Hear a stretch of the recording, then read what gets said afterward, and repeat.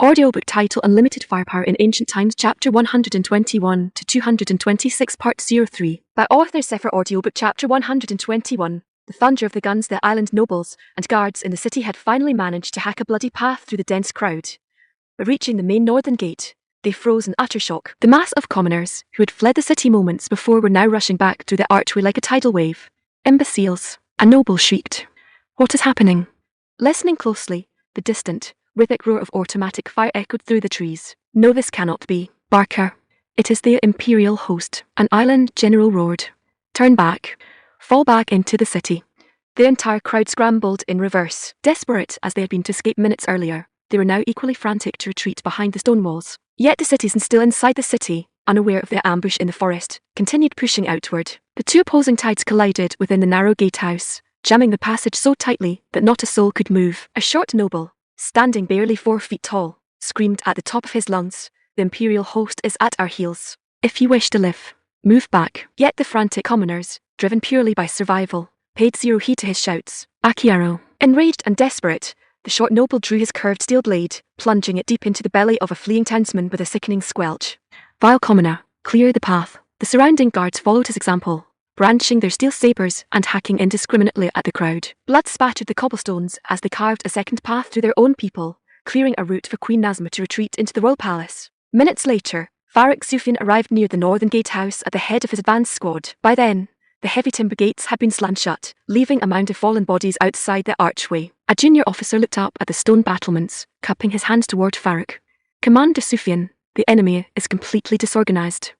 Why not launch an immediate assault and seize the capital in a single strike?" Farik harbored the exact same desire. With their firepower, breaching the ancient timber gates would take minutes, yet his troops had marched day and night through the wilderness. They were exhausted, their ammunition was limited, and they carried zero heavy siege artillery. Should an unexpected setback occur, the Emperor would hold him strictly accountable. Negative, Farik declared firmly. The fact that the enemy fled back into the city proves His Imperial Majesty's main column is close behind. We must not launch a rash assault. If Queen Nazma escapes through another exit during the chaos, how shall we face the Emperor? The officer hesitated, adding, "But are we to simply pass up such immense military glory?" "Save your grumbling," Farik barked. "Blocking the enemy's retreat is already a grand service. If His Imperial Majesty is pleased with our discipline, he may well bestow 100 island maidens upon our unit." Hearing those words, the officer's face brightened into a wide grin. "Har har, 100 maidens. That is a generous reward indeed." Farik waved a commanding hand. "Pass the order.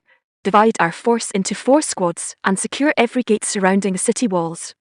You Subhan, Sohel, and I shall each command a sector." Pointing at the officer, Farik added, "Allow 0 enemy combatants to leave the city. Send a fast runner to report our position to the main column." Understood. Inside the royal palace, Queen Nazma paced frantically across the marble floor of her private audience chamber. Though she had barely escaped capture in the northern forest, she realized she was now trapped like a turtle in a jar. The coastal defense batteries that had taken months to construct had been destroyed in half an hour. Though the stone walls of the capital were tall and thick, how long could they withstand the Empire's miraculous weapons? Report. An island general burst into the chamber, gasping for breath. "Your Majesty, the Imperial force has encircled all 4 gates of the capital, yet they have not launched an assault." Queen Nazma's breath caught in her throat. Encircled, but holding their fire. The strategy was obvious. They were securing the perimeter while waiting for their main mechanized column to arrive. The unit in the forest had been a mere advance guard. If a single advance squad could throw her guards into chaos, how could the city hold out against the Emperor's main host? A dark, terrifying despair settled over her heart. Once the city fell, her fate would be absolute ruin. The commander of her royal guard stepped forward, offering a desperate proposal. "Your Majesty, though the gates are surrounded, the enemy's strength is divided across 4 sectors. Our best course is to concentrate our remaining forces and launch a concentrated breakout at a single gate. It is our sole chance of survival. Once the Emperor's main army arrives with their heavy artillery, all hope is lost." A senior court minister countered bitterly, "The Empire's weapons kill from a distance beyond the reach of our bows. What do we possess to oppose them? Before our troops step beyond the gatehouse, they will be cut down like grass." The guard commander's face darkened. "Would you of us sit here like sheep waiting for the butcher? When panic grips the ranks, do you truly believe you can command those soldiers?" The minister sneered. "Did you not witness the rout outside the walls? The troops ran faster than common fugitives. You, silence, every last one of you." Queen Nazma shrieked, her voice cracking with fury. "In this hour of crisis, I require a sound strategy, not your hysterical bickering." Before the silence settled, another general rushed into the hall, his face pale with terror. "Your Majesty, the Emperor's main column. The main column has reached the southern walls." The gathered court officials stood frozen, their eyes wide with unadulterated dread. Every soul in the room understood that escaping now was impossible. The sole path to survival was total surrender. A minister whispered timidly, "Your Majesty, matters have reached the end. Our only recourse is to submit." "Never." The guard commander roared, his features contorting in defiance. "We still command tens of thousands of troops within the capital. We can hold the walls. I am certain the regional lords will march to relieve the capital. When they arrive, we can encircle the invading force from behind." The minister shot back with scathing contempt. "Have you forgotten the Empire's thunderous cannons? Have you forgotten the coastal batteries turned to dust in half an hour? Have you considered what happens to us if we resist to the end?" The audience hall fell into a deathly, suffocating silence. Queen Nasma sat paralyzed on her throne, her mind reeling, her heart hammering wildly against her ribs. "Report!" A frantic shout echoed from the outer courtyard, followed by the clatter of hurried footsteps. Every official turned toward the entrance, their hearts leaping into their throats. Had the imperial bombardment already begun? An attendant stumbled through the doors, shouting, "Your Majesty, Envoy Ikiru has raised a revolt. The rebel faction has breached the inner palace gates." "What?" Outside the southern gate, across the open plain, imperial banners fluttered proudly in the morning breeze before the assembled artillery batteries. Positioned at the very front were the dark, heavy amphibious war chariots, lined up in a disciplined, intimidating row. Farouk Sufyan ran up to Zain's command vehicle, bowing deeply. "Reporting to your Imperial Majesty. The advance squad has executed your command. Not a single soul has escaped the city." Zain smiled smoothly, nodding in approval. "Well done, Farouk. For your service, I shall reward your household with a heavy utility transport vehicle." Farouk's dark eyes lit up. "A heavy utility transport, Your Majesty? What manner of vehicle is that?" "Consider it the ultimate workhorse of the road," Zain chuckled. Farouk beamed with pride, cupping his hands.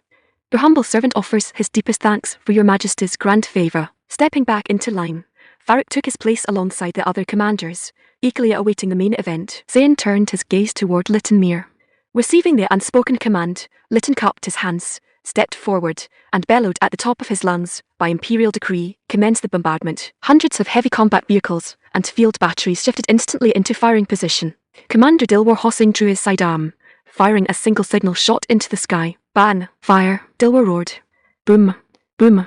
Boom! In a single second, hundreds of heavy cannons unleashed a thunderous salvo.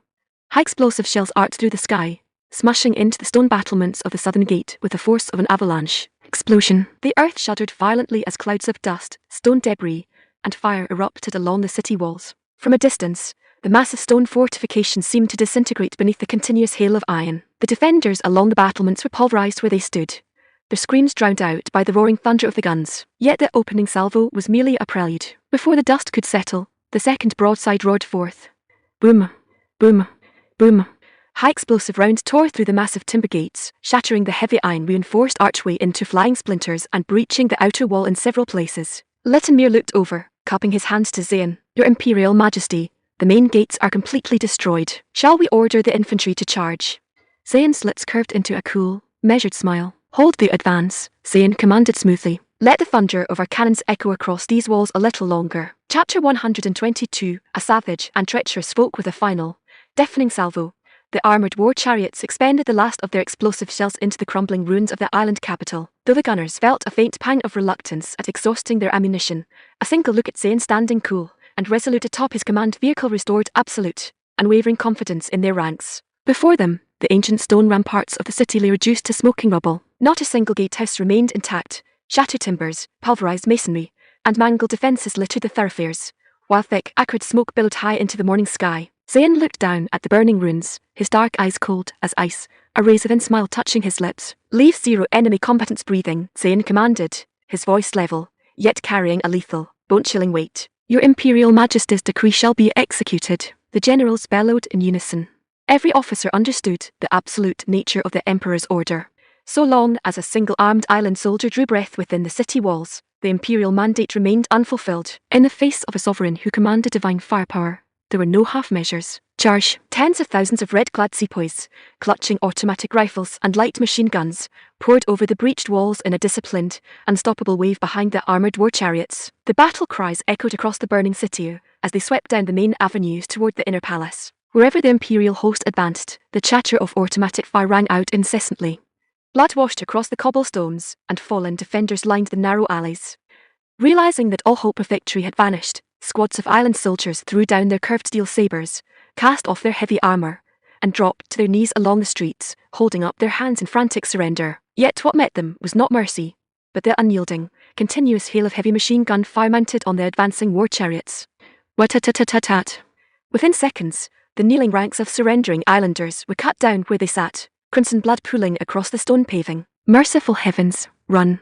Run for your lives. The island soldiers bringing up the rear froze in absolute horror, their eyes bulging with frantic terror as their trousers grew soaked with urine. In the very next second, the cold steel barrels of the machine guns traversed toward their crouching forms. Wat-tat-tat-tat. Desperate wails and shrieks echoed through the narrow streets as the Imperial host advanced without slowing their pace, cleansing every sector of the city. Meanwhile, inside the inner royal quarters, the rebel faction led by Chief Envoy Kiro was waging its own bloody rampage. Queen Nazma's elite household guards, overwhelmed by Kiro's traitorous troops, were slaughtered room by room. The captain of the royal guard was run through repeatedly until his body resembled a wooden sieve. Flushed with desperate fury, Kiro's rebel squad surrounded the inner sanctuary, where Queen Nazma had barricaded herself. Stepping forward from the crowd, Kiro halted outside the heavy timber doors, shouting through the carved panels, "Queen Nazma, if you wish to preserve a shred of royal dignity, step out and surrender at once." From behind the barricaded doors, Queen Nazma's voice rang out in trembling, indignant fury. "Kiro, you traitorous dog,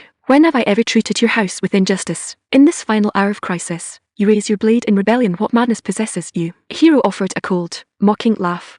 "Queen Nazma, I advised you months ago to renounce your royal title and submit to the great Saiyan Empire. Yet you refused in your stubborn pride. I begged you to travel to Darker to seek an audience with Emperor Zayn. Yet you turned a deaf ear. Your own sister, Princess Ikeko, wrote you a personal plea from the Imperial Palace, and you tore her letter to shreds. Now look around you. The Emperor's host has shattered our walls like our autumn gale. They are completely unstoppable." What? Inside the chamber, Queen Nazma's knees buckled, and she stumbled backward against a carved pillar, her face draining of all colour. The capital walls breached in a single morning. How could such a catastrophe happen? What of her 100,000-strong garrison? Had an entire regional army proved so utterly helpless before Zayn's forces? A blinding headache throbbed behind her eyes, her chest heaving in rapid, agitated breaths. Akiro pressed on coldly. "For the preservation of our island people, I had zero choice but to act. I shall personally deliver you into Emperor Zayn's hands to secure our survival." Queen Nazma glared at the timber doors, her teeth bared in wild fury. "You vile, treacherous snake. It is your own stubborn folly that brought this ruin upon us." Akiro barked back. "If I were in your place, I would have taken my own life hours ago to apologize to our ancestors." Nazma's heart skipped a beat at his sharp words. Take my own life. The thought of an honourable death had never crossed her mind, nor did she possess the stomach for self-destruction. Yet with the capital fallen, and a rebel force battering at her door, she faced absolute ruin.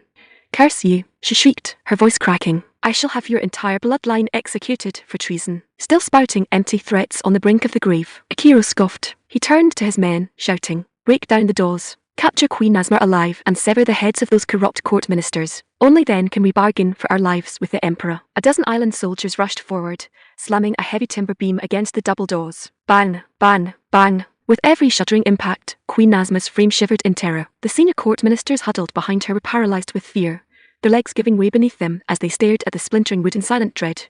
Crash! The heavy doors shattered inward, collapsing onto the marble floorboards. "Spare, US!" The minister shrieked in terror. Kiro's rebel soldiers swarmed into the chamber like ravenous wolves, drawing their curved sabers and hacking indiscriminately at the huddled officials.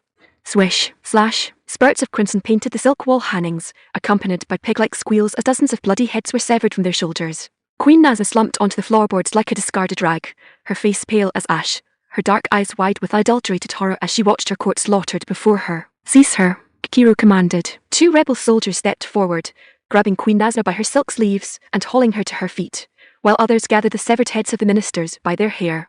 Just as Akiro prepared to lead his men out to meet the advancing conquerors, heavy, disciplined footsteps echoed from the outer courtyard. Commander Farrak Sufyan strode into the palace hall, at the head of 300 elite marksmen, their automatic rifles raised and ready. Farrak paused, taking in the bloody scene before him: severed heads, fallen guards, and a royal chamber reeking of slaughter. A dry smirk touched his lips. It appeared the islanders had turned upon themselves in their final moments. Spotting the Imperial marksmen, Akiro dropped to his knees in a panic, holding his hands high. "Don't fire. Pray do not fire." Scrambling forward on his knees, Akiro stammered frantically, "Commander, I am Chief Envoy Akiro. I have captured Queen Nazma alive for His Imperial Majesty, alongside the heads of these traitorous court officials. Pray present our humble service to Emperor Zayn." Farrak looked over, noting a petite, gorgeously attired woman bound between two rebel guards, alongside a pile of bloody heads held by the island soldiers. It was clear these opportunists had staged a mutiny to buy their own lives. Yet Emperor Zane's imperial mandate was absolute and uncompromising: leave 0 enemy combatants breathing. Traitorous turncoats who betrayed their own sovereign in the face of defeat held 0 value in the eyes of the Empire. Varric motioned to his men, gesturing for 2 marksmen to pull Queen Nasmer away from the rebel group. Once the Queen was secured behind the imperial line, Varric raised a broad hand, giving a cool, decisive downward flick. Open fire. Rat-tat-tat-tat-tat. A wall of lead tore through the palace hall, as hundreds of automatic rifles unleashed a devastating salvo. No, spare US, Kiro shrieked in horror. Within 3 seconds, Kiro and his entire rebel squad were cut down, collapsing into a bloody heap upon the marble floorboards. Kiro lay gasping in a pool of his own blood, his eyes wide with utter, bewildered despair. They had surrendered, they had delivered the Queen. Why had the imperial host shown 0 mercy? Varric looked down at the dying envoy with cold, unyielding contempt, refusing to waste a single word on a treacherous dog. Beside him, Queen Nasma stood frozen, her dark eyes wide with soul-crushing shock. The compact steel devices held by the red-clad soldiers possessed power so terrifying, so absolute, that resistance felt like fighting the sun itself. Before such miraculous strength, her island kingdom had stood 0 chance from the start. A short while later, Zane stepped into the royal audience chamber of the island palace, accompanied by Jahanara and his senior staff. Surveying the room, Zane's gaze settled upon Queen Nasma.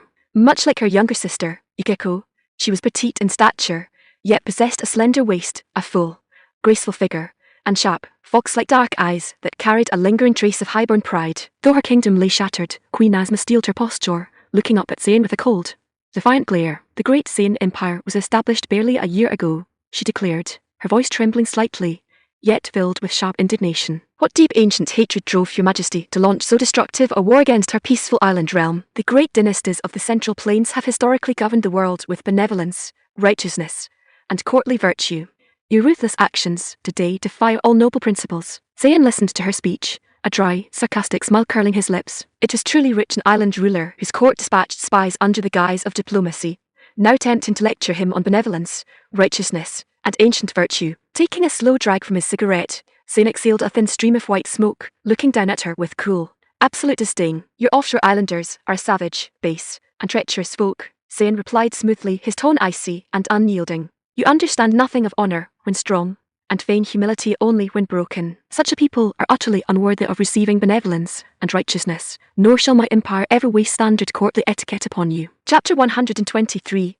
The Imperial Edict of Selection. Queen Nasma opened her mouth to speak, but the words died in her throat, leaving her utterly powerless. She had assumed that by invoking ancient codes of virtue and righteousness, she could corner the young conqueror and force him into a silent admission of guilt. Yet the result was precisely the reverse. He had stripped away her noble pretenses and exposed her court's hypocrisies with effortless ease. It was true her kingdom had sought to copy the grand culture of the Central Plains, while simultaneously plotting to devour its territories. If that was not the height of deceit, what was? Zane stared down at Queen Nasma, his face dark as a stormy sky, his voice dropping to a measured, lethal whisper. Mark my words, for the sole insolence of proclaiming yourself an empress, I would be fully justified in reducing your entire island to a wasteland. Queen Nasma flinched, shrinking back onto the marble floorboards, completely unable to utter a single word of defense. Swallowing hard, she slowly raised her dark eyes, asking in a hushed, trembling tone, What have you done to my sister? Zane chuckled softly, a playful glint returning to his eyes. Her Highness Princess Yukiko, she is enjoying a life of absolute, unadulterated bliss. Pausing as an idea struck him, he added with a smirk, in fact, I captured a few moving portraits of her new life. They're sure to prove quite enlightening for you. The surrounding officers and court maidens looked at Zane in mild confusion, their eyes filled with quiet curiosity. With a subtle flick of his wrist, Zane withdrew a sleek, modern digital tablet from his spatial sanctuary. Turning to the assembly, he offered a calm, easy smile. My love, and all officers, pray step outside the hall for a brief moment. Jahanara and Wai Xiaoning were the first to curtsy gracefully. Your humble consort take their leave, Jahanara murmured, leading the rest of the household out into the courtyard. Once the heavy timber doors swung shut, only Zane and Queen Nasma remained inside the grand chamber. Queen Nasma's heart hammered wildly against her ribs, her fair hands trembling uncontrollably. If the Emperor intended to execute her, he would zero reason to clear the room. Could it be that he intends to force himself upon me here? She wondered in terror. Tapping the glass screen of the tablet, Zane stepped forward, holding the glowing display directly before her face. Queen Nasma's dark eyes bulged in instant, unadulterated shock. She stared at the screen, her breath catching in her throat as she recognized Princess Yukiko. On the vivid display, Princess Yukiko was kneeling before a man, holding a sweet red banana in her hands and eating it with absolute, genuine delight. Her dark eyes held a soft, glowing warmth that betrayed complete contentment and devotion. There was zero trace of coercion, fear, or distress. She looked entirely at peace with her new life. Queen Nazma stood as paralyzed as if she had witnessed a ghost in open daylight. Firstly, her younger sister's posture was utterly incomprehensible. Had Yukiko been subjected to brutal imprisonment, she ought to have appeared gaunt and battered. Yet her skin looked softer, smoother, and more radiant than ever before. Secondly, the mysterious device in Zane's hand defied all understanding. It produced crisp sound, rich color, and fluid motion with absolute clarity. Every strand of hair and every flicker of emotion was captured in perfect detail. Was this some miraculous, forbidden form of painting, or had Princess Yukiko's very soul been trapped inside the tiny glass frame? After a long, stunned silence, Queen Nazma stammered, Why is Yukiko inside that glass box? And what manner of creation is this?" Zane chuckled smoothly, snapping the tablet back into his spatial sanctuary with a flick of his wrist. Queen Nazma gasped in fright, her slender frame shuddering. The glowing glass box had been right before her eyes a second ago, held firmly in his broad palm. How could it vanish into thin air without leaving a trace? It was beyond mortal comprehension. Ignoring her bewilderment, Zane turned away, strolling casually toward the grand doors. Watching his back, Queen Nazma's expression remained grave, her heart filled with a chaotic mixture of dread and confusion. What puzzled her most was why he was simply walking away. Did he not intend to assert his conquest through force? Stepping out onto the summit portico, Zane looked over at Wai Jianing. "Jianing, see to it that Her Highness is kept in solitary isolation for 3 days. Allow her only a sip of fresh spring water each morning." Wai Jianing bowed gracefully, her voice sweet and dutiful. "This humble servant obeys your Imperial Majesty's decree." Zane nodded, standing with his hands resting behind his back as he looked out across the palace courtyard. Bakel. Young Bakel hurried forward, cupping his hands in a sharp, disciplined bow. "Your humble servant is present, Your Imperial Majesty." Zane issued his command in a clear, absolute tone. "In the name of the defeated Queen of Wanyu, issue an imperial edict of selection across all provinces of this island. Every unmarried maiden, between the ages of 13 and 23 shall be presented for royal selection. Limit the registration window strictly to 1 month." Bakel's eyes lit up as he grasped the scope of the imperial order, a thrill of excitement running through him. The 2 island maidens Zane had bestowed upon his household earlier had proved exceptionally devoted and lively. With an empire-wide edict dispatched across the entire island, thousands of maidens would be presented to the crown. Perhaps, when the selection concluded, the emperor would grant a few more to his deserving officers. Cupping his hands with fierce enthusiasm, Bakel bowed deeply to the floor. "Your humble servant shall execute your Imperial Majesty's decree without fail." Chapter 124. The Queen's mission confined in total isolation with only a single sip of spring water each morning. Queen Nazma grew so desperately famished that her stomach twisted in sharp, hollow cramps. Her strength ebbed away until she barely possessed the energy to whisper. Having lived as a highborn royal accustomed to delicate feasts and absolute luxury, she had never known a single hour of true physical hardship. Every passing second felt like a slow, excruciating trial. It was not until the 3rd evening that Zane finally issued an order for attendants to bathe the captive queen and dress her in clean silk garments. He had zero desire to deal with a captive who had gone days without bathing. Parched and dizzy with hunger, Queen Nazma caught sight of the warm bathwater filled to the brim. Casting aside all royal modesty and the stares of the attending maidens, she plunged her face directly into the tub, gulping down the water with frantic, desperate swallows. It felt like sweet nectar. She drank greedily, as though determined to drain the tub to its last drop. Once bathed and dressed, Queen Nazma waited anxiously in her chambers, anticipating that a platter of food would follow. Yet no matter how long she stared at the closed timber doors, the palace corridor remained in deathly silence. Late into the night, the carved doors creaked open. Empress Nazma pushed herself up weakly from the couch, her dark eyes widening as Zane stepped smoothly into the room. A wave of dread washed over her, though rationally she had expected his arrival. If my instincts hold true, he comes to assert his complete triumph. Her face turned pale as ash. In her current state of utter starvation, enduring any further ordeal felt like a death sentence. Yet deep within her heart, she clung fiercely to life. She was far too young to pass into the grave. As Zane approached the couch, Queen Nazma slipped off the cushions onto her knees, her mind churning with desperate thoughts. Looking up into his cool, measured gaze, she forced her trembling voice into a soft, submissive murmur. "Queen Nazma pays her humble respects to your Imperial Majesty." Zane looked down at her frail, helpless posture, thoroughly amused by her dramatic turn of spirit. "You address me as your Imperial Majesty," Zane remarked with a smooth chuckle. "Tell me then, what title do you claim for yourself?" "Your Imperial Majesty, I am merely the humble ruler of an offshore vassal state." Zane smiled, shaking his head gently. "Is that so? A few days ago, your court claimed royal parity with my throne." Nazma swallowed hard, her voice cracking with frantic regret. "Your Majesty, I realize the absolute error of my arrogance. I beg your Imperial Majesty to pardon my grave sins. From this day forth I swear my kingdom shall pay annual tribute to your court. Whether rare treasures, fine silk, or thousands of island maidens, whatever your Majesty desires, I shall dispatch to Darker until your Imperial Majesty is fully satisfied." Watching her shiver in terror, Zayn's lips curled into a cruel smirk. Her people were notoriously arrogant when holding power, yet turned completely obsequious the moment they were crushed underfoot. However, holding on to foolish fantasies of retaining her island throne was pure delusion. "It is far too late for empty promises," Zayn replied calmly. Nazma's breath caught in her throat. She lowered her head in bitter, silent despair, yet driven by the gnawing ache in her belly. She slowly looked up once more, her dark, fox-like eyes filled with a pathetic, pleading light. "Your Imperial Majesty," she whimpered softly, "could you grant your servant a single bite of food? I am starving." Zayn looked at her in mild surprise, though her total submission was entirely expected. When her court held power, they treated neighbouring lands with absolute cruelty, yet once pinned to the floorboards by superior force, they eagerly looked to the victor as their master.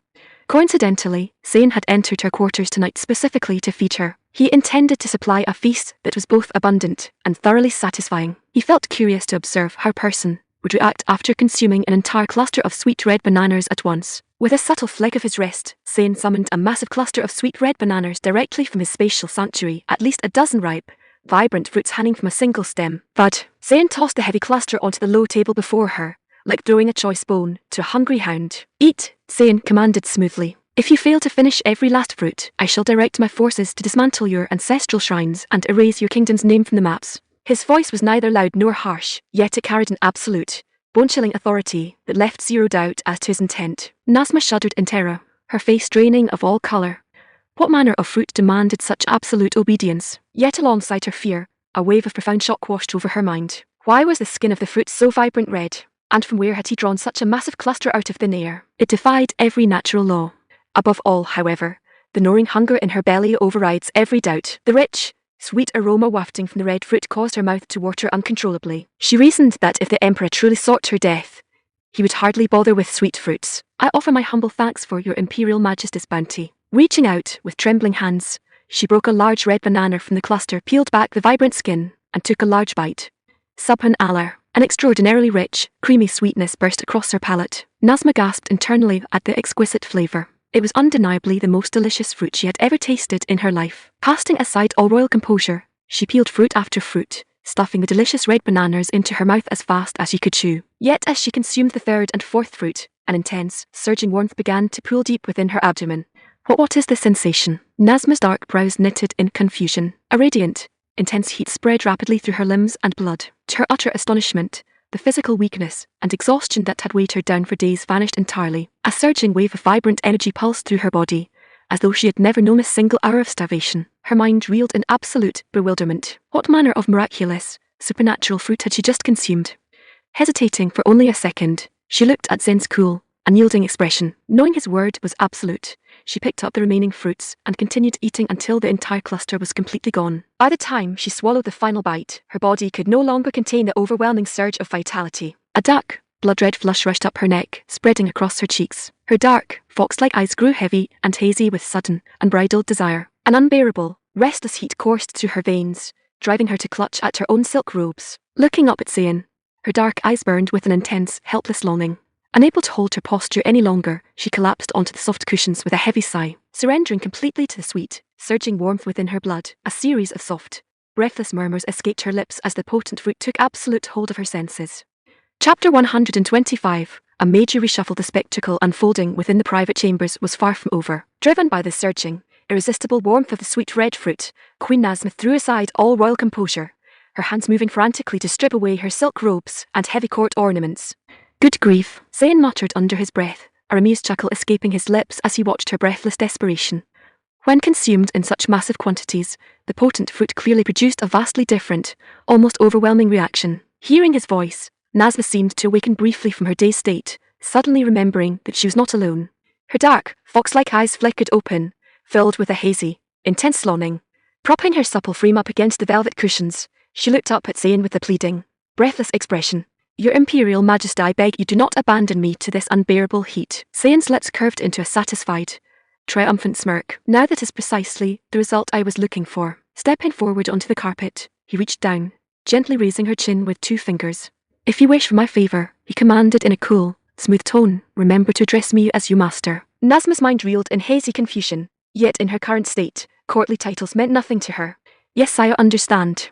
Master, please, good girl," Zayn chuckled, tapping her cheek lightly. Before he could draw his hand back, Nazma grabbed his wrist with desperate urgency, as if terrified he might turn around and walk out of the room. Zayn offered no further resistance. Standing tall beside the couch with his arms outstretched, he allowed her trembling fingers to frantically loosen his belt and imperial robes. Her posture betrayed an extreme, wild impatience, as though delaying even half a second longer was a punishment beyond endurance. An hour slipped past in quiet, intense passion. Nazma knelt upon the floorboards beside the bed, her fair face flushed, her expression carrying an absolute, submissive devotion.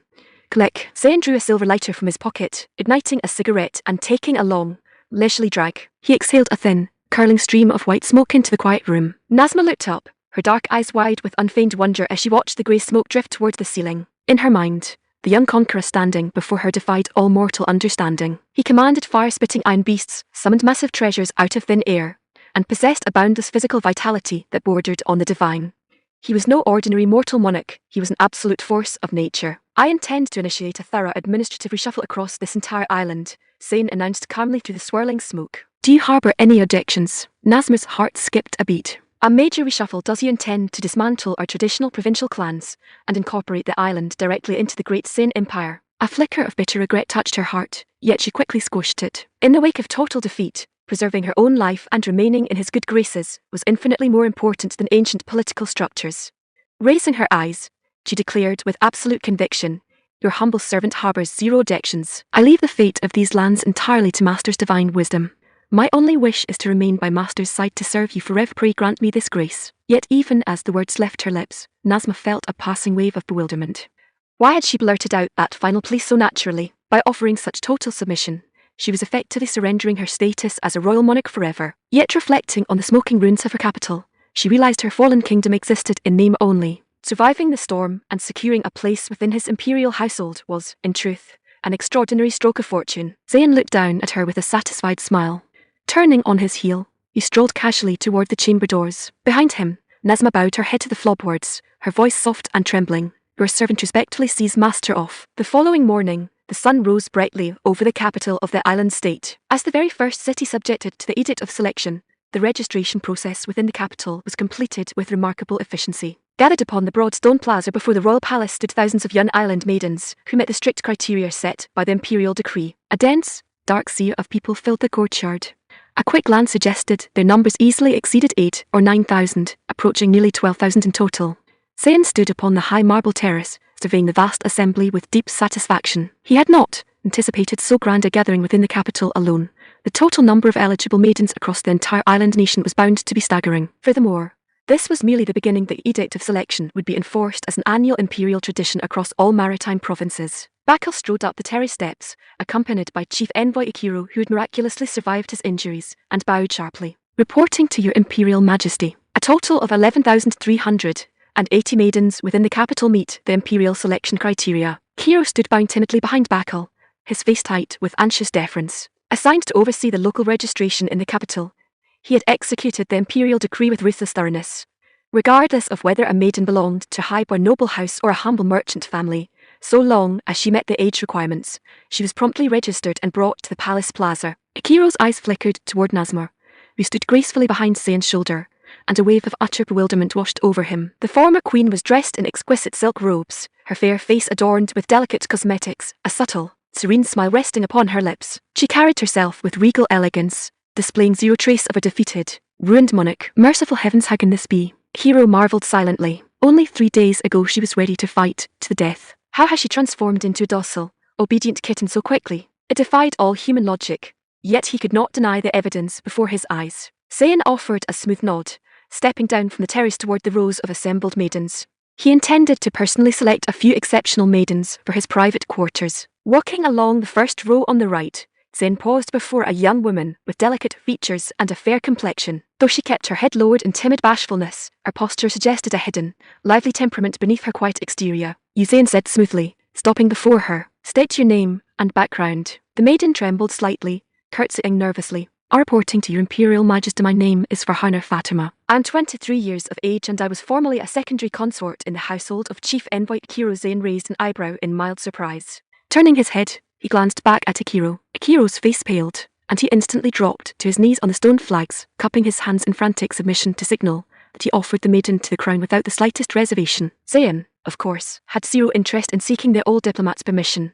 He had merely turned to observe his reaction. "You shall remain in the palace," Zayn instructed, pointing at Farhana Fatima before continuing his walk down the ranks. By the afternoon, Zayn had personally selected 50 extraordinary maidens for the imperial household. The remaining thousands were distributed among his deserving officers and sepoys according to their military rank and battlefield service. The officer who received the largest allocation was Commander Farik Sufyan, whose strike squad had successfully encircled the northern forest and cut off the enemy's retreat. For his grand military service, Farik was rewarded with 200 maidens for his estate. Naturally, integrating thousands of maidens into the imperial system would take time, and thousands more would arrive from the outer provinces as the annual selection proceeded. Turning to Wei Jianing, Zayn commanded in a relaxed tone, "Jianing, arrange for 10 of the selected maidens to attend upon my private quarters tonight, including that Farhana Fatima." Wei Jianing bowed gracefully, though subtle, caring concern flickered in her eyes. "Your Imperial Majesty works tirelessly day and night governing the realm. Taking proper rest is essential for your Majesty's health." Zayn chuckled warmly, patting her shoulder. "Set your heart at ease, my girl. Just execute my order." Chapter 126. The new fortress city. Day after day, the weeks turned into months. Zayn spent his afternoons in the coastal palace enjoying rich banquets, fine music, and quiet leisure, occasionally drawing fresh modern novelties from his spatial sanctuary to entertain his household. Meanwhile, the annual registration under the Edict of Selection proceeded without pause across the central provinces. Tens of thousands of young island maidens were brought to the capital in organised cohorts. A significant portion were placed aboard heavy transports bound across the sea for Darker, while Amir Hamza received his promised allocation of 100 maidens at his new estate in Old Darker. Concurrently, thousands of merchant families, artisans, and farmers from the mainland arrived at the island ports aboard return ships. They had volunteered to settle the new maritime province, drawn by imperial decrees granting generous land titles, timber homesteads, and agricultural tools to the first generation of pioneers. The transport fleet maintained a relentless schedule, crossing back and forth over the eastern straits. Naturally, the Edict of Selection was enforced most thoroughly in the provinces surrounding the capital, where the military presence of the imperial army remained absolute. In the distant eastern and northern highlands, regional chieftains hesitated to comply. Zayn held zero tolerance for defiance. In his view, those who failed to submit willingly to the initial decree forfeited all future claims to imperial leniency. Summoning Farik Sufyan to the audience chamber, Zayn issued a decisive military mandate. "I appoint you general for the pacification of the Eastern Isles," Zayn announced, looking down at the former commander. "I grant you 50,000 elite sepoys and 20 iron warships. Wherever regional chieftains refuse the imperial edict, bring the thunder of our artillery upon them until their submission is absolute." Farik's dark eyes flashed with fierce enthusiasm. Cupping his hands, he bowed deeply to the floor. "Your humble general obeys your Imperial Majesty's sacred decree," Zayn added in a cool, level tone. "Furthermore, you are to dismantle every foreign wooden shipyard, burn all coastal war galleys, and level the local harbour fortifications. In short, if the islanders refuse to integrate peacefully into the Empire, they shall possess zero means to threaten our sea lanes ever again." "Your servant understands completely." Farik grasped the strategic imperative immediately. Though the absolute severity toward the regional islanders surpassed ancient conventions, Farik knew this campaign offered him an unassailable place in the imperial history books. The regional chieftains were mere recalcitrant vassals. Their defeat was inevitable. Taking command of his combined land and naval force of 50,000 men, Farik marched east, clearing the mountain passes and coastal tracks with ruthless efficiency. 2 months later, the total number of mainland settlers who had crossed the sea to the island province reached 200,000. Yet this represented merely the opening phase of Zayn's grand strategy. His long-term plan called for 3 million settlers to relocate to the island over the coming decade, permanently reshaping the demographic and cultural landscape of the new maritime territory. To secure the main landing zone, Zayn conscripted 100,000 local labourers to construct a massive modern port and fortress city on the very beachhead where his army had first landed. He named the new settlement Erdung City, the eastern gate of the empire. Simultaneously, heavy engineering units began paving a broad concrete highway connecting Erdung City directly to the capital. Erdung City was designed not merely as a commercial trading port, but as an impregnable naval stronghold, echoing the authority of the imperial capital. On a bright morning, Farik Sufyan returned to the capital in triumph at the head of his victorious divisions, having completely pacified the eastern highlands. The island state was fully secured. The remaining work lay in long-term governance, infrastructure, and trade. Calculating the months that had passed, Zayn realised it was time to return to Darker. By his estimates, several of his expecting co-wives in the imperial palace would be giving birth soon. Furthermore, state dispatches from the central ministry required his personal seal. Summoning Farik Sufyan once more, Zayn delivered his final administrative arrangements. My old turncoat friend, Zayn smiled smoothly. I have decided to leave you behind as the imperial military governor of this island province. You shall govern these lands and maintain strict order on my behalf. Farik stood stunned, his eyes wide with disbelief. Does His Imperial Majesty truly repose such immense, unshakable trust in me, or is this a final test of my loyalty? Regardless of the motive, serving as the supreme military governor of a vast maritime province was a position of grand authority and freedom. Reflecting for a moment, Farik cupped his hands, bowing deeply. Your humble servant accepts this heavy responsibility with absolute gratitude. He paused, adding hesitantly, however, my father, General Sufyan, grows old and darker. My younger brothers, Subhan and Sohel, return with your majesty to attend upon our family estate. Zayn chuckled softly, pleased by Farik's political maturity. Leaving his younger brothers in the capital ensured absolute family loyalty, without needing explicit hostages. Granted, I had intended the same. Leaving behind an elite garrison of 50,000 sepoys under Farik's command, Zayn boarded his flagship and led the main fleet back toward the mainland in a grand naval procession. Within several days, the Armada navigated the open sea and entered the mouth of the main inland river system. Standing on the upper deck of his luxury flagship, Zayn gazed across the water toward the green, rolling hills of the Nanshui region.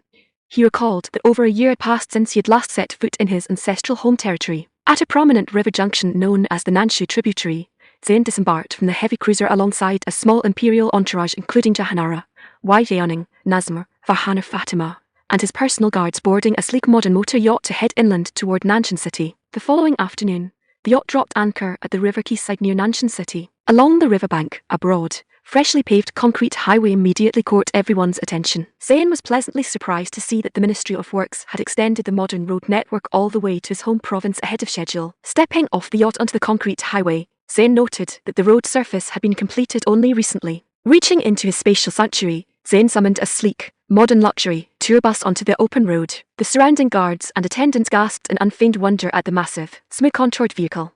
Turning to his entourage with a broad grin, Zayn chuckled, "Step aboard, my friends. I shall serve as your driver today." The Emperor serving as a driver. Bakul hurried forward, waving his hands frantically. "Your Imperial Majesty, how could we ever presume to let the sovereign drive us? Pray allow me to take the wheel." Zayn patted young Bakul's shoulder with a laugh. "This is a heavy motor bus. Bakul, you need formal instruction before you handle this beast." Stepping into the driver's cabin, Zayn took his seat behind the large steering wheel. Jahanara, filled with quiet excitement, was the first to board, settling into a plush leather seat directly behind Zayn. The soft, supportive cushions felt infinitely more comfortable than the hard timber thrones of ancient palaces. As the bus glided smoothly down the concrete highway, Zayn noticed construction crews working along the shoulders further down the road. Ahead, two figures standing beside an engineering wagon caught Zayn's eye. One was Minister Sohel Mir from the Ministry of Works, while the other was a broad-shouldered commander in full plate armour who closely resembled General Babel Sardar. The two officials had spotted the massive, unfamiliar vehicle approaching from a distance. Subhan Alar, what manner of giant carriage is that? General Babel Sardar gasped, his dark eyes wide as saucers. Minister Sohel Mir frowned, inspecting the sleek metal contours. He had never seen such a design before, yet he knew with absolute certainty that no living soul under heaven could produce such a creation except his imperial brother-in-law. Could His Imperial Majesty have returned from the overseas campaign already? Stepping forward onto the road, Sohel Mir gasped, "Merciful heavens, it is His Imperial Majesty." Quickly, prepare to bow. General Babel Sardar's eyes bulged in absolute, jaw-dropped shock. His Imperial Majesty. Chapter 127. The Grand Plan Screech. Hearing the broadside of his bus hailed by the two ministers, Zayn brought the heavy vehicle to a smooth halt along the concrete highway. PFFF50 click. The pneumatic passenger door swung open with a soft hiss, and Zayn stepped down from the driver's cabin onto the road. Minister Sohel Mir looked closely, verifying his initial guess. It was indeed his imperial brother-in-law. Dropping to his knees on the fresh concrete, Sohel Mir bowed deeply. "Your subject, Sohel Mir, Minister of Works, pays his humble respects to your Imperial Majesty. May the Emperor enjoy robust health." Beside him, General Babel Sardar was practically vibrating with excitement, his dark eyes sparkling with unbridled joy. In a single year, the young scholar from a humble river hamlet had unified the entire realm, establishing a glorious new dynasty. Back then, Zayn had been merely an educated youth living in a modest homestead. Babel Sardar had never dreamed that a sovereign destined to conquer the world had walked alongside him in that quiet,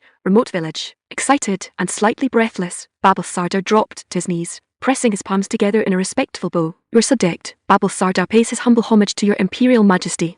Zayn inspected Babel Sardar with a warm, approving smile. Not bad, my friend. You carry the unmistakable air of a seasoned general now, and you've grown quite a bit taller. Having enjoyed nutritious meals, clean quarters, and rigorous military training over the past year, it was hardly surprising the young officer had filled out so impressively. Babel Sardar offered a sheepish, proud grin. I offer my humble thanks for your Majesty's praise. I shall continue to labour with absolute devotion, and I swear never to fail your Majesty's trust. Good, Zayn nodded warmly. I know you shall become a Grand Commander of the realm. Turning to Sohelmir, Zayn added, You've performed your duties with exceptional diligence as well. I did not expect this paved highway to reach our home province so rapidly. Your Imperial Majesty's decrees are of absolute importance, and I would never dare neglect my duties. Sohelmir reported enthusiastically. As this represents the very first Imperial highway of the Great Zayn Empire, I personally supervised every mile to ensure the concrete was laid thick and true, setting an unshakable standard for all future public works. Sohelmir paused, adding with a proud smile, reporting further, Your Majesty, the concrete highway linking Nanshan City directly to our ancestral hamlet of Mulberry Village shall be fully completed within another month. Zayn nodded in deep satisfaction. Once the paving is finished, we shall install automatic solar street lamps along the entire route. Furthermore, I've brought vast stores of modern supplies to bestow upon our fellow villagers. Hearing those words, Sohelmir knew his brother-in-law was preparing another grand, revolutionary undertaking. Vast stores of supplies, how immense must those reserves be? And what manner of treasures has he brought back this time? Remounting the tour bus, Zayn drove the entourage straight through the outer gates into Nanshan City. The urban avenues were clean, wide, and orderly. Dilapidated mud huts had been replaced by sturdy brick structures, beggars were entirely absent from the market squares, and the ordinary common folk no longer carried the gaunt, emaciated look of starving refugees. With thousands of new residents settling in the district, the regional trade hub had grown extraordinarily prosperous and vibrant. Jahanara, Zayn called out gently as he steered the bus down the main thoroughfare. Empress Regent Jahanara leaned forward, looking at him attentively. Your humble consort is present, Your Majesty. Does this regional city match what you envisioned? Your Majesty, it is astonishingly unique, Jahanara replied softly, her dark eyes scanning the bustling shops. In truth, stepping into these streets gives one the distinct feeling of walking through the avenues of the capital city itself. Having once governed the old regime, Jahanara possessed a keen eye for regional administration. Though her words sounded grand, they offered a precise description of the town's remarkable order and wealth. It was genuinely astonishing that a remote frontier market town could achieve such prosperity in so short a time. Zayn chuckled smoothly. In the years ahead, every city across the Great Zayn Empire shall reflect this very standard. Even the most inconspicuous market town shall stand as a thriving, prosperous corner of our realm. Subhan Allah, Jahanara nodded earnestly. She harboured zero doubt regarding his words. Whatever Zayn set his mind to accomplish, he executed with absolute, miraculous ease. Zayn smiled, adding, Beyond the urban district, I shall take you to see the royal countryside today, the very soil where I was born and raised. There are creations waiting there that shall expand your horizons even further. I shall look upon them with great joy, Your Majesty, Jahanara curted softly, her dark eyes sparkling with eager anticipation. Though she could not guess what marvels lay ahead, she knew her husband's home hamlet held special significance. Arriving at the district administrative headquarters, Zayn met with the regional governor, Old Sun. After exchanging warm greetings, Zayn drew a convoy of luxury off-road vehicles from his spatial sanctuary to carry his entourage on the final leg of the journey back to Mulberry Village. As the convoy rolled smoothly down the country roads, vast expanses of green farmland stretched out as far as the eye could see. Healthy stands of rice, sweet potatoes, and corn covered the valley, while formerly barren hillsides had been cleared and terraced into fertile agricultural plots. It was early autumn harvest, and thousands of local farming families were busily working the fields with joyful energy. As Governor Old Sun had reported, the regional harvest this year promised to be an unprecedented bumper crop. Furthermore, cultivation of high-yield sweet potatoes and corn had already spread across the Nanshu region and dozens of neighbouring districts. With nationwide distribution planned for the coming spring, every subject of the Great Zayn Empire would soon enjoy abundant, sweet produce. Yet what Governor Old Sun did not realise was that Zayn's return was far more than a simple family reunion. Sitting securely within his spatial sanctuary were vast stores of advanced, high-yield modern crop seeds, waiting to be unleashed upon the agricultural plains of the realm. Chapter 128, Miraculous Tools. Before long, the motor convoy arrived at the entrance of Mulberry Village. Having received word of the Emperor's approach, the entire populace had gathered along the riverbank path. Every face shone with a mixture of intense excitement, nervous awe, and breathless anticipation. Several elderly villagers even wiped away silent tears of joy. For months, they had waited for this day. The humble, educated scholar of their quiet hamlet was returning home as a conqueror. Under the glowing, expectant gazes of his old neighbours, Zayn stepped out of the lead off-road vehicle, offering a warm, familiar wave. Your humble subjects pay respect to your Imperial Majesty. Old Man Rauman, the village elder, immediately dropped to his knees upon the paved path, pressing his forehead to the ground. The entire assembly instantly followed his lead, bowing low. "Your humble subjects pay respect to your imperial majesty." Zayn took 2 swift steps forward, raising a broad hand. "Fellow villagers, pray rise at once." It was that same familiar, comforting voice.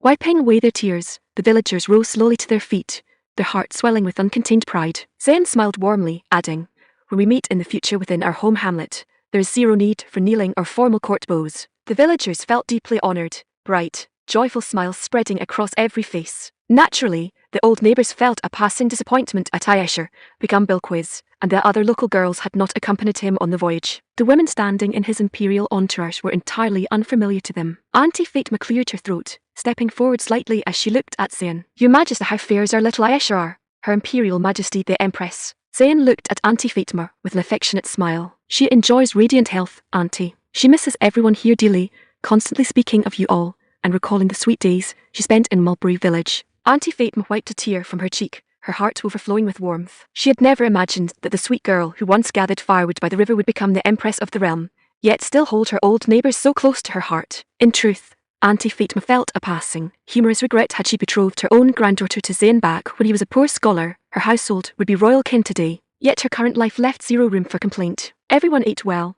lived in sturdy homes, and enjoyed absolute peace. Furthermore, her granddaughter had become the most sought-after bride in the entire district, with matchmakers practically wearing down the threshold of her door. Whenever residents from neighbouring villages met anyone from Mulberry Village, they offered absolute, deferential respect, as though encountering high nobility. To marry a maiden from Mulberry Village was considered a supreme blessing across the region. Even the widows of the hamlet had become highly respected heads of households. Mulberry Village had long shed its old, tragic nickname, the Widow's Hamlet.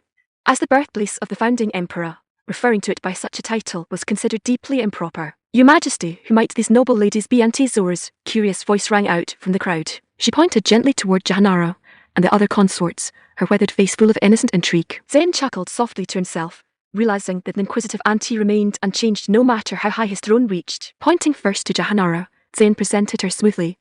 "This is Her Highness, Empress Regent Jahanara, formerly the ruler of the old regime, and now my cherished royal consort." The villagers gasped in collective astonishment, their dark eyes widening. No wonder her poise and grace appeared so breathtaking. She was a former sovereign. The young man had certainly been blessed with extraordinary fortune. Before the crowd could recover from their surprise, Zayn pointed toward Nazwa. "And this is Nazwa, the former ruler of the offshore island kingdom, whose state was recently integrated into our empire. An offshore queen." The villagers exchanged awed, bewildered glances. Sovereigns and queens, their local scholar had assembled a household beyond imagination. Leaving the river path, Zayn led the entourage on an inspection walk through the hamlet. Mulberry Village had undergone a complete transformation. Every household now resided in a spacious, newly constructed homestead featuring whitewashed plaster walls and neat terracotta roof tiles. The once impoverished mountain hamlet had become a prosperous, immaculate community. Across Nanshan City and the broader Nanshu region, every family envied the residents of Mulberry Village. After all, this was the birthplace of the founding emperor, a place blessed with extraordinary spiritual fortune. To simply walk its paths was considered a grand honour. Mulberry Village was destined to serve as the structural model for all rural communities across the Great Zayn Empire. Strolling along the agricultural tracks, the group arrived at the edge of the crop fields. Jahanara stopped, her dark brows knitting in curiosity as she inspected a tall, broad-leafed crop bearing heavy, wrapped ears. She had noticed this unfamiliar plant during their drive, but the speed of the vehicle had prevented a close look. "Your Majesty, what manner of crop is this?" Jahanara asked, looking at Zayn with deep intrigue. Zayn offered a knowing smile, gesturing for her to inspect it closely. Stepping up to the stalk, Jahanara gently peeled back the thick green husk. With a soft rustle, rows of plump, golden, glossy kernels were revealed. "It is sweet corn." Jahanara gasped in delight, her dark eyes shining. Having lived beside Zayn for months, she had grown familiar with modern agricultural terms. She realized instantly that the grand agricultural surprise Zayn had mentioned referred to these bountiful fields. Beside the corn plot stretched vast fields of sweet potatoes, tomatoes, and leafy green vegetables. Continuing their tour, Zayn, his entourage, and several village elders gathered beside a deep agricultural pond near the main fields. While the elders wondered what Zayn intended to demonstrate beside the water, Zayn gave a subtle flick of his wrist before the crowd. Whoosh! Out of thin air, a heavy, diesel-powered industrial water pump materialized upon the grass. Those who had never witnessed his spatial powers gasped in terror, their eyes bulging as they stumbled backward. Unbothered by their shock, Zayn squatted beside the machine, connecting a thick intake hose to the pump and tossing the weighted end deep into the pond. Engaging the starter handle with a swift tug, the diesel engine sputtered to life with a rhythmic, Mechanical clatter. Within seconds, a thick, roaring stream of clear white water gushed from the discharge pipe into the field irrigation canal. Subhanallah. Merciful heavens, look at that flow. The gathered villagers stared in absolute disbelief at the rushing water. Governor Old Son and village elder Rahman, who had spent their entire lives farming the soil, grasped the monumental significance of the machine instantly. It was an automated irrigation system. During dry spells or severe droughts, such a device was nothing short of a miracle. With these machines deployed across the agricultural valleys, human labor would be reduced 100-fold, while crop yields soared to unprecedented heights. Chapter 129.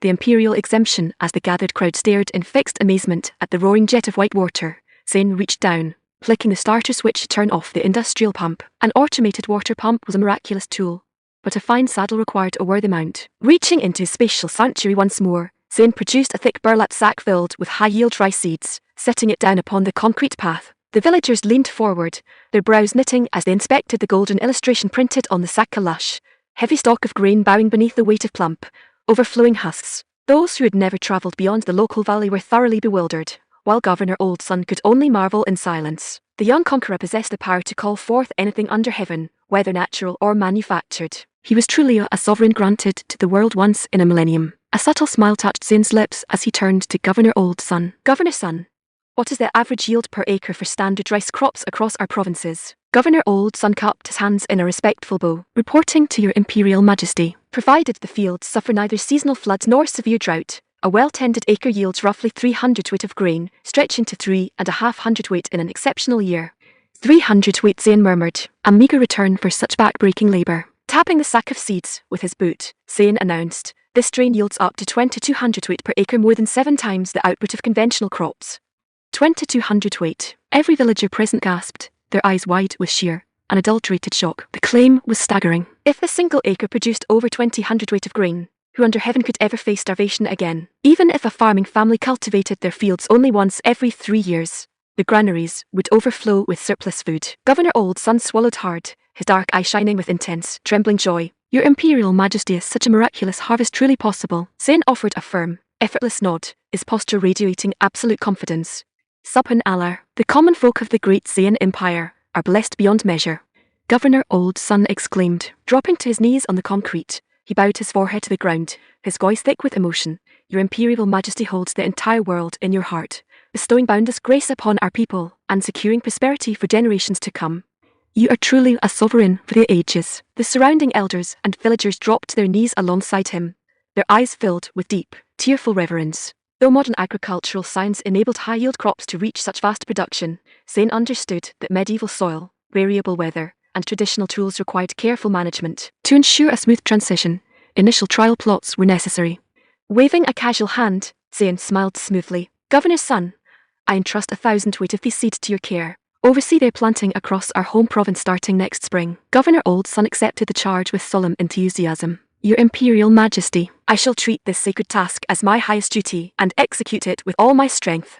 Pondering for a moment, Zain added, in recognition of your exceptional service in promoting new agricultural methods, we confer upon you the hereditary title of Marquis of Nanshan. Furthermore, we grant you a luxury sports car and 10 island maidens for your estate. Governor Old Son trembled with excitement, his aged hands shaking as he pressed his forehead to the ground. Your humble servant offers his boundless gratitude for your Imperial Majesty's immense favour. Standing beside Zain, Jahanar raised her dark brows slightly upon hearing the noble title. The name echoed the ancient administrative land grants of the old regime, yet carried a far grander prestige under the new empire. Zain's eyes brightened as a sweeping decision took root in his mind. Starting next spring, Zain declared, his voice ringing loud and clear across the fields, the Imperial Court shall completely abolish all agricultural taxes across every province of the realm. Turning toward young Bakal, he issued a direct command, dispatch Imperial heralds at once to proclaim this edict to every corner of the empire. Bakal cupped his hands, bowing sharply. Your servant executes your Imperial Majesty's sacred decree. A second wave of shock swept through the assembled villagers. To bestow seeds that multiplied crop yields 7-fold was a miracle in itself.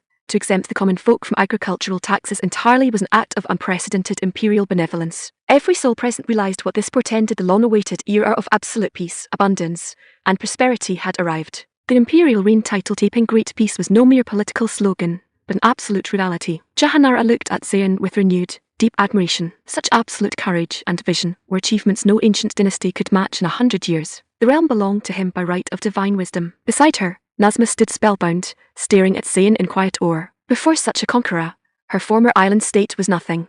Her court's attempt to halt his advance months ago had been pure, tragic delusion. Long live His Imperial Majesty. The villagers cheered in unison, their voices echoing across the valley. In the hours that followed, Zayn drawn vast quantities of supplies from his spatial sanctuary, bestowing solar street lamps, diesel water pumps, daily household goods, and high-yield seeds upon the hamlet, alongside the sleek sports car granted to the new Marquis of Nanshan. Governor Old Sun stood beaming beside the low, crimson vehicle. Such an incredible machine stood as an unassailable symbol of high status across the entire world. Only a tiny handful possessed such a treasure. Yet as Zayn watched the vehicle, a quiet thought crossed his mind. The number of modern machines deployed across the Empire was growing rapidly, yet every unit relied on his personal retrieval from the spatial sanctuary. Should he attempt to duplicate entire industrial structures within his spatial domain? If he could duplicate industrial buildings, constructing oil refineries, fuel stations, and manufacturing plants directly upon the physical landscape would prove effortless. Fixing his focus upon a large industrial structure within his spatial domain, Zayn attempted to manifest the entire building onto the open field. Whoosh, a physical structure failed to materialize. Instead, a sudden, sharp wave of dizziness washed over his mind. What on earth? Zayn focused his concentration a second time, attempting to force the manifestation, yet met with the exact same wave of disorientation. It boggled his mind how could a man of his formidable physical strength, capable of overpowering a dozen men single-handedly, suffer sudden dizziness. Is the physical manifestation of complete industrial structures restricted by my current level of domain expansion? Zayn mused. He realized the spatial sanctuary possessed its own evolutionary rules. Though complete industrial complexes could not be summoned instantly, the subtle mental feedback proved the capability existed within his spatial domain, awaiting further expansion. Once his spatial domain expanded sufficiently, the Empire would leap straight into a modern industrial era. 10 days later, Zayn's procession returned to the imperial capital of Darker. Stepping into the private chambers of the Billy Mahal Pavilion, he was greeted by joyful news. Several of his co-wives had safely delivered healthy royal infants during his absence. The infants, alongside First Prince Aryan and Princess Annika, had grown noticeably over the preceding months. The young children stared with wide, curious eyes at the grand figure standing before them. Nusrat, cradling a newborn boy in her arms, approached Zayn with a gentle smile. Your Imperial Majesty, this is the fourth prince. Pray bestow a name upon him. Zayn took the child gently into his broad arms, pondering for a moment. Our fourth son shall be named Zayn Araf. Araf, Nusrat murmured softly, her eyes shining with warmth. I offer my humble thanks on his behalf, husband. Next, Rohana stepped forward holding her newborn son. Your Majesty, this is the fifth prince. Zayn chuckled warmly, poking his son's chubby cheek. Little rascal, look at your father.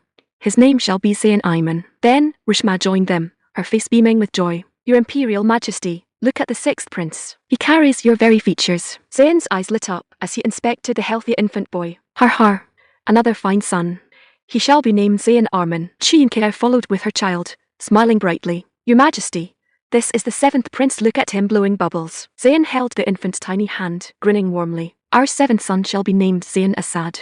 Turning toward Cheng Yuochu, Susarik Xiao, and Xinghur, who were standing together nearby, Zayn asked with a warm smile, And what of my daughters? Your Imperial Majesty, this is the third princess, Jiang Yuochu reported softly. This is the fourth princess, Your Majesty, Susarik Xiao added. And this is the fifth princess, husband, Xinghur murmured with a sweet blush. Zayn inspected the three newborn princesses, his heart melting with pure affection. Wonderful. Our third daughter shall be named Zayn Elise, our fourth daughter Zayn Era, and our fifth daughter Zayn Elia. Watching the joyful scene from the doorway, Jahanara and Wai Xiaoning exchanged a quiet, meaningful glance. Their silent communication was clear. They needed to secure the Emperor's favor promptly to ensure they bore royal infants of their own in the coming season. That evening, escorted by a female court secretary, Nazma was reunited with her younger sister, Princess Yukiko, within the private quarters of the palace. The two sisters embraced tightly, weeping tears of relief. Alhamdulillah, both of us have survived the storm.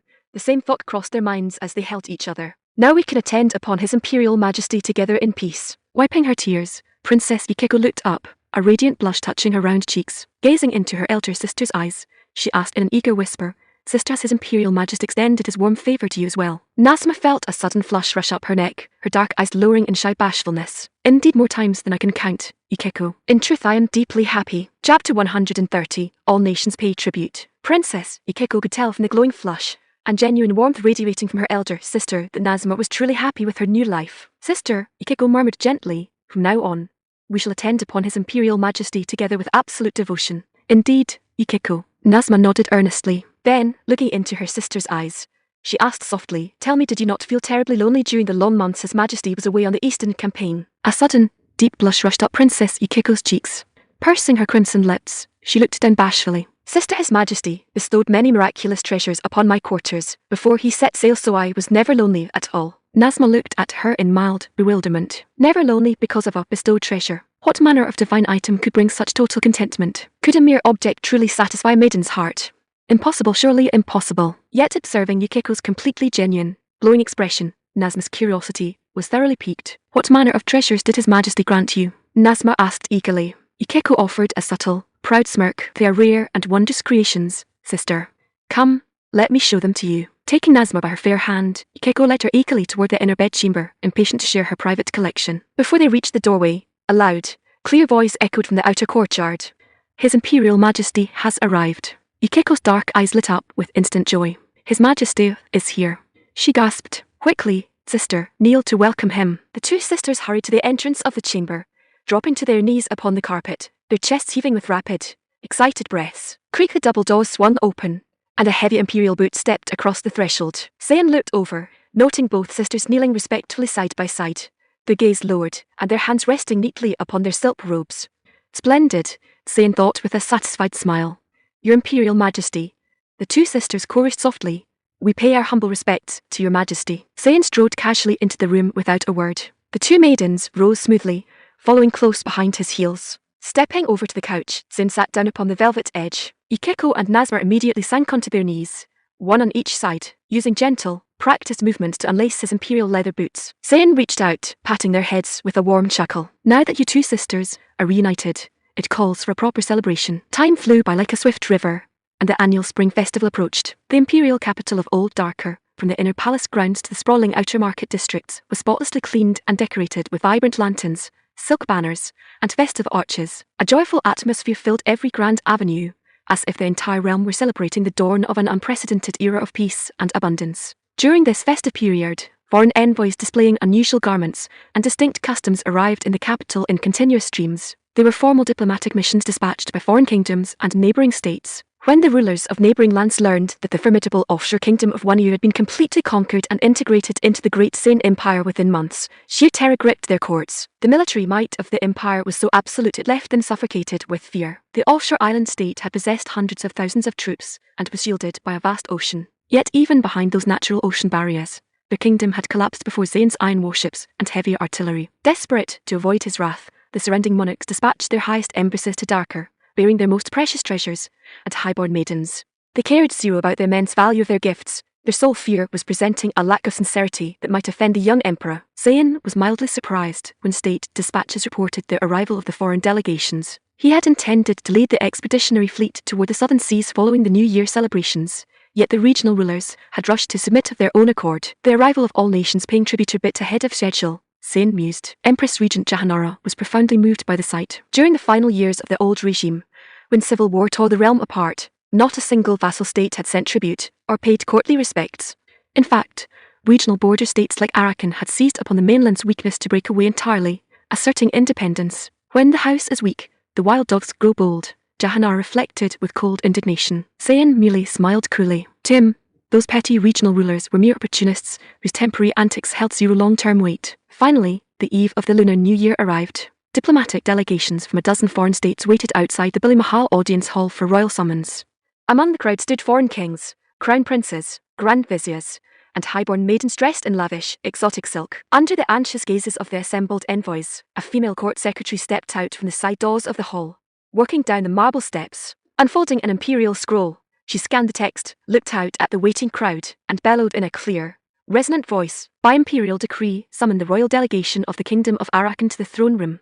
The king of Arakan felt a cold shudder run down his spine. The decisive moment had arrived, bringing an uncertain fate. Stepping forward, he led his ministers and attendants up the marble stairs into the grand hall. Inside the audience hall, Saiyan sat comfortably upon the golden throne, with Empress Aisha seated gracefully by his side, and Jahanara standing nearby. Below the dais, senior civil ministers and military generals sat in two disciplined rows. Upon the low tables before them rested decanters of spiced palm wine, fragrant teas, and exquisite royal dainties. The king of Arakan, King Park Chang, knelt in the centre of the marble floor alongside three highborn maidens. Your humble servant, King Park Chan of Arakan, pays his solemn respect to your Imperial Majesty and Her Imperial Majesty the Empress. Park Chang declared, bowing low. To mark this glorious new year and express my court's absolute submission, I present 20 heavy chests of rare jewels, pearls, and island spices, alongside 3 royal princesses of my house. I humbly beg your majesty to accept our tribute. Finishing his speech, Park Chan pressed his forehead flat against the cold marble floor, remaining motionless in total prostration. The 3 princesses behind him knelt timidly, not daring to lift their eyes. Zayn looked down from the throne, his expression cool and indifferent. Starting today, Zayn announced in a level, absolute voice, the Kingdom of Arakan is incorporated under the direct administrative jurisdiction of our imperial government. You have zero need to return to your borders. Remain in Darker and enjoy a comfortable retirement. King Park Chan's face strained of all colour, his eyes wide with shock.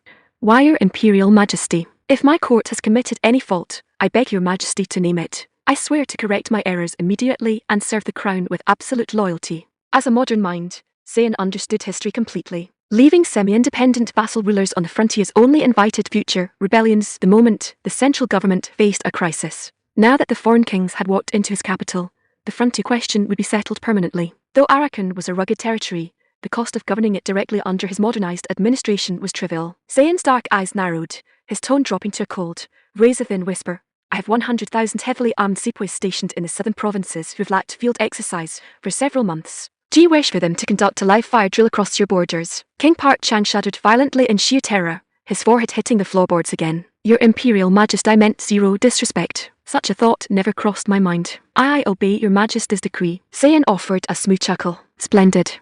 Take your seat among the assembly. King Park Chan groaned internally as he rose on trembling legs. What an absolute nightmare.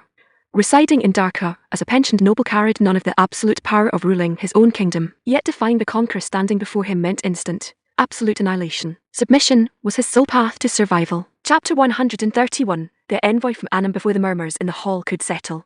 The herald's voice bellowed out a second time from the high terrace outside. By imperial decree the delegate from Annam is granted an audience. Hearing the proclamation, the king of Arakan, sitting among the foreign nobles, looked up in mild surprise. Why was the ruler of Arakan addressed as a royal envoy, while the leader of Annam is summoned merely as a delegate? What does delegate imply? Could it be the Annamite ruler's eyes widened as the realization struck him, a cold sweat breaking out across his back? Along his journey to the capital, he had witnessed the sheer, terrifying might of the great Zayn Empire firsthand. He had seen the sprawling, prosperous avenues of old Darker, and he knew the complete annihilation of the offshore kingdom of Wonyu was an absolute, undeniable fact. Otherwise, how could the island queen and her royal sister have been taken directly into the emperor's household? Quickly, the Annamite ruler hissed to his attendants, "Accompany me into the hall at once." Casting aside all hesitation, he hurried up the marble steps, flanked by 2 highborn maidens bearing tribute. King Lai Lin of Annam pays his humble silence. The Annamite ruler had barely dropped to his knees when Zayn's cool, authoritative voice cut him off instantly. Annam has been a direct province of our central realm since ancient times, Zayn said, his voice level, yet carrying an immense, suffocating weight. By what right do you claim the title of a king? Your regional clan took advantage of past civil strife on the mainland to commit treasonous acts of separation. Do you truly believe yourself a legitimate monarch? Lylan sat frozen on the cold floorboards, his mouth dry. His worst fears had come to pass. The crown intended to abolish his state entirely. His house had seized power after generations of effort. If his kingdom were dissolved today, would not all their struggles prove entirely futile? Cupping his hands in a frantic bow, Lylan attempted to explain. Your Imperial Majesty, the establishment of our regional administration was merely a temporary measure during past troubles. Our hearts have always remained devoted to the central realm, to the great Zayn Empire. Zayn offered a dry, sarcastic chuckle that echoed through the grand chamber. Is that so? I'm told that within your own borders, you proclaim yourself an emperor, while using the title of a regional king only when dealing with foreign courts. How do you explain such double dealing? Lylan's face turned ghastly pale, his posture stiffening in absolute shock. How could the emperor know of our internal court titles? That should be impossible. Realizing the situation was spiraling completely beyond his control, Lylan stammered frantically, Your Majesty, those are baseless rumors. I swear upon my life that Annam shall pay annual tribute to the great Zayn Empire and remain a faithful vassal for 10,000 generations. Zayn leaned back against his golden throne, his eyes cold as ice. Save your empty promises. Your regional state is dissolved. The territory shall be governed directly by governors dispatched from our imperial capital. Your Imperial Majesty, Lylan whimpered, on the verge of tears, desperate to offer another plea. Are you dissatisfied with my decree? Zayn interrupted, his voice dropping to a razor-thin whisper. Or would you prefer my iron warships to conduct an artillery drill along your coastline? Lylan's face drained of all colour. We cannot match his army in battle, he thought in despair. We cannot run, nor can we resist. There is zero choice left to us. He recalled the fate of the island queen who had defied the emperor's summons. Her capital had been reduced to ashes, and her regional lords executed. Swallowing hard, Lai Lin bowed his head until it touched the marble floor. Your servant would never dare defy your imperial majesty. Zayn smiled smoothly.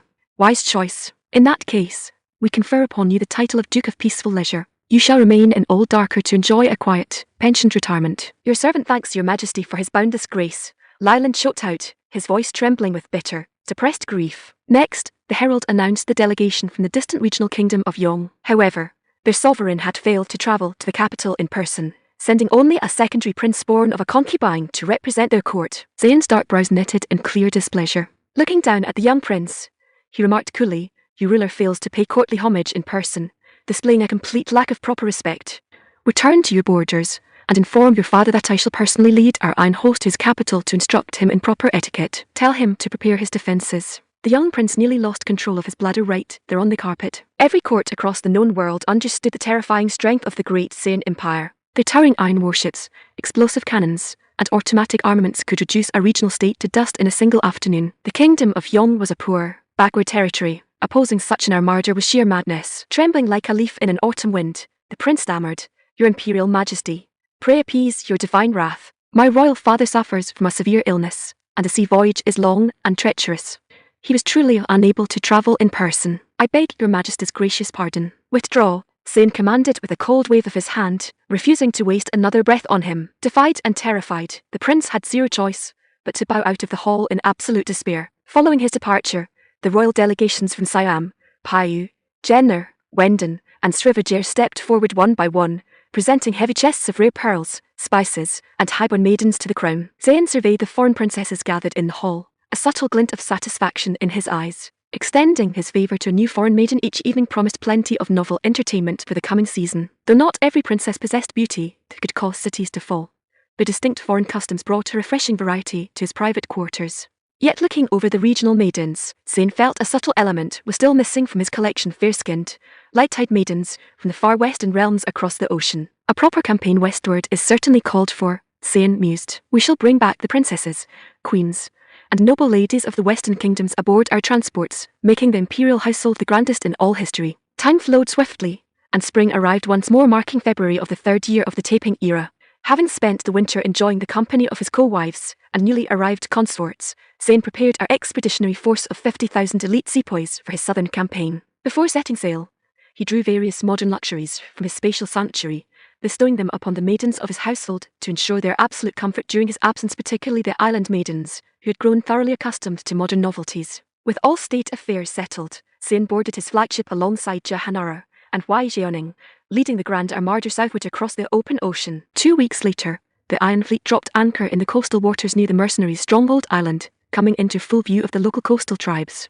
Subhan Alar, the divine lords, have descended from the heavens. The tribal villagers along the beach cried out in terror. Seeing the massive grey iron warships riding the swells, the assumed heavenly beings had arrived, dropping to their knees upon the sand in frantic prayer. The mercenary captain stationed on the island, however, harboured zero illusions. They recognised the vessels instantly as the terrifying Iron Fleet of the Great Zayn Empire. Only days earlier, word had reached their outpost that the prince sent to the mainland as an envoy had been dismissed by the emperor, bringing back chilling news that Zayn intended to lead a personal expedition against their territory. They had never anticipated the imperial armada would arrive so swiftly behind him. Quickly, a mercenary captain shouted frantically, "Report to the chief that the empire's armada is upon us." Aboard the flagship, Jahanara and Wai Jianing stood on the upper deck, observing the shoreline through high-powered field binoculars. Jahanara noticed that the local tribal maidens along the beach wore only simple skirts fashioned from woven palm leaves. "How strange," Jahanara remarked, lowering her binoculars to look at Zayn.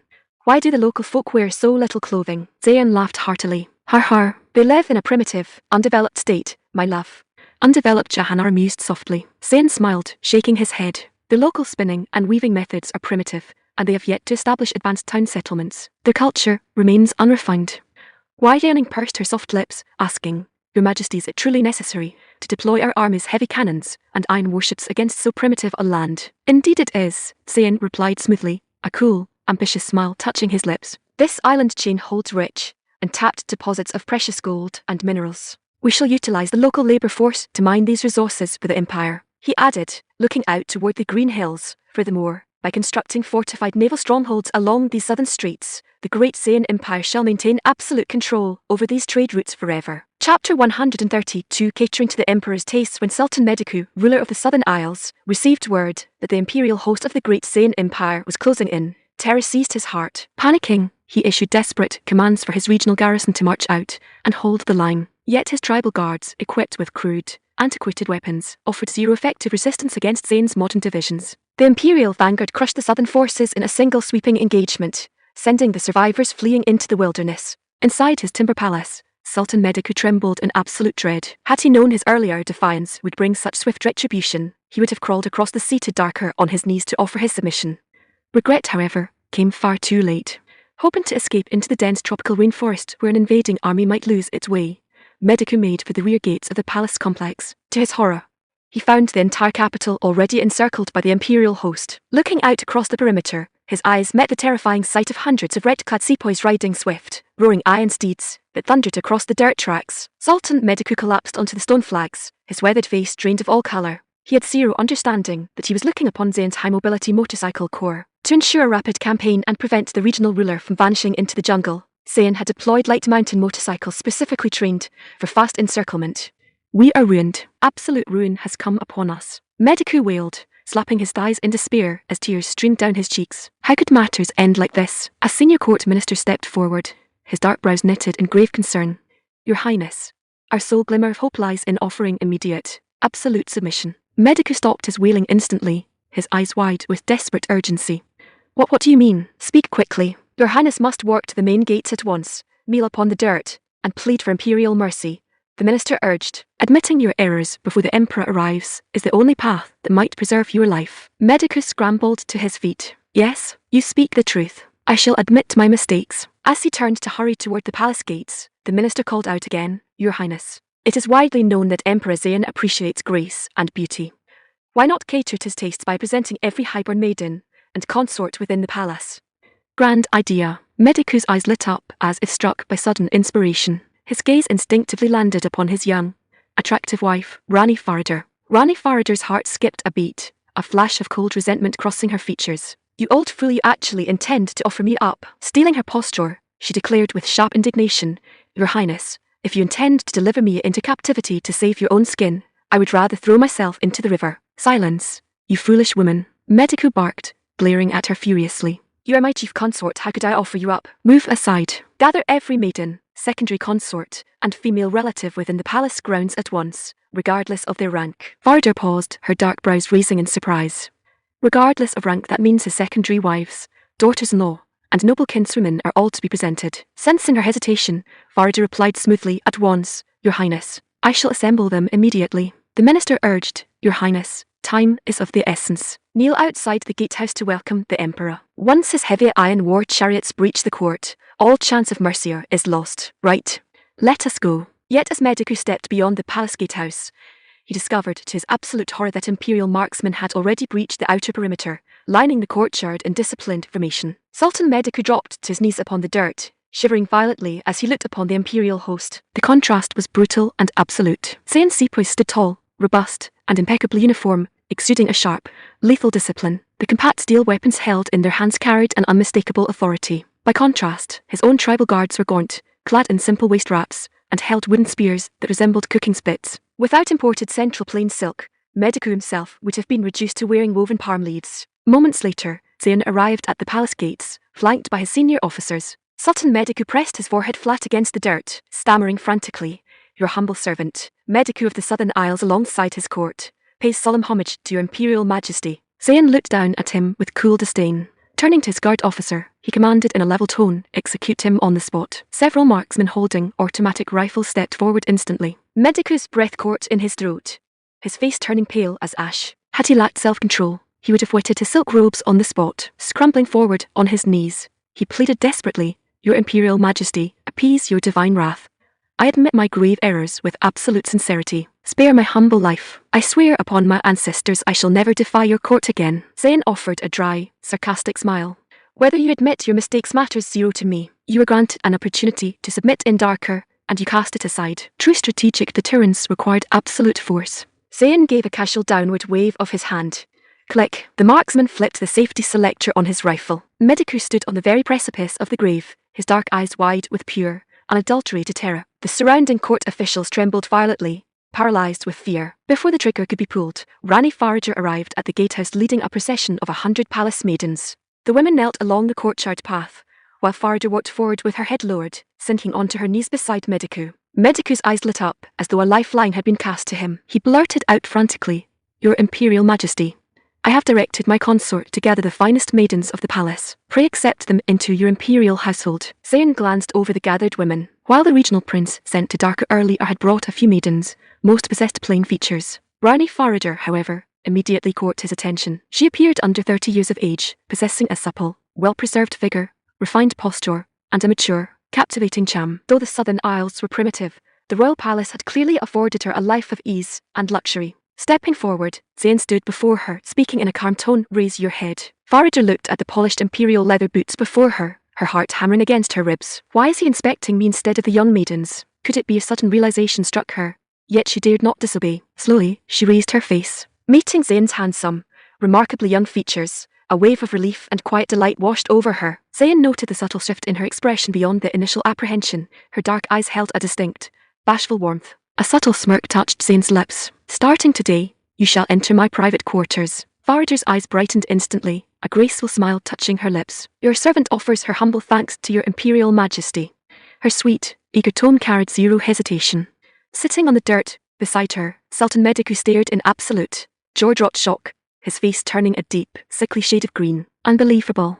He raged silently. Moments ago she claimed she would rather die than face humiliation. Yet now she accepts his favor without a second thought. Utterly shameless. Yet despite his bitter humiliation, Mediku dared not utter a single word of protest. Preserving his own life remained his absolute priority, and he silently prayed the young emperor would grant him mercy. Chapter 133. Master of the Craft Jahanara, standing beside Zayn, looked equally bewildered. As a sovereign who held absolute power under heaven, he could select any maiden across the realm, yet he demonstrated a distinct preference for the highborn consorts of fallen rulers. Is this some strange personal eccentricity? She wondered. Then, recalling Pankinglian in the imperial harem, a quiet understanding dawned upon her. Lytton Mere stepped forward, cupping his hands to Zayn. "Your Imperial Majesty, shall we execute these defeated officials or spare them?" Sultan Mediku shuddered, bowing frantically. "Your Imperial Majesty, I am truly repentant. Grant your humble servant a chance to redeem himself." Zayn had initially intended to eliminate Mediku's court, but on second thought, the old ruler retained practical utility. Constructing naval fortresses and organizing local labor required local administration. Mediku could handle the backbreaking logistics before being disposed of later. Waving a hand to Lytton Mere, Zayn spoke in a cold, measured tone to Mediku. "For the sake of Rani Farager, I shall spare your life today. Perform your administrative duties well and do not disappoint me." Farager stood stunned, never imagining her charm held such weight. "From this day forth, whenever Mediku sees me, will he not have to bow like an obedient hound?" A subtle, triumphant smile touched her lips. Mediku breathed a massive sigh of relief. Though humiliated, his life was preserved. Wiping the heavy beads of sweat from his forehead, he kowtowed repeatedly. "Thank you, Your Majesty. I shall execute every command without hesitation." Zayn sneered coolly. "Remember your pledge." Mediku swallowed hard. "I shall never forget, Your Majesty." That evening, Zayn brought Rani Farager and the 100 palace maidens aboard his imperial flagship. Though simple by modern standards, the maidens represented the finest household staff of the Southern Isles. To refine their appearance, Zayn drew neat, tailor-made uniforms from his spatial sanctuary. Wearing the crisp black and white garments, the maidens appeared remarkably neat, elegant, and disciplined. Farager and her attendants embraced the modern attire. The soft, premium fabric and tailored fit were infinitely superior to their rough traditional wraps, accentuating their graceful figures while offering complete comfort. At dinner time, Zayn treated them to a lavish spread of modern delights: crispy fried chicken,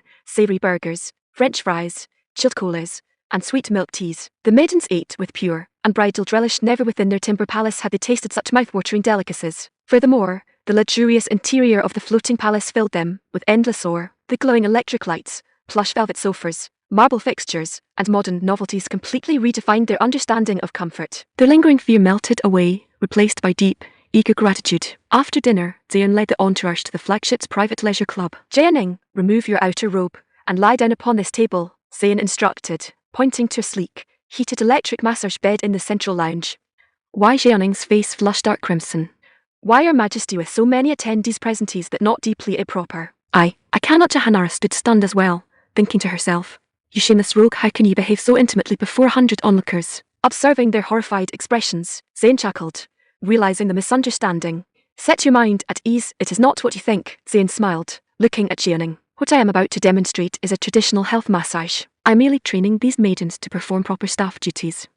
Do as I say. Relieved that it was a legitimate technique, Jianing removed her outer silk robe and lay face down upon the padded bed. Zayn placed a clean white towel across her waist. Turning to the 100 maidens, Zayn spoke in an authoritative tone, regardless of whether you were princesses or highborn attendants in your former palace. Now that you have entered my service, you must master proper household duties. Observe every movement carefully and memorize the technique. The maidens bowed silently, their minds slightly bewildered, unsure of what was expected of them. Zayn drew upon his memories of modern luxury spas, demonstrating a methodical, full-body pressure massage from head to toe, followed by a soothing essential oil treatment. Wei Jianing closed her dark eyes, a serene, heavenly smile spreading across her face as her body relaxed completely. How feels the treatment, Jianing? Zayn asked with a smile. Your Majesty, it feels heavenly, Jianing murmured sweetly, her voice soft and melodious. The pressure and warmth released every trace of tension from her muscles. Splendid, Zayn nodded, turning back to the maidens. The procedure follows this exact sequence. I shall demonstrate it only once. Study the pressure points and movements diligently. Your duty is to ensure your master feels completely relaxed. He added, those who master the art with exceptional skill shall receive rich imperial rewards. The maidens bowed eagerly, though anxious about satisfying their new master. Stepping forward with a clever smile, Rani Farager offered, Your Imperial Majesty, might I attempt the technique first? Zayn approved smoothly. 2 maidens shall attend upon my royal consort Janara, while the rest shall pair up to practice upon one another. The maidens breathed a sigh of relief, grateful for a dedicated training period. Zayn smiled warmly with a trained team of spa attendants aboard. The long voyage toward the western seas would prove thoroughly enjoyable. Zayn led Rani Farager into a grand private suite. Farager, eager to please, stepped forward immediately to assist Zayn in loosening his imperial robes. However, looking at her standard maid uniform, Zayn felt a slightly different attire was called for. With a flick of his wrist, he drew a sleek, form-fitting black Catwoman costume from his spatial sanctuary. Change into this, Zayn instructed, placing the garment on the bed. Farager's eyes widened in surprise, yet she dared not hesitate, stepping behind the silk screen to change. Stepping out a moment later, she looked at her reflection nervously. Your Majesty's, is this proper? The outfit featured sleek, form-fitting contours, a tapered waist, and striking lines that framed her supple figure with bold elegance. Zayn nodded in deep satisfaction. Exquisite. I had not anticipated the Southern Isles possessed so captivating a maiden. Farager's face flushed with a soft, blushing smile. I offer my humble thanks for your Majesty's praise. Pray lie back. Master, I shall administer your private massage at once. Tilda. Chapter 134. The opening salvo is the decisive strike. After an hour, Rani Farager completed the private session. Having lived as a highborn royal accustomed to complete luxury, the physical effort left her breathless and exhausted. Zayn, sitting up upon the edge of the couch, considered her initial attempt acceptable for a beginner. Farager stood before him in her tailored outfit, asking in an eager, breathless whisper, Your Imperial Majesty, does my technique meet with your approval? Not bad, Zayn replied smoothly. Yet you must practice diligently in the days ahead. As a former queen, your skill should set the standard for the rest. Farager nodded eagerly. Your servant understands. I shall practice every day until your Majesty is completely satisfied. Zayn stood up, reaching out to wrap his broad arm around her slender waist, drawing her close. Feeling his warm chest against her back, Farager flushed dark crimson, her breath catching in her throat, her dark eyes sparkling with bashful warmth. She understood with absolute clarity what was to follow. She was about to officially crown Sultan Mediku with an unassailable green hat. After remaining at the southern island for 10 days to consolidate the local administration, Zayn left behind a garrison of 3,000 elite sepoys alongside industrial supplies, and ordered the armada to raise anchor and set sail westward. By then, news of the campaign in the Southern Isles had spread across the regional trade routes. The chieftains and rulers of the surrounding islands were on high alert, deeply anxious regarding the intentions of the great Zayn Empire. Yet unlike Sultan Mediku, who had failed to pay courtly homage, the surrounding island rulers had sent tribute missions to Darku during the Spring Festival. Rationally, they knew their territories held zero reason to face imperial retribution. Thus, as the Iron Armada passed along the regional sea lanes, the local rulers hurried out in fast galleys, eagerly presenting local produce, spices, and highborn maidens to demonstrate their absolute submission. Zayn accepted their offerings without hesitation. The luxury cruise liner possessed ample staterooms, should capacity ever prove insufficient. Summoning additional vessels from his spatial sanctuary was trivial. By the time the fleet cleared the southern straits, over 100 foreign maidens had been added to the ship's household. 2 weeks of steady navigation brought the armada into the coastal waters of the western subcontinent. Standing on the bridge of the flagship, Litanier pointed toward the green coastline ahead. Your Imperial Majesty, that is the territory of the Western Sultanate, the largest kingdom across these waters. "Shall we drop anchor and set up camp on the shore?" "Proceed with the landing," Zayn commanded smoothly. Having spent weeks at sea, his spatial sanctuary required fresh organic supplies to maintain its steady expansion. Furthermore, Zayn recalled that the high-caste maidens of the western subcontinent possessed striking features and graceful poise. Having established a private spar team, adding a troupe of trained dancers to perform during massage sessions seemed a splendid idea.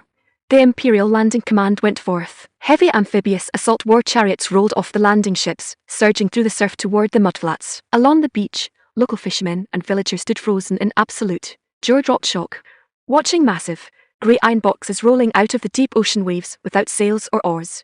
They assumed supernatural forces had descended. Terrified, they fled into the coastal hills as fast as their legs could carry them. Stepping off the landing craft onto the beachhead, Zayn noted the littered, unkept state of the shoreline. "Disgraceful," Zayn muttered, shaking his head. "The local sanitation is utterly lacking. A proper lesson in order and discipline is long overdue." Jahanara, Wai Jianing, and Rani Faradar stepped off the boat behind him, covering their delicate noses with silk handkerchiefs. The unpleasant shoreline odors were deeply offensive to the refined senses. Reaching into the spatial sanctuary, Zayn drew a fleet of dark tactical SUVs and transport vehicles onto the firm dirt road beyond the beach, boarding a lead vehicle alongside his consorts. With half his expeditionary force deployed ashore, Zayn led his mechanized divisions inland along the trade highway, marching directly toward the capital of the Western Sultanate. Word of an invading foreign army landing on their shores swept through the regional provinces, igniting fierce outrage among the local court officials. Upon receiving the dispatch, the reigning sultan mobilized a regional host of 100,000 elite warriors, vowing to drive the invaders back into the sea. The Western Sultanate represented the dominant power across the subcontinent, commanding vast territories, immense populations, and formidable military resources. The court refused to tolerate a foreign host marching freely across their lands. Furthermore, scout reports indicated the invading force numbered barely 15 to 20,000 men. To the sultan's generals, the foreign army appeared to be marching straight to its own destruction. 2 weeks later, the two opposing hosts arrayed their lines across a vast, open plain. The Sultan's army presented a staggering sight, a dense, dark wall of broadswords, spears, and armoured cavalry stretching across the horizon as far as the eye could see. From the senior commanders down to the common foot soldiers, the Western host looked upon the smaller imperial column with open contempt, convinced an absolute victory was already within their grasp. They held zero inkling that they were about to face the terrifying firepower of a modern army. Across the plain, the red-clad sepoys of the Great Zayn Empire stood in disciplined formation, waiting calmly for the command to open fire. To them, every round fired represented earned military service and royal rewards. The opening salvo is the decisive strike. A single engagement shall settle the fate of this realm. Zayn climbed onto the roof of his tactical command vehicle, his voice booming across the ranks like thunder. "In this battle, we shall teach their court an unassailable lesson in imperial strength, one their generals shall remember for 10 generations. Drawing his sidearm, Zayn fired a single signal shot into the blue sky. Bang! At the sound of the gunshot, the mechanized units shifted instantly into action. Advance. Charge. Heavy armored war chariots roared to life, their diesel engines rumbling as they rolled forward across the plain in tight formation. Yet their main turrets remained silent. The commanders deliberately held their fire to prevent the enemy cavalry from scattering prematurely. Watching the iron war chariots advance without horsemen, the Western cavalry commander on his white charger let out a boisterous laugh. Har har, they field 0 cavalry and march on foot. What manner of fools are these? Cut them down to a man. The surrounding officers burst into loud laughter. The invading column possessed 0 warhorses, relying entirely on strange, box-like metal vehicles. Drawing his curved steel saber with a sharp ring, the commander bellowed, "Brave warriors, charge forward and tear those ugly metal boxes apart. Show them the edge of our steel." At his command, 20,000 heavy cavalrymen spurred their mounts into a wild gallop. The thunder of 80,000 iron hooves shook the ground as the horsemen roared across the plain, brandishing their spears and sabers. Forward. Crush them. Watching the dense wall of charging cavalry close the distance, Commander Dilwar Hossein sat behind the armoured viewport of his lead war chariot, a dry, confident smirk touching his lips. He wondered how long the enemy's brave charge would last once the heavy machine guns began to chatter. "Open fire," Dilwar commanded. In an instant, the heavy vehicle-mounted machine guns unleashed a furious salvo. Rat-tat-tat-tat-tat. The adjacent war chariots followed suit, their heavy guns traversing toward the charging ranks and pulling their triggers in unison. A wall of heavy lead tore through the forward lines of the Western cavalry. Warhorses collapsed in heaps, sending armoured riders tumbling onto the hard dirt as screams echoed across the plain. The Western commanders stood paralysed in absolute, jaw-dropped shock. The strange metal boxes were spitting invisible, lethal fire across hundreds of yards. Merciful heavens! Enraged and bewildered, the surviving cavalrymen attempted to press the charge, desperate to reach the iron vehicles with their blades. Yet the overlapping wall of heavy machine gun fire presented an impenetrable barrier of lead. Closing the gap was impossible. Within 3 minutes, the open plain was littered with fallen mounts and shattered armor, the ground soaked in crimson. The Western cavalry collapsed into complete, panic-stricken chaos. Never in the history of the subcontinent had their elite host faced such overwhelming, supernatural destruction. Chapter 135. The Imperial Governor seeing his once invincible cavalry cut down like dry grass under a hail of lead. The Grand Commander of the Western host flew into a blind, wild fury. Brandishing his curved steel saber, he slashed at the air, roaring at the top of his lungs. Brave warriors of the Sultanate, the heads of these foreign dogs shall bring us eternal glory.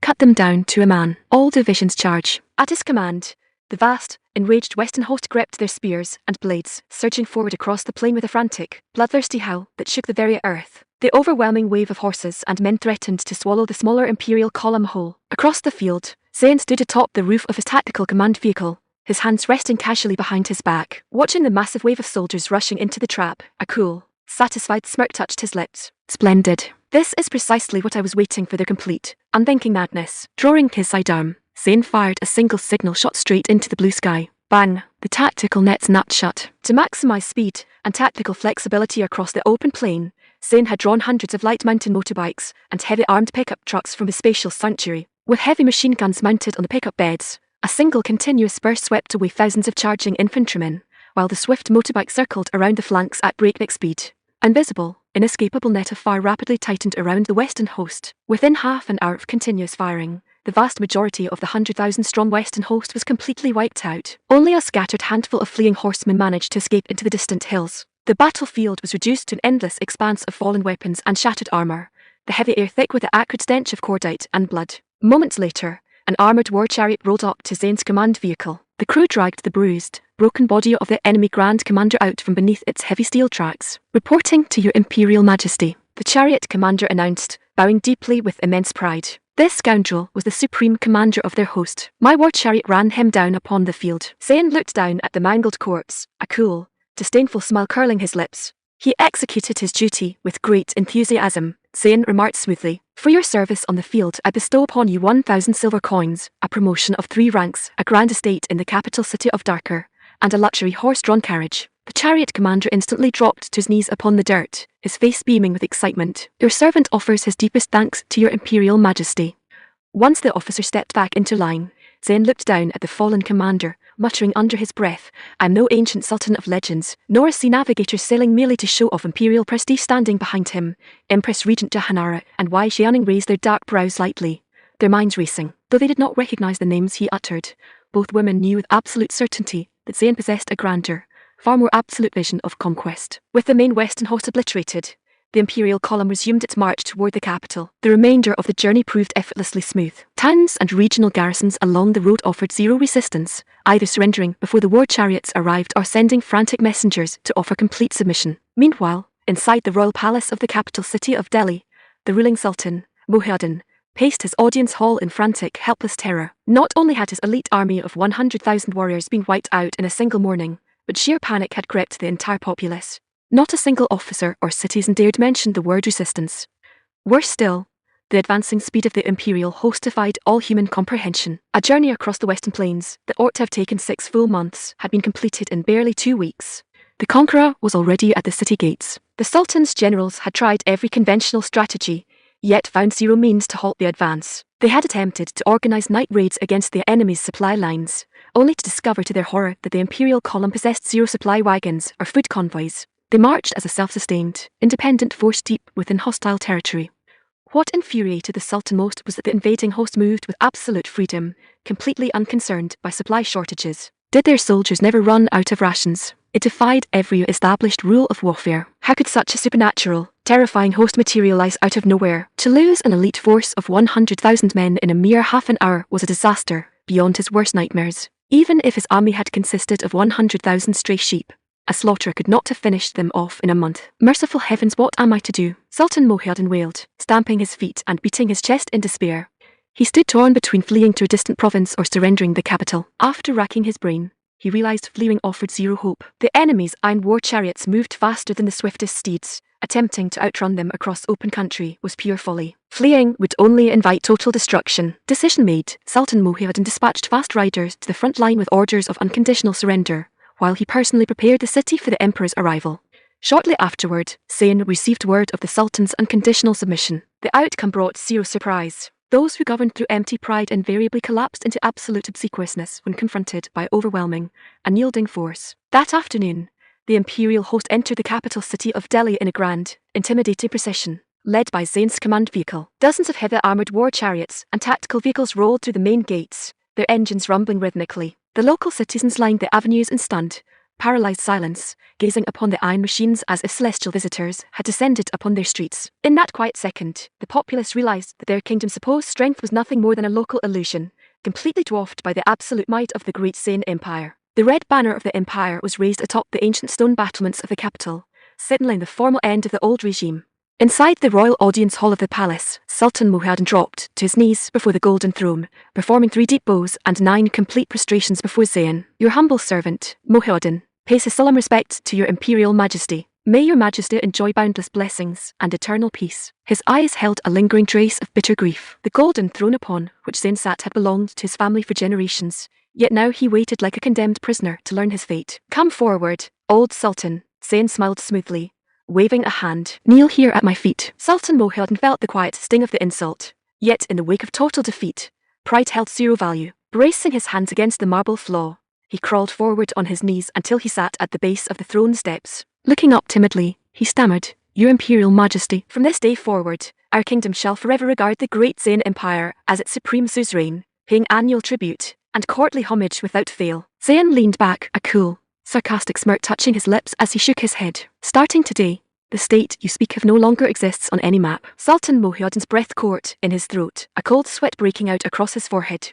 Why, Your Imperial Majesty? Our courts have never harbored ancient rivalries or deep enmity. I beg your majesty to show imperial mercy. Zayn pointed a single finger at him, his dark eyes narrowing slightly. Care to repeat those words, old Sultan? Though his voice remained level, it carried an immense, suffocating authority that left zero room for argument. Understanding the unspoken warning, Sultan Muhyiddin closed his mouth, bowing his head in silent submission. Though your independent state is abolished, Zayn continued calmly, I'm not entirely without generosity. You shall remain the highest local official in this territory in name, at least. Pausing for a moment, Zayn announced, I hereby appoint you the Imperial Governor of New Delhi. Governor in name, a mere puppet of the crown, Muhyiddin thought bitterly. Yet realizing his life had been spared, he pressed his forehead flat against the marble floor. Your servant offers his deepest thanks for your Imperial Majesty's grand mercy. Zayn smiled with deep satisfaction. Now, Governor Muhyiddin, I require an elite troupe of local dancers and musicians for my private quarters. See to their arrangements at once. Hearing the command, Muhyiddin's eyes brightened slightly, eager to demonstrate his usefulness to his new master. Your Imperial Majesty, the finest dance troupe in the realm is already assembled within the palace quarters. Muhyiddin reported enthusiastically. Every maiden is exceptionally graceful, and their performance skills are celebrated across the subcontinent. I am certain your majesty shall find them thoroughly enchanting. Splendid, Zayn approved smoothly. Let them perform before us tonight. Chapter 136. The Divine Incarnation. Moments later, a troop of more than 20 young women entered the main hall with fluid, practiced grace. They wore sheer, colourful saris, delicate makeup, and held supple, well-proportioned figures. The lead dancer carried herself with particular glamour. Her silk robes were lavishly embroidered, her posture refined, and her striking, full figure commanded immediate attention. Watching from the golden throne, a satisfied smile touched Zayn's lips. The traditional performers of the Western subcontinent certainly lived up to their grand reputation. When state affairs are settled, watching them perform shall offer fine leisure. When private hours arrive, extending my favour shall prove equally delightful, Zayn mused. As the music faded, Zayn stood up, walking towards the lead dancer with his hands resting casually behind his back. Seeing the young conqueror approach, the lead dancer tensed slightly, her dark eyes lowering toward the marble floor. Yet throughout her performance, she had used her graceful movements to quietly observe the man sitting upon the throne. She had found him remarkably handsome, feeling a subtle, unexpected fluttering within her chest. Noticing her earlier glances, Zayn felt mild curiosity. Given his absolute authority, was this maiden entirely without fear? Or could she be an assassin sent by the fallen court? State your name and lineage, Zayn commanded, stopping 2 paces away. The dancer raised her head slowly, yet meeting his sharp, handsome gaze at close quarters, her face flushed with a deep, bashful colour. Lowering her gaze once more, her heart hammered against her ribs. Steeling her posture, she looked up timidly. Your Imperial Majesty, I am Princess Shireen, the youngest daughter of the local court. I am 18 years of age. My dance was unrefined. I humbly ask for your majesty's gracious guidance. Tilder, she curtsied with fluid, courtly elegance. Zayn raised an eyebrow. She was the youngest daughter of Sultan Mohiuddin. Placing his own daughter at the centre of the dance troupe was a glaring attempt to secure royal favour. Yet knowing Mohiuddin's terrified nature, Zayn doubted the old ruler possessed the nerve for treachery. Zayn offered a warm nod. Your performance was exquisite. In the days ahead, I shall see to your care. Shireen's dark eyes lit up, her face beaming with delight. I offer my humble thanks to your imperial majesty. Standing nearby, Sultan Mohiuddin groaned internally. His clever scheme had borne fruit, yet not entirely as he had envisioned. He had placed his daughter at the centre of the troop, hoping the emperor would grant her high favour, elevating his house into royal in-laws and securing his own fortune. Yet in the wake of total military defeat, he dared not press the matter further, leaving him quietly anxious. Noticing the hour drew near to evening, Mohiuddin approached Zayn deferentially. Your imperial majesty, a grand banquet has been prepared in the dining hall. Pray step forward to enjoy our local feast. Hearing his offer, Zayn instinctively envisioned regional dishes served in heavy earthenware bowls. Though it was a royal palace, local culinary traditions differed vastly from Central Plains cuisine. Stepping into the dining hall alongside Jahanara and Wai Xiaoning, Zayn's suspicions were instantly confirmed. Upon the central banquet table sat silver bowls filled with thick yellow curries, spice stews, and unfamiliar regional concoctions. Zero silver cutlery, knives, or chopsticks were placed upon the table. It was a traditional feast meant to be eaten entirely by hand. Old Mohiuddin, Zayn remarked, looking at the governor with cool, unadulterated disdain. You expect us to dine upon this? Jahanara and Wai Xiaoning wrinkled their noses, taking a half step back in open disgust. To their refined palates, the thick, unappealing mixtures resembled livestock feed rather than a royal banquet. Sultan Mohiuddin's eyes widened in surprise. Your imperial majesty, this represents the finest, most exquisite culinary art of our subcontinent. Every dish was prepared by royal master chefs. It is a feast fit for high kings. Zayn let out a dry, sarcastic chuckle. A stray hound would turn its nose up at such slop. Mohiuddin stood thoroughly bewildered. A stray hound wouldn't touch it. These were the supreme delicacies of his realm. How could a conqueror dismiss them so completely? Did the court of the great Zayn Empire exist entirely beyond mortal sustenance? Beside him, Princess Shireen looked equally puzzled. Were the hounds of the Central Plains fed better than regional royalty? Your imperial majesty, Shireen offered timidly, these are truly our finest dishes. Might your majesty sample a single bite? Zayn shook his head calmly. Keep it for your own household. I have zero interest in such fare. Turning on his heel, Zayn strolled out of the dining hall toward the central courtyard. Mohiuddin and Shireen exchanged confused glances, hurrying after him to see what would follow. Reaching a spacious, paved terrace within the courtyard, Zayn paused. Before the astonished eyes of the local royals, Zayn gave a casual flick of his wrist. Whoosh! Out of thin air, two heavy, modern stainless steel barbecue grills materialized upon the stone terrace. Mohiuddin and Shireen froze in absolute, paralyzed shock, their mouths agape, their pupils dilating in sheer terror. How could solid metal structures appear out of empty air at a wave of his hand? Before their minds could process the miracle, Zayn flicked his wrist repeatedly. Out of thin air came bags of charcoal, metal skewers, fresh cuts of choice meat, platters of fresh vegetables, modern condiments, and chilled beverages, piling high upon the stone terrace within seconds. Sultan Mohiuddin stared wide-eyed, his aged face pale with unadulterated awe. With every new item that materialized upon the stone, his terror multiplied. A sudden, overwhelming realization struck his heart. Could this young conqueror be a supreme incarnation of the divine conqueror Brahma himself? In regional law, the supreme conqueror commanded the ultimate power of creation, bringing all matter into existence out of nothingness. How else could a mortal man call forth solid objects out of thin air? Though it puzzled him why the supreme conqueror possessed the features of a Central Plains sovereign, Mohiuddin reasoned that no mortal had ever seen the true face of the divine. Seeing the supplies arranged, Zayn looked over at young Bakal. Bakal, prepare a whole dressed lamb, we shall have a roast tonight. Your servant executes the command. Bakal bowed, turning to fetch the meat. Sultan Mohiuddin, trembling violently, approached Zayn with deep, reverent hesitation. Pray tell your humble servant, your imperial majesty, do you possess the divine power to create all matter under heaven? Zayn looked at him in mild surprise. Are you questioning my domain? Mohiuddin's heart nearly stopped, his head shaking frantically. No, never. Your servant would never dare. What are you driving at then? Zayn asked smoothly. Ayamila Mohiuddin stammered, terrified yet desperate to confirm his realization. Seeing his intense excitement, Zayn decided to indulge him further. With a swift flick of his wrist, a plush, modern leather sofa materialized upon the stone terrace. Mohiuddin's breath caught in his throat, another absolute miracle. Zayn sat back comfortably upon the soft leather sofa, crossing one leg over his knee. Whatever I desire under heaven, I summon with a mere wave of my hand. Sultan Mohiuddin's eyes shone with intense, sacred fervor. Dropping heavily onto his knees, he pressed his palms flat against the stone, his voice thick with tearful devotion. O Supreme Conqueror, revered Lord of creation, I am your most faithful servant, pray accept my absolute, humble prostration. He pressed his forehead flat against the stone flags in total prostration. Princess Shireen, swept up by her father's fervour, dropped to her knees beside him, her dark eyes sparkling with sacred ore. Zayn sat utterly dumbfounded. A faithful child rubbish, I hardly command a son as old as you. Yet realising the old sultan had mistaken his spatial domain powers for divine intervention, Zayn saw the strategic value in maintaining the illusion. A local ruler who viewed his conqueror as a divine incarnation would prove endlessly obedient. Sweeping his sleeve with calm, absolute authority, Zayn spoke in a cold, resonant tone. Old Mohiuddin, you realised the truth far too late. Sultan Mohiuddin shuddered in terror, his voice trembling as he pressed his face to the stone. O Supreme Lord, pray pardon my past ignorance. I have sinned against heaven, grant your servant mercy. I swear I shall repent with absolute devotion for the rest of my days. Chapter 137. Absolute devotion. Jahanara and Wai Yeoning, standing nearby, pressed their hands to their lips to suppress their rising laughter. A subtle, mocking glint flickered in their expressive dark eyes.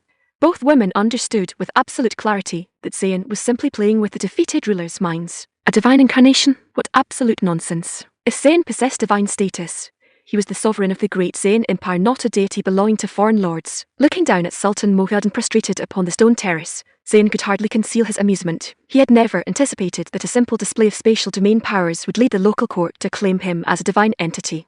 Splendid, Zayn thought with a satisfied smile. Since they hold such beliefs, securing absolute obedience across this subcontinent shall prove effortless. Turning toward Princess Shireen with a smooth smile, Zayn gestured for her to step forward. Shireen, swept up in a mixture of reverence and excitement, stepped toward the sofa, stopping 3 paces away. Come closer, Zayn invited, waving a broad hand. Sit beside me. Shireen's heart hammered against her ribs like a trapped bird. To sit beside the supreme sovereign was a sacred grace beyond mortal dreams. Stealing her posture, she stepped forward on trembling, excited feet. Prostrated on the stone flags, Sultan Mohiuddin kept his forehead pressed to the terrace, yet strained his eyes upward to watch. His youngest daughter was drawing closer to the emperor. Subhanallah, Mohiuddin marvelled silently, trembling with intense joy. A sacred blessing has descended upon our house. As Shireen reached the sofa, Zayn reached out, wrapping a broad arm around her slender waist and pulling her down beside him onto the soft leather cushion. Her waist was supple and smooth, her frame delicate, carrying a faint, exotic fragrance of rosewater and spices. Shireen's fair face flushed dark crimson, her heart hammering so wildly she felt breathless with delight. To receive such intimate favour from the Supreme Conqueror felt like a dream beyond comprehension. Zayn looked down at the young princess, his lips curling into a cool, charismatic smile. From this day forth, you shall enter my private quarters as my royal consort. Shireen's dark eyes lit up with radiant joy. Curtsying upon the sofa cushions, she whispered breathlessly, I offer my deepest, humble thanks to your imperial majesty. Prostrated on the terrace, Sultan Mohiuddin nearly wept with overwhelming relief. His youngest daughter had been accepted into the imperial household as a royal consort. Old Mohiuddin, Zayn called out smoothly. Mohiuddin jolted, raising his face from the stone flags. Your humble servant is present, your imperial majesty. Since Shireen has entered my private quarters, and you serve as my local governor, how ought you to address her in formal court protocol? Arwell Mohiuddin stood frozen, his mind going completely blank. The complex web of court protocol presented a staggering dilemma. If he strictly observed her new elevation into the imperial household, ought he to address his own youngest daughter as noble mother, yet she remained his natural child, an unprecedented courtly contradiction. Merciful heavens, what a staggering dilemma. Mohiuddin cried internally, his weathered face flushing red with embarrassment, unsure how to reply without offending imperial decorum. Yet remaining silent constituted disobedience before the throne. Swallowing hard, Mohiuddin braced himself, offering a hesitant, trembling response. Your imperial majesty, in formal court protocol I ought to address her as noble mother. Jahanara and Wai Yeoning could no longer hold back their amusement, soft chuckles escaping their lips. The situation was absurd beyond measure. Zayn smirked, thoroughly enjoying the spectacle. The old ruler was not merely defeated, he had surrendered every shred of courtly pride. Glancing at Shireen's stunned expression, Zayn chuckled softly. You possess a sharp mind for protocol, old sultan, yet your form lacks complete devotion. Mohiuddin froze. Lacks complete devotion, where did I falter? Racking his brain frantically, his eyes suddenly snapped wide open as inspiration struck. Turning toward his daughter on the sofa, Mohiuddin dropped his forehead to the stone flags, chanting fervently, May noble mother enjoy eternal blessings. Your humble servant offers his solemn, absolute prostration. Jahanara and Wai Yeoning stood utterly dumbfounded. The old ruler's complete lack of dignity was staggering to behold. Though Shireen felt a brief wave of embarrassment at her father's prostration, the grand elevation of her status filled her with quiet pride. A quick learner, Zayn approved with a nod. "Rise, old Sultan. I thank your Imperial Majesty for your grand grace." Mohiuddin bowed deeply before standing up on trembling legs. With the barbecue grills heated, Zayn directed his trained maidens to assist with the preparation. Several maidens used modern lighters to ignite the charcoal, others washed fresh vegetables in basins, while some threaded marinated meats onto stainless steel skewers. The terrace bustled with organized, cheerful activity. Mohiuddin and Shireen watched the preparations in spellbound silence. Every modern item from the glowing lighters to the polished metal utensils aroused their endless curiosity and wonder. Once the coals glowed red, Zayn stepped over to the smaller grill, placing several plump, seasoned sausages onto the grate. Within minutes, the sausages sizzled over the open flame, their skins cracking slightly as a rich, savoury aroma wafted across the terrace. Subhan Allah. Mohiuddin sniffed the air, his mouth watering uncontrollably. He had never encountered so irresistible an aroma in all his years within the royal palace. Taking a hot sausage from the grill, Zayn presented it to Shireen. Shireen looked at the glistening, fragrant treat with a mixture of excitement and bashfulness. "Your Majesty, is this truly for me?" "Indeed," Zayn smiled smoothly. "Take a bite." Reaching out with delicate fingers, Shireen took the skewer and sampled a bite. Her dark eyes widened in instant, unadulterated delight. The outer skin was crisp and smoky, yielding to a juicy, savoury centre rich with sweet and aromatic spices. An explosion of flavour flooded her palate. It was undeniably the most delicious food she had ever tasted in her life. Beside her, Sultan Mohiuddin swallowed hard, his stomach growling loudly in the quiet evening air. He longed for a single bite of the Emperor's feast, believing that tasting such food would mark an eternal honour. Yet Zayn held zero intention of offering a skewer to the old ruler. Imperial delicacies were reserved for those within his private household. Throughout the evening, Mohiuddin stood respectfully beside the terrace, watching the feast unfold while his own belly twisted with hunger. Yet he dared not complain, feeling honoured simply to remain in the Emperor's presence. Late into the night, Zayn entered Princess Shireen's private quarters within the palace. Seeing his approach, Shireen's heart fluttered with intense, joyful anticipation. She had prepared for this hour with meticulous care, bathing in rose water and dressing in a sheer, exquisitely embroidered silk sari that framed her supple figure with enchanting grace. Zayn looked upon her with clear appreciation. Yet to heighten the playfulness of the hour, he drew upon his spatial domain. With a swift, silent flick of his mind, Zayn shifted his position into the shadowy corner behind the silk drapery, vanishing from her sight in an instant.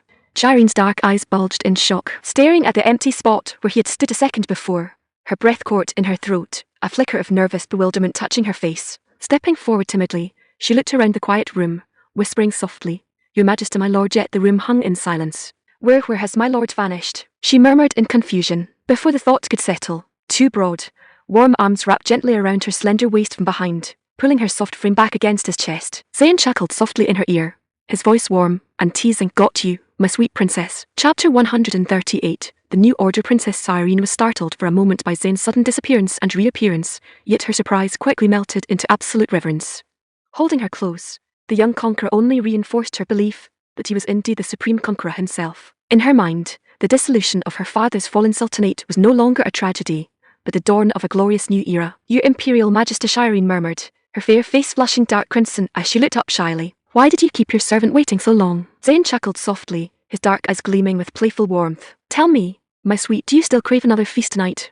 "Subhan Allah, yes," she whispered, her dark eyes sparkling with delight. "Your feast is sweeter than anything under heaven."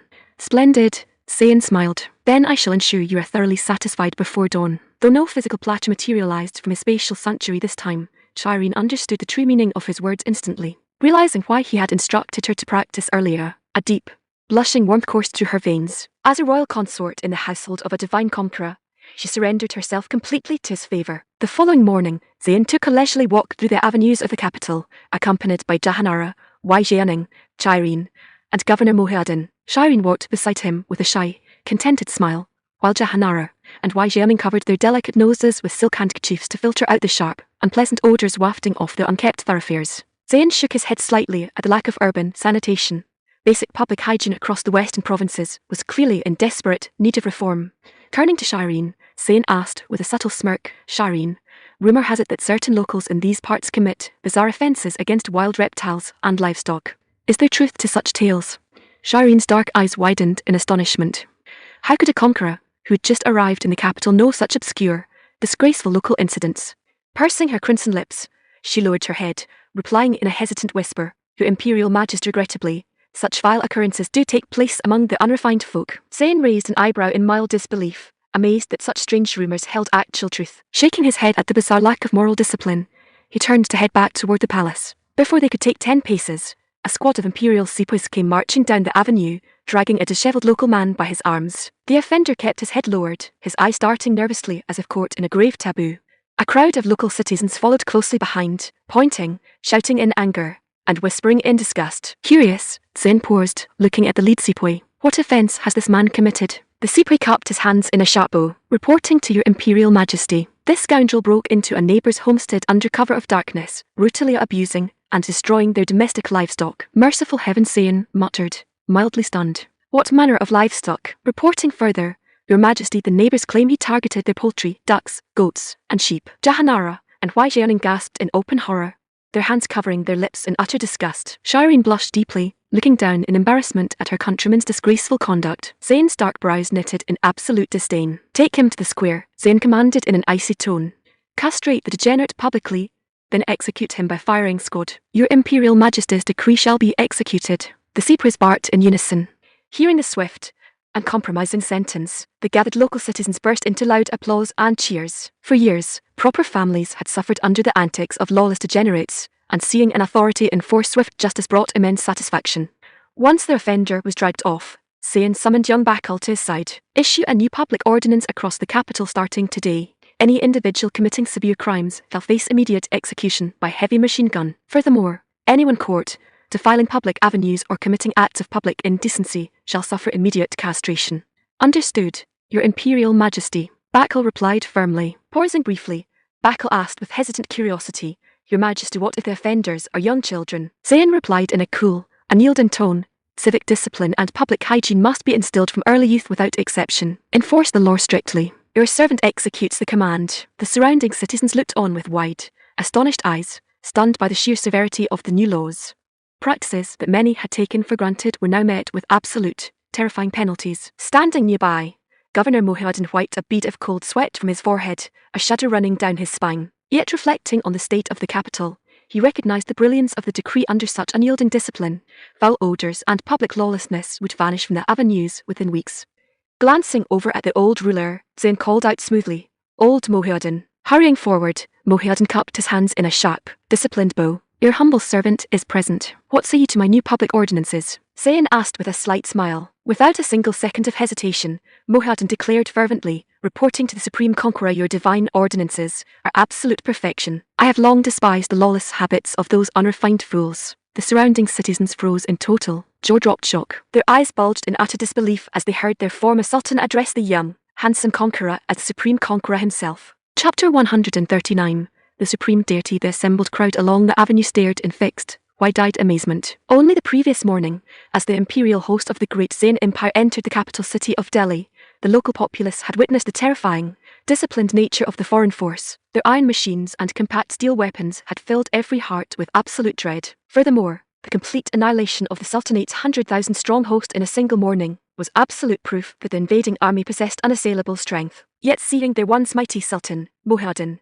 bowing like a humble servant before the young conqueror was an even more staggering sight. Could it be that this young man was truly the supreme creator, the divine incarnation himself? Yet compared to ancient temple portraits, the young conqueror appeared vastly different. Many suspected that Governor Mohiuddin, having surrendered his throne, was simply staging a desperate charade to preserve his own skin. Thus, the conqueror's divine status remained subject to quiet doubt among the local onlookers. Stepping forward from the front row, a bold local man scratched his head, asking in a hesitant, questioning tone, if he is the supreme creator, how can he possess the form of a Central Plains ruler? Governor Mohiuddin's face drained of all colour, a wave of sheer, frantic terror washing over him. Absolute insolence. How dare an unrefined commoner question the divine status of their emperor before his very eyes? The fool was courting immediate destruction. Pointing a shaking finger at the man, Mohiuddin shrieked hysterically, Insolence. Absolute insolence. Sensing the sudden, lethal tension, the man shuddered, his dark eyes bulging in fear. The surrounding crowd backed away in horror. They had never seen old Mohiuddin fly into so frantic a rage. It was clear the figure standing before him held the power to reduce the capital to ashes at a single word. Dropping to his knees on the dirt, Mohiuddin pressed his forehead flat against the road,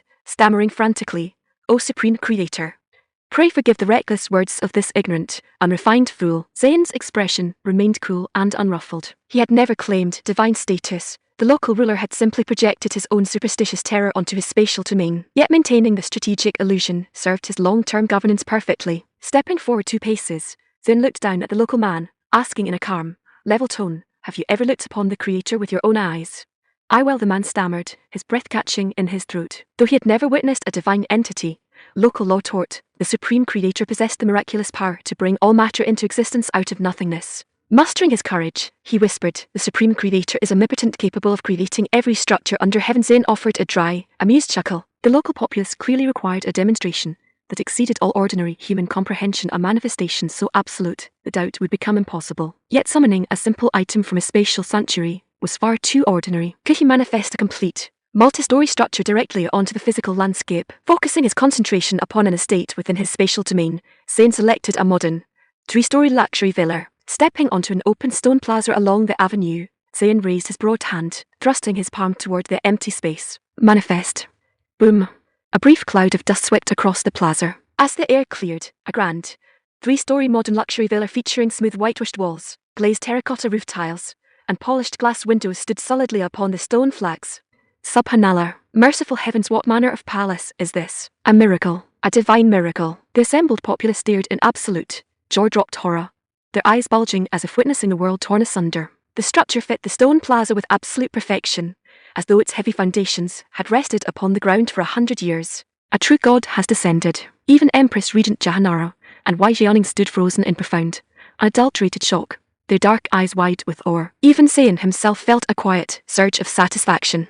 Unlike his earlier attempts, he felt zero trace of mental fatigue or dizziness. His spatial domain had expanded to a new evolutionary threshold. Upon returning to the capital of Darker, summoning entire modern complexes onto the landscape would prove entirely feasible. Governor Mohiuddin, trembling violently with sacred fervor, turned upon the stunned crowd, roaring at the top of his lungs, "You blind, ignorant dogs, what are you standing there for?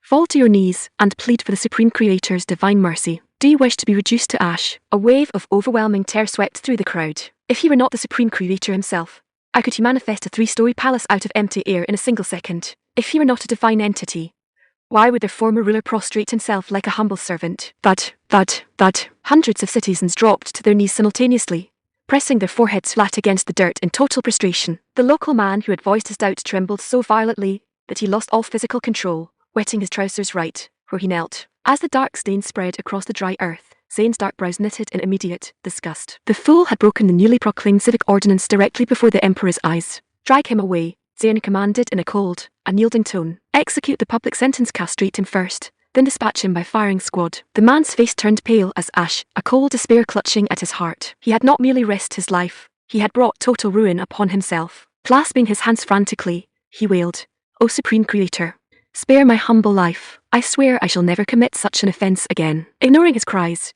2 red-clad sepoys stepped forward, grabbing his arms and hauling him away. The remaining citizens lay motionless upon the dirt, terrified that a single twitch might draw the Emperor's wrath upon their own heads. Within days, word of the total conquest of the Western Sultanate spread like wildfire across every regional kingdom and principality of the subcontinent. The surrounding courts were gripped by absolute, paralyzing horror. They could scarcely comprehend how the dominant power of the Western Plains had vanished in a matter of weeks. What manner of terrifying host possessed the strength to uproot so vast a kingdom overnight? Yet shortly afterward, an even more miraculous report reached their capitals. The Supreme Creator himself had descended upon New Delhi, commanding the invincible host.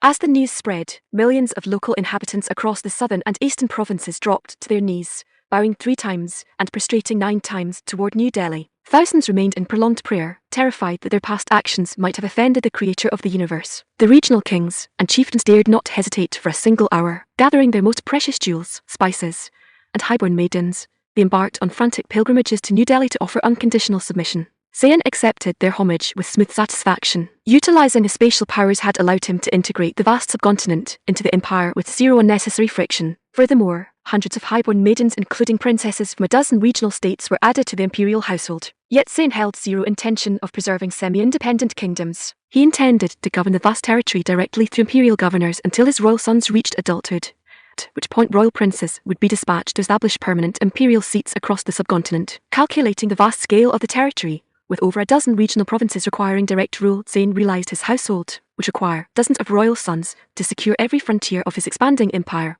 A month later, having established strict administrative order and deployed an imperial garrison across New Delhi, Zayn boarded his luxury flagship alongside his consorts and the newly selected maidens, setting sail westward across the ocean once more. "Our next destination," Zayn announced smoothly, looking out toward the horizon, the great British realm. Chapter 140.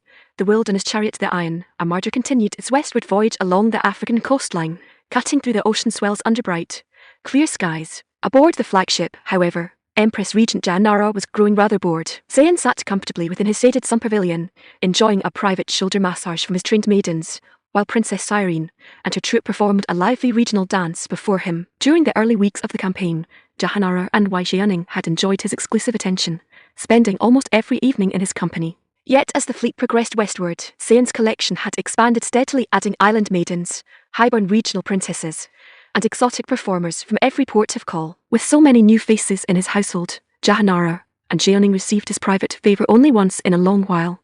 "My love," Zayn remarked smoothly, noticing her quiet, pouting expression as the dancers twirled across the deck. "Why does a shadow rest upon your fair brow?" Jahanara pursed her soft lips, looking down. "Your Majesty, it is nothing." Zayn offered a warm, knowing smile. Motioning to the attending maidens to step back, he stood up from his reclining chair and stretched his arms. Lazing about on the upper deck was undoubtedly comfortable, yet lingering too long in one place dulled the spirit.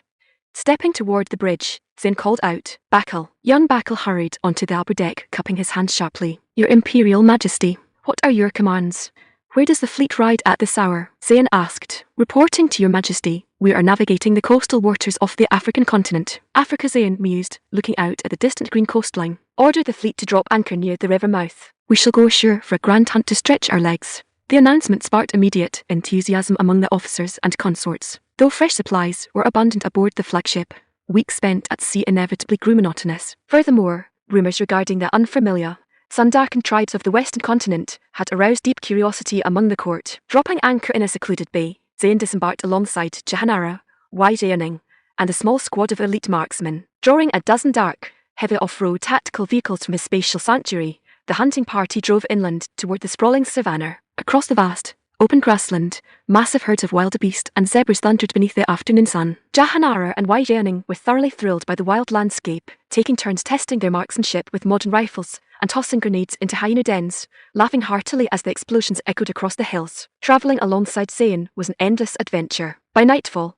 the cargo beds of every tactical vehicle were loaded with choice game. "Your Majesty, the sun has set," Jahanara remarked, her fair face flushed with joy as she held Zayn's hand upon the grass. "We ought to return to the flagship before total darkness falls." "We have only just escaped the confines of the ship, my love," Zayn chuckled, wrapping his arm around her slender waist. "Why rush back to sea? Are you afraid we might encounter local night dwellers in the dark?" Jahanara's dark eyes lit up. "Do you mean we shall pitch camp right here on the open plain?" Zayn nodded smoothly, a playful glint in his eyes. Yet Jahanara hesitated, looking around the open savannah with a soft blush. "The open plain offers zero privacy, and the sepoys are stationed all around us." Reading her thoughts instantly, Zayn let out a rich laugh. "Set your heart at ease." Sweeping his sleeve with casual grace, Zayn summoned a massive, super luxurious modern recreational motorhome directly onto the grass. Jahanara gasped in astonishment, inspecting the polished, house-like carriage. "Your Majesty, what manner of royal chariot is this?" "Consider it a mobile mansion," Zayn smiled, winking at Wai Jianing. "We shall spend the night inside." Wai Jianing blushed dark crimson, understanding his unspoken meaning completely. After enjoying a rich feast of roasted wild game over an open campfire, Zayn led Jahanara and Wai Jianing inside the luxurious motorhome, drawing tailored modern garments from his spatial sanctuary for them to change into. The two women hurried into the sleek private shower room, emerging a short while later with shy, blushing smiles. Lying back upon the plush leather sofa, Zayn looked up with deep satisfaction. Jahanara wore a form-fitting pencil skirt and a tailored silk blouse, her slender legs encased in sheer black stockings that caught the soft interior lighting. Her supple curves and tapered waist presented an irresistible, striking silhouette. "Does your consort look pleasing, husband?" Jahanara asked softly, sitting beside him on the sofa. "Breathtaking, my love," Zayn smiled, placing a broad hand upon her knee while gesturing for Wai Jianing to join them. Outside the motorhome, Bakal stood guard 20 paces away, scratching his head as he watched the large vehicle rock rhythmically upon its heavy rubber tires. "How strange," Bakal muttered to himself in total bewilderment. "The engine is turned off, yet the entire carriage sways so violently upon the grass. What manner of machinery powers this beast?" Puzzled, Bakal walked a slow circle around the perimeter. Seeing zero sign of danger, he shrugged and stepped back to his post. Half an hour later, Bakal returned, noting the vehicle was still swaying continuously upon its suspension. "Merciful heavens," Bakal chuckled quietly, shaking his head. "How does anyone catch a wink of sleep with all that bouncing?" Walking over to the outer sentry post, Bakal found 5 sepoys gathered around a campfire, roasting meat and sharing chilled bottles of ale. A sepoy raised a glass with a broad grin. "Commander Bakal, Care to join us for a drink? Bakal raised a stern hand. Cease your drinking. If everyone grows tipsy, who shall maintain proper vigilance over His Imperial Majesty's security? The sepoy offered an apologetic smile. Understood, Commander. Zero alcohol shall touch our lips. Before the words could settle, a dense, rustling sound echoed from the dark tall grass beyond the firelight. Bakal's expression hardened instantly. Vigilance. Something approaches. The sepoys dropped their mugs, snatching their rifles off the gear racks. Commander, could it be wild beasts? Position the lead tactical vehicle. Bakal ordered sharply. Engage the high-beam searchlights. A sepoy leapt into the driver's seat of an off-road vehicle, switching on the heavy halogen searchlights. Two blinding beams of white light cut through the pitch-black wilderness, illuminating the savannah. The sentries froze in utter, jaw-dropped shock. Stretching across the darkness before them stood a dense, shadowy host of tall, dark-skinned tribal warriors, their painted forms blending almost seamlessly with the night as they advanced in silent formation. What under heaven is that? A sepoy gasped. Commander. Another shouted, leveling his rifle. There are thousands of them. They are surrounding our camp. Bakal drew his sidearm, racking the slide with a sharp metallic click. Human or beast, if they threaten His Imperial Majesty, cut them down. Fire. Ban. A single gunshot shattered the quiet wilderness, followed instantly by the continuous chatter of automatic rifles. Wat-tat-tat-tat-tat. From the dark ranks ahead came a sudden, terrifying chorus of war cries, and whistling wooden spears cutting through the air. The sudden roar of gunfire echoed across the camp, alerting the outer patrol vehicles, which thundered over to reinforce the perimeter. Inside the luxury motorhome, Zayn sat up abruptly from the soft cushions, his dark brows knitting in deep annoyance. Confound it, Zayn growled. Who dares interrupt my evening entertainment? Jahanara and Wai Jianing sat up nervously, pulling their silk robes over their shoulders as a continuous roar of automatic fire rattled the glass windows of the vehicle. Chapter 141, Clearing the magazine soon. As heavier automatic fire ripped through the shadows, the dark shapes receding into the tall grass vanished like a retreating tide. Bakal jumped into the passenger seat of an off-road tactical vehicle, eager to inspect the perimeter. Merciful heavens! What manner of creature is that? Stepping out of the vehicle, Bakal stared in genuine astonishment at a dark, motionless form sprawled across the trampled grass. Though the night obscured the details, the fallen figure undeniably possessed a human shape. The driver squinted in the beam of the vehicle's headlights, gasping softly. Commander, it looks like a man. Bakal's dark brows knitted in thought. Could it be one of the dark-skinned night dwellers spoken of in sea tales? The vehicle rolled to a stop beside the fallen form. As the sentries shone their high-powered flashlights down, their eyes widened in total amazement. It was indeed a man, his skin so deeply, uniformly dark, that without the bright beam of light, distinguishing his form against the night was nearly impossible. Bakal squatted beside the body, marveling quietly. Subhanallah, can a mortal man truly be born this dark? A sepoy standing nearby chuckled nervously. How many years has it been since the fellow last took a bath? Bakal reached out, rubbing his fingers firmly across the fallen man's arm. Seeing that the dark pigment remained entirely unchanged, he stood up, shaking his head. Nonsense. The skin itself is naturally dark. No amount of water could ever wash it pale. Hearing his words, the surrounding sepoys immediately squatted down, rubbing the arms of the fallen warriors at their feet in silent curiosity. Bakal felt an unexpected, lingering intrigue. If the men of these western plains were born so uniformly dark, did the women carry the exact same deep shade? Looking over at his men, he cleared his throat, commanding, search the perimeter. See if any female warriors were among their ranks. The sepoys grinned broadly, their dark eyes flashing with amused humor. One sepoy offered a bold smirk. Commander, even among the fallen you leave zero stone unturned. Bakal's face flushed dark crimson, and he glared at the sepoy furiously. Silence, you rascal. Execute my order. Another word of nonsense, and I shall have your lips sewn together with sailthread. The sepoys offered sheepish grins, hurrying into the tall grass to examine the fallen host.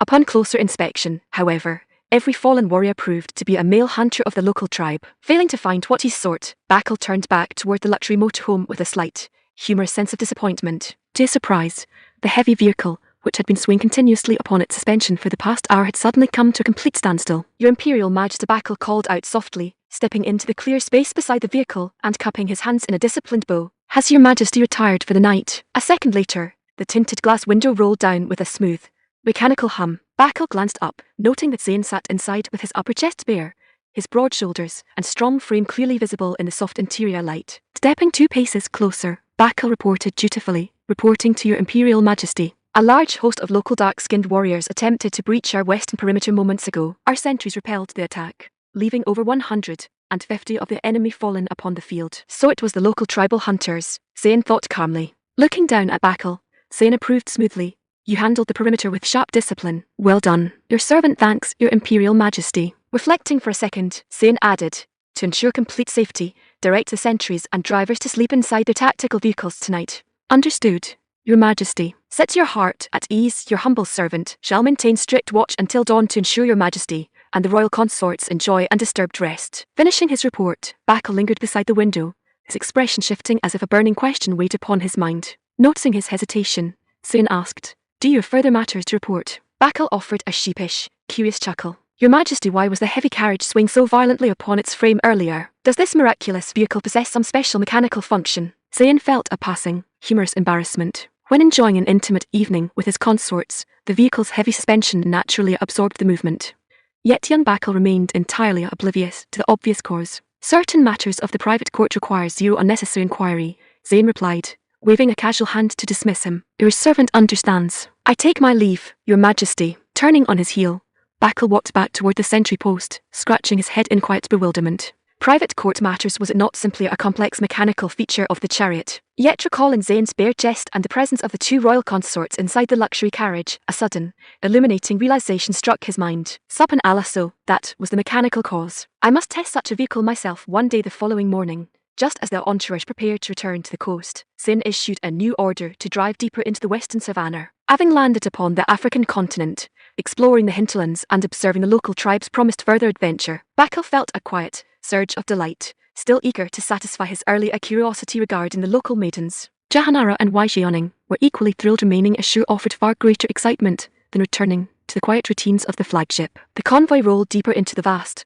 open grassland. Before 2 hours had passed, the lead tactical vehicle came to an abrupt halt along the ridge. Stretching across the valley directly ahead stood a massive, dense host of dark-skinned tribal warriors, brandishing spears and wooden shields. The assembly numbered easily 8,000 to 10,000 men, filling the plain as far as the eye could see. The driver instantly engaged his hazard lights to signal the trailing vehicles, picking up his field binocular to observe the valley. Through the lenses, he saw the tribal warriors baring their teeth, shouting fierce war cries as though seeking retribution for the previous night's engagement. Moments later, Zayn's command vehicle pulled up alongside the lead scout. Stepping out onto the grass, Zayn looked down at the vast assembly with cool, unruffled composure. Beside him, Jahanara and Waixioning calmly raised their modern automatic rifles, resting the barrels against the vehicle doors. Down in the valley, the tribal host launched a sudden, sweeping charge. Moving with incredible speed like wild leopards darting through the brush, thousands of warriors surged up the slope, their terrifying war cries echoing across the plain. Zayn stepped to the front of the tactical vehicle, pointing a single finger down the slope. "Those who dare threaten the imperial host shall find zero mercy under heaven," Zayn declared,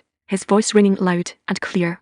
"Sepoys clear your magazines." The red-clad marksmen stepped into line, raising their automatic rifles in tight, disciplined formation. Wat-tat-tat-tat-tat. A wall of lead tore down the hillside like a sudden hurricane sweeping through dry grass. Ranks of charging warriors collapsed instantly upon the dirt. Merciful heavens, run, run for your lives. During the dark of the previous night, the tribal elders had failed to grasp the true nature of the imperial weapons. Yet under the bright morning sun, the absolute, terrifying power of the compact steel devices was laid bare. The tribal host stood paralyzed in sheer, jaw-dropped horror. A mere handful of red-clad sepoys, standing casually beside their metal chariots, held zero fear before an assembly of 10,000 men, inflicting absolute, devastating slaughter in a matter of seconds. The promise of their elders to capture the foreign camp vanished like smoke. Within 3 minutes, the tribal host abandoned hundreds of fallen warriors upon the slope, turning on their heels and fleeing into the wilderness faster than startled antelopes. They launched a charge only to turn tail at the first volley. Zayn chuckled dryly. "Pursue them." Boarding his command vehicle, Zayn set off down the slope in swift pursuit of the fleeing host. Chapter 142. The Iron Bastion. The motor convoy crested a high ridge, the diesel engines humming smoothly as the off-road vehicles came to a halt along the grassy summit. Stepping out onto the brow of the hill, Zayn looked down into the broad valley below. His dark eyes narrowed slightly as he surveyed the landscape. Stretching across the entire plain stood a vast, dense host of local tribal warriors, a dark, impenetrable wall of spears and wooden shields that multiplied several times over the force encountered earlier. Tens of thousands of warriors were arrayed in tight battle ranks, their painted faces turned toward the ridge. It was clear the regional chieftains had gathered their full tribal strength to force a final, decisive confrontation. Observing the immense, overwhelming numbers from the passenger seat, the sepoys felt a passing chill run down their spines. The tribal host numbered easily 40,000 to 50,000 warriors, while their own hunting detachment consisted of barely 50 red-clad marksmen. Though their modern automatic rifles held absolute superiority in firepower, a desperate, fanatical charge across open ground presented genuine danger. Bakal stepped forward to Zayn's side, his dark brows knitted in concern. "Your Imperial Majesty, Allow me to dispatch a swift vehicle back to the coast at once to summon our heavy infantry divisions. Zero need, Zayn replied calmly, waving a broad hand to dismiss the suggestion. Why bring a heavy war galley to catch a river cap? Our current force is more than sufficient. Bakal hesitated, his tone anxious. Yet your majesty, the tribal host is vast. Should the ranks charge simultaneously? Zayn let out a rich, boisterous laugh. What is this? Bakal. Has a seasoned commander of the empire grown hesitant? Bakal instantly straightened his shoulders, declaring firmly, our humble servant knows zero fear. I'm merely concerned for your imperial majesty's absolute safety. Zayn clapped him warmly on the shoulder, a cool, charismatic smirk touching his lips. Set your heart at ease, my friend. When this engagement concludes, I shall personally select 2 choice maidens from the local estate to bestow upon your household. Bakal scratched his head in sheepish amusement, a broad grin spreading across his face. Your majesty, these local maidens, har har. Do not worry, Zayn chuckled warmly. I shall not pick maidens who are overly dark, lest you complain of my choice. Bakal waved his hands in frantic, humble protest. Never, your majesty. Whatever prize your imperial majesty bestows upon my estate, I accept with absolute, humble gratitude. Before their laughter settled, a scout sepoy came running up the slope from the rear guard, bowing sharply in breathless urgency. Reporting to your imperial majesty. A massive host of local warriors has appeared behind our position along the lower ridge. Zayn turned on his heel, looking back down the access track. Subhan Alar, he mused smoothly. Squeezing up the rear slope was another dense, dark wave of tribal warriors, easily 8 to 10,000 men cutting off the retreat. Concurrently, dark ranks of spearmen emerged along both the eastern and western flanks, sealing the ridge entirely. The regional chieftains had clearly planned a complete encirclement, determined to trap the imperial detachment upon the high ground. Jahanara stepped to Zayn's side, her dark eyes scanning the surrounding ridges. Your majesty, we are completely encircled. Zayn offered an effortless and ruffled smile. A minor inconvenience, my love. I command 100 ways to dismantle the trap. Jahanara looked at him with deep, trusting intrigue. How does my husband intend to resolve this host? Zayn pondered for a second, a cool, ambitious grin spreading across his features. If they rely on overwhelming human wave tactics, I shall meet them with an unassailable iron bastion. Tonight, we shall engage in a most thrilling defense. Hands resting casually behind his back, Zayn strolled toward an open, level patch of grass at the center of the ridge. Jahanara stood momentarily bewildered. An iron bastion, what manner of defense is that? Yet observing his calm, absolute composure, every trace of anxiety vanished from her heart. The surrounding sepoys watched his retreating form in breathless silence, waiting for the miracle that was sure to follow. Boom! A sudden, deep thunderclap echoed across the hilltop, accompanied by a rushing cloud of dust. As the air cleared, a colossal, 10-story modern concrete tower materialized directly upon the grass. The assembled marksmen gasped in utter, jaw-dropped shock, several uttering loud exclamations of horror. The massive structure before them was the towering multi-story building Zayn had spoken of. It stood far taller and grander than the 3-story estate he had summoned in New Delhi, its polished concrete walls and glass windows radiating an unassailable, modern authority. It was a magnificent, impregnable fortress. Jahanara raised her dark brows, a quiet realization dawning upon her mind. Stepping up beside Zayn, she asked softly, does your majesty intend to convert this tower into a central defensive stronghold? Zayn smiled warmly, nodding. You understand my mind completely, Jahanara. Without losing a second, Zayn directed the sepoys to drive all off-road vehicles directly into the ground floor transport bay of the tower. Once the entrance was secured, he drew vast crates of modern armaments from his spatial sanctuary: heavy machine guns, automatic rifles, crates of ammunition, and shoulder-fired rocket launchers, distributing them across the upper levels. With the defensive positions established, Zayn led Jahanara and running up the interior stairwell to the open rooftop observation deck. From the top of the 10-story tower, the panoramic view of the surrounding hills was absolute. Down on the plains, the tribal chieftains had halted their advance, staring up at the massive, 10-story concrete structure that had materialized out of thin air upon the ridge. Panic and confusion rippled through their ranks, yet driven by overwhelming numbers. Their hornblowers sounded the charge once more. Thousands of painted warriors surged up the slopes toward the tower, their terrifying war cries echoing across the valley like an oncoming tide. Looking down from the high parapet, Zayn felt a subtle wave of familiar excitement. The scene before him closely resembled an apocalyptic siege from modern fiction. Jahanara swallowed hard, adjusting her grip on her automatic rifle as she looked over the battlements. Your majesty, the enemy ranks are closing the gap. Shall we open fire? Zayn offered a firm, approving nod. Jahanara stepped up to the stone embrasure, leveled her rifle at her painted chieftain leading the forward wave, and squeezed the trigger. Bang, bang, bang. The heavy round struck true, sending the tall chieftain tumbling backward into the dust. The surrounding tribal warriors roared in blind, wild fury, baring their teeth as they rushed forward to avenge their leader. In an instant, heavy automatic fire erupted from every floor of the 10-story tower. Rat-tat-tat-tat-tat. Dozens of defensive firing positions staggered vertically across 10 floors, unleashed an overlapping 360-degree wall of heavy lead down the slopes. Within seconds, ranks of charging warriors were cut down like dry wheat before a scythe. Zayn stood watching with a warm smile as Jahanara and Wai Jianing worked their rifle positions with fierce, practiced discipline. Their fingers pressed continuously against the triggers, the recoil shaking their supple frames as spent brass casings rattled across the concrete roof. Though flushed with intense excitement, both women maintained sharp, organized discipline, thoroughly enjoying the thrill of defending the high tower. Yet the vast tribal host, blind to the absolute lethality of modern automatic fire, continued to surge up the slopes like a dark, relentless tide, hurling themselves against the base of the Iron Bastion. Chapter 143, The Iron Dragon in the Sky. Within half an hour, the slopes surrounding the 10-story tower was littered with fallen bodies, their dark skin stained crimson. Yet driven by wild frenzy, the surviving tribal warriors continued to scramble over the mounds of the fallen, surging toward the concrete base as though the building held a mountain of gold. Forward! Crush the outsiders. Zayn watched from the rooftop observation deck, mild surprise flickering in his dark eyes. The regional chieftains clearly harbored zero fear of death. The scene unfolding below closely mirrored an apocalyptic horde sweeping across the landscape.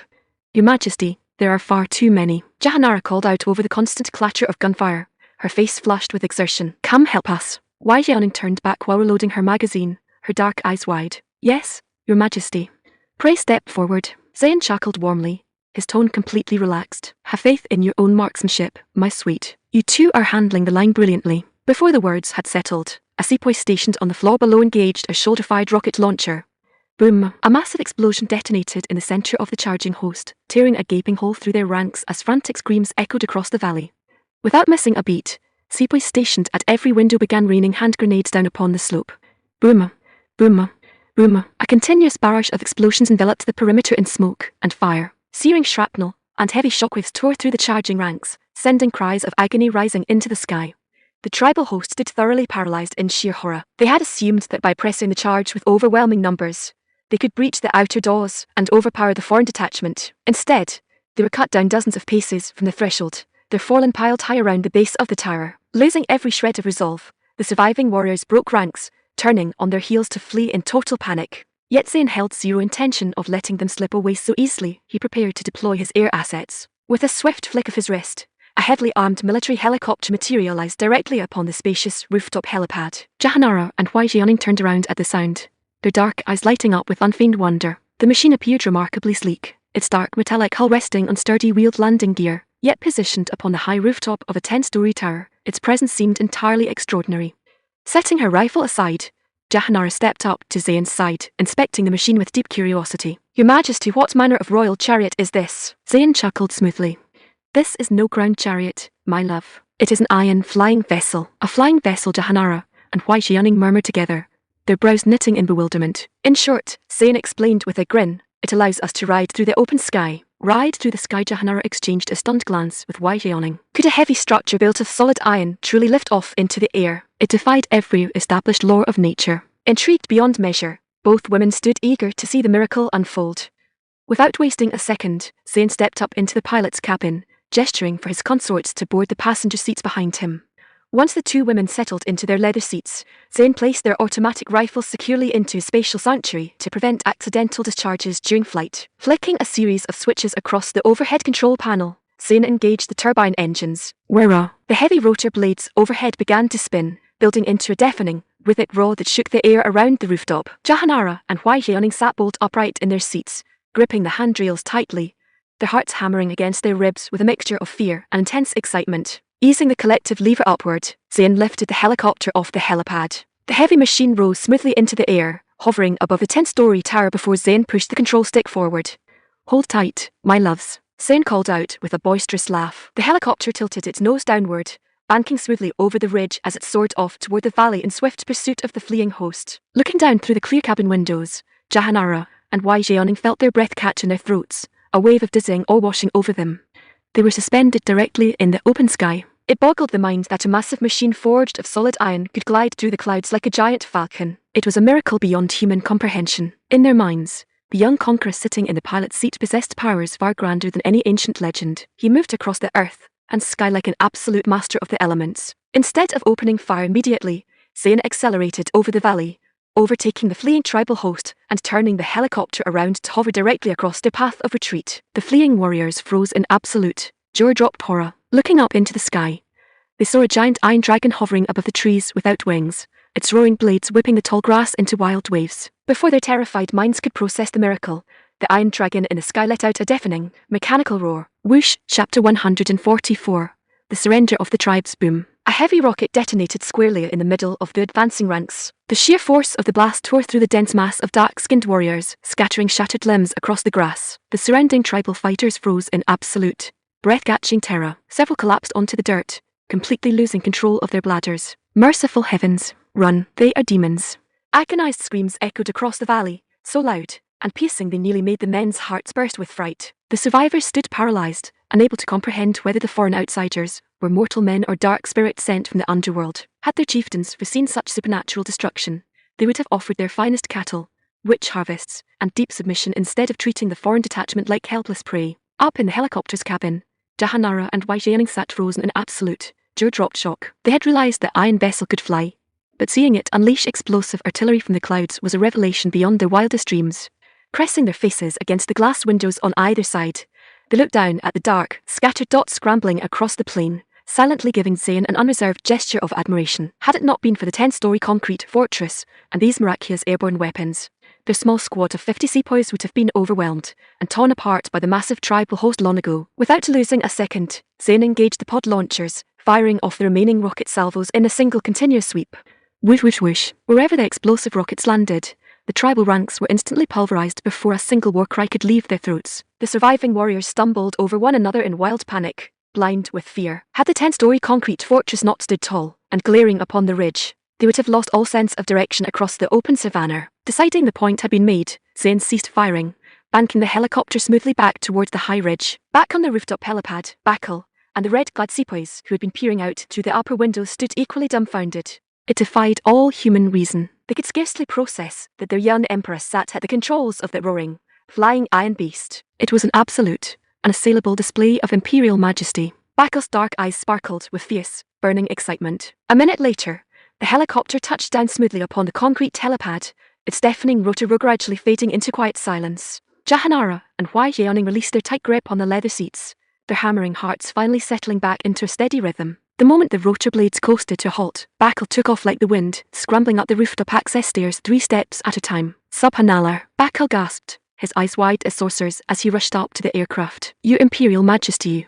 you can truly ride through the clouds. He began touching the polished metallic hull with trembling fingers, completely consumed by unbridled wonder. Zayn stepped down from the pilot's cabin, resting his hands behind his back with a warm, boisterous laugh. Arhar, a fine machine, is it not, Bakal? Bakal nodded frantically, his head moving like a wooden puppet. It is magnificent, Your Majesty, truly magnificent. I wish to soar through the sky as well.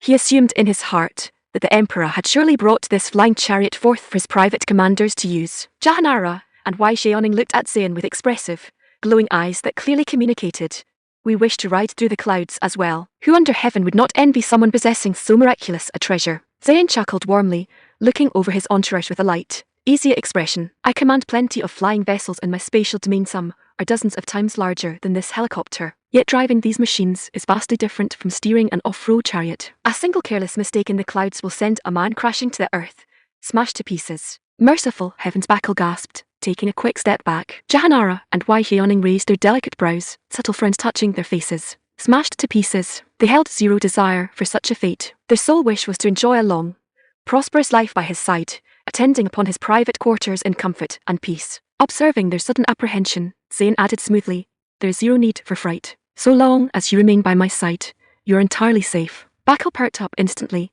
asking eagerly, Your Majesty, does that mean your humble servant might learn to steer one as well? Zayn offered a firm nod. Provided you follow my instruction carefully, mastering the controls shall prove simple enough. Bakal's face lit up with intense delight. Your servant offers his boundless thanks to your Imperial Majesty. Jahanara, unable to contain her curiosity, pointed a delicate finger toward herself. Husband, what of me? Zayn's lips curved into a warm, teasing smile. You once governed a realm as an empress, my love, so your intellect is naturally sharp. Provided you study the instruments with care, handling the vessel shall prove effortless. Jahanara blushed dark crimson. Had he not mentioned it, she would have almost forgotten her past as a sovereign ruler. Reflecting upon it now, sitting upon a rigid palace throne carried zero appeal compared to the free, joyful life she enjoyed by his side. Husband, it is settled then. she murmured softly, her dark eyes shining. You must instruct me personally. Zayn nodded warmly. Of course, my love. It shall be my pleasure. Bakal stepped forward, cupping his hands. Your Majesty, the tribal host has completely scattered into the wilderness. Shall we return to the coast and board the fleet, or press further westward across the plains? Zayn looked up at the midday sun blazing overhead. It is noon, Bakal. We shall enjoy our midday meal before deciding our next course. Yet as the sepoys set up the camp tables inside the ground floor transport bay, an unexpected incident occurred. A small delegation of dark-skinned tribal elders arrived at the base of the 10-story tower, dropping to their knees upon the dirt and holding their hands above their heads in total prostration. Realizing the local chieftains had come to offer unconditional submission, Zayn directed the sentries to escort the paramount chieftain up to the top floor. The paramount chieftain entered the grand room with extreme hesitation, his body trembling like a leaf in an autumn wind. Yet as his eyes took in the smooth whitewashed walls, glass windows, and plush modern furnishings, unbridled curiosity flickered across his face. Remembering his perilous situation, he dropped heavily onto his knees before the leather sofa where Zayn sat, pressing his palms together in a frantic bow as a stream of unfamiliar tribal dialect poured from his lips. Atterstall! And percentasterisk Zayn's dark brows knitted in mild amusement. What manner of gibberish is he muttering? The chieftain, unable to understand a word of Central Plain speech, gestured frantically toward the open window, pointing down at the distant savannah while repeating, Zayn turned to Jahanara, asking with a slight smile, My love, what do you suppose this fellow is trying to communicate? Jahanara pondered for a moment, her dark eyes inspecting the chieftain's anxious gestures. Husband, could he be begging your majesty to visit his tribal settlement? Chapter 145. The Grand Order. Jahanara's initial guess proved entirely correct. When Zayn, accompanied by Jahanara, Wai Jeoning, and his personal guard, descended the interior stairwell of the 10-story tower, they found the outer courtyard completely blocked by a towering mound of fallen tribal warriors. The dark-skinned figures lay stacked layer upon layer, their blood staining the earth a deep crimson. The sheer sight was enough to send a cold shudder down the spine of any ordinary traveller. Yet for Zayn, such an obstacle presented zero difficulty. He held zero intention of scrambling over the fallen. Fixing his focus upon the centre of the mound, Zayn gave a casual flick of his wrist. Whoosh! In a fraction of a second, a large section of the fallen host vanished into thin air. The tribal chief, following closely behind, stared with eyes bulging so wide they nearly popped from his sockets. His heart hammered against his ribs in absolute, paralyzed terror. Is this conqueror a mortal man or a dark spirit from the underworld?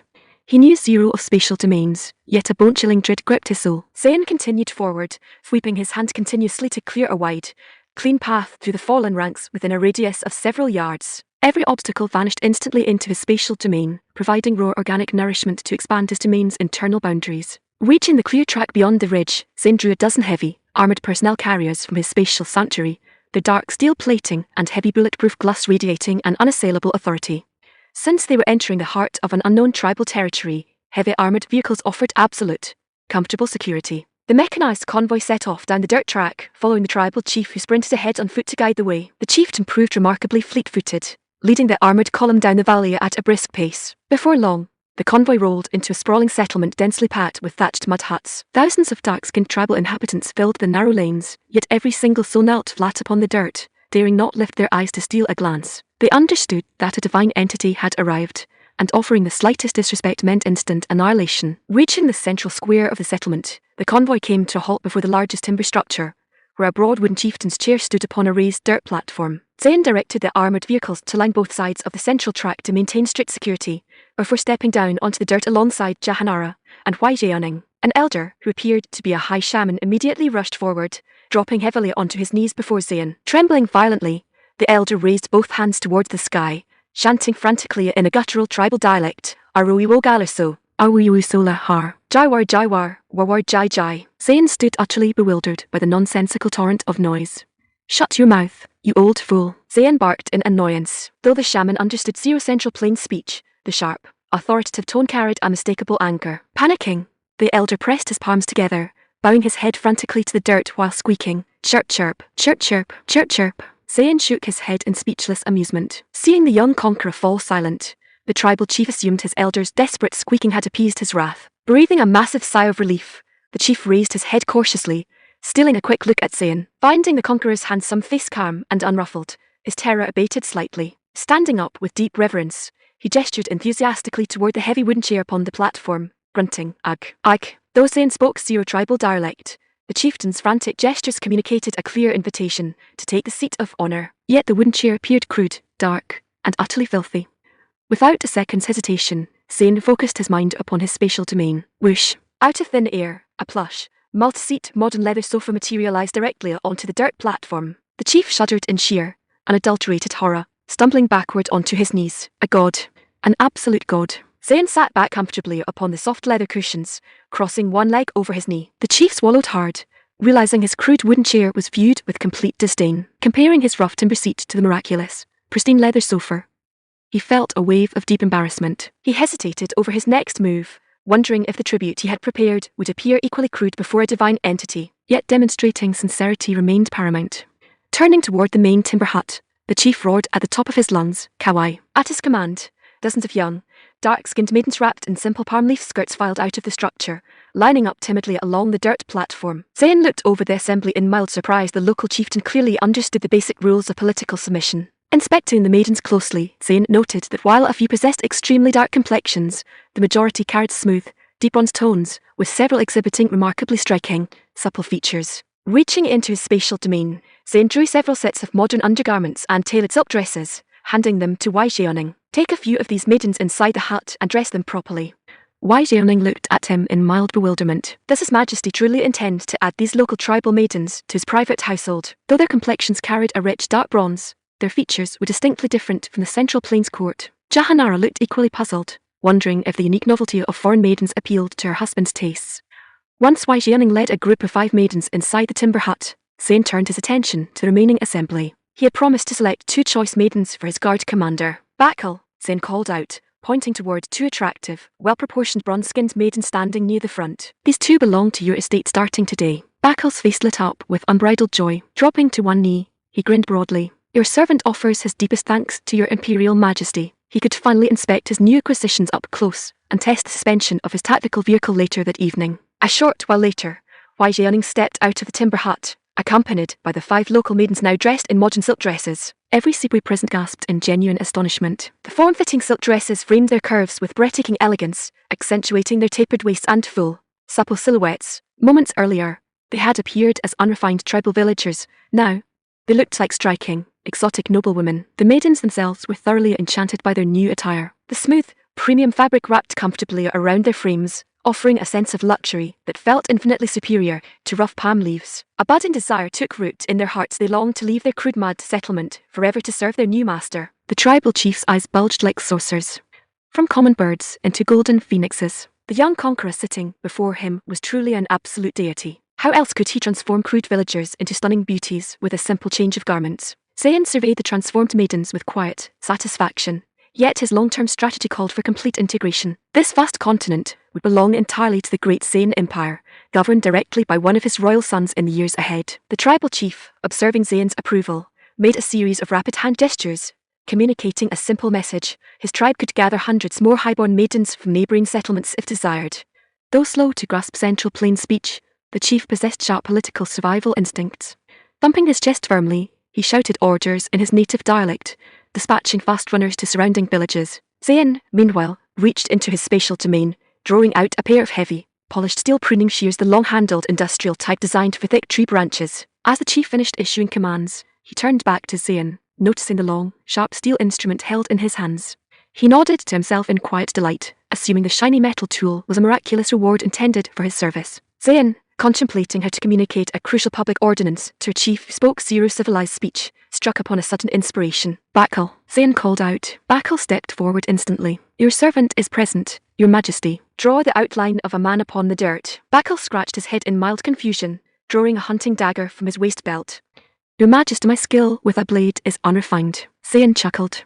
"Refined or not matters zero. Simply draw the figure." Biting his lip, Bakal squatted upon the dirt, using his dagger point to etch a crude human figure into the hard earth. Standing up a moment later, he offered a sheepish grin. "Your Majesty, the drawing is complete." Zayn looked down at the sketch. The figure featured a round head, 2 arms, 2 legs, basic facial features, and even a small dot for a navel. Yet it lacked a single, critical anatomical detail required for his demonstration. "Look closer, Bakal," Zayn smiled smoothly. "You have omitted something essential." Bakal scratched his head again, inspecting his crude drawing from top to bottom. A head, 2 arms, 2 legs, what could possibly be missing? Suddenly, his eyes snapped wide open as realization struck his mind like a lightning bolt. Subhanalar, I understand. Bakal gasped, a broad grin spreading across his face. Jahanara and Wai Xiaoning looked on in mild bewilderment, curious to see what detail had been overlooked. Bakal squatted down once more, using his dagger tip to add a distinct, prominent vertical line between the figure's legs. Jahanara and Wai Xiaoning understood instantly, a soft crimson blush rushing up their cheeks as they looked away with quiet chuckles. Standing up, Bakal looked at Zayn with a proud, beaming smile. Your Majesty, is the illustration correct now? Zayn approved with a warm nod, then gestured for the tribal chief to step forward. Come here, old chief. The chief bowed and scraped, stepping up to the edge of the dirt platform with an eager, expectant smile, waiting to receive his shiny steel reward. Zayn pointed his boot at the vertical line Bakal had drawn between the figure's legs, then held up the heavy industrial pruning shears, making a sharp, snapping motion with the long blades. Clack, clack. Pointing directly at the chief and his surrounding warriors, Zayn declared in a clear, resonant voice, clack, clack. Do you understand? Chapter 146, the grunt in a sharp, snapping motion accompanied by a cold, metallic sound. Did the conqueror mean to sever their manhood entirely? The tribal chief's dark eyes widened in absolute, paralyzing horror, his jaw dropping so far his mouth hung open in total shock. He gasped for breath, his face turning an ash-grey shade beneath his dark skin. The shiny steel tool was no miraculous reward for service, but a terrifying instrument of absolute punishment. Merciful heavens, why was I so reckless as to attack their camp last night? He raged silently at himself. Now I have brought total, unassailable ruin upon my house. Dropping heavily onto his knees, the chief raised his hand toward the sky, wailing in a frantic, desperate torrent of tribal speech. Warara, wua wua, warara. He pleaded frantically for mercy, his voice thick with unadulterated terror. Zayn looked down at him with cool, unyielding eyes, making another sharp, snapping motion with the heavy industrial pruning shears. Clack, clack. Thrusting the handles toward the chief, Zayn offered zero room for negotiation. The chief's face drained of all color. He understood with absolute clarity that defying the young emperor's command meant instant, total annihilation for his entire tribe. Trembling violently, he raised his hand to receive the heavy steel shears, slowly rising to his feet. Yet Zayn knew a single pair of shears would take days to process thousands of warriors. With a swift flick of his mind, Zayn drew dozens of identical long-handled steel pruning shears directly from his spatial sanctuary, letting them clatter onto the dirt platform. Seeing the pile of gleaming steel shears, the chief's heart bled with bitter despair. Yet daring not hesitate for a second, he turned to the kneeling crowd, shouting frantic orders in his native dialect. Dozens of sub-chieftains stepped forward timidly, each picking up a pair of heavy shears from the pile. The paramount chief launched into a rapid, urgent explanation of the emperor's decree. Though their skin carried deep bronze tones, every sub-chieftain's face paled visible with absolute, jaw-dropped shock. The conqueror intends to destroy our entire bloodline. This is utter madness. Yet recalling the terrifying roar of the Iron Dragon in the sky, and the explosive artillery that had pulverized thousands on the slope, they knew resistance was pure suicide. Preserving their mortal lives remained their sole, desperate priority. Dispersing into the vast crowd, the sub-chieftains began executing the decree under the watchful eyes of the red-clad sepoys. Clack, clack, clack. Within seconds, agonizing screams resembling slaughtered livestock echoed across the settlement. Men rolled upon the dirt in intense agony, while others thrusted violently on the ground like madmen. The surrounding population trembled in absolute, paralyzed terror, their dark eyes wide with horror. Jahanara and Wai Xiaoning turned their faces away, unable to look upon the grisly scene. The sheer physical agony of such a punishment was staggering to imagine. Stepping closer to Zayn, Jahanara asked in a low, curious whisper, "Husband, why enforce so severe a castration decree upon these local tribes?" Zayn smiled calmly, looking out over the plain. An ancient adage teaches those who share not our culture and heritage shall invariably harbour divided loyalty. Jahanara pondered his words, then asked softly, "Why not simply dispatch them with our modern rifles?" Zayn placed a broad hand upon her slender waist, chuckling softly. "Execution by rifle is a swift end, my love, but we are a civilized court. We must employ strategic, long-term methods. Eliminating tens of thousands simultaneously across a vast continent is inefficient." Jahanara raised her dark brows slightly. She recalled that Zayn's policy regarding the offshore island kingdom had been a systematic gathering of highborn maidens into the mainland. Though the method differed slightly across regions, his long-term governance strategy remained entirely consistent: gradual, absolute integration. A short while later, a sub-chieftain arrived at the central square leading a massive procession of 200 to 300 dark-skinned local maidens. Looking upon the agonizing scenes along the track, the maidens trembled violently, holding their breath in absolute terror. Seeing the maidens arrive, the paramount chief felt as though a lifeline had been thrown to him. He assumed presenting such a vast gift of local beauty would surely move the conqueror to grant imperial mercy. Walking up to Zayn with a humble, flattering smirk, the chief babbled a long stream of native dialect, his eyes filled with eager, desperate hope. Zayn read his fawning expression effortlessly.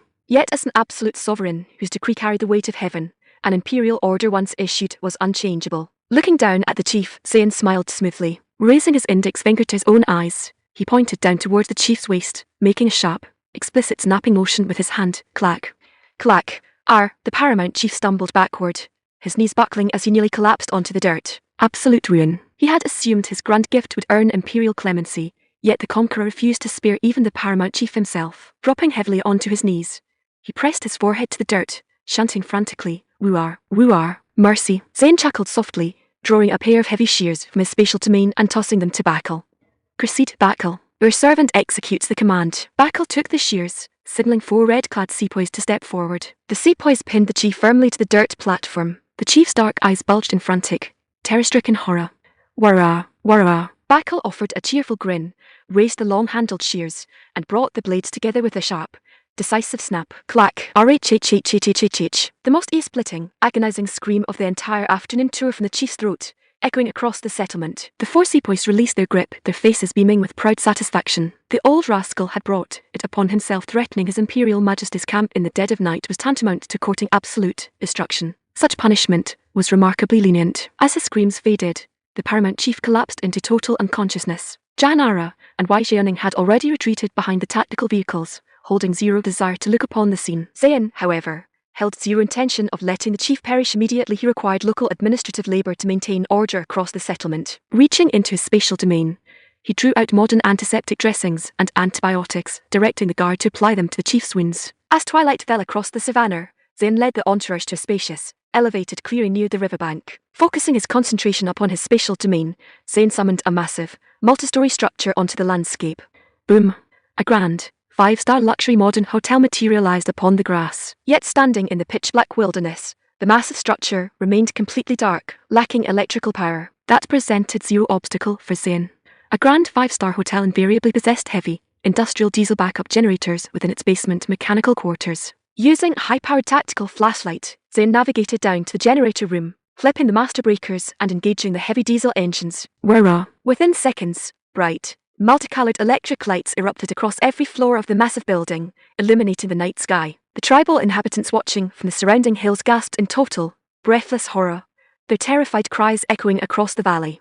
A colossal palace far taller and grander than the 10-story tower from earlier had materialized out of thin air, glowing like a mountain of pure, radiant stars. It was a miracle that defied all human comprehension. Stepping into the vast, marble-tiled lobby, Zayn was followed by Jahanara, Wai Xiaoning, and his consorts. The women walked with slow, tentative steps, their eyes wide with unadulterated awe as they surveyed the grand interior. The soaring ceilings, crystal chandeliers, polished marble pillars, and gleaming glass fixtures surpassed every traditional palace they had ever known. It represented the very pinnacle of luxury. Tonight, Zayn announced, his voice echoing across the grand lobby, we shall rest within this imperial inn. Jahanara came to her senses, stepping up to his side with an astonished smile. Husband, do you mean to say this grand structure is merely a traveller's inn? Hearing her awe, Zayn laughed heartily. To be precise, my love, it is a luxury hotel infinitely more comfortable than any traditional inn. While the grand lobby captivated the court, Bakal approached Zayn with a slightly bashful, hesitant expression. Your Imperial Majesty, Bakal stammered, scratching his head.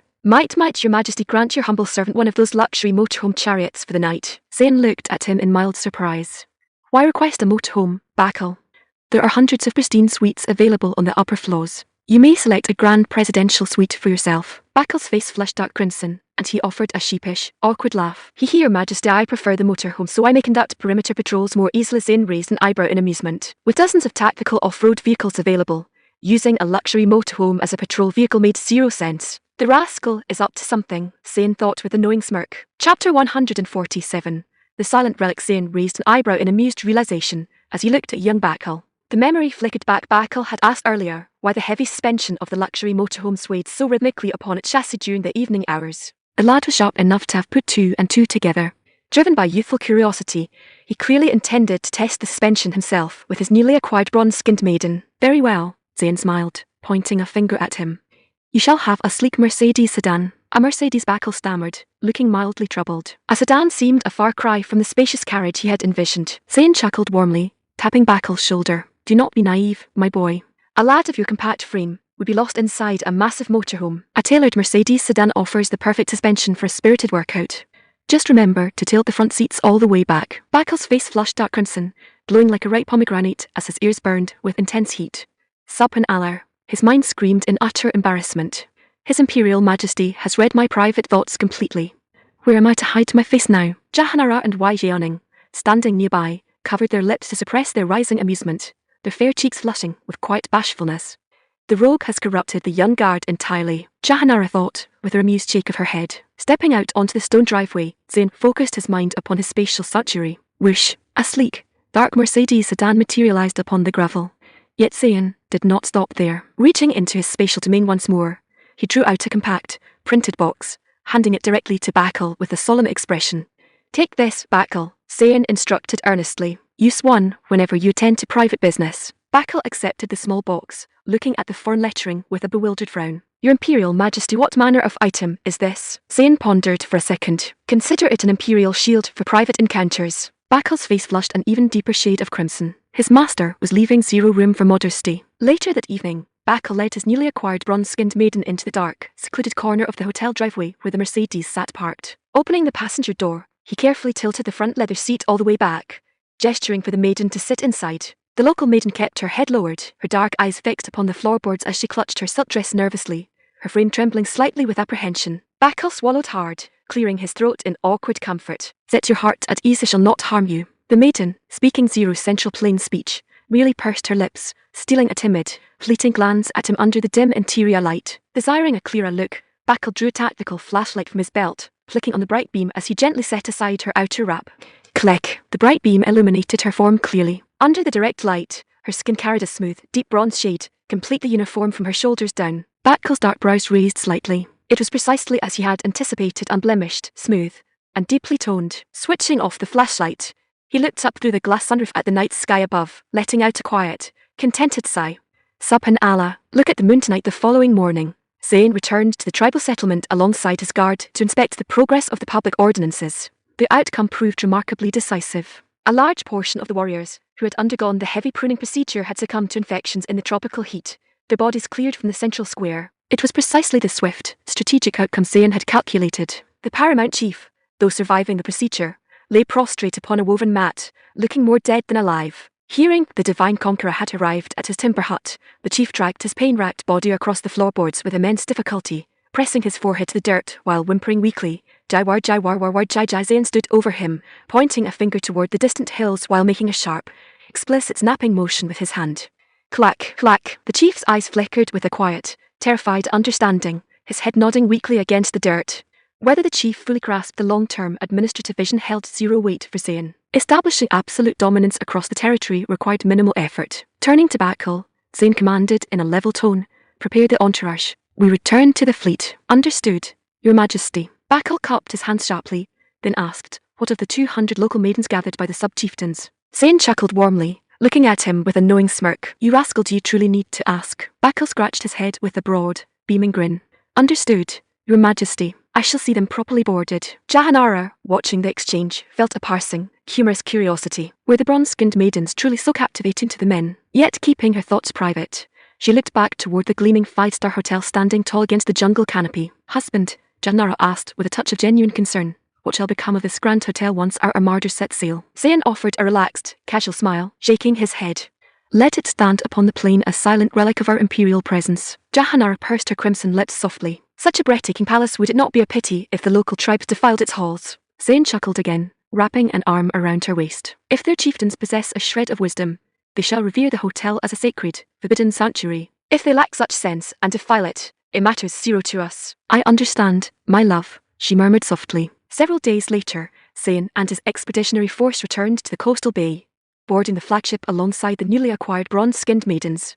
Apart from the 5 maidens dressed in tailored silk attire who entered the imperial quarters, Zayn distributed the remaining maidens among his senior officers and sepoys, providing ample supplies of his imperial shields to maintain health and order across the ranks. With anchors raised and sails unfurled, the Grand Armada set course once more across the open ocean, resuming its majestic voyage toward the western seas. Chapter 148, The Siege of London Town. 2 months later, on a crisp, mist-shrouded morning, the Grand Armada arrived in the southern sea lanes of the British realm. A dense, white fog hung low over the water, blanketing the coastline in quiet stillness. As the grey steel hulls of the lead warships emerged from the sea mist, the harbour watchmen along the shore caught sight of the massive vessels. Clutching their heads in sheer, hysterical panic, they began to shriek like madmen. Merciful heavens above, what manner of sea monsters are those? Look at the size of those ships. In the name of God, someone tell me if I'm dreaming. Quickly, sound the alarm.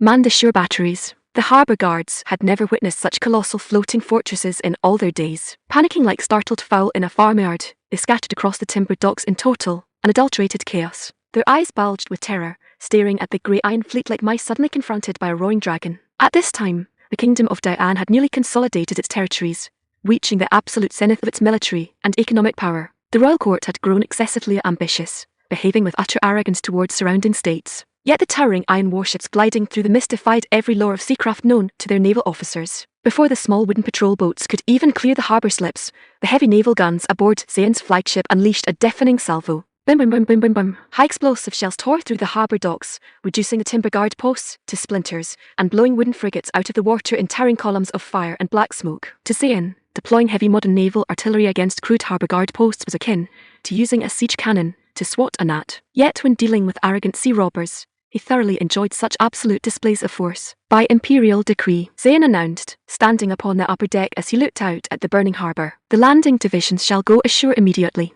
The Iron Armada shall establish a complete naval blockade along the straits. Not a single vessel or soul shall escape this island. Your servant executes the command. Bacall cupped his hands sharply, turning to the guard officers behind him and shouting in a booming voice, by order of His Imperial Majesty, the landing divisions advance ashore. The fleet shall blockade the streets. Let 0 ships pass. Empress Regent Jahanara stepped up to Zayn's side, gently draping a rich, velvet cloak over his broad shoulders. Husband, the sea breeze carries a heavy chill, Jahanara murmured softly, her dark eyes filled with gentle care. Pray guard against the winter air. Feeling the sharp sea wind whistle past the rigging, Zayn nodded gently, a wave of reflection touching his face. Time flies like a swift river, my love. Before we realized it, winter had descended upon these northern waters. Jahanara pursed her soft lips, looking out at the frost-covered hills along the shore. This northern realm appears vastly colder than our home capital of Old Darker. Has my husband prepared sufficient winter attire for our sepoys? Zayn chuckled warmly. Sit your heart at ease, my sweet. I command limitless winter gear within my spatial sanctuary. Jahanara's calm expression remained unchanged. She had long anticipated his answer. Yet looking upon his handsome,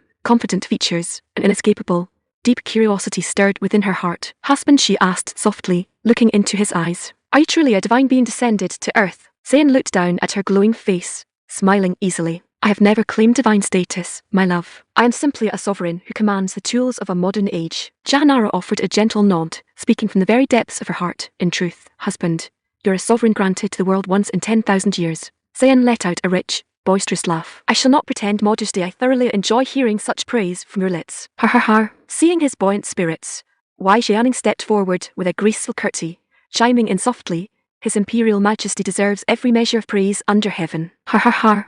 Zayn's boisterous laughter echoed across the upper deck. As the laughter settled, he waved a broad hand toward the landing barges. Come, my loves. Prepare to disembark. Your husband shall guide you personally across the kingdom of Dian. The eyes of his consorts lit up with eager anticipation. Disembarking promised another grand adventure. They wondered what marvels Zayn would reveal in this distant northern realm. Once the red-clad sepoys hit the beaches, the campaign unfolded as a swift, crushing advance. Equipped with automatic rifles, armoured war chariots, and mobile artillery, the Imperial Division swept aside every regional garrison that attempted to hold the roads, marching directly toward the capital city of London Town. The following afternoon, inside the Royal Court of London Town, capital of the Kingdom of Dian, desperate dispatches reporting the foreign invasion reached the Royal Palace, sending a shockwave of panic and fury through the court. The Kingdom of Dian stood at the very peak of its historical strength, boasting a formidable standing army and an undefeated navy. Yet their frontier garrisons had been completely annihilated in a matter of hours. To the proud nobles of the court, such a humiliation was entirely intolerable. Yet what infuriated the King of Dian most was his court's complete ignorance regarding the identity of the invaders. His elite Danish regiment, celebrated as invincible across the northern seas, had been shredded like paper dolls before the enemy's advancing column. King George of Dian slammed his heavy fist onto the oak council table, his face turning dark with rage. We shall never tolerate foreign invaders marching across the soil our ancestors conquered. King George roared, standing up from his throne. I refuse to believe there exists an army under heaven that can match the royal host of Dian. Recognizing that open field engagements against the enemy's explosive weapons invited heavy casualties, the king resolved to utilize his capital's massive stone fortifications. London Town stood in close proximity to the coastline, featuring soaring stone battlements and deep moats, Defending a heavily fortified fortress was infinitely superior to fighting across open plains. Issue my royal decree, King George commanded his generals, his eyes flashing with desperate resolve. Gather every regional regiment surrounding London town at once. They shall execute a wide flanking maneuver, positioning themselves behind the enemy's rear guard. The second the invaders launch their assault upon our city walls, our outer forces shall strike them from behind. We shall trap the invaders in a vise and crush them to the last man. Chapter 149. A single barrage at the King's royal decree, London town and the entire realm shifted onto an absolute war footing. From every surrounding province, regional garrisons and feudal levies assembled in tight ranks, marching along the main road toward the capital to reinforce the stone battlements. High atop the stone walls of London town, blue-eyed, fair-skinned soldiers clad in heavy leather armour rushed frantically across the parapets, their officers shouting conflicting commands over the din. Quickly, move those timber beams to the western gatehouse. Inspect the heavy catapults. More stones needed along the upper terrace. Bring up the rocks. The garrison worked with frantic, desperate energy, stacking heavy logs, boulders, and iron-tipped bolts along the battlements, arming the entire fortress to the teeth. To the eye of a traditional commander, the stone walls appeared so thoroughly fortified that not even a wild falcon could slip through unnoticed. King George climbed up the stone stair to the upper rampart to inspect the defensive works, his face beaming with proud satisfaction. Har har, excellent work, General Vellick. King George laughed boisterously, his tone dripping with self-congratulatory pride. This is precisely the defensive posture I required. Gazing out from the high stone parapet, the king added with a smug sneer, with such unassailable battlements and heavy stone walls, even if ancient monsters marched upon us, they would be broken against these rocks. Yet beyond the outer hills, the imperial host of the great Sane Empire swept across the landscape with crushing, unstoppable momentum, striking sheer terror into the hearts of every regional garrison that attempted to hold the line. Through dispatches brought by fleeing survivors, King George had received detailed accounts regarding the invading force. Yet hearing tales of grey iron sea monsters, self-propelled chariots, explosive cannons that tore men to pieces, and compact steel devices that spat invisible lead, the king had dismissed every word as sheer, cowardly exaggeration. How could such supernatural weapons exist under heaven? It was pure, unadulterated nonsense. By the third afternoon following the landing, the vanguard of the great Sane Empire reached the outer plain surrounding London town. From a distance, the capital presented a formidable, imposing silhouette. The city featured 3 concentric stone walls, soaring gate towers, and deep moats, a defensive layout of exceptional strength. Against a traditional army, archers stationed along the high battlements could easily turn any advancing force into a pincushion of arrows. Yet the effectiveness of stone battlements depended entirely upon the nature of the attacking force. Standing beside his tactical command vehicle, Zane raised his left hand, using 2 fingers to draw a lit cigarette from his lips, exhaling a thin trail of grey smoke into the cold northern air. Dilwar, Zane remarked smoothly, looking toward the heavy artillery positions. Order a light opening salvo. Let the local garrison get accustomed to our presence. Your servant executes the command. Commander Dilwar Hossing cupped his hand sharply, stepping back to his artillery line. Raising his arm, his voice boomed across the battery. All heavy war chariots and artillery units, hear my command, fire a single volley. At a signal, over 200 heavy tank guns and field howitzers detonated simultaneously across the plain. Boom, boom, boom, boom, boom. The heavy steel chassis of the war chariots jerked backward upon their tracks, sending clouds of white smoke swirling into the sky. A second later, the defensive garrison atop the stone battlements heard a sudden, high-pitched screeching tearing through the air overhead. A collective shudder ran down the spines of the guardsmen. Before a single officer could bark an order, high-explosive artillery shells slammed directly into the stone parapets. Boom, boom, boom. Towering columns of fire, shattered masonry, and searing shrapnel erupted across the battlements. Stone gatehouses collapsed in a single instant, sending armoured guardsmen tumbling into the courtyard below. The ramparts turned into a scene of absolute, apocalyptic devastation. Ranks of archers were blown to pieces, while others rolled across the rubble in blinding agony, the desperate wails echoing over the burning stone. Many died so instantly that not a single cry left their lips. Almighty God, merciful heavens, help us. Inside the royal palace, half a mile behind the front battlements, King George sat at his council table, waiting for news from the front, when the sudden, earth-shaking thunder of the artillery salvo rattled the stained glass windows of the grand hall. The king's sharp, monk-like features twitched slightly, a flash of deep apprehension crossing his face. What was that thunderous roar? Could it be the explosive cannon spoken of in the scout reports? Noticing his sovereign's sudden anxiety, a senior minister stepped forward, declaring with firm confidence, "Your Majesty, pray appease your royal concern. The moment the enemy commits his infantry to assault our stone walls, our outer regional host shall strike the rear guard. With our forces coordinating from within and without, the invading host shall be annihilated in a single afternoon." King George forced a stiff, arrogant smile onto his face. Indeed, the stone fortresses of our realm are not constructed of mud. Let their cannons roar, our walls shall hold. Before the words had fully settled, frantic, pounding footsteps echoed down the stone corridor outside, approaching the hall in desperate haste. Report. Emergency dispatch from the battlements. A senior general clad in heavy steel scale armor burst through the double doors, his face pale as ash, bowing frantically before the throne. Your Majesty, our forward garrison has suffered catastrophic casualties. The outer fortifications along the main gatehouse have been completely pulverized. What? King George leapt up from his throne in wild panic, his face drained of all colour, pointing a shaking finger at the general. He shrieked, how is that possible? The engagement has barely begun. Are you mocking your sovereign? The general pressed his helmet to the stone floor, his voice thick with desperate gravity. Your Majesty, it is the absolute truth. The enemy's explosive weapons possess a range far beyond our catapults, carrying terrifying, unassailable destructive power. After a single salvo, the forward ramparts are reduced to burning rubble.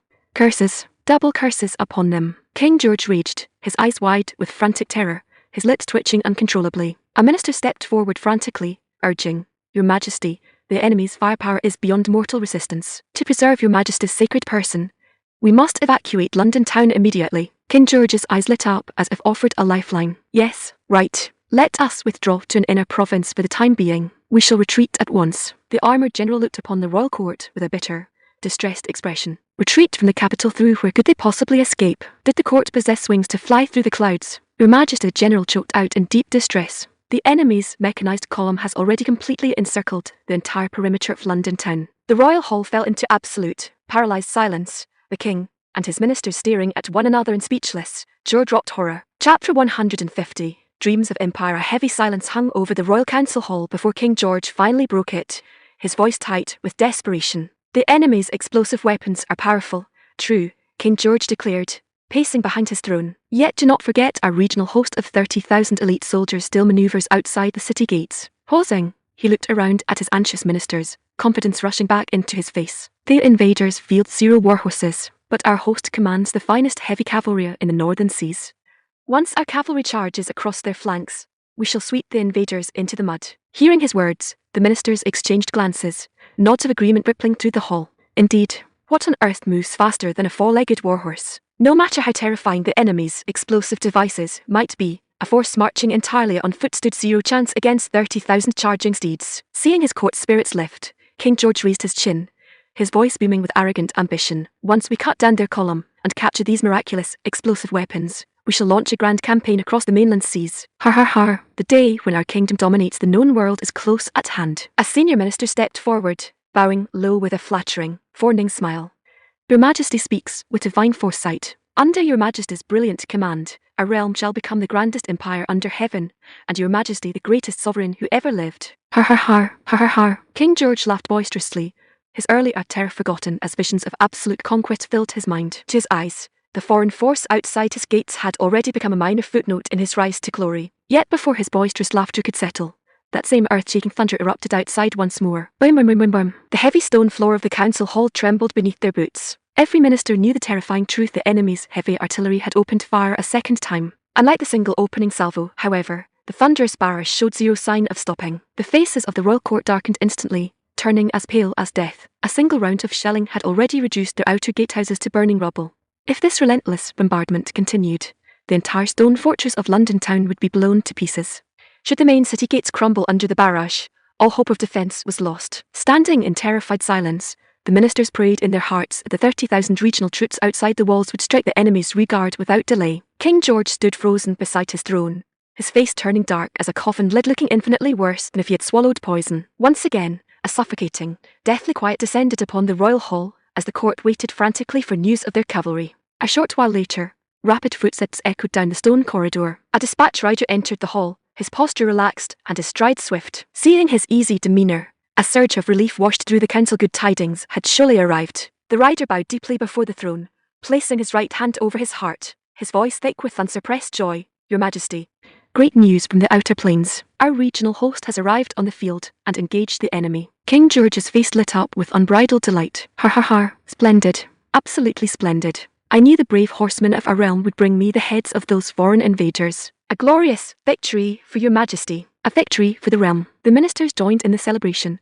grinning from ear to ear as they cheered. completely oblivious to the heavy artillery fire still rattling the palace walls. They held zero doubt that with 30,000 cavalry striking from behind while the city garrison held the walls, the invading column would be completely wiped out before sunset. Moments later, another sepoy came sprinting down the corridor, his breath ragged, his face pale with terror. The laughter in the hall died instantly, every eye fixed upon the messenger in breathless silence. Your Majesty, the messenger stammered, collapsing onto his knees before the throne. Our regional host, our 30,000 reinforcements have been completely annihilated by the enemy. The announcement hit the royal hall like a bolt of lightning. Annihilated, the ministers stood frozen, their minds completely failing to process the word. It was impossible. How much time had passed since the first report? How could 30,000 elite warriors vanish in the blink of an eye? Were there regional regiments made of clay figures that crumbled at the slightest touch? King George stared at the rider, unable to comprehend the dispatch. His face flushed dark red with fury as he roared. What did you say? Repeat that again. The rider trembled violently, lowering his head to the cold stone floor as he repeated in a slow, terrified whisper, Your Majesty, our 30,000 reinforcements have been utterly broken and destroyed. King George slammed his fist against his throne, jumping to his feet in wild rage. Lies. Absolute lies. He refused to accept the reality. No ruler under heaven could believe that an army of 30,000 men could be wiped off the face of the earth in a mere fraction of an hour. The rider swallowed hard, his voice trembling with desperate sincerity. Your Majesty, it is the absolute truth. The regional host is no more. King George pointed a shaking finger at the rider's face, his eyes bulging. Where is my heavy cavalry? Tell me. Where did 30,000 horsemen go? It was a tragic question. Sometimes, the higher one's expectations, the more brutal the eventual collapse. The rider looked up with a bitter, helpless expression, stammering awkwardly. Your Majesty, the heavy cavalry were the ones riding at the very front. They were the first to be cut down. False. All of it is false. King George shrieked, his voice cracking with hysterical fury. His pride, his grand ambition, and his absolute confidence in his undefeated cavalry had crumbled into dust. With zero reinforcements remaining outside the walls, the garrison inside London town could do nothing but passively endure the relentless, crushing bombardment. How much longer could their stone battlements hold out against such supernatural firepower? A dark, impenetrable cloud of despair settled over the royal palace and across the entire city of London town. Meanwhile, along the forward ramparts, the stone walls continued to endure the unrelenting imperial bombardment. Across the upper battlements, shattered corpses, twisted iron weapons, collapsed stone parapets, and mounds of broken masonry blended into a scene of complete, apocalyptic ruin. The surviving guardsmen, their ears bleeding and draining continuously from the blast waves, were paralyzed with pure terror. Huddling in stone corners with their hands clamped tightly over their ears, their bodies shuddered violently with every explosion that rocked the ramparts. They huddled in the dust, terrified that the very next shell would land directly upon their heads. Merciful heavens above, make the cannons stop. End this nightmare. Amid the deafening roar of high explosives, the proud guardsmen prayed with a desperate fervour they had never known in their entire lives. Across the plain, Zayn stood beside his tactical command vehicle, observing the smoking battlements through his field binoculars. A cool, satisfied smile touched his lips. This was precisely how modern heavy artillery ought to be deployed. His mechanized divisions could have launched a general infantry assault hours ago, yet Zayn preferred to let the heavy guns roar, crushing the enemy's fortifications and shattering their will to resist before a single sepoy stepped onto the ramparts. Chapter 151. The trampled crown. A bitter, biting winter wind swept across the open plain outside the city, snapping the battle flags that fluttered above the imperial lines. The heavy armoured war chariots sat idle upon their tracks, their diesel engines idling rhythmically as their scorched gun barrels cooled in the frosty air. Behind the armour column, thousands of red-clad sepoys clad in heavy woolen winter coats checked their weapons, waiting calmly for the final command to advance. They knew with absolute clarity that another grand opportunity for military glory and rich rewards had arrived. Gold, land, and royal favour waited within the city gates. Should the emperor feel particularly pleased with their conduct, highborn foreign maidens might even be bestowed upon their households. Every sepoy knew the value of such imperial rewards. To their eyes, the stone fortress of London town was no longer a threat, it was a mountain of gold waiting to be claimed. As the smoke from the 3rd artillery barrage drifted toward the clouds, the deafening thunder of the heavy guns finally subsided into silence. Zayn stood beside his command vehicle, a cool, charismatic smile touching his lips. Even if King George had somehow survived the high explosive shells, the old sovereign was undoubtedly paralysed with terror inside his palace. Commence the assault, Zayn ordered smoothly, pointing a finger toward the shattered main gatehouse. Understood. Bakal stepped forward to relay the command, but Zayn raised a hand, adding in a cool, level voice, remember, Bakal leaves 0 surviving combatants. Leaves 0 surviving combatants. Simple, direct, and absolute. Bakal's dark eyes lit up with intense excitement. He turned on his heel, sprinting along the line to convey the decree across the 3 divisions. Seeing the general offensive launched, Empress Regent Jahanara and Wai Xiaoning felt a surge of eager enthusiasm. Handling modern firearms during battle offered an exhilarating rush. Having last tested their marksmanship during the Savannah engagement months earlier, the assault upon the capital presented a splendid opportunity. Jahanara stepped up to Zayn's side, asking softly, "Husband, I wish to join the advance and clear the ramparts." Zayn looked at her in mild surprise, then smiled warmly. "Very well, my love. Go ahead." "Thank you, husband." Jahanara's face lit up with radiant joy. Turning to her companion, she called out, "Jaeoning, come along." "Coming, sister." Jaeoning replied enthusiastically.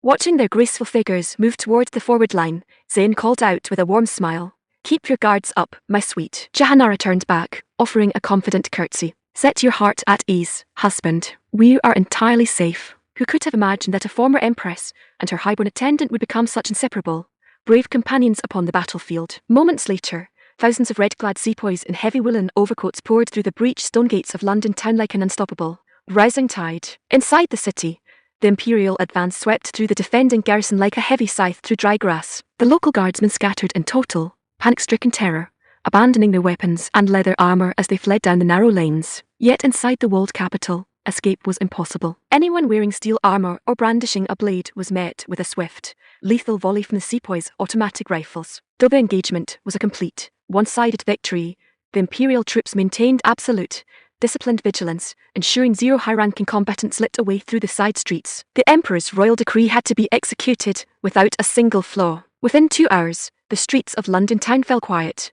punctuated only by occasional shots as the outer courtyards were secured. In the central palace square, King George, paralysed with absolute terror, led hundreds of royal family members, ministers, and highborn nobles out to offer unconditional surrender. Kneeling at the head of the procession upon the cold stone flags, King George held the golden, jewelled crown of his realm above his head with trembling hands. His body shuddered violently, his eyes darting about in pure, unadulterated fear. A bitter, overwhelming regret consumed his soul. He cursed his own arrogance for underestimating the sheer, supernatural might of the great Zayn Empire. Had he foreseen this absolute ruin, he would have abandoned his throne weeks ago and fled to a distant, deserted island. Zayn strolled slowly across the square, his hands resting casually behind his back. Stopping before the kneeling king, he reached down, taking the golden crown from his trembling hands to inspect it. It held zero value to an absolute emperor. Clang! Zayn tossed the heavy golden crown onto the stone flags, bringing his heavy leather boot down upon it, crushing the jeweled metal flat against the stone. King George shuddered in sheer horror, daring not breathe a single loud breath. He had zero idea what fate awaited his court: humiliation, imprisonment, or absolute execution. He could only pray in silent, desperate terror that the young conqueror might demonstrate unexpected mercy. Zayn looked down at him with cool, unadulterated disdain, a sarcastic smirk touching his lips. With a swift flick of his wrist, a polished sidearm materialized in his right hand. Click! Racking the slide, Zayn levelled the barrel directly against King George's forehead. The king's heart nearly stopped. Though his eyes remained fixed upon the cold flags, he felt the icy, metallic pressure pressing firmly against his skull. An overwhelming, suffocating dread clutched at his chest. He prayed frantically that the terrifying steel device would be drawn back. In the midst of the eerie, deathly quiet, a sudden, loud report shattered the silence of the square. Bang! Hot blood splattered across the stone flags and the robes of the surrounding ministers. The kneeling court shrieked in horror. The heavy bullet tore directly through the king's skull. King George froze for a single second, then collapsed sideways onto the cold, frosted stone flags with a heavy thud, lifeless. A noblewoman among the royal family screamed in terror, hastily covering her mouth with her hands, her dark eyes bulging with sheer, unadulterated horror. The king was executed on the spot. The kneeling ministers wept in silent, paralysed dread, shuddering violently as they wondered if the same swift fate awaited every soul in the square. Suddenly, a young woman wearing a lavish, velvet-embroidered gown stood up from the kneeling ranks. Pointing a trembling finger at Zayn, she shouted in her native tongue, her voice thick with hysterical fury, "Our kingdom harboured zero ancient rivalries with your realm. Why did you invade our lands, slaughter our regiments, and murder my royal father?" She was clearly a royal princess of the realm, possessing fair skin, striking blue eyes, flowing golden hair, and a tall, graceful figure. Zayn looked at her, letting out a cool, amused laugh. Switching to her native tongue, he replied in a level, arrogant tone, "My sidearm is the sole reason required." He held up the polished handgun for her to see. Standing behind him, Jahanara and Wai Xiaoning raised their delicate brows in utter astonishment. What manner of foreign dialect is he speaking? They marvelled silently. His Majesty truly commands every tongue under heaven. He can converse effortlessly even with these northern barbarians. The royal princess stood stunned, astonished that the handsome conqueror spoke her native tongue with fluent, effortless ease. Yet her grief and outrage overwhelmed her caution, her chest heaving rapidly beneath her velvet gown. Gritting her teeth, she shrieked hysterically, "Robbers! You are nothing but heathen robbers. You shall surely face divine punishment. Zayn chuckled softly, completely unbothered by her desperate insults. Curious to test the expanding limits of his spatial domain, he wondered if his spatial sanctuary could absorb a living human being directly from the physical world. With a swift, silent flick of his mind, Zayn targeted the standing princess. Whoosh! The princess vanished from the palace square in a fraction of a second, her hysterical shrieks cutting off instantly. Subhanallah, Zayn's dark eyes lit up with genuine surprise. His spatial domain had evolved once more. It could now absorb living human beings instantaneously without the slightest resistance. It was an extraordinary, terrifying method for making an enemy vanish off the face of the earth in a single second. The kneeling nobles and ministers surrounding her nearly died of sheer fright. A living, breathing princess had vanished into thin air directly before their very eyes. Merciful heavens above, how could so impossible, supernatural a miracle occur in the physical world? They swallowed hard, their bodies frozen like stone statues upon the cold flags, terrified that a single movement would cause them to vanish into the void as well. Zayn shifted a fraction of his consciousness into his spatial domain. Observing the princess, he had deposited upon the flat roof of a building within his domain. She stood frozen in time, her finger still pointed forward, her face fixed in the exact expression of hysterical fury she'd held a second prior. Zayn realized that living beings entering his spatial domain were preserved in absolute stasis, frozen like pristine artistic sculptures, suspended without aging or decay. Jahanara and Hwai Zheoning stood equally shocked by the display. The realization that their husband could cause living people to vanish into thin air at a mere thought filled them with a profound, sacred awe. Though a subtle shudder ran through their hearts, both women knew Zayn was a just, loving sovereign who cherished those within his household. They held zero fear for themselves. Zayn looked over the terrified, kneeling nobles, his eyes settling upon a young, attractive noblewoman wearing a pristine white silk gown. Stepping forward, Zayn asked her smoothly in her native tongue, "Tell me, my sweet, what is your name and title?" Chapter 152, The Royal Submission. Hearing the sharp crack of the pistol shot, Charlotte trembled violently, her heart leaping into her throat. It is my turn, she thought in utter despair. Everything is lost. Would she be made to vanish into thin air, just like her elder sister? No, my sister was made to disappear because she spoke out and hurled accusations at the conqueror. If I submit meekly and do as he commands, perhaps my life will be spared. Stealing her nerves, Charlotte slowly raised her head, her eyes fixed on the cold stone flags beneath his boots. Looking down at her, Zayn noted that she was vastly more alluring than her outspoken sister. Her gilded hair cascaded over her shoulders like a shimmering waterfall, framing a fair, snow-white face, delicate crimson lips, and a high, elegant nose. Even beneath the thick woolen layers of her winter gown, her supple, shapely figure was unmistakable. Glistening tears welled in her striking blue eyes, giving her the helpless, pitiable air of a frightened bird. Charlotte opened her mouth, her voice trembling in a soft, terrified whisper. "My name is Charlotte." "Splendid," Zayn replied smoothly in her native tongue, offering a small nod. "And what is your station within this court?" Charlotte swallowed hard, her breath catching as she answered, I am the second princess of the realm. The fallen sovereign was my father." At the mention of the king, 2 fresh tears trickled down her pale cheeks. Zayn looked over at the empty space where her elder sister had stood moments before.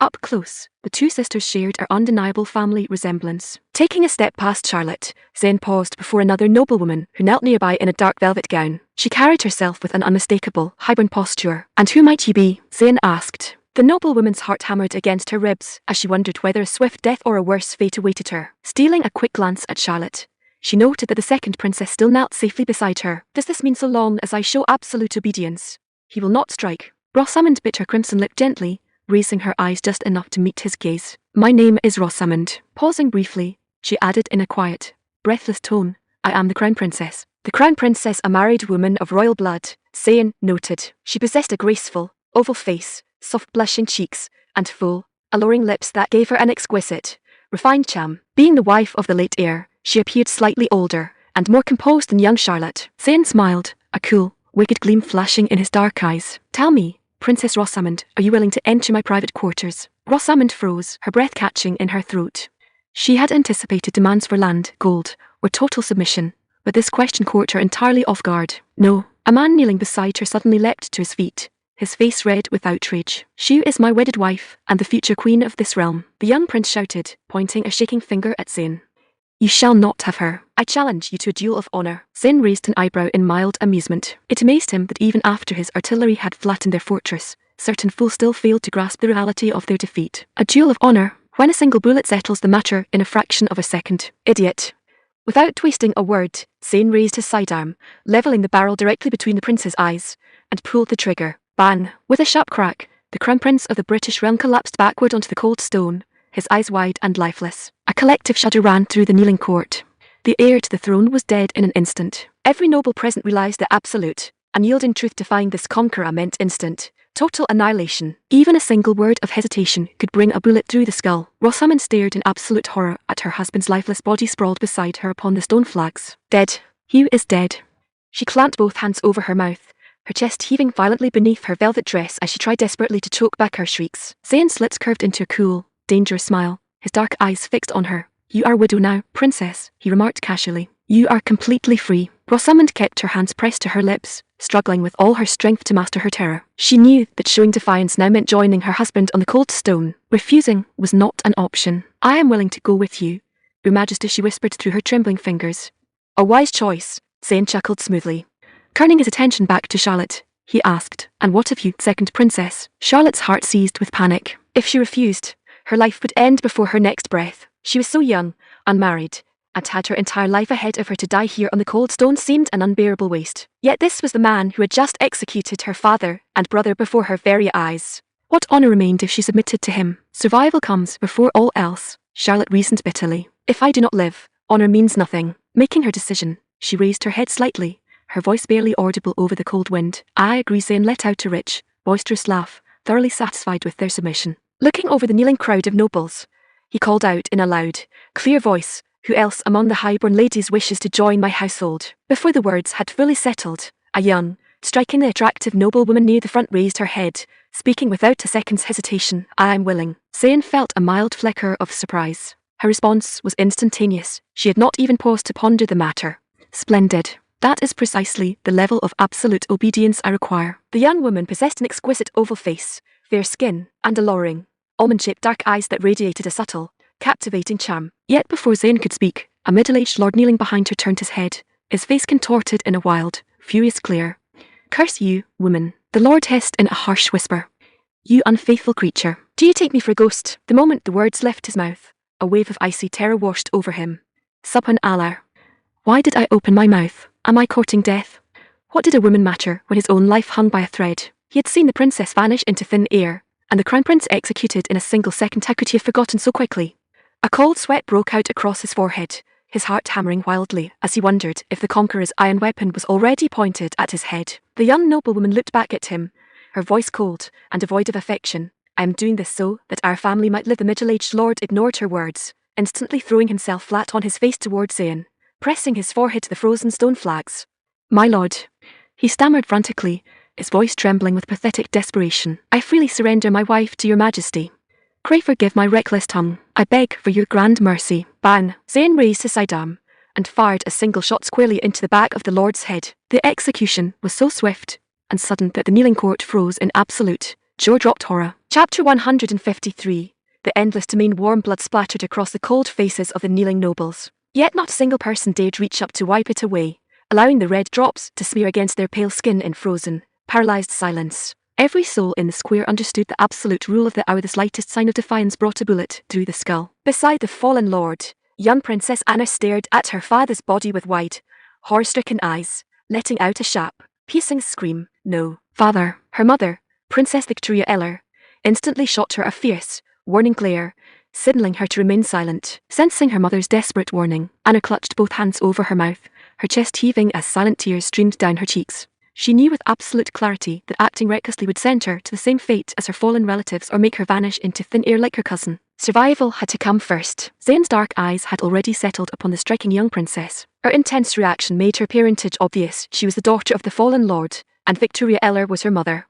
Victoria Eller, showing zero trace of grief for her husband, took the initiative to step forward, her voice carrying a smooth, captivating charm. My name is Victoria Eller, wedded wife of the late Prince Gopi. Pausing for a second, she added in a firm, decisive tone, yet that life is behind me. From this day forward, I belong entirely to your imperial majesty. Her fox-like dark eyes sparkled with an undeniable, alluring light. Zayn's lips curved into a cool, amused smile. Here was a woman who understood the art of self-preservation to absolute perfection. In the wake of a bloody conquest, she adapted without a second of hesitation. Noticing Zayn's approval, Victoria Eller gently tugged her daughter's silk sleeve, giving her a sharp, meaningful look urging her to offer her submission. Anna froze, her gaze lowering to the cold stone in quiet sorrow. Victoria Eller felt a surge of silent frustration at her daughter's hesitation. The foolish girl, does she not realize our very lives hang by a thread? Swallowing hard, Victoria Eller looked back at Zayn with a fawning smile, pointing toward her daughter. Your Imperial Majesty, this is my daughter, Princess Anna. In truth, she also desires to enter your Majesty's private quarters. Zayn walked slowly toward the young princess, his hands resting casually behind his back. His footsteps were light upon the frozen stone flags, yet the kneeling court, every step carried a suffocating, terrifying weight. The nobles held their breath, praying in silent terror that the conqueror would not pause before them. Stopping directly before Anna, Zayn spoke in a calm, level tone. Tell me yourself, my sweet. Inspected up close, Anna possessed an extraordinary, enchanting beauty much like her mother. She held fair skin, striking blue eyes, and a graceful, supple silhouette that gave her the look of an exotic golden falcon. Anna's heart hammered wildly against her ribs. She had hoped to remain silent, keeping a low profile until a chance for retribution presented itself. Yet she had never anticipated her own mother presenting her to the conqueror so openly. Defying his command meant instant death or vanishing into the void. Seeing her daughter linger in silence, Victoria Eller tugged her sleeve once more, desperate to prevent a disaster. Anna took a deep, shaky breath, slowly raising her face. Realizing that remaining by his side offered her sole chance of survival, she whispered softly, I am willing. Your Majesty. A faint trace of helpless sorrow flickered in her bright blue eyes. Though her response was hesitant, Zayn felt satisfied enough. He had applied zero force. Her own mother had orchestrated the arrangement. Nodding smoothly, Zayn turned toward the center of the square, commanding in an authoritative voice, Bakal, drag every remaining male noble out to the courtyard and execute them. Your servant executes the command. Bakal replied firmly, waving his arm to signal the waiting sepoys. The male nobles were marched out of the square in frantic panic. Moments later, continuous volleys of rifle fire echoed from beyond the palace gates. Rat-tat-tat-tat-tat. The kneeling noblewomen shuddered violently at the sound, every gunshot piercing their hearts like cold steel. They knew their fathers, brothers, and husbands were being wiped out completely. Yet Victoria Eller, Princess Charlotte, and Crown Princess Rosamund felt a quiet sense of relief. The prompt submission had brought their safety. Empress Regent Janara walked up to Zayn's side, looking at him with a mixture of deep affection and gentle, helpless resignation. His collection of foreign maidens seemed to expand with every realm he conquered. Reading her thoughts effortlessly, Zayn turned to her with a warm, easy smile. My love, the winter wind carries a sharp chill tonight. Shall we settle into a luxury hotel? He held zero interest in occupying the cold, drafty stone chambers of the old palace. Jahanara's dark eyes lit up with genuine surprise. Husband, did you not leave the luxury hotel behind upon the African plains? Do you command another? Zayn let out a rich, boisterous laugh. Set your heart at ease, Jahanara. My spatial sanctuary holds an endless supply of such grand structures. Jahanara stood thoroughly amazed by his words. Looking around the palace courtyard, Zayn decided the old stone wings occupied too much space. To make room for a grand modern hotel, the ancient stone structures needed to be cleared away. Stepping onto the open stone plaza, Zayn waved his broad arm across the courtyard. Whoosh! Out of thin air, a fleet of heavy modern construction machinery, yellow excavators, bulldozers, and heavy dump trucks materialized directly onto the stone plaza. The surviving noblewomen stared in absolute, jaw-dropped shock, their eyes bulging as if witnessing the heavens collapse. Subhanallah, how could such colossal, strange iron beasts appear out of empty air in a single second? Princess Anna stared wide-eyed at the yellow machines, her breath catching in her throat. A sudden, deep curiosity regarding the handsome young empress stirred within her heart. Once the construction fleet was deployed, Zayn summoned young Bakal. Take the engineering squad and flatten those drafty old stone wings. Your servant obeys the decree. Bakal barked, directing the red-clad engineers to board the excavators. Within seconds, the heavy mechanical claws tore into the stone walls, crushing the old masonry into rubble and clearing the plaza in less than an hour. Zayn then summoned a sleek, luxury motor bus from his spatial domain, inviting Jahanara, Wai Jianing, and his consorts inside to stay warm. Victoria Eller stood out in the frosty wind, her eyes fixed eagerly on the warm vehicle, desperate for an invitation to step inside. Yet Zayn left her waiting in the cold to temper her pride. Once the stone plaza was completely cleared of rubble, Zayn stepped onto the broad, open ground, raising his hand toward the sky with a cool, confident smile. By imperial decree, let the Grand Hotel arise. Chapter 154, The Towering Citadel Manifest. In the blink of an eye, a colossal, soaring skyscraper materialized out of thin air upon the cleared plaza. The towering structure stood squarely at the center of the palace grounds, rising into the winter clouds like a massive iron pillar stabilizing the surrounding realm. Subhanallah, Empress Regent Jahanara, Wai Jianing, Bakal, and the red-clad sepoys gasped together in utter, unadulterated astonishment. The modern glass tower before them stood even taller and grander than the luxury hotel Zayn had summoned upon the African savannah. Its entire outer facade was encased in shimmering, deep blue tempered glass that caught the cold northern light, radiating a sleek, magnificent authority. It was a true pillar supporting the sky. Standing near the transport bus, Wei Xiaoning looked at the towering glass building, then closed her dark eyes, softly muttering the exact words Saint had spoken earlier. By the power of the law, let the tower arise manifest. She flicked her delicate wrist toward an open patch of grass, attempting to summon a skyscraper of her own. Yet 0 structures appeared upon the lawn. The spatial domain was Zayn's exclusive, absolute power. His casual words were merely a humorous, playful pretense to indulge his entourage. Jahanara looked at her companion as if she had lost her mind. Xiaoning, what under heaven are you doing? Wei Xiaoning's face flushed dark crimson, her eyes darting away in quiet embarrassment. Sister, I was merely testing the incantation. Jahanara offered a gentle, affectionate shake of her head. Our husband's sovereign powers exist entirely beyond the comprehension of ordinary mortals like us. Wei Xiaoning nodded frantically, her head moving like a wooden puppet. Yes, sister, your words are entirely true. Behind them, the surviving noblewomen of the court nearly lost their footing on the frozen flags, their jaws dropping so far their mouths hung open in total shock. Their dark eyes bulged as if they were witnessing the world torn asunder. Almighty God! Their minds screamed in silent, paralyzed horror, their faces contorted in unadulterated awe. They stared at the blue glass tower, their thoughts consumed by endless, fearful wonder. What manner of interior existed within so tall, impossible a structure? Princess Anna stood frozen beside her mother, her breath catching in her throat. What manner of mortal man could command such supernatural, absolute power? It boggled the mind unless the young conqueror sitting before them was no mortal man at all, but a divine entity descended to earth. If that were true, attempting to avenge her fallen father was pure, unadulterated suicide. Looking up at the soaring blue glass facade, Anna swallowed hard, her heart hammering against her ribs. Who under heaven is he truly? Her dark brows knitted in quiet intrigue, a million unanswered questions flashing through her mind as her fascination with the handsome emperor grew deeper. Zayn led Bakal and his senior engineers into the main lobby of the glass citadel to establish basic municipal power. Navigating down to the mechanical basement, Zayn explained the operation of the heavy diesel backup generators in precise detail, demonstrating how to prime the fuel pumps and monitor the master electrical breakers. He then drew vast drums of diesel fuel from his spatial sanctuary, stocking the fuel bay to capacity. Within minutes, heavy breakers were flipped, and bright, warm electric lighting erupted across every floor of the massive glass skyscraper. With power restored, Zayn addressed the disposition of the remaining noblewomen. He directed Bakal to expel the older, high-ranking matriarchs beyond the palace gates, while distributing the younger maidens among his senior officers and sepoys. For Princess Victoria Eller, Princess Anna, Princess Charlotte, and Crown Princess Rosamund, 2 lavish, multi-room executive suites were assigned on the upper residential floors. That evening, inside a grand executive suite on the 20th floor, Victoria Eller and Princess Anna sat upon a plush, imported leather sofa. Victoria Eller's face beamed with unsuppressed excitement, her tongue chattering without a second's pause. 1 minute she raved about the exquisite, multi-course evening meal delivered to their room. The next she marvelled at the soft velvet furnishings, before declaring how eagerly she anticipated her private audience with the handsome emperor. She was thoroughly, completely enchanted by her new surroundings. Young Anna sat in quiet, reserved silence, her striking, oval face tinged with a subtle, lingering sorrow.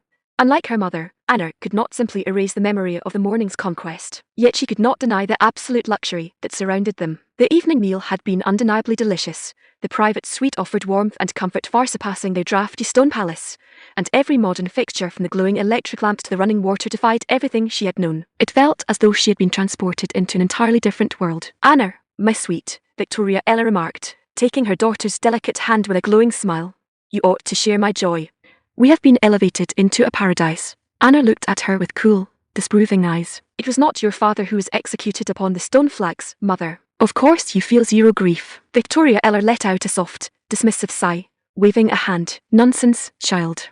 Look at the reality of our situation. We ought to offer prayers of gratitude that our lives were spared. Leaning closer, Victoria Eller whispered, look at those elderly noblewomen who were expelled beyond the gates. They face freezing winds and starvation in the outer streets. Apart from the 4 of us, who else among the nobility was granted access into this miraculous glass citadel? Their entire court envies our good fortune. Anna remained unmoved, her dark eyes fixed upon the polished floorboards as she contemplated her future. Knock, knock, knock. A sharp, rhythmic knock echoed from the outer suite door. Victoria Eller perked up instantly, her dark eyes sparkling with intense anticipation. Anna's heart skipped a beat, a wave of nervous apprehension washing over her. Both women assumed the young emperor had arrived for his private audience. Victoria Eller leapt up from the sofa, her silk skirt rustling as she hurried to open the door. Opening the heavy oak door, however, she found a tall, refined maidservant wearing a crisp imperial uniform standing in the corridor. Victoria Eller felt a momentary flicker of disappointment in her alluring, fox-like eyes. Pointing a delicate finger toward herself, she asked in broken Central Plain speech. Are you seeking me? Chapter 155, Local Specialties. Phoebe held little patience for foreign speech. Looking down at Victoria Eller and young Princess Anna standing behind her, the royal handmaiden gestured toward the corridor with a crisp, authoritative movement of her chin. Follow me, Phoebe commanded in clear, disciplined Central Plain speech.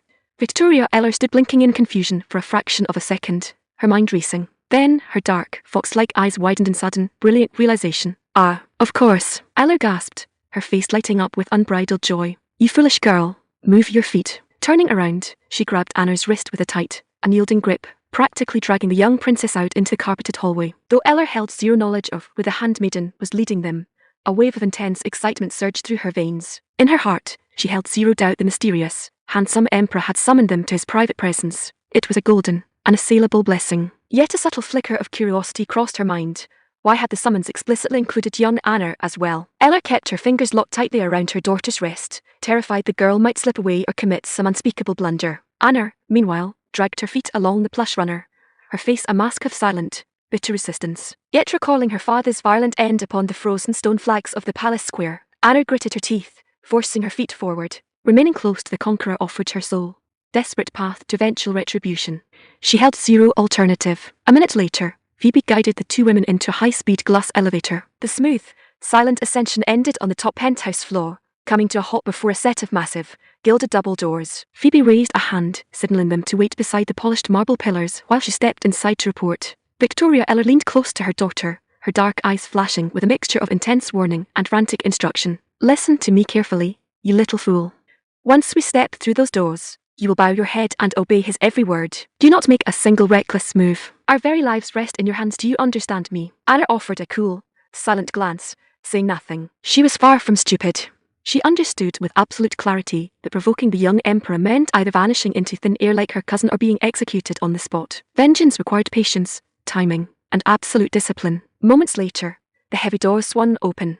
Phoebe stepped out, offering a simple, elegant gesture inviting them inside. Victoria Eller, her heart hammering with excitement, gripped Anna's hand once more and swept into the grand suite. Stepping across the threshold, both women froze in silent, jaw-dropped astonishment. The presidential suite was infinitely grander, higher, and more lavish than the executive rooms on the lower floors. Soaring ceilings, crystal chandeliers, polished hardwood floors, and sweeping panoramic glass walls framing the snow-covered skyline of London town created an atmosphere of absolute, imperial luxury. Yet what struck them most immediately was the climate. The air inside the grand suite was extraordinarily warm. In truth, the high-capacity central heating system maintained a tropical warmth throughout the penthouse. Coming in from the freezing, frost-bitten winter air outside, the intense heat made both women feel instantly stifled, their heavy woolen winter coat suddenly weighing upon them like lead armor. It felt like stepping into a summer palace.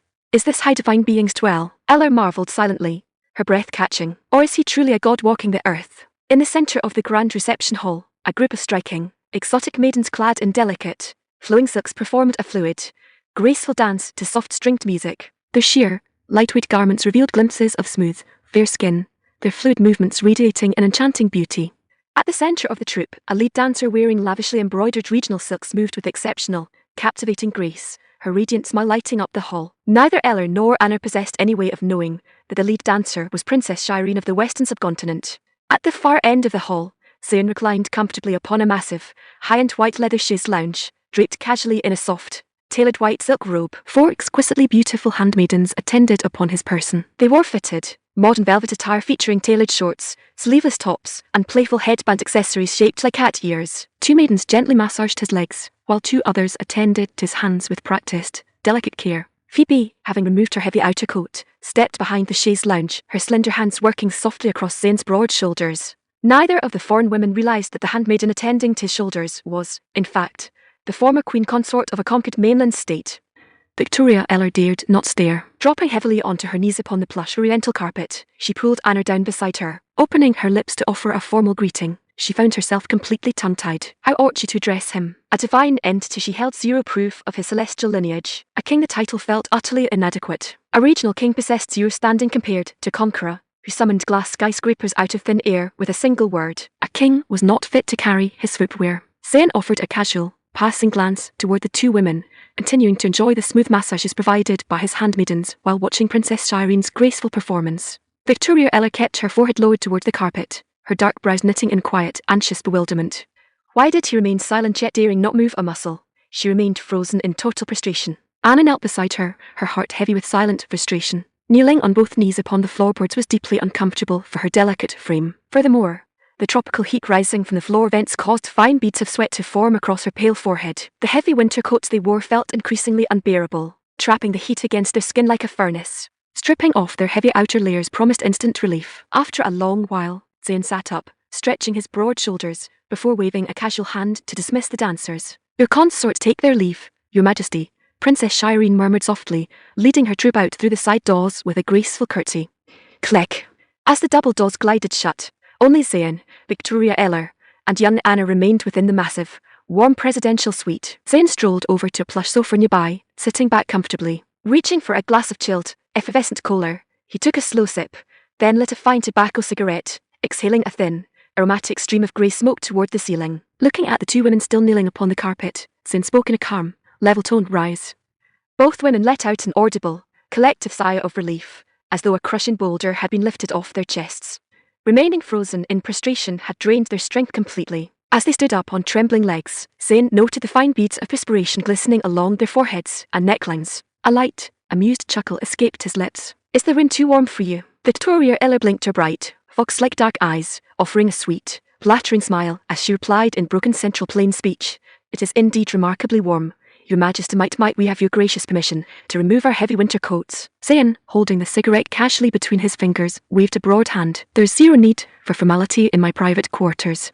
Remove them, if you wish. Victoria Eller's face flushed with quiet, unbridled excitement. The moment had arrived to demonstrate her charm and value to her new master. Oh, your humble servant offers her deepest thanks, Your Majesty. Eller whispered, her voice dripping with sweet, captivating allure. In truth, looking upon Zayn's handsome, towering frame and relaxed, charismatic presence, she found him extraordinarily attractive. The terrifying dread she had felt upon the frozen stone flags of the palace square began to fade, replaced by a deep, eager ambition to win his absolute favour. Unbuttoning her heavy woolen coat, she let the dark garment slide off her shoulders onto the sofa. Zayn's dark eyes lit up with genuine appreciation. Beneath her heavy winter coat, Victoria Eller wore a low-cut, form-fitting silk dress that showcased a breathtaking, extraordinarily voluptuous silhouette. Her supple, full figure was framed by a remarkably tapered waist, presenting a striking, mature charm. Noticing Zayn's appreciative gaze fixed upon her, Victoria Eller's cheeks flushed a delicate, youthful crimson, yet behind her bashful smile, her heart sang with unadulterated triumph. Zayn shifted his eyes toward young Anna. Though vastly younger, Anna possessed a remarkably shapely, well-proportioned frame, her heavy winter coat concealing a supple, developing figure. Yet Zayn remained a sharp, calculating sovereign. An ancient adage taught that conquered subjects frequently harbored hidden resentment. To ensure complete obedience and long-term administrative stability across the newly integrated province, subtle measures were required. With a swift, silent flick of his mind, Zayn accessed his spatial sanctuary. Whoosh! A long, neatly stacked mound of red-skinned, marinated sausage links materialized directly upon the polished glass coffee table. Victoria Eller and Anna gasped in sudden surprise, stepping back a pace. Yet having witnessed Zayn manifest entire skyscrapers out of thin air earlier in the afternoon, the sudden appearance of a platter of food caused far less terror. The sausage links carried a rich, deep red glaze, glistening under the electric chandeliers while exuding an irresistibly savoury, aromatic fragrance that filled the entire reception hall. The mouth-watering aroma of roasted meats, sweet spices, and rich pan juices made both women swallow hard, their stomachs growling softly in the quiet room. It smelled profoundly, exquisitely delicious. Victoria Eller's dark eyes sparkled with sudden realization. In her mind, she held zero doubt this was a divine delicacy prepared exclusively for celestial beings. She had never encountered so irresistible a scent in all her years within the royal court. Zayn looked at them, letting out a light, easy chuckle. Do not merely stare, my sweets. I prepared these local specialties specifically for your enjoyment. Sample them. Victoria Eller's eyes widened, her mouth watering uncontrollably. Yet holding a lingering trace of hesitation, she asked in a low, breathless whisper, is this truly intended for your humble servant to eat? Zayn smiled smoothly, reaching out to tear off a savoury link. Peeling back the casing, he popped a bite into his mouth, chewing with obvious satisfaction. Taste it. My domain holds a limitless supply. Subhan Allah. Ella screamed joyfully in her heart. An overwhelming, sudden happiness flooded her soul. Thank you, Your Imperial Majesty, she whispered, stepping forward eagerly to pick up a glistening link. Peeling back the glazed casing, she took a generous bite. Her dark eyes bulged in instant, unadulterated bliss. The meat was tender, savoury, juicy, and rich with sweet, aromatic spices that exploded across her palate. It was, without a shadow of a doubt, the most exquisite food she had ever tasted in her entire life. Beside her, young Anna stood watching her mother's ecstatic expression with cool, disbelieving eyes. Having finished one link in seconds, Victoria Eller turned to her quiet daughter, exclaiming enthusiastically, "Anna, my sweet, why do you stand there like a statue? Taste this, it is absolute perfection." Anna stole a quick, guarded glance at Zayn, though the young emperor sat relaxed upon the sofa with a cool smile. His dark eyes carried an absolute, penetrating authority that seemed to read her innermost thoughts. Anna felt her breath catch in her throat. Refusing his offer constituted open disobedience, a reckless act that could draw immediate destruction upon her head. The young conqueror held zero need to resort to poison to eliminate a captive princess. He could strike her down with a single thought. Recognizing the food was entirely safe, she reached out with delicate fingers, picking up a glistening link and taking a tentative bite. The moment the savory, spiced meat touched her tongue, her bright blue eyes snapped wide open in absolute, speechless wonder, as though she had discovered a grand, hidden treasure under heaven. Chapter 156, Imperial Favors Subhanallah. Princess Anna stood frozen, her dark blue eyes wide with unadulterated wonder. She had never imagined that a simple, glistening morsel of spiced meat could taste so exceptionally delicious, crisp and smoky on the outside, yielding to a tender, juicy center that practically melted on her tongue. It was undeniable that her mother's earlier ecstasy had been no exaggeration, but the genuine reaction of a soul discovering true culinary perfection. Chewing slowly, Anna felt a wave of silent admiration stir within her heart. Victoria Eller, meanwhile, held zero doubt remaining in her mind. Such miraculous delicacies could only belong to celestial beings. The handsome young emperor standing before them was, beyond all question, a divine sovereign walking the earth. How else could he summon soaring glass skyscrapers out of thin air in a single second? How else could his great iron war chariots annihilate the 30,000-strong host of the British realm in a single afternoon? As they finished the savoury links, both women felt a subtle, unexpected warmth rising through their veins, a gentle flush spreading across their cheeks. They attributed the sensation to their intense excitement and the tropical warmth radiating from the penthouse heating vents. Daring not to waste a single morsel of the imperial feast, they continued eating until their stomachs felt completely full. Before long, the long platter of glistening sausage links was reduced to a few solitary remnants. Zayn looked at the two noblewomen, noting that their cheeks had turned as red as ripe pomegranates, their eyes sparkling with a soft, glowing light. The special spices worked with absolute, flawless efficiency. Victoria Eller, having eaten first and consumed the lion's share, let out a soft, breathy sigh. Raising her chin, her slender fingers glided down her throat in an exquisitely alluring gesture, her dark, fox-like eyes filled with an intense, unbridled emotion. Anna's dark brows knitted in sudden, guarded panic.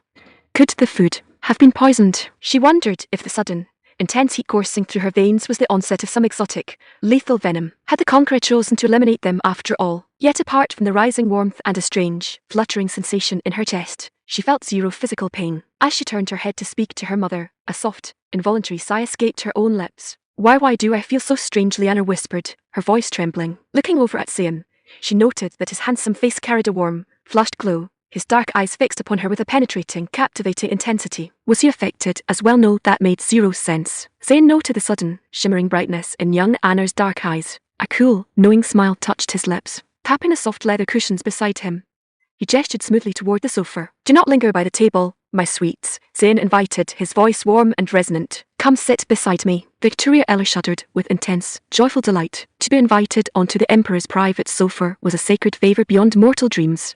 She let out a soft, happy gasp in her heart, gliding across the carpet like a docile, affectionate kitten to take her place at his left side. Zayn chuckled warmly, wrapping a broad arm around her supple, slender waist. Her skin radiated an intense, burning warmth against his palm. Anna stood rooted to the carpet, her heart hammering wildly against her ribs as she looked upon Zayn's commanding, handsome features. Though her mind urged caution, her legs moved as if guided by an irresistible, subconscious impulse, drawing her towards the sofa. The following morning, following a lavish breakfast delivered to the suite, Princess Anna sat upright upon the plush leather sofa, holding a cold glass bottle of effervescent cola. Taking a slow sip of the sweet, fizzy beverage, a look of quiet enjoyment crossed her features. Yet her mind remained locked in deep, complex reflection. She remembered with absolute clarity that she had resolved to seek vengeance for her fallen father and brother. Yet for reasons she could scarcely comprehend, that bitter resolve had faded into a distant, insignificant thought. Vengeance? Why harbour bitterness against an absolute emperor who provided such unparalleled luxury, safety, and warmth? Living in such paradise was infinitely superior to anything she had known in her past life. Inside the master bedchamber, Victoria Eller reclined upon the soft pillows like a lovesick maiden, a radiant smile gracing her lips as she watched Zayn sleeping peacefully beside her. He was extraordinarily handsome, possessing a towering, powerful frame and a commanding presence that captivated her soul. Furthermore, his endurance and vigour during the night had surpassed anything she could have imagined. As Zayn slowly opened his dark eyes, Victoria Eller leaned forward, whispering with sweet, blushing excitement, "Good morning, my love. You are finally awake." Placing a soft kiss upon his cheek, she nestled into his chest like a gentle bird. Zayn looked down at her voluptuous, supple frame, the corners of his lips curving into a satisfied smile. Foreign noblewomen undeniably provided a unique, captivating charm. "Your devotion last night was exceptional," Zayn remarked smoothly, stroking her golden hair. "I shall bestow a worthy reward upon you." Victoria Eller raised her chin, her dark, fox-like eyes sparkling with intense delight. "Is that true, my lord?" In her eyes, any gift bestowed by the Emperor was a sacred, priceless treasure. Zayn chuckled softly, assessing her voluptuous measurements with a practiced eye. With a swift flick of his wrist, several sets of modern, tailored lace undergarments materialized directly in his hand, styled in rich shades of crimson, pure white, and midnight black. "Take these," Zayn instructed, handing them to her. "Wear them beneath your silk dress." Victoria Eller accepted the silky garments, her eyes widening in wonder as she inspected the smooth, tailored design. Sitting up upon the plush mattress, she slipped on a midnight black lace piece, adjusting the fitted straps over her shoulders. "Subhanallah," Victoria Eller gasped in unadulterated delight, looking down at her silhouette. The modern tailored garment provided incredible, comfortable support, framing her full curves with breathtaking elegance, accentuating a deep, captivating line that highlighted her voluptuous frame. Zayn smiled with quiet pride in his own judgment. His estimate of her measurements had been absolute perfection. The garment appeared custom-tailored for her body. "Go call Anna into the bedchamber," Zayn directed smoothly. Victoria Eller nodded frantically, wrapping a silk robe around herself as she glided out into the reception hall. In the outer hall, Princess Anna stood beside the floor-to-ceiling glass wall, admiring the soft, white snow drifting over the skyline of London town. "Anna, my sweet," Victoria Eller called out eagerly. "Come quickly." Anna turned around, her dark eyes instantly drawn to the alluring, fitted black lace garment her mother wore beneath her open robe. "Merciful heavens," Anna gasped softly. "Where did you acquire such exquisite attire?" "His Imperial Majesty bestowed it upon me." Victoria Eller beamed. "Hurry her inside." Half an hour later, Anna emerged from the bedchamber wearing a set of pure white tailored lace undergarments bestowed by Zayn. Looking at her reflection in the mirror, the young princess felt a deep, genuine joy. In her heart, any lingering trace of doubt had vanished. She revered Zayn as an absolute, divine sovereign. Zayn sat back upon the sofa with deep satisfaction. The integration of the royal household had proceeded without a single flaw. Recalling Princess Charlotte and Crown Princess Rosamond, who remained in the adjacent executive suite, Zayn decided to extend his personal attention to them later that evening. Yet while personal pleasures held their place, grand statecraft remained paramount. Calling Commander Dilwar Hossain to the suite, Zayn issued new military orders: lead the mechanized 3rd Division northward, sweep across the northern marches, dismantle every remaining regional garrison, and secure the border fortresses. Your servant executes the command. Dilwar cupped his hands sharply. As established by imperial policy, male combatants offering resistance were eliminated, while highborn maidens and civilian populations were integrated into the newly established province. Night fell once more over London town, blanketing the glass citadel in quiet stillness. Inside the adjacent executive suite, Princess Charlotte and Crown Princess Rosamond sat in tense, nervous silence, their hearts hammering violently as a rhythmic, authoritative knock echoed from the outer door. Knock, knock, knock. Charlotte looked at Rosamond with wide, terror-stricken eyes, her voice trembling softly. "Sister-in-law, what shall we do?" Rosamond bit her crimson lip, her dark brows knitting in quiet, solemn resolve. "Set your heart at ease, Charlotte. I suspect His Imperial Majesty has come to grant his audience." Our Charlotte gasped, her breath catching in her throat. Taking her hand, Rosamond whispered earnestly, "Remember, my sweet, for the sake of your fallen house, you must show absolute obedience and live well." Chapter 157. The Forbidden Fruit. To Rosamond's quiet surprise, the summons was not meant for Princess Charlotte alone. She was expected to attend upon the Emperor as well. Walking down the carpeted corridor, the anxiety weighing upon their hearts grew heavier with every step. Yet neither woman was naive. They had long anticipated what a private audience with the young conqueror entailed. Stepping into the grand presidential suite, they found the vast reception hall wrapped in complete, eerie silence. For a second, they wondered if the suite was entirely unoccupied. Much like Victoria Eller and young Anna before them, both women immediately felt the tropical warmth radiating from the hidden vents. Trapped in their heavy woolen winter coats, the heat felt almost suffocating. Stepping into the center of the hall, they looked around, finding zero sign of life. "Is anyone present?" Rosamond called out softly into the quiet air. Her voice echoed off the high glass walls, yet zero response returned. It felt as though time itself had come to a complete standstill. Before another second passed, however, an exquisitely tempting fragrance drifted through the warm air, catching their breath. As the savory, sweet aroma filled their nostrils, an intense, Mouth-watering desire stirred within their chests an irresistible scent that seemed to captivate their very souls. Merciful heavens, Charlotte Rosamond gasped, her eyes widening in surprise. Do you smell that? Charlotte offered a gentle nod, whispering in reply, I do. Sister-in-law, it smells profoundly, extraordinarily delicious. Rosamond's eyes glided over to the polished glass coffee table at the centre of the hall, locking onto the stack of bright, red-skinned local delicacies resting upon a silver platter. Driven by intense curiosity, she stepped closer, leaning down to take in the scent. The rich, mouth-watering fragrance filling the entire penthouse originated entirely from the platter. What manner of fruit is this? Rosamond murmured, her curiosity thoroughly piqued. Charlotte stepped up beside her, taking in the sweet, aromatic scent. An overwhelming surge of appetite hit her, stirring a desperate urge to take a bite on the spot. Yet she checked her hand, daring not touch the Emperor's private platter without permission. The two women exchanged a hesitant glance, swallowing hard as their stomachs growled in the quiet room. 15 minutes passed, yet the grand reception hall remained entirely empty. Standing stiffly beside the sofa, their legs began to ache with exhaustion. Charlotte looked at Rosamond with a tired, pouting expression. Sister-in-law, may I sit down? My legs are completely weary. Rosamond frowned slightly, then offered a quiet, resigned sigh. Sit then. Since we've already faced the threat of execution, what else remains to fear? Settling onto the plush leather sofa, they sat upright, keeping their hands resting upon their knees. Yet sitting so close to the glass table, their eyes involuntarily drifted back to the glistening, red-skinned delicacies. Both women swallowed hard, their mouths watering continuously. It smelled so incredibly, mind-bogglingly good. They stared at the platter, wondering whether the foreign fruit carried hidden venom or divine sweetness.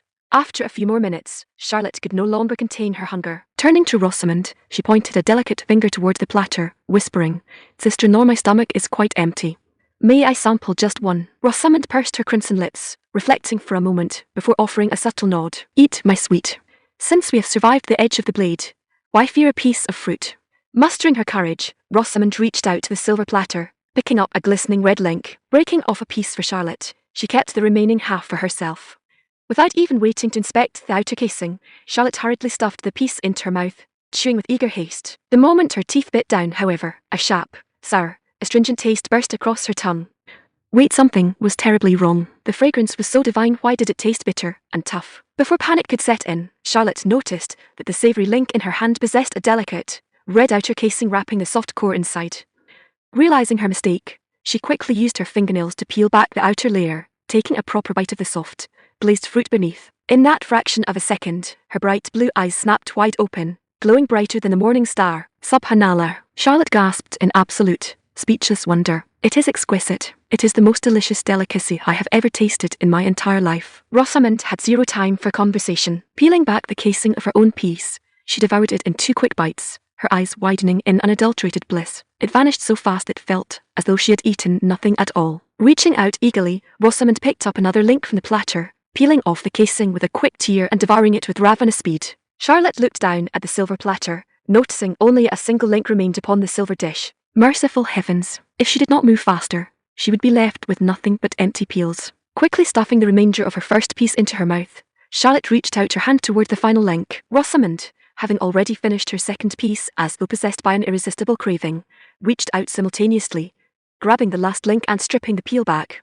Just as Rosamond prepared to pop the whole piece into her mouth, Charlotte cried out in frantic protest, No, leave that one for me. Rosamond paused for a second, offering a sweet, flattering smirk as she teased, Charlotte, my sweet, my appetite is larger than yours. This final piece ought to belong to your elder sister-in-law. Charlotte held zero intention of surrendering the prize, shaking her head firmly. Never. I am far hungrier than you. My need is greater. I am starving. Rosamond stood speechless for a moment, forced to settle for a compromise. Glaring at her younger companion with an amused pout, she declared, Very well. We shall divide it equally. Seeing Rosamond's firm stance, Charlotte offered no further objection, extending her slender hand to receive her share. Rosamond snapped the tender link in half, reluctantly handing one portion to Charlotte while popping her own half into her mouth in a single bite. Absolute perfection. Rosamond sighed softly, a look of pure, unadulterated bliss flushing across her fair face. Yet a second later, an unexpected, overwhelming sensation took hold. An intense, burning heat erupted within her chest, coursing through her veins like liquid fire. Oh merciful heavens, Rosamond gasped, her dark brows knitting in sudden, terror-stricken panic. Am I poisoned? Charlotte had just stuffed her half of the link into her mouth when Rosamond's frantic voice startled her, making her freeze in mid-chew. What poisoned? Charlotte stared blankly at Rosamond, whose pale cheeks had suddenly turned a deep, fiery crimson. A wave of cold apprehension clutched at Charlotte's heart. Rosamond suddenly pointed a trembling finger at her, exclaiming urgently, "Why has your face turned so bright red?" Our Charlotte quickly raised both hands to her cheeks, finding her skin burning hot to the touch, as though she had been standing before a roaring furnace. "Merciful heavens, have I been poisoned as well?" Charlotte felt a heavy lump rise in her throat, tears welling in her eyes as panic seized her soul. Yet Rosamond, possessing far greater life experience, suddenly recognized the nature of the sensation. Poisonous was no lethal venom. This intense, coursing heat was the unmistakable, overpowering surge of raw, unbridled desire. Almighty God, how could a simple fruit produce so extraordinary an effect? Unable to endure the suffocating heat trapped beneath her woolen layers, Rosamond's fingers moved on their own, hurriedly unbuttoning her heavy winter coat. As the heavy garment slid off her shoulders onto the carpet, her fair, flawless skin, and voluptuous, silk-bound silhouette were laid bare in the warm light. Her full, supple frame heaved rapidly with every shallow breath. Sister-in-law Charlotte whimpered, feeling the same intense, burning heat consuming her resolve. She opened her lips to ask for help, but Rosamond suddenly reached out, pulling Charlotte into a tight, desperate embrace. Charlotte offered zero resistance, clinging tightly to Rosamond's shoulders as their bodies trembled against the soft leather cushions. "Sister-in-law Charlotte, my sweet," the two noblewomen whispered to each other in breathless, flushed confusion, their strength entirely drained by the rising warmth. Suddenly, a tall, commanding figure materialized out of thin air, sitting back comfortably upon the opposite end of the leather sofa. Rosamond, facing the sofa, froze in absolute, jaw-dropping terror. Her strength vanished instantly, and had Charlotte not been holding her, she would have collapsed onto the floorboards. "RHHHH!" Rosamond shrieked in sudden fright. An empty sofa a fraction of a second prior, how could a living man suddenly manifest upon the cushions out of nowhere? How was such a thing possible under heaven? Recovering her senses, Rosamond recognized the handsome young emperor, the absolute sovereign who had summoned soaring glass skyscrapers out of thin air before the entire court. She instantly released Charlotte, her eyes wide with unadulterated, spellbound horror. Charlotte turned her head toward the sofa, letting out a sharp, startled gasp. Ozian sat back against the leather cushions, looking at the two flushed noblewomen, then glancing down at the peeled root skin scattered across the silver platter. A cool, amused smirk touched his lips. "Stealing my sacred delicacies in the dead of night," Zayn remarked smoothly, his dark eyes sparkling with playful warmth. "You two lack basic courtly manners, my sweets." Chapter 158. Competing for favor. Zayn's voice was far from loud, yet it carried an unassailable, absolute authority that echoed through the warm penthouse. When a sovereign who commands the elements speaks, even a casual remark carries the weight of an imperial decree. Princess Charlotte and Crown Princess Rosamond froze, their knees buckling as they sank onto the carpet with a soft thud. Forgive your humble servants, your majesty," Rosamond stammered, fighting the intense, coursing heat that threatened to overwhelm her senses. "We were overcome by temptation. We beg for your grand mercy." Charlotte knelt beside her in an even worse state, her body trembling so violently she seemed on the verge of a complete collapse. Her blue eyes were unfocused, her pale face flushed dark crimson like a rising sun. Her slender, fair hands shook uncontrollably as her breathing turned rapid and shallow. She felt as though her very veins would burst if the burning warmth within her found zero release.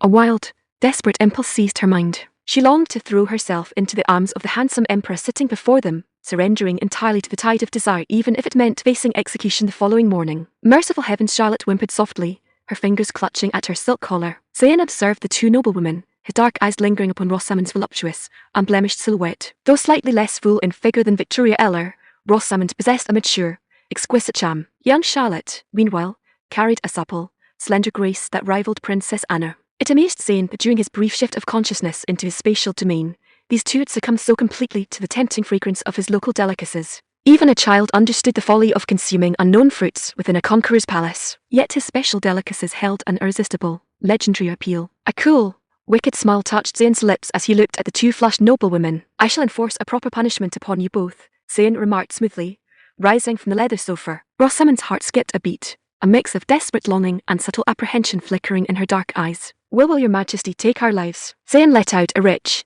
easy chuckle. "Take your lives? Why should I destroy such fine additions to my court? Yet if you linger upon the carpet much longer, zero help under heaven can save you." Turning on his heel, Zayn strolled casually toward the master bedchamber.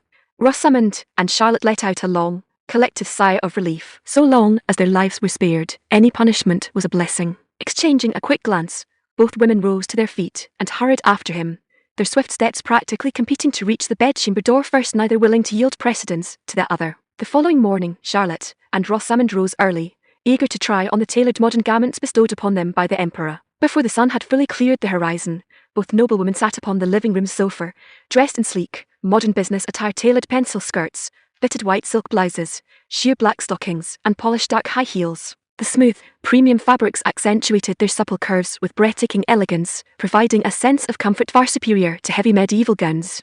Yet as they sat side by side, a sharp, hushed argument broke out between them. "Sister-in-law," Charlotte insisted, pouting her lips, "you ought to yield precedence to me in the future." Rosamond raised her dark brows, shaking her head. "Charlotte, my sweet, you are far too young. Your frame lacks the endurance for such devotion." "I am no child," Charlotte retorted, her cheeks flushing. "I can handle every measure of His Imperial Majesty's favour. I merely wish to earn a greater share of his love." Rosamond shook her head firmly. "Nonsense. You remain a delicate girl. I am not a child. You lack experience. I am fully grown." Rosamond stood speechless for a second, amused and exasperated by her companion's persistence. Pursing her crimson lips, Rosamond sighed playfully. "Very well, for the sake of your fallen brother, I shall yield to you on occasion." Charlotte's face lit up like a radiant sun, her eyes sparkling with delight. "Hee. Thank you, sister-in-law. You are truly the kindest relative under heaven." Rosamond rolled her dark eyes with a subtle smirk, puffing out her chest. "Do not celebrate too quickly, my sweet. In truth, His Imperial Majesty favours my company far more." Charlotte perked up in sudden panic. "Lies.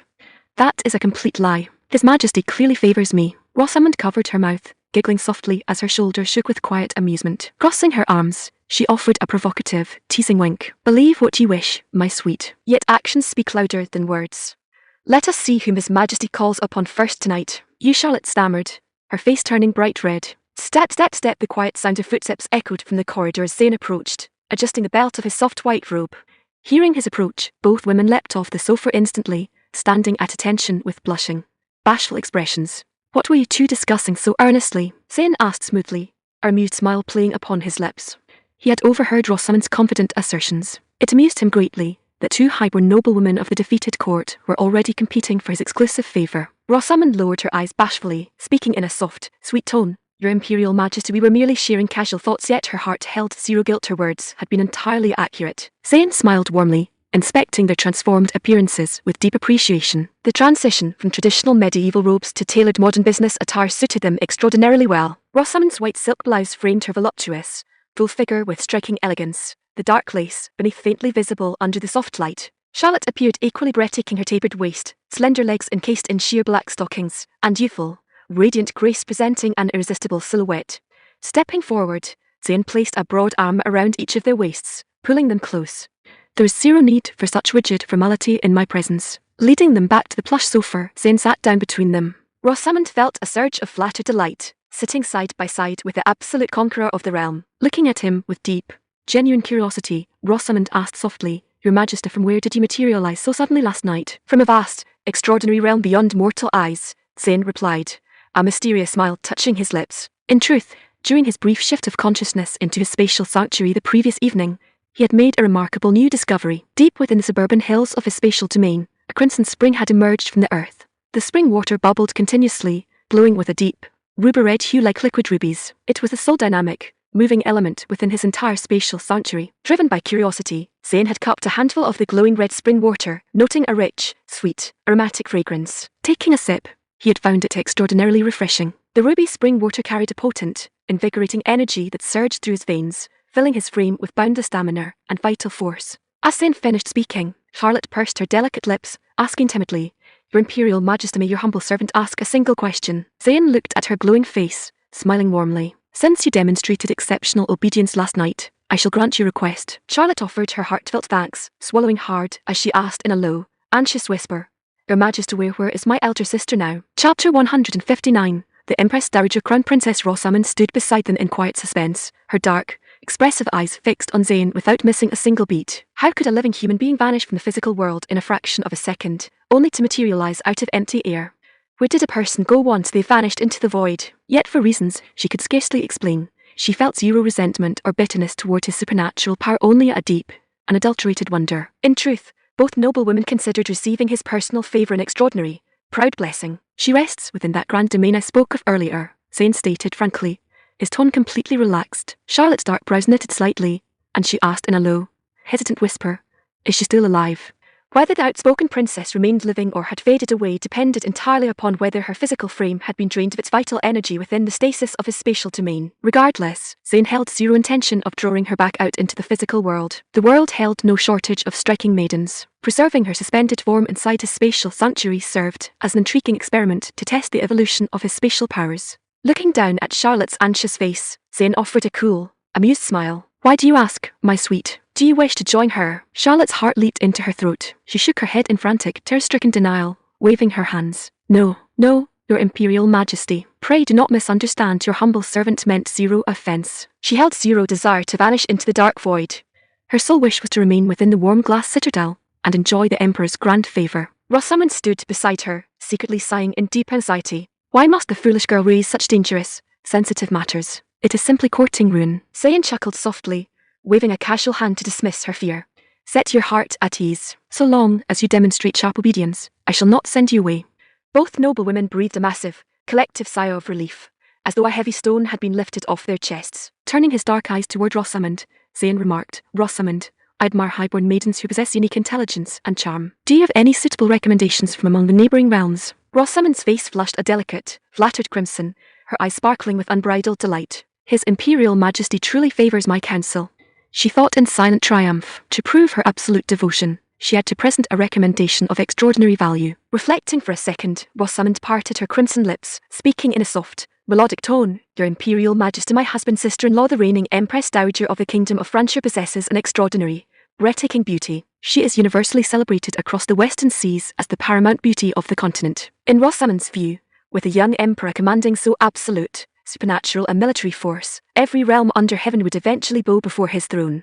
The Kingdom of Francia would inevitably fall to his advancing divisions. By presenting the recommendation now, she demonstrated absolute, unreserved loyalty to her new master. Perhaps out of favour for her, the Emperor might spare her extended family when his Iron Armada reached the western shores. It was a brilliant, double-edged strategy appearing to betray her foreign relatives while securing their ultimate survival under imperial clemency.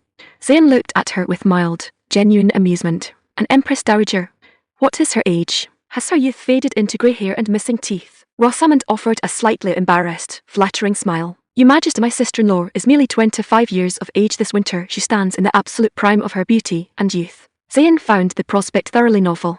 His imperial quarters accommodated former empresses, royal princesses, and highborn consorts, yet an Empress Dowager of 25 years had yet to enter his court. A cool, intrigued smile touched his lips. "Hearing your description, I find myself looking forward to meeting this young Empress Dowager of Francia." Rosamond bowed her head gracefully, whispering, "I'm certain your Imperial Majesty shall not be disappointed." Zayn approved with a firm nod. "Very well. We shall dispatch our expeditionary divisions across the western seas without delay." Reaching out, he took both noblewomen by their delicate wrists, smiling warmly. "Your devotion pleases me. I have decided to bestow another unique favour upon you both." Delight washed over their features. Every gift granted by the Emperor was a sacred, priceless treasure. "Your humble servants offer their deepest thanks to your Imperial Majesty," they declared in unison, their voices thick with joy. Zayn pondered for a moment, contemplating what reward to grant them.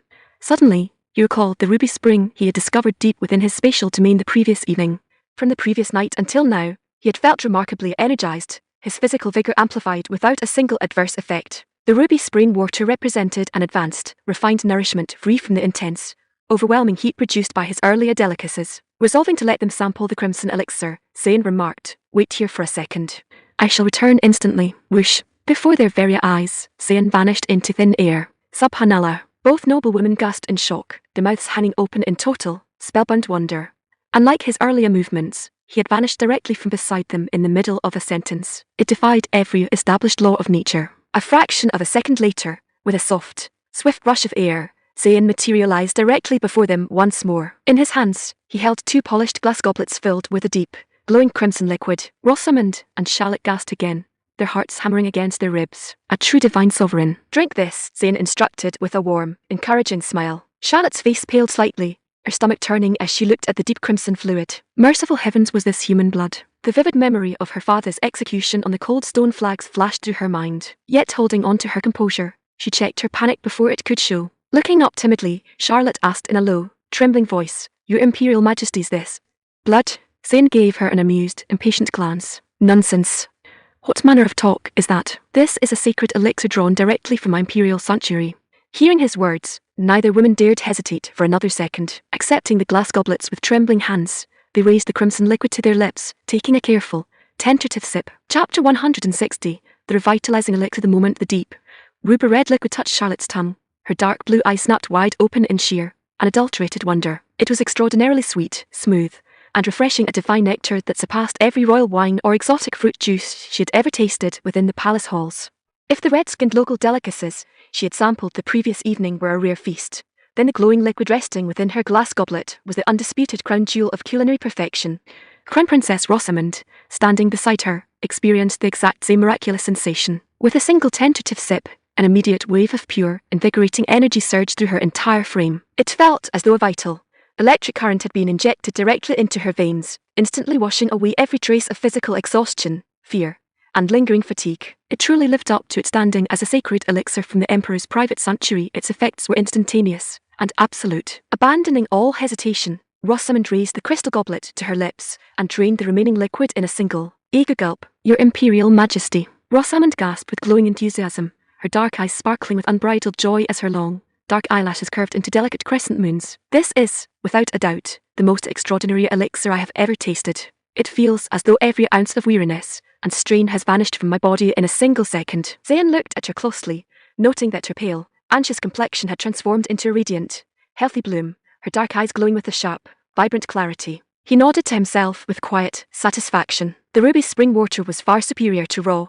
potent delicacies. It provided refined, effortless restoration without causing overwhelming, chaotic heat. Turning his dark gaze toward Princess Charlotte, Zayn asked smoothly, "And how does my young princess feel?" Charlotte stood thoroughly spellbound by the miraculous sensation. She pursed her delicate, crimson lips, speaking in a soft, blushing whisper, "Your Majesty, I feel completely renewed. A sudden, surging vitality has filled my chest, and every trace of sleepiness has vanished entirely." And furthermore, she paused, lowering her dark blue eyes in acute, youthful bashfulness, a deep, fiery blush rushing up her neck and spreading across her fair cheeks. "The severe physical soreness and discomfort I felt from our encounters last night has stopped entirely. It is as though I was never wearier at all. Though stunned by the miraculous recovery, she held zero doubt in her mind that the Emperor's sacred elixir had performed a supernatural healing upon her body. Zayn raised an eyebrow in genuine, mild surprise. Subhan Alar, the ruby spring water possessed potent physical restoration properties as well. A single crystal goblet had completely erased physical strain and inflammation in a matter of seconds. It was an extraordinary, almost absurd level of efficacy. In that moment, Zayn felt an undeniable sense of absolute, celestial authority. He had long observed a consistent pattern as his spatial domain expanded through strategic territorial integration. New, supernatural resources continuously manifested within its boundaries. From the initial red-skin delicacies to the glowing ruby spring, his spatial sanctuary was evolving into a limitless, self-sustaining treasury. Furthermore, beyond storing material goods, its functional versatility was expanding continuously, enabling instantaneous replication, mechanized vehicle retrieval, large-scale structural relocation, and absolute stasis preservation. Therefore, the territorial integration of new provinces could not be halted. His steady, calculated expansion across the western continent had to proceed without delay. Seeing Zayn lost in quiet reflection, Charlotte's soft, sweet voice broke the silence once more. "Your Imperial Majesty," Charlotte stammered nervously, taking a small step forward while gazing at him with hopeful, blushing eyes. "Your humble servant remains completely restored and full of energy. I wish to attend upon your Majesty's private quarters again tonight." Zayn snapped out of his thoughts, scratching his chin with a cool, amused smirk. Younger maidens carried an irresistible, delicate allure, while mature noblewomen possessed an exquisite, captivating charm. Combining both within the imperial household created a remarkably harmonious, delightful balance. Yet looking at Charlotte's eager, blushing face, Zayn chuckled softly, waving a casual hand. "There's zero need for haste, my sweet. Return to your executive suite first and rest properly." "Ah, but your Majesty," Charlotte perked up in mild panic, feeling a wave of gentle disappointment. "Your servant is completely recovered. I'm fully capable of attending upon you to demonstrate her vitality and readiness." She intentionally straightened her posture, puffing out her chest to showcase her supple, youthful figure. Rosamond, however, stepped forward instantly, catching Charlotte by the arm, and gently tugging her toward the suite door. Rosamond stood speechless at her younger companion's lack of courtly tact. How could the girl be so utterly blind to the Emperor's broader arrangements? Unlike Charlotte, Rosamond understood when to press an advantage and when to step back gracefully, despite the burning desire within her own heart.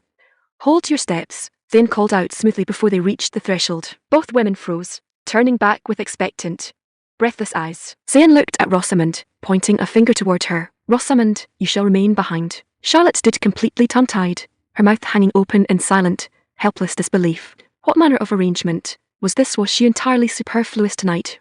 Rosamond, on the other hand, felt a surge of ecstatic, unadulterated delight, her mouth almost watering with triumph. She had been entirely correct. His Imperial Majesty favoured her mature intelligence and refined charm. Young Charlotte still required further time to develop the subtle arts of the court. A short while later, Princess Victoria Eller entered the presidential suite following an imperial summons. The moment her dark, fox-like eyes locked onto Rosamond's striking, modern business attire, the fitted white silk blouse, tailored pencil skirt, and sheer black stockings, a wave of intense, unbridled envy washed over her. Merciful heavens! How could modern garments appear so breathtakingly beautiful? The sleek, form-fitting attire framed Rosamond's voluptuous curves with absolute perfection, accentuating her full figure in a manner no traditional medieval gown could ever match. Victoria Eller felt certain that if she were granted such an exquisite outfit, her own voluptuous silhouette would appear infinitely more captivating. She stood captivated by deep, eager longing, wondering if the Emperor would bestow a similar treasure upon her. Zayn, reading her transparent thoughts with effortless ease, reached into his spacious sanctuary, drawing out a sleek, form-fitting modern dress styled in a soft, elegant rose-pink tone. Wear this instead, Zayn instructed casually, tossing the smooth silk garment directly toward her. Victoria Eller caught the soft fabric against her chest, her face lighting up with radiant, ecstatic joy. Thank you, my love. Yet inspecting the single piece of fabric in her hands, she noted it was completely different from the multi-layered business suit Rosamond wore. Though slightly bewildered, she dared not hesitate for a second. Without the slightest trace of modesty, she unfastened her outer wrap right before Zayn's eyes, stepping out of her heavy skirts until she stood clad only in her fitted lace undergarments. Picking up the rose-pink dress, she inspected the sleek, elastic design. It featured a smooth, seamless cut with a fitted neckline and a tapered, flexible waistline. Understanding its design intuitively, she slit the smooth silk over her head, pulling the form-fitting fabric down over her shoulders and hips. The moment the silk settled against her skin, Zayn's dark eyes lit up with genuine appreciation. The form-fitting rose-pink dress clung tightly to her voluptuous contours, highlighting an extraordinarily dramatic, breathtaking curve. Her full, supple bust and tapered waist were framed with absolute perfection, while her long, fair legs were left exposed beneath the high, elegant hemline. It was an unassailable, stunning sight. The modern dress suited her voluptuous, mature frame to absolute perfection, transforming her into a vision of pure, captivating allure. Rosamond, standing nearby, felt her eyes widen in sudden surprise, a sharp wave of rivalry rising within her chest. What an extraordinary, dangerous silhouette. If Victoria Eller displayed such breathtaking charm before the Emperor, Rosamond knew her own position. As the favoured court maiden might face fierce competition. "Oh, my sweet lord," Victoria Eller whispered, stepping forward with a swing, graceful stride, her dark, fox-like eyes sparkling with intense, flattering charm. "Do I appear beautiful in your eyes?" "In truth, it is remarkably striking," Zayn approved with a broad, handsome smile. "Do you understand why I bestowed this specific gown upon you?" Victoria Eller tilted her head slightly, her dark brows knitting in playful reflection. "Is it because your humble servant possesses a particularly captivating figure?" Zayn let out a light, easy chuckle, shaking his head. "You're correct, my sweet. But that is only half the reason." Victoria Eller blinked her alluring eyes, offering a soft, pouting smile. "Pray enlighten your servant. My love, I truly cannot guess your divine mind." Zayn's lips curved into a cool, wicked smirk, his dark eyes sparkling with playful meaning. "Because it makes the evening's proceedings infinitely more convenient." Chapter 161. The royal envoy. Throughout the weeks that followed, Zayn indulged in every comfort and luxury his private quarters had to offer. Whether holding private audiences with individual consorts, bringing pairs together, or gathering his household for grand evening celebrations, the atmosphere remained one of unbridled extravagance. The penthouse suite echoed daily with delighted laughter, soft sighs, and breathless exclamations as Crown Princess Rosamond and the foreign maidens experienced the full measure of imperial favour. Zayn thoroughly enjoyed their passionate, unrestrained devotion. It was a unique, captivating experience far removed from the formal rigidities of traditional court life. Before anyone realised it, January arrived, bringing heavy winter blizzards across the northern seas. By this time, the island of Dairan had been completely brought to order. Wherever the grey iron-armoured columns of the Great Zayn Empire had advanced, every opposing regional garrison was crushed into dust. Consequently, across the island of Dairan, the remaining population consisted overwhelmingly of women and young maidens. The surviving male population was organised into labour regiments, tasked with heavy infrastructure projects. While enjoying the comforts of his luxury hotel, Zayn personally drew up grand architectural designs for a sprawling imperial palace complex and a modern provincial capital. The labour regiments were put to work clearing foundations and dressing stone. Zayn held zero concern as to which of his future royal sons would eventually inherit the grand palace. Whichever son was assigned to govern the province would inherit an unassailable seat of power, and a father whose authority spanned the known world. Meanwhile, across the narrow strait along the mainland coast of the Kingdom of Franchir, Deep panic and terror gripped the population. The local inhabitants lived in daily dread, uncertain when the foreign conquerors would cross the water and march upon their towns. Many harbored desperate thoughts of fleeing into the wilderness. Yet with the entire continent buried under mountains of ice and heavy snow, where could common folk possibly escape? Fleeing northward into the frozen tundra meant freezing or starving to death, or becoming prey for wild wolves. Remaining in their timber homes meant waiting in constant, agonizing fear of the advancing armada. They were trapped in a state of absolute, helpless dread. Zayn, observing the situation across the strait, recognized their plight. Endlessly pursuing terrified stragglers across frozen plains held zero interest for him. Having thoroughly secured the island province, Zayn resolved to utilize the winter snows to launch an expeditionary campaign across the mainland seas into the kingdom of Francia. Upon landing along the snow-covered coast, Zayn executed his usual procedure, summoning mechanized transport directly from his spatial sanctuary. Standing amidst the falling snow, he gave a casual flick of his broad wrist, and a fleet of tactical off-road vehicles, armored personnel carriers, and heavy supply trucks materialized upon the drifts as smoothly as falling snowflakes. Among the entourage of consorts, Crown Princess Rosamund stepped down from the transport vehicle, looking out at the snow-blanketed hills of her native homeland with deep, swelling emotion. Years earlier, she had been sent across the narrow strait in a grand royal marriage, becoming the Crown Princess of the Kingdom of Diane. Had history unfolded according to traditional court expectations, she would have eventually ascended the throne as Queen Consort of Diane. Never in her wildest dreams could she have envisioned returning to her native shores in so extraordinary a capacity as a favoured consort of the absolute emperor of the great Zayn Empire. A wave of unadulterated joy flooded her heart. Francia, Rosamund cried out, extending her arms toward the winter sky. I have returned. Yet a moment later, a practical realization struck her mind. Trudging through the thick snowdrifts, Rosamund approached Zayn with an eager, flattering smile. Your Imperial Majesty, Rosamund suggested softly, I believe I can persuade my sister-in-law the Empress Dowager in Paris to offer unconditional submission to your Majesty. In this manner, your Majesty's army may enter the capital without shedding a single drop of blood or expending a single round of lead. What is your Majesty's divine thought? Her proposal held undeniable strategic merit. Leaving barren, devastated lands behind, every campaign served zero long-term purpose. Preserving the grand cities of the continent ensured the imperial domain inherited prosperous, vibrant provinces and preserved its highborn, fair-complexioned maidens for the court. Furthermore, the swift, total annihilation of the Kingdom of Diane had undoubtedly shattered the morale of the court in Paris. Zayn nodded smoothly, approving her initiative. Very well, Rosamund. I hereby appoint you as my royal envoy to advance upon Paris and negotiate their total submission. Should you succeed in your mission, I shall bestow a grand reward upon you. Rosamund's dark, fox-like eyes lit up with intense delight. An imperial reward from the emperor was invariably a sacred, life-changing treasure. As a highborn woman familiar with court politics, she held absolute confidence in her ability to persuade her widowed sister-in-law. She refused to believe a lonely young widow could resist the overwhelming, supernatural prestige of the young emperor. Your humble servant offers her boundless thanks, Your Majesty. Rosamund replied with glowing confidence. I shall execute this mission without a single flaw. Turning to young Commander Hugh Chuchu, Zayn instructed, take a vanguard detachment equipped with heavy armoured vehicles, automatic rifles, and ample ammunition to escort Royal Envoy Rosamund to the capital. Commander Hugh Chuchu stepped forward, cupping his hands in a sharp military salute. Your humble servant obeys the imperial decree. Zayn added in a level tone, remember, Hugh Chuchu when operating beyond the main column, exercise sharp judgment and decisive speed in all matters. Understood, Your Majesty.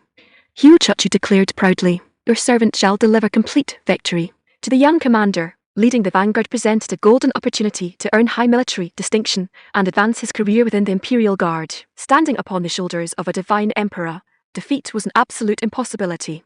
A minor kingdom like Francia offered zero genuine threat. Following brief preparations, Hugh Chuchu took command of an escort convoy consisting of 22 vehicles, a mix of heavy armoured personnel carriers, tactical off-road chariots, and supply trucks, and set off along the snow-covered highway toward Paris. Whenever the mechanized convoy passed through rural villages, local peasants fled into the timber huts in absolute, terror-stricken panic, mistaking the roaring iron chariots for dark monsters. Yet observing that the metallic column maintained its course along the main road without harming common folk, their terror gave way to breathless wonder. Before long, word of the advancing column reached the forward regional garrison of Francia. The military court in Paris received two distinct dispatches. First, an advance vanguard consisting of a mere 22 iron chariots and slightly over 100 red-clad sepoys was marching directly toward the capital. Second, the massive, main imperial army was assembling along the coast behind them. Deep dread and apprehension clutched at the hearts of the regional commanders. The terrifying reputation of the imperial army had spread across every province. The complete destruction of the undefeated kingdom across the strait served as a grim testament to their unassailable might.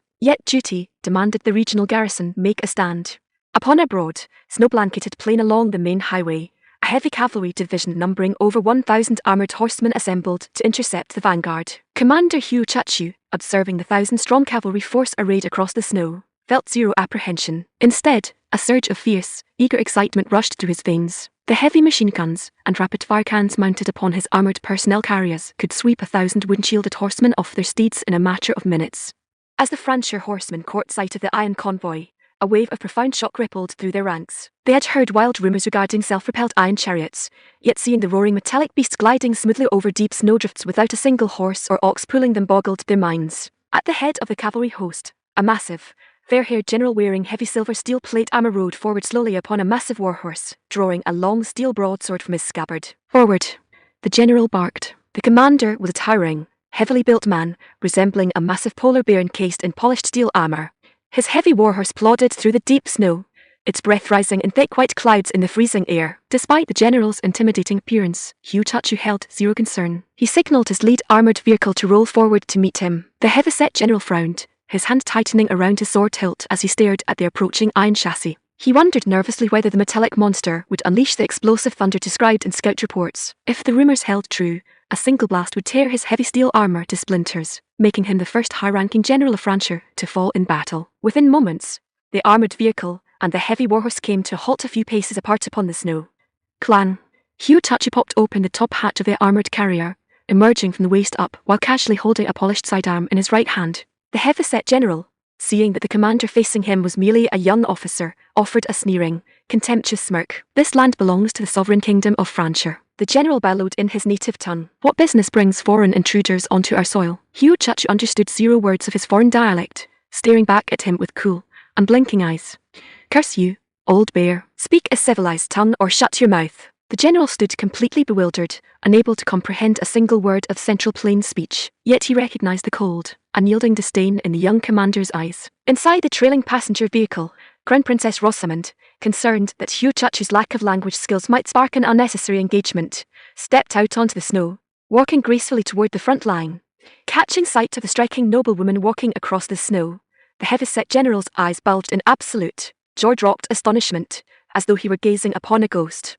"Princess Rosamond," the general gasped. "How under heaven can you be here?" Across the court, it was widely assumed that the entire royal family across the strait had been executed during the conquest. As the wedded wife of the crown prince, Rosamond ought to have perished alongside her husband. Yet here she stood, radiant, alive, and unblemished, walking across the snow in exquisite modern attire. It meant she was now a widowed princess. A sudden, greedy ambition flared within the general's chest. Seeing her supple figure and breathtaking beauty preserved, his mouth almost watered with desire. Rosamond paused, inspecting his heavy silver armour for a second, before letting out a soft exclamatory gasp. "Oh, it is General Walu." General Walu's face lit up with intense excitement.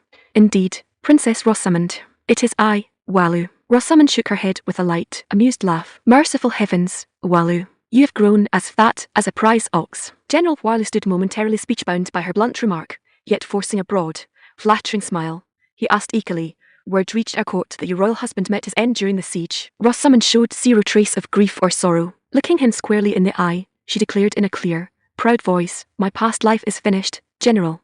I am now a favoured consort of His Imperial Majesty." General Walu's eyes widened in total, speech-bound shock. What manner of emperor?" Chapter 162. Clearing the way for the envoy, Crown Princess Rosamond paused for a second, her face beaming with unassailable pride as she declared, "His Imperial Majesty is a divine sovereign walking the earth." General Walu stared at her in utter, breath-catching astonishment.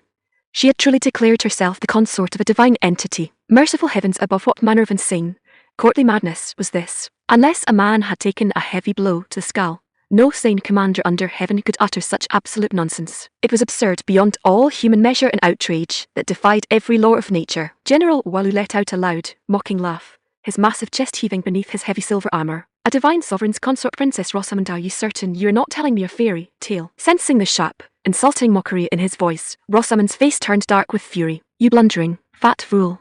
Shut your mouth." General Walu chuckled again, his eyes gleaming with greedy, unfiltered lust.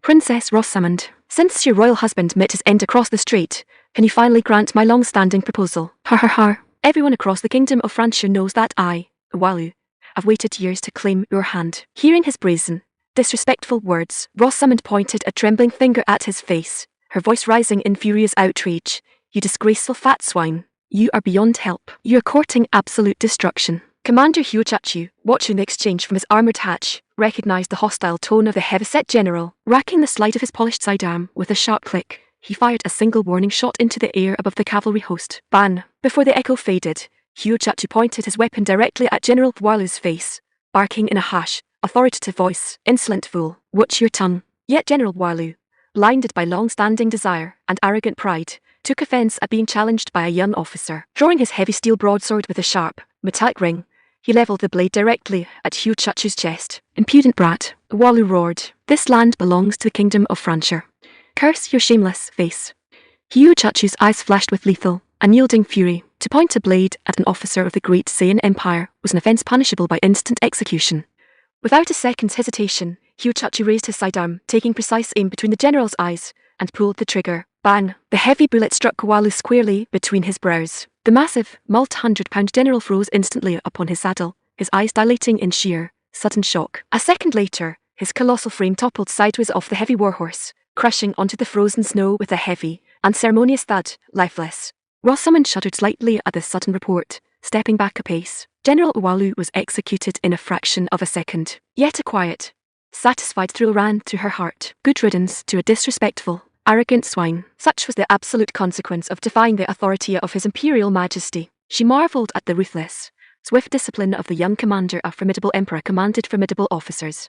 Treason! Slaughter the foreign intruders! The 1,000-strong Francia cavalry host roared in sudden rage, drawing their broadswords and adjusting their reins as if preparing to launch a full cavalry charge. Inside the trailing armoured carriers, Bakal waved a hand toward his sepoys, commanding in a booming voice, "Divisions, assume battle positions. Prepare to establish our glory." Every mechanized vehicle sprang into action, turret guns pivoting smoothly to lock onto the cavalry ranks. Seeing the heavy cannons turn, Rosamond panicked. Spreading her arms wide, she stepped directly into the snow between the two forces, shouting at the top of her lungs, "I'm Royal Envoy Rosamond. I command you to stand down this instant." Her heart hammered frantically against her ribs. She knew that if the heavy machine guns and rapid-fire cannons behind her opened fire, the 1,000 horsemen before her would be turned into mincemeat in a matter of minutes. At her desperate command, a senior deputy general within the cavalry host quickly raised his arm, signalling his horsemen to hold their positions. The deputy general held zero desire to test the foreign explosive weapons. He knew with absolute clarity that if an engagement broke out, he standing at the very front of the formation would be the first to be blown to splinters. Preserving his mortal life remained his primary concern. Furthermore, the striking noblewoman had identified herself as Crown Princess Rosamond, speaking in their native regional dialect while travelling alongside the foreign vanguard. Most importantly, the foreign column had not committed arson, plunder, or senseless slaughter upon entering the province. Understanding the true purpose of their arrival was vital. Nudging his warhorse forward, the deputy general looked at Rosamond, asking respectfully, "Hybrid princess who claimed to be Crown Princess Rosamond?" Rosamond raised her chin, speaking with calm, proud authority. "Indeed. I am the Crown Princess of this realm." The Deputy General bowed his head slightly, continuing, "Then, Royal Envoy Rosamond, pray inform us what transpires here." Rosamond let out a soft, exasperated sigh. "That fool Walu was utterly blind and stupid. Yet I hold zero desire to see you brave horsemen slaughtered like cattle, for you possess zero means to withstand the Imperial army." Pausing, she gestured toward the coastal road behind her. "Invincible host numbering tens of thousands marches a short distance behind us. I shall not waste breath describing their supernatural weapons. Suffice it to say that neither your garrison, nor the Kingdom of Francia, nor the entire Western continent can withstand their advance." The Deputy General could not dispute her words. Seeing General Walu, a warrior encased in heavy steel plate, executed in a single second by a compact metal device held by a young officer, the destructive potential of the larger iron cannons mounted upon the vehicles was self-evident. The victor establishes the court, the defeated face ruin. If he offered his allegiance to Her Highness the Royal Envoy, perhaps his regiment could avoid becoming useless cannon fodder. Reaching his decision, the Deputy General dismounted from his warhorse, dropping onto one knee upon the snow and bowing his head deeply. "My Royal Envoy, whither does your journey lead?" "Perhaps my regiment may assist your advance," Rosamond answered with cool, measured authority. "This Royal Envoy advances upon Paris to deliver an imperial summons to the royal court." "Clear the highway." Seeing her firm posture, the Deputy General urged eagerly, "Your Highness, my regiment is prepared to escort your convoy to the capital. Should any harm befall your sacred person along the road, my life shall answer for it." Rosamond's dark brows raised slightly. Having 1,000 native horsemen clearing the highway would certainly expedite their arrival in Paris, a distinct advantage for her mission. "What is your name, General?" Rosamond asked. The Deputy General replied quickly, "Your Highness, my name is General Manick." "Very well, General Manick." Rosamond nodded approvingly. Pointing a delicate finger at General Warley's lifeless body upon the snow, she added in a stern, explicit tone, "Remember your oath well. If you harbor double-dealing thoughts, his swift fate shall become yours." General Manick bowed his head frantically, his face lighting up with relief. "Your Highness, set your heart at absolute ease. We understand our duty completely." Observing the exchange from his armoured hatch, Hugh Churchill felt a flicker of uncertainty. He had zero understanding of their foreign dialect. Were they negotiating safe passage or plotting an ambush? "Hey, Royal Envoy," Hugh Churchill called out, pointing a finger at the cavalry host. Rosamond understood his concern, offering a reassuring smile as she gestured smoothly with her hands. Pointing first to General Manick, then to herself and the armoured convoy, she finally pointed along the main highway toward Paris.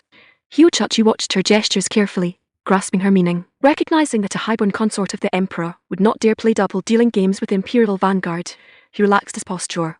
Thus, escorted by General Manick's 1,000-strong cavalry host clearing the snow-covered highway, Hugh Churchill's mechanized column set off toward Paris. "Clear the highway.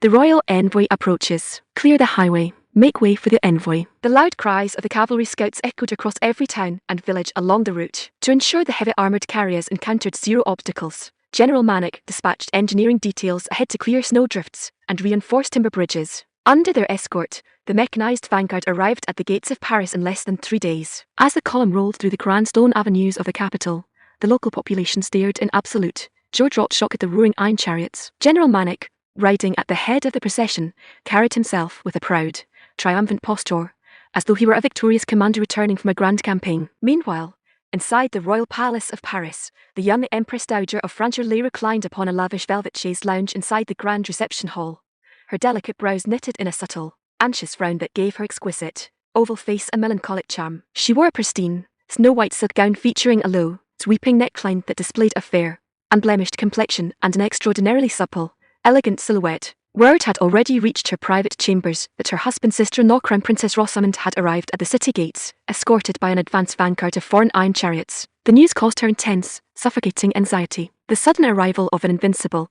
foreign military force left the royal court unable to eat or sleep in peace. Now, her own sister-in-law was approaching the palace gates as a royal envoy representing the foreign conqueror. What purpose did her arrival hold for the realm? After deep reflection, the young Empress Dowager resolved that protocol and survival demanded she step out to the palace gates to receive her sister-in-law personally. Chapter 163, Myths and Miracles. Before the high stone gates of the royal palace of Paris, the young Empress Dowager waited alongside members of the royal family and highborn court nobles. A sharp winter wind swept across the stone plaza, lifting the fine golden hair that framed Elizabeth's face and sending it fluttering across her shoulders. Her fair features carried a complex blend of anxious dread and quiet uncertainty as she looked down the snow-covered avenue. Before long, led by General Manick's escort cavalry, the mechanized vanguard made a grand, spectacular entrance, the deep rumble of heavy diesel engines echoing off the surrounding timber-framed mansions. Squeak! With a smooth hiss of mechanical brakes, the heavy rubber tires came to a complete halt upon the cobblestones. The assembled court stood in absolute, spellbound astonishment,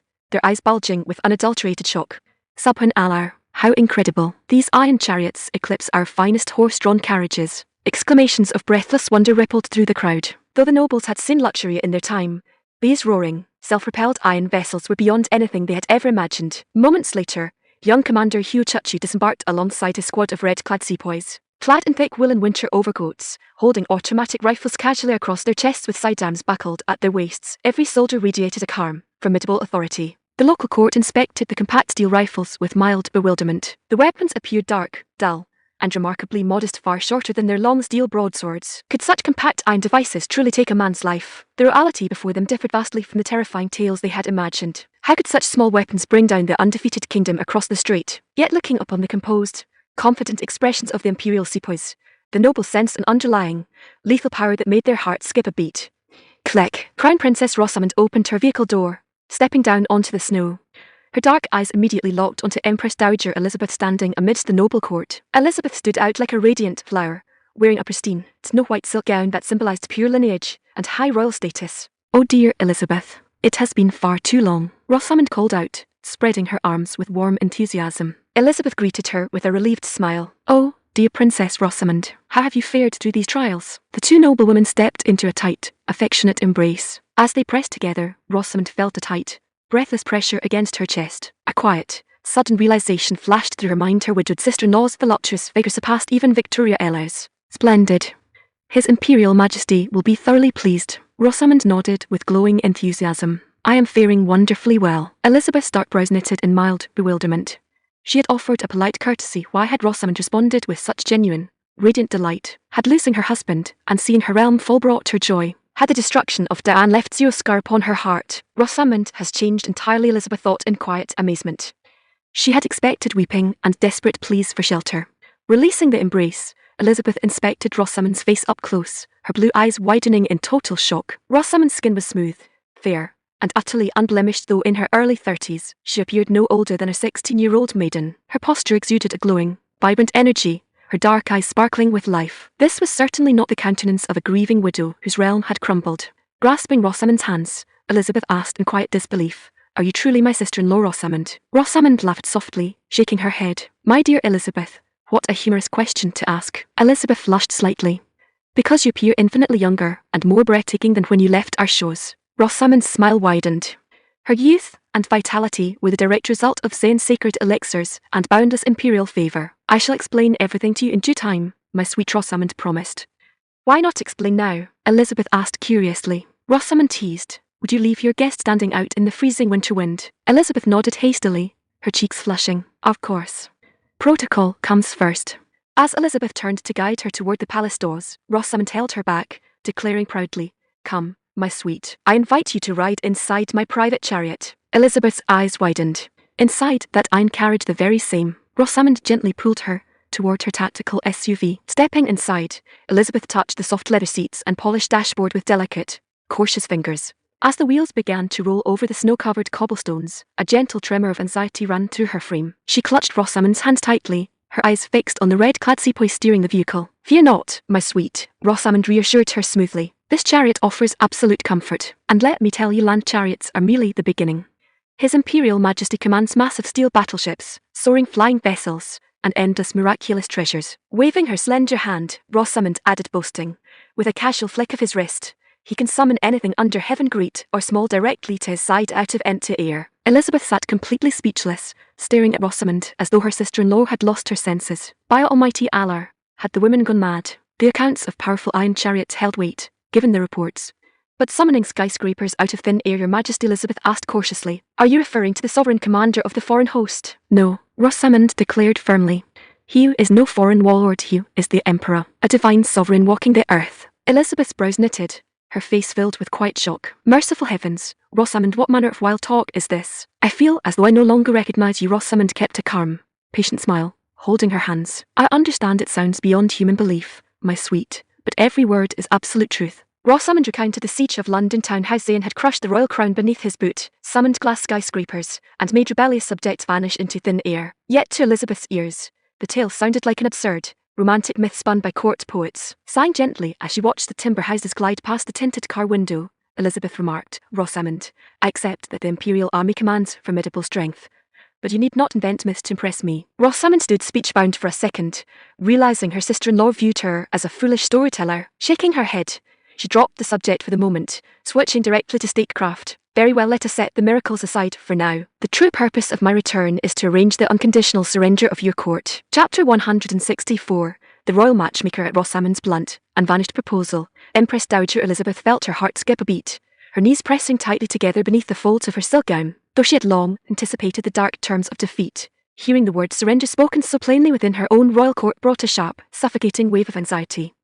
What sovereign ruler under heaven would willingly surrender so prosperous and beautiful a realm? Yet facing an advancing force that commanded supernatural weapons, resistance offered zero hope of victory. After a long, heavy silence, Elizabeth looked at Rosamond with wide, anxious eyes, repeating the words softly. "Surrender." Rosamond offered a firm, encouraging nod. "Indeed, my sweet. Unconditional submission is the sole path to preserve Francia from fire and sword, sparing your cities from the absolute destruction that befell the kingdom of Diane." Elizabeth understood the cold, unyielding reality of her position. Before an absolute, unassailable power, traditional military pride was nothing more than a fragile glass bubble. Reflecting for a moment, she asked in a low, breathless whisper, "If I surrender the realm, will the foreign emperor spare my young son and my extended family? Rosamond smiled warmly, taking Elizabeth's cold hands in her own to offer comfort.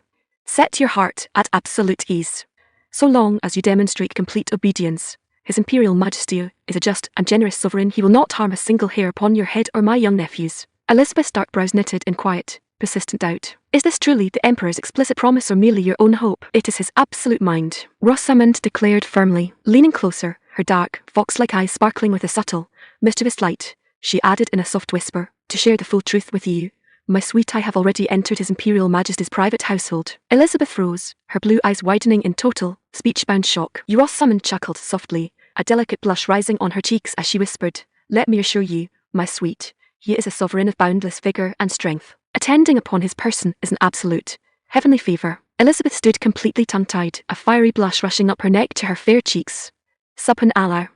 What manner of courtly madness was her sister-in-law speaking? To her ears, Rosamond's claim sounded just as absurd as her earlier tales of men vanishing into thin air and skyscrapers appearing out of empty air. Seeing the young widow's hesitation, Rosamond pressed her advantage smoothly. In truth, my sweet, I presented your name and beauty to His Imperial Majesty during our audience, and he expressed a deep, genuine interest in meeting you. What? Elizabeth gasped, her breath catching in her throat as she stared at Rosamond in utter, speechless bewilderment. The foreign conqueror demanded not only the total surrender of her kingdom, but the submission of her person as well. Yet reflecting upon her own position, she recognized the inescapable truth. Before an absolute conqueror, a highborn widow possessing renowned beauty would naturally draw imperial interest. Before another word could be spoken, the tactical off-road vehicle came to a smooth halt before the central palace steps. Yet Rosamond held zero intention of pausing her persuasion. Striking while the iron was hot remained her sole objective. Rosamond offered a sweet, charming smile, whispering, my sweet Elizabeth, since resisting an absolute conqueror is an impossibility under heaven,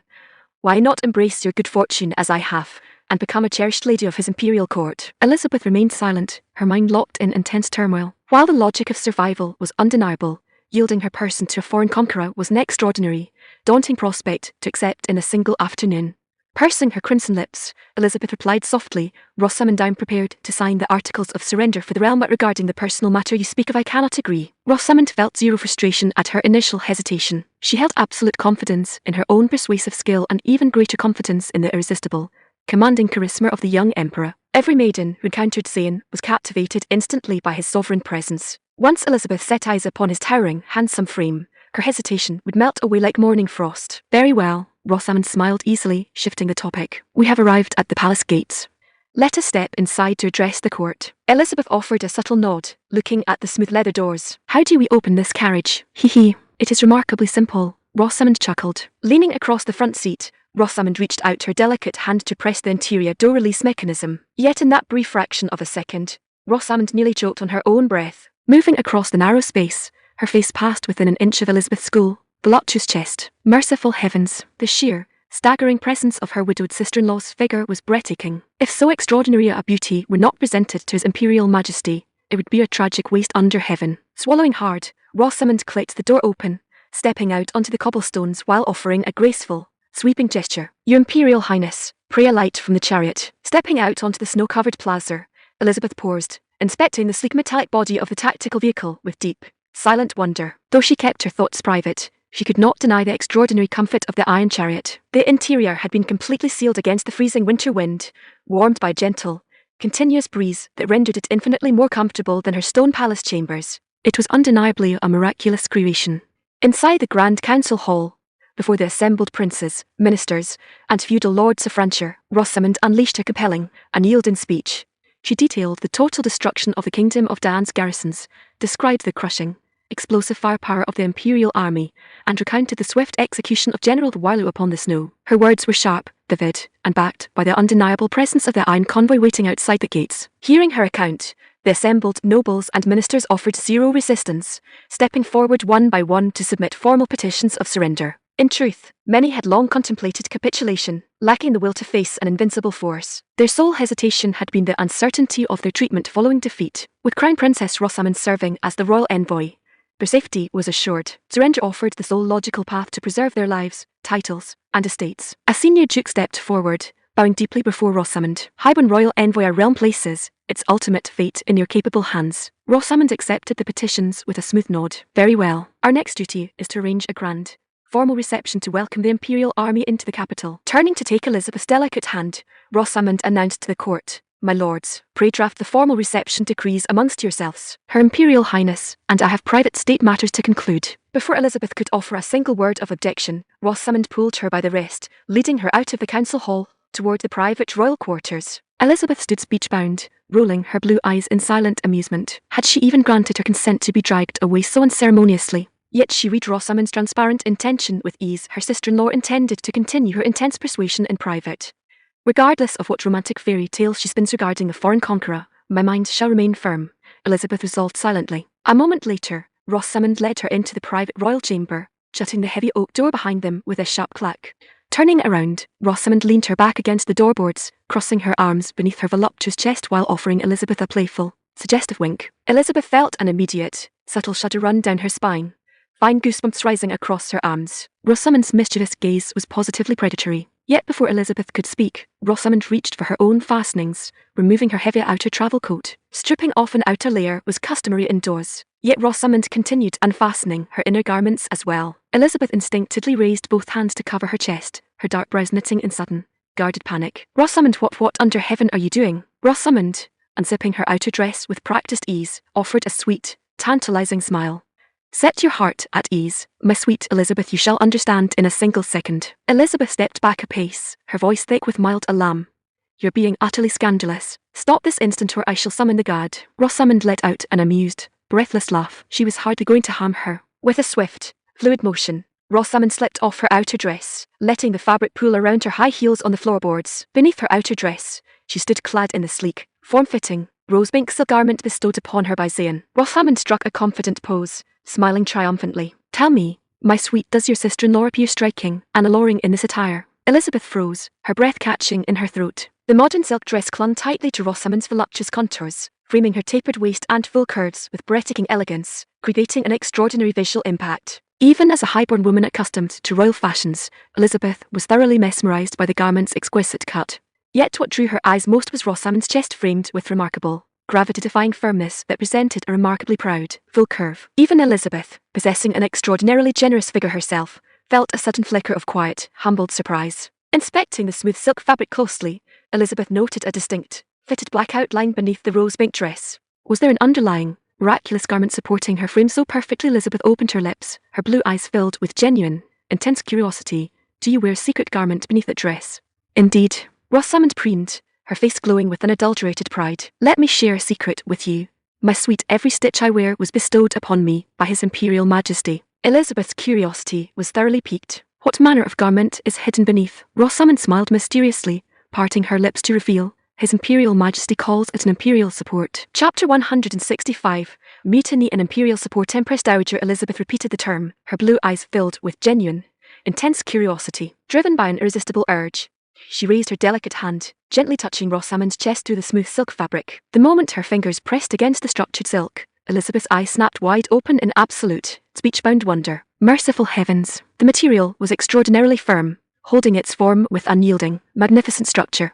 For years, Elizabeth's own generous figure had brought her endless physical discomfort. Beyond the sheer weight of her frame, traditional court etiquette demanded that she bind her chest daily under heavy, suffocating layers of linen and steel boning. It was a painful, exhausting ordeal. Rosamond, reading her sister-in-law's expression, offered a sweet, triumphant smile. "My sweet Elizabeth, would you like to see how it looks without the outer dress?" Elizabeth offered a subtle, eager nod. Rosamond, knowing the temptation was irresistible, unfastened the rose-pink silk dress, letting it slide down her arms to reveal the sleek, midnight black modern undergarments beneath. Elizabeth gasped in genuine astonishment. The modern garment framed Rosamond's figure with flawless, gravity-defying support, holding her full curves firmly in place with absolute, comfortable elegance. "An extraordinary creation, truly extraordinary," Elizabeth murmured softly, a subtle blush rushing to her fair cheeks as she looked at Rosamond. "Rosamond, my sweet, could you allow me to try it on?" Rosamond stood thoroughly startled for a fraction of a second.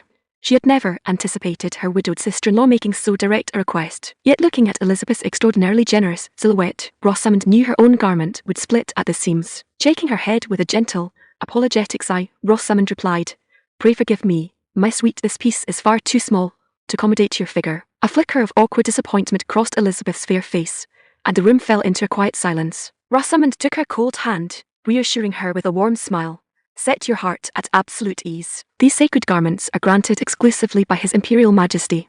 Once I present your name during our audience, I'm certain he will bestow a custom set upon you. Elizabeth offered a bashful, embarrassed grin. Rosamond, let us set the matter aside for now. Yet her eyes remained fixed upon the structured black lace. Rosamond giggled softly, teasing, "Fear not, my sweet. His Majesty is a sovereign of boundless generosity. He would never withhold such a minor treasure from a favoured lady. In truth, if you win his full favour, he might even summon a soaring glass skyscraper out of thin air for your private pleasure."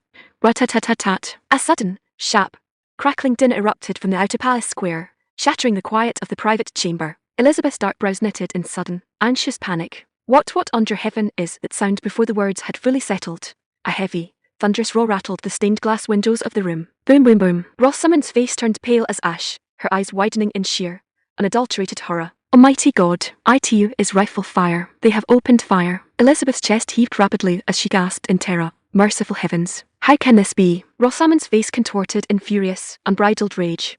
Curse them. Which brainless swine has stirred up this disaster? Do they not realize a single conflict will bring total, absolute destruction upon the entire kingdom of Francia? Elizabeth shuddered violently, cold sweat breaking out across her forehead. She understood with absolute clarity that if the foreign vanguard suffered harm inside the capital, the main imperial army marching behind them would reduce Paris to a smoking pile of ash. The red-clad sepoys must not be harmed. Ignoring all courtly decorum, Rosamond hurriedly pulled her outer travel dress back over her shoulders. Without waiting a second longer, both noblewomen sprinted out of the private chamber toward the palace square. Rosamond ran with swift, effortless ease, supported by her modern undergarments. Elizabeth, however, suffered immensely during the desperate dash, her heavy, unbound frame shaking painfully with every hurried step. Emerging onto the high stone terrace overlooking the palace square, a scene of violent, chaotic carnage met their eyes. A regiment of 300 royal palace guards, brandishing steel broadswords, had launched a surprise charge against the foreign vanguard only to be cut down like ripe wheat before a heavy scythe. The red-clad sepoys, operating with cold, machine-like discipline, returned fire with automatic rifles while the mounted heavy machine guns on the armoured personnel carriers roared continuously. Rat-tat-tat-tat-tat. Bang, bang, bang. Heavy iron shells tore through steel armour, reducing the charging guardsmen to shattered corpses in seconds. Sepoys tossed compact defensive grenades into the cluster of surviving attackers, triggering violent, fire-filled explosions that blasted masonry into the air. Though the foreign vanguard numbered barely 100 men, the overwhelming, supernatural firepower turned the palace square into an absolute slaughterhouse. Watching from the terrace alongside the assembled court nobles, Elizabeth and Rosamond stood paralysed in horror and rage. The court had already signed the Articles of Surrender. What manner of suicidal fool had ordered a treasonous charge? Cursed idiots. Brainless rebels. They have doomed us all. The assembled ministers and princes cursed hysterically, their faces pale with terror. If earlier reports of imperial military might had seemed exaggerated, witnessing a 300-man royal guard annihilated in 3 minutes provided a brutal, terrifying lesson. Against such firepower, an attacker could not even advance within 50 paces. General Manic, his face pale and bleeding from a shallow gash across his chest, staggered up the terrace steps toward Rosamond, bowing frantically. "Your Highness." It was an unauthorized mutiny by the radical palace guard. I attempted to halt their advance, but their captain struck me down. Curse them. Triple curses upon their bloodlines. Rosamond raged, her chest heaving in furious indignation. How could a handful of reckless fools jeopardize the survival of the entire realm? Within 5 minutes, the mutinous royal guard was completely wiped out. 300 bloody corpses littered the stone flags of the square, the thick, metallic stench of iron and gunpowder hanging heavy in the winter air. Commander Hugh Chuchu stood beside his armoured carrier, his face dark with lethal, unyielding fury. To face a treacherous ambush after accepting a formal surrender was an absolute, unforgivable outrage. Suddenly, a blood-soaked Francia captain, still clinging to life, pushed himself up from a pile of corpses, using his broken broadsword as a crutch. He stood out like a solitary crane among a field of fallen bodies, staring at Hugh Chuchu with bloodshot, fanatical eyes. The captain spat a mouthful of blood, screaming hysterically, "The sovereign kingdom of Francia shall never bow to heathen conquerors." Hugh Chuchu understood 0 words of his foreign dialect, yet he recognized the arrogant, defiant glare in the soldier's eyes. Turning to his senior squad leader, Hugh Chuchu commanded in a cold, lethal voice, "Take your blade and sever his head." "Your servant executes the command." The squad leader stepped forward, drawing his polished steel officer's sabre with a sharp clang. Striding across the bloody flags, the squad leader brought his blade down in a swift, practiced arc. Swish thud. The rebellious captain's head detached from his shoulders, rolling across the stone flags. A collective, terrified gasp erupted from the assembled nobles upon the terrace. They exchanged frantic, horror-stricken glances, wondering if the treacherous mutiny had permanently enraged the imperial vanguard. If the foreign commander revoked his acceptance of their surrender, every noble family within the capital would face the exact same swift execution. All is lost. Total ruin has befallen US. In their moment of absolute despair, every eye upon the terrace turned simultaneously toward Crown Princess Rosamond. Unbeknownst to the court, Rosamond had become the sole pillar of protection standing between the kingdom of Francia and absolute annihilation. As for their young puppet king and the Empress Dowager, the terrified court had completely forgotten their existence. Clang! Commander Hugh Chuchu drew his polished officer's saber, turning on his heel to glare directly at the assembled nobles upon the high terrace. His dark eyes, filled with cold, murderous intent, settled squarely upon Empress Dowager Elizabeth. Holding his blood-stained saber, Hugh Chuchu began striding up the stone steps toward her. Panic erupted across the terrace. Nobles scattered like terrified ants, stumbling over their own robes in wild, hysterical dread. The foreign commander was coming to execute the royal house. Elizabeth stood frozen, her heart hammering against her ribs as cold terror clutched her throat. Rosamond, standing beside her, felt as though the very sky were collapsing upon her head. If the vanguard commander opened fire upon the court, zero help under heaven could save them before the main column arrived. Almighty Allah, Rosamond prayed frantically in her heart. Where is His Imperial Majesty? Pray save US. Chapter 166. The talented lady. The situation upon the terrace was spiraling out of control, cold terror gripping every soul present. As Commander Hugh Chuchu took another step forward, the hearts of the assembled court felt as though a massive millstone were pressing down upon their chests, rendering breath impossible. The vast stone plaza lay in absolute, eerie silence, punctuated only by the whistling winter wind and his steady, deliberate steps. Step, step, step. Hugh Chuchu came to a halt directly before Empress Dowager Elizabeth. With a sharp, metallic swish, he levelled his polished officer's sabre directly at her fair, unblemished throat. Behind him, over 20 red-clad sepoys stepped up onto the terrace, automatic rifles and light machine guns raised at the ready. Their eyes gleamed with lethal, unyielding discipline, exuding an overwhelming, suffocating presence. Seeing the cold steel resting against the sovereign's neck, the princes and nobles shuddered in terror, dropping to their knees upon the stone flags. They knew with absolute clarity that if the Empress Dowager were executed, not a single member of the court would survive the afternoon. Elizabeth's face turned as pale as ash, her delicate frame trembling uncontrollably. In that fraction of a second, the icy scent of death coiled around her neck like a venomous serpent. She had never stood so close to absolute destruction in her entire life. A single subtle flick of the commander's wrist would cause her blood to gush forth like a spring. Swallowing hard, Elizabeth shook her head gently, her blue eyes wide with innocent terror as she stammered in her native tongue. No, pray no. Hugh Chuchu's dark brows furrowed in sharp anger, his voice booming like thunder. Speak. What insolence is this? Elizabeth, possessing zero understanding of Central Plains speech, could only continue shaking her head, whispering her frantic, breathless denials. She appeared profoundly anxious and helpless, as though bearing a tragic, unmerited grievance. Crown Princess Rosamond, standing beside her, refused to watch her sister-in-law perish. Waving her hands frantically toward Hugh Chuchu, she gestured with desperate urgency, silently pleading that the court held zero part in the mutiny. As Hugh Chuchu stared down at the trembling widow, he suddenly noted her breathtaking, extraordinary beauty. Merciful heaven, she was remarkably voluptuous. Yet zero personal desire entered his mind. The world belonged to the emperor, so every highborn beauty under heaven naturally belonged to the emperor's court. Hugh Chuchu knew his sovereign held an exquisite appreciation for foreign maidens. It was infinitely better to present her alive for his personal judgment. Lowering his officer's sabre, Hugh Chuchu sheathed the blade with a sharp clang. Elizabeth let out a long, shuddering breath, her generous chest heaving as the icy terror receded. Rosamond felt an overwhelming wave of relief wash over her, her own frantic chest slowly calming as her heart settled. The dangerous storm had been navigated, if only by a hair's breadth. Turning her dark, authoritative gaze toward General Manic, Rosamond commanded, from this moment forward, you hold full military authority over the royal palace and the city of Paris. Any individual who dares provoke further unrest shall be executed on the spot. General Manic's face lit up with unadulterated delight. His moment of elevated courtly status had arrived. Bound deeply, he declared, Your Royal Highness, your humble servant shall execute your commands without a single flaw. Rosamond offered a firm nod, her eyes shifting coldly to Elizabeth. Your Imperial Highness, do you harbour any objection to this arrangement? Elizabeth, thoroughly shaken by the raw display of military force, shook her head meekly. I have zero objections. Rosamond felt a quiet, victorious triumph in her heart. Never in her wildest dreams had she envisioned exercising supreme authority over the kingdom of Francia.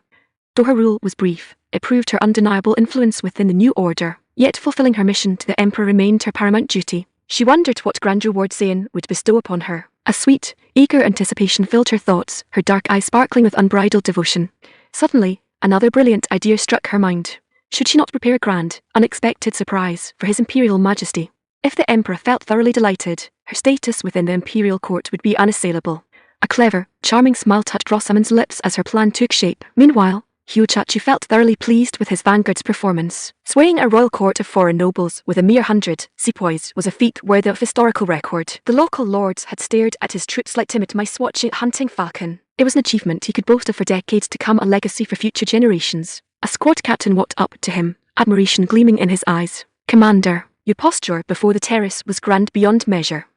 Hiochachi chuckled softly. Was it truly so imposing? Unassailable, Commander. Those foreign nobles nearly wet their silk trousers in sheer terror. Ha ha ha. Hiochachi smiled warmly, shaking his head. In truth, what they feared was not our 100 sepoys, but the absolute, supernatural authority of His Imperial Majesty marching behind us. The captain nodded in firm agreement. No matter how advanced a weapon might be, ammunition was finite. 100 men could be overwhelmed by sheer numbers if the enemy possessed infinite courage. Your words are absolute truth, Commander, the captain replied respectfully. Had His Imperial Majesty been present on the terrace, not a single mutineer would have been left alive. Hiochachi nodded quietly. Maintain strict vigilance across the gates until the main column arrives. Understood. A few days later, the main column of the Great Saiyan Empire entered the gates of Paris in a majestic, sweeping procession. A torrent of great iron war chariots, heavy supply trucks, and armoured personnel carriers rolled through the stone avenues, extending as far as the eye could see. The continuous rumble of diesel engines created an overwhelming, awe-inspiring presence that filled the air. Seeing the vast, invincible armada marching through their streets, the local population felt a deep, silent gratitude that their court had chosen unconditional surrender. Had they resisted, Paris would have shared the fate of London town, and France would have been wiped off the map.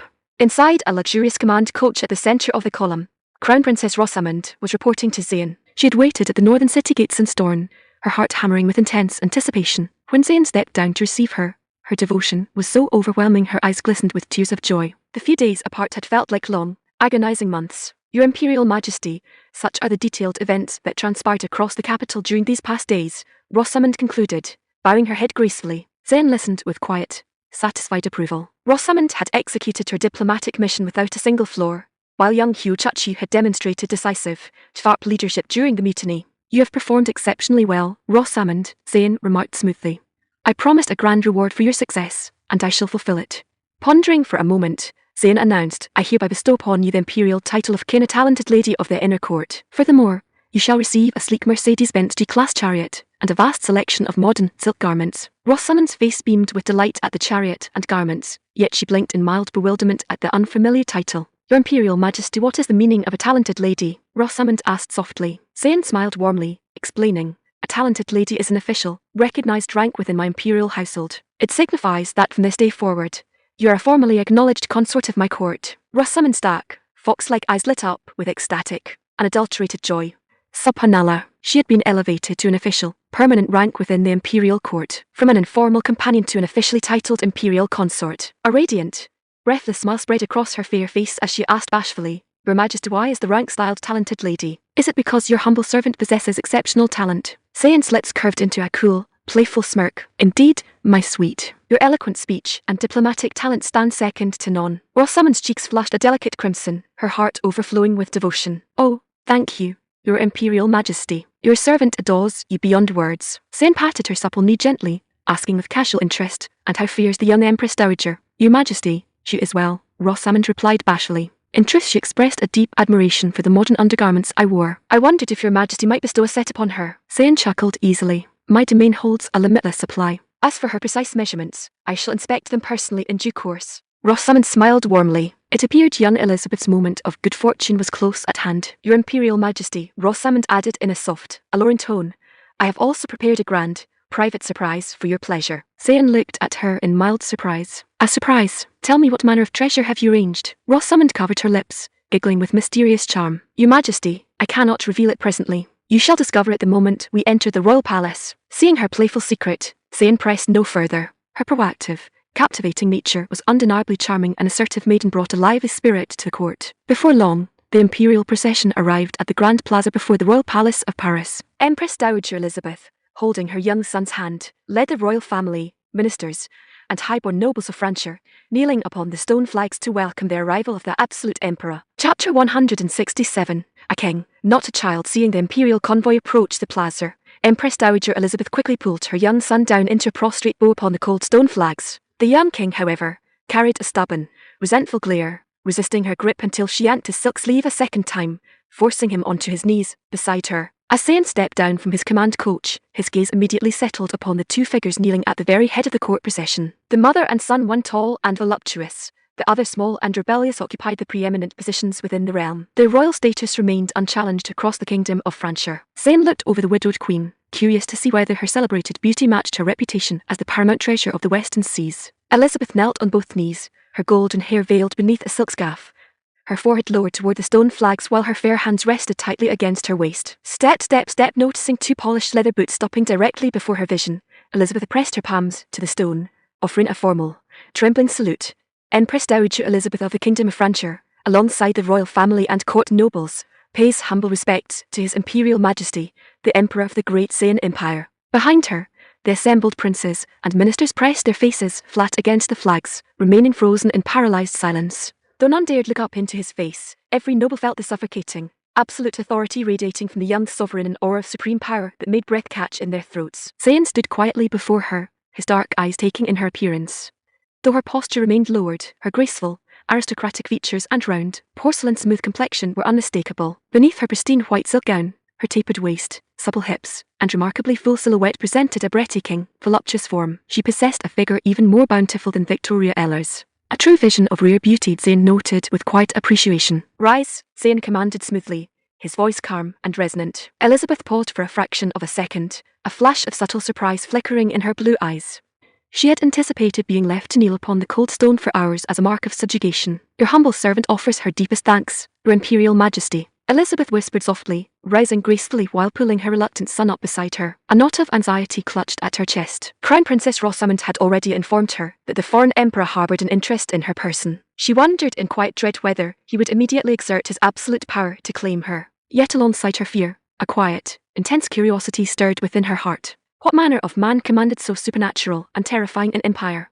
She had imagined a fierce, brutal warlord with a hardened, terrifying countenance. Slowly, Elizabeth raised her eyelids, her gaze meeting his dark eyes. Her breath caught in her throat. Before her stood a tall, remarkably handsome young emperor possessing refined, charismatic features, an aura of supreme confidence, and a commanding presence that captivated the senses. Subhanallah, an unexpected, sudden tremor fluttered through Elizabeth's chest. Embarrassed by her own reaction, she quickly lowered her eyes, daring not meet his gaze a second longer. Seon, too, assessed her completely in that brief moment. With her fair skin, striking blue eyes, and majestic, high-born posture, she was an absolute masterwork of Western grace. Suddenly, the young king standing beside her raised a small, shaking finger, pointing directly at Seon's face as he shouted in a high, squeaky voice, "You foreign scoundrels, this land belongs to the Kingdom of Francia. Take your iron chariots and leave our city at once." The entire plaza fell into an absolute, deathly silence. Every minister and prince felt as though a lightning bolt had struck the center of the terrace. Standing behind Seon, Rosamond's mouth hung open in sheer, unadulterated horror, her face draining of all color. Elizabeth froze in total, paralyzed shock. She had spent the entire morning instructing the boy to remain completely silent and bow his head. How could he utter so catastrophic an outrage before the absolute conqueror? In that single second, the very sky seemed to collapse upon the royal house. Frantically turning to Seon, Elizabeth stammered in wild, desperate panic, "Your Imperial Majesty, pray do not heed his words. He is merely a foolish child. He meant zero disrespect." Yet the young king, completely blind to the sheer terror in his mother's eyes, raised his voice an octave higher, screaming defiantly, "I meant every word. Leave Paris this instant. Leave Francia. You are not welcome in our kingdom." Hearing his second outburst, Elizabeth felt the last vestiges of strength drain from her knees. Her long legs buckled beneath the sheer weight of her generous frame, and with a heavy thud, she collapsed onto her knees upon the stone flags. Gasping for breath, she looked up at her son with tears streaming down her pale cheeks, begging in a desperate, frantic whisper, "Silence. By Almighty Allah, hold your tongue." Seon's expression remained completely unruffled, a cool, subtle smile lingering upon his lips. Yet deep within his dark eyes, a flash of lethal, unyielding coldness ignited. A newborn calf held zero fear of a hunting tiger. Very well. Since the young sovereign lacked fear, Seon would ensure he never harbored defiance again. Seon took 2 casual steps toward the young king, raising his right hand towards the boy. Whoosh! Standing behind him, Rosamond instantly recognized the swift, silent gesture, her eyes bulging as a horrified scream burst from her lips. No, in a mere fraction of a second, before the boy could take another breath, The young king vanished from the physical world into the absolute stasis of Zane's spatial domain. Elizabeth stared at the empty patch of stone flags where her son had stood a second prior, her mind going completely blank. Where was her son? Where had he gone? What had happened to her boy? In that chattering instant, Rosamund's earlier impossible tales flashed through her mind, the stories of living subjects vanishing into thin air at a mere gesture from the Emperor. She stood thoroughly, completely spellbound by pure terror. Tears burst from her blue eyes, streaming down her fair face in an uncontrollable torrent. Rosamund had not been spinning romantic myths. This handsome conqueror commanded supernatural, terrifying powers that defied every law of mortal existence. Suppressing her overwhelming grief, Elizabeth dragged herself across the stone flags on her knees, throwing her hands around Zane's leather boots, weeping hysterically. Your Imperial Majesty, I beg for your grand mercy. He is merely an innocent child. Pray grant him a single chance, and restore him to my arms. A child. Zane looked down at her, his voice dropping into an icy, unyielding tone that echoed across the quiet plaza. No, Elizabeth. He is no child, he is a sovereign king. The words were simple, yet they carried a weight that crushed Elizabeth's soul. To an absolute emperor, a rival ruler was never merely a child. He represented the focal point of future rebellion. Preserving a fallen king within a conquered province was a flaw no sovereign could afford. Yet driven by a mother's desperate, fierce love, Elizabeth clung tightly to Zane's boots, her generous chest heaving as she sobbed frantically. Your Imperial Majesty, if you spare my son's life, I shall surrender everything. I shall become your lowliest servant, your willing slave for all my days. Zane looked down at her, his eyes lingering upon the deep, breathtaking curve displayed before his gaze as she prostrated herself at his feet. A light, sarcastic chuckle escaped his lips. A servant or a beast of burden, set such notions aside. My court requires your presence as a consort, not a slave. Elizabeth nodded frantically, weeping through her smile. Yes, anything your majesty desires. I shall obey your every command, if only you spare my son. In her desperate mind, titles and labels meant nothing so long as her child's life was preserved. She cared zero for what games or arrangements the conqueror demanded. Zane smiled coolly, shaking his head gently.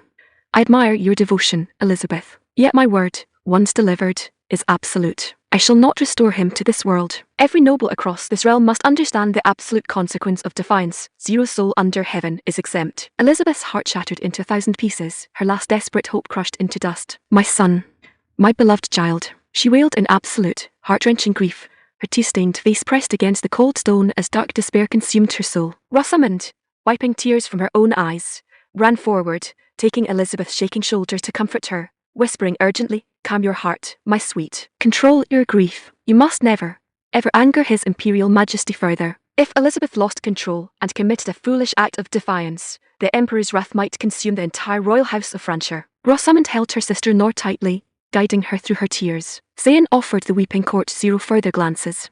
Turning on his heel, he guided Empress Regent Johanna and Wei Shining past the kneeling nobles, walking directly into the grand halls of the royal palace of Paris. Behind them, Rosamund gently helped the weeping Elizabeth to her feet, whispering soft words of comfort as she wiped the tears from her fair cheeks. Elizabeth nodded through her pain, her chest shuddering with heavy, silent sobs. Supported by Rosamund, Elizabeth staggered toward the palace doors, her heavy, unbound frame shaking painfully with every step, enduring the bitter agony of a fallen house and the overwhelming weight of her own legendary beauty. Chapter 168. The Almighty Sovereign. A short while later, Zane arrived inside the central reception hall of the palace.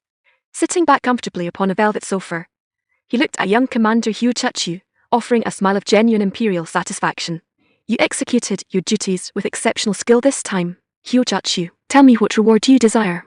Hugh Chachu stepped forward, cupping his hands in a sharp military salute as he smiled warmly. Your Imperial Majesty has already bestowed boundless grace upon your servant. I stand in zero need of additional rewards. Reflecting upon his past, Hugh Chachu remembered when he was merely a starving street beggar in the lower quarters. Now, he stood as a trusted commander of the Imperial Guard, possessing a fine residence, an honourable rank, and absolute security. His heart was filled with profound contentment. Zane let out a light, easy chuckle. Nonsense. Why maintain such rigid modesty with me? If your heart desires something, speak freely. Before Hugh Chachu could answer, the double doors of the hall swung open. Consort Rosamund entered, guiding Empress Dowager Elizabeth alongside a long procession of striking, fair-complexioned foreign maidens. The maidens arranged themselves into 5 disciplined rows before the sofa, standing quietly as if awaiting imperial inspection. Zane raised an eyebrow, a cool, amused smirk touching his lips. Consort Rosamund had organised a grand presentation worthy of a high-end royal reception. Though Zane had received countless tribute presentations throughout his campaigns, the scale of this gathering was undeniably impressive. The procession numbered roughly 50 maidens ranging from mature, high-born noblewomen to youthful, radiant maidens of pristine grace. Every single one possessed a striking, supple figure and refined features. Your Imperial Majesty, Rosamond began, bowing gracefully while offering a bashful, flattering smile. This is the grand private surprise your servant prepared for your pleasure. I wonder if it meets with your Majesty's divine approval. Zayn nodded smoothly, approving her initiative. I knew your active mind was orchestrating something grand, Rosamond. Turning his gaze toward Hugh Chuchu, Zayn gestured casually toward the rows of maidens. Select whichever choices please your eye 3, 5, or 8. Consider them my personal reward for your sharp leadership during the Vanguard expedition. Hugh Chuchu looked over the assembled foreign maidens, a surge of intense excitement rushing through his chest. Though none matched the supreme, legendary beauty of the Empress Dowager, every maiden in the hall was undeniably captivating. Yet a wave of sharp, courtly hesitation checked his hand. These maidens had been gathered as formal tribute for the Emperor himself. How could a junior officer accept what belonged to his sovereign's household? His face flushed a dark crimson as he chuckled awkwardly. Your Imperial Majesty, well, your servant humbly accepts your divine grace. Overcoming his hesitation, Hugh Chuchu decided to accept his master's generosity. Zayn smiled, waving a broad hand to encourage him. Proceed without delay. Hugh Chuchu stepped forward, walking slowly down the 5 rows, inspecting the maidens with careful, deliberate eyes. After walking back and forth twice, he selected 2 mature noblewomen who appeared slightly older and possessed the most modest features among the group. Yet even they carried an undeniable, elegant charm. Zayn felt a flicker of genuine curiosity, rising from the sofa to walk over. With 50 striking maidens present, why select the 2 most modest options? Zayn asked smoothly. Hugh Chuchu offered a broad, bashful grin. Your Majesty, your servant is already deeply content with these 2. Zayn nodded, asking further, and why bypass the youthful maidens in their prime to choose mature noblewomen? Hugh Chuchu felt his face burn with quiet embarrassment. In truth, he had observed his sovereign's appreciation for mature, highborn consorts and wished to experience the same refined charm himself. Yet he could hardly state such thoughts aloud before the throne. Your Imperial Majesty, in truth your servant simply prefers mature grace. Hugh Chuchu stammered nervously. Zayn understood his silent thoughts completely. The young officer carried the same subtle preferences as Bakal. Letting out a rich, boisterous laugh, Zayn patted Hugh Chuchu's shoulder. Very well. You and your sepoys have maintained strict, exhausting vigilance throughout these past weeks. Take them to your quarters and enjoy a proper rest for the coming days. Your servant executes the command. Hugh Chuchu declared joyfully. Curtsying low toward the throne, Hugh Chuchu led the 2 foreign maidens out of the reception hall, his eager steps hurrying toward his private quarters. Consort Rosamond stood watching the exchange in mild, silent bewilderment. The grand presentation she had painstakingly organized handed out as military reward so casually. Subwin Allah. Yet she quickly reassured herself if 50 maidens were insufficient, she could easily assemble 50 more from the surrounding provinces. So long as the Emperor felt pleased, her efforts were crowned with triumph. Zayn's dark eyes shifted toward Empress Dowager Elizabeth, who stood near the side entrance. Her fair face still carried the tragic, lingering shadow of her son's disappearance. Noticing Zayn's gaze upon her, she tensed slightly, lowering her eyes in quiet, guarded caution. Zayn looked around the drafty stone hall, finding zero architectural charm in the old palace chambers. To establish proper, luxurious quarters for his household, and to demonstrate his sovereign power before the court of France, a modern glass structure was required. Stepping out onto the broad, open plaza before the palace, Zayn raised his right arm toward the winter sky. By imperial decree, let the grand citadel arise. Boom! In the fraction of a second, a colossal, soaring glass skyscraper materialized squarely upon the plaza with an earth-shaking rumble. Its shimmering, deep blue glass facade rose directly into the clouds, reflecting the winter sun like a massive, celestial pillar. Across the entire city of Paris, thousands of citizens froze in their tracks. Peasants, merchants, and nobles rushed out of their timber houses into the snow-covered streets, staring up at the towering glass structure in absolute, jaw-dropped horror. Almighty God, is this a celestial miracle?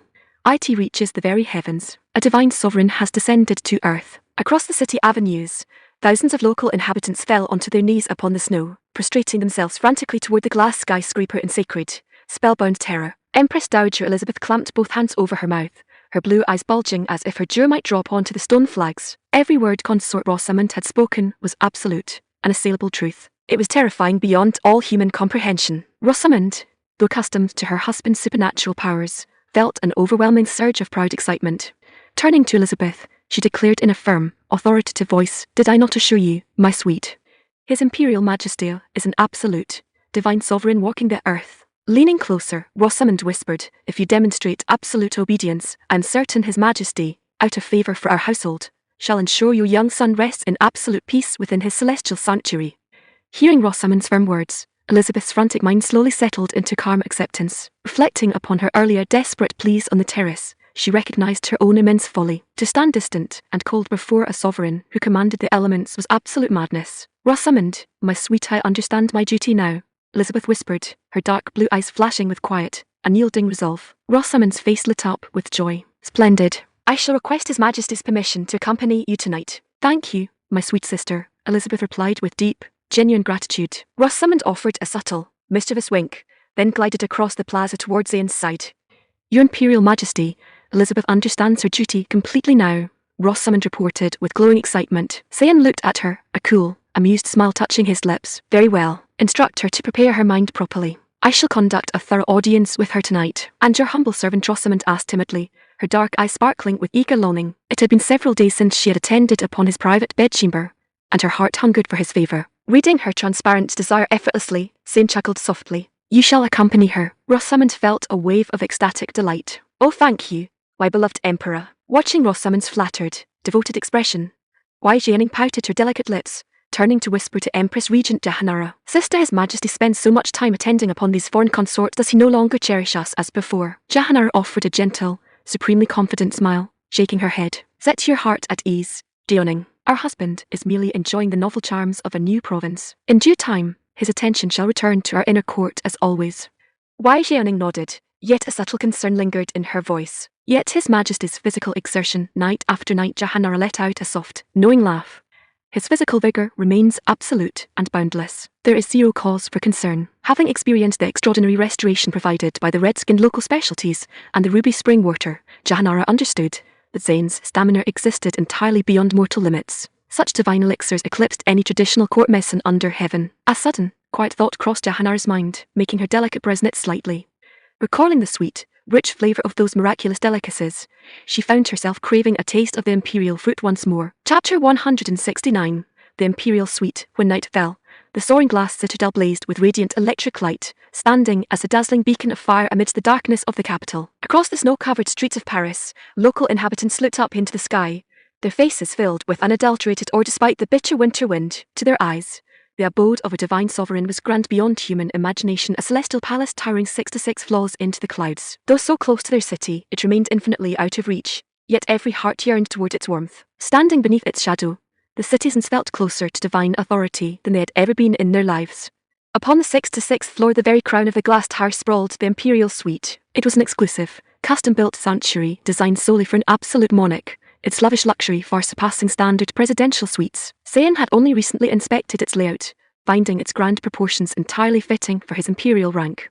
Inside the master bathing hall, Phoebe guided 5 handmaidens as they attended upon Zane, who reclined comfortably within a massive, sunken marble bath. The water was kept at a perfect, tropical warmth, the maidens' hands soft and skilled as they worked, their radiant smiles lighting up the steamy air. Yet behind their dutiful smiles, the handmaidens felt a quiet, persistent longing. They yearned for imperial grace, yet protocol kept them at a respectful distance. A maidservant glided gracefully across the wet tiles, offering a low curtsy. Your Imperial Majesty, Consort Rosamond, and Empress Dowager Elizabeth request a private audience. Zane's lips curved into a cool, amused smirk. Looking at Phoebe, he instructed, dismiss the attendants and admit them. Phoebe bowed her head softly. Your consort takes her leave. The handmaidens paused their work, bowing low before stepping out of the bathing hall. Though disappointment flickered in their dark eyes, they maintained absolute courtly discipline. Moments later, the heavy double doors opened, and a maidservant guided Rosamond and Elizabeth into the hall. Both noble women appeared in formal court attire, Rosamond wearing a vibrant, crimson silk gown, while Elizabeth wore a pristine white silk dress featuring a low, sweeping neckline. Both were meticulously dressed, carrying an alluring, fragrant scent of exotic blossoms. They had clearly spent hours preparing for the evening's audience. Elizabeth's fair, oval face, usually as calm as a mirror-like lake, carried a subtle, guarded tension.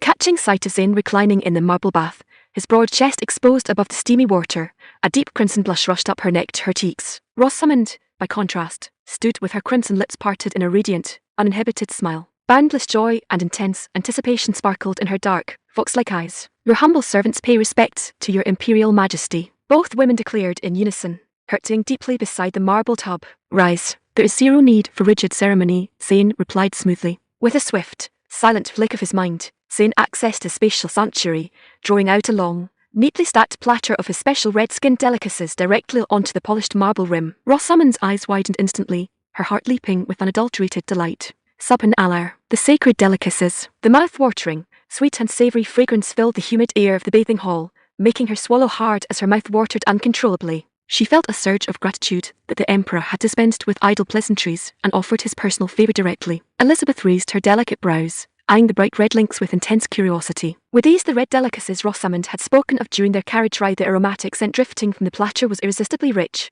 warming the senses and stirring a deep, unexpected appetite within her chest. "Sample them," Zane instructed casually from the water.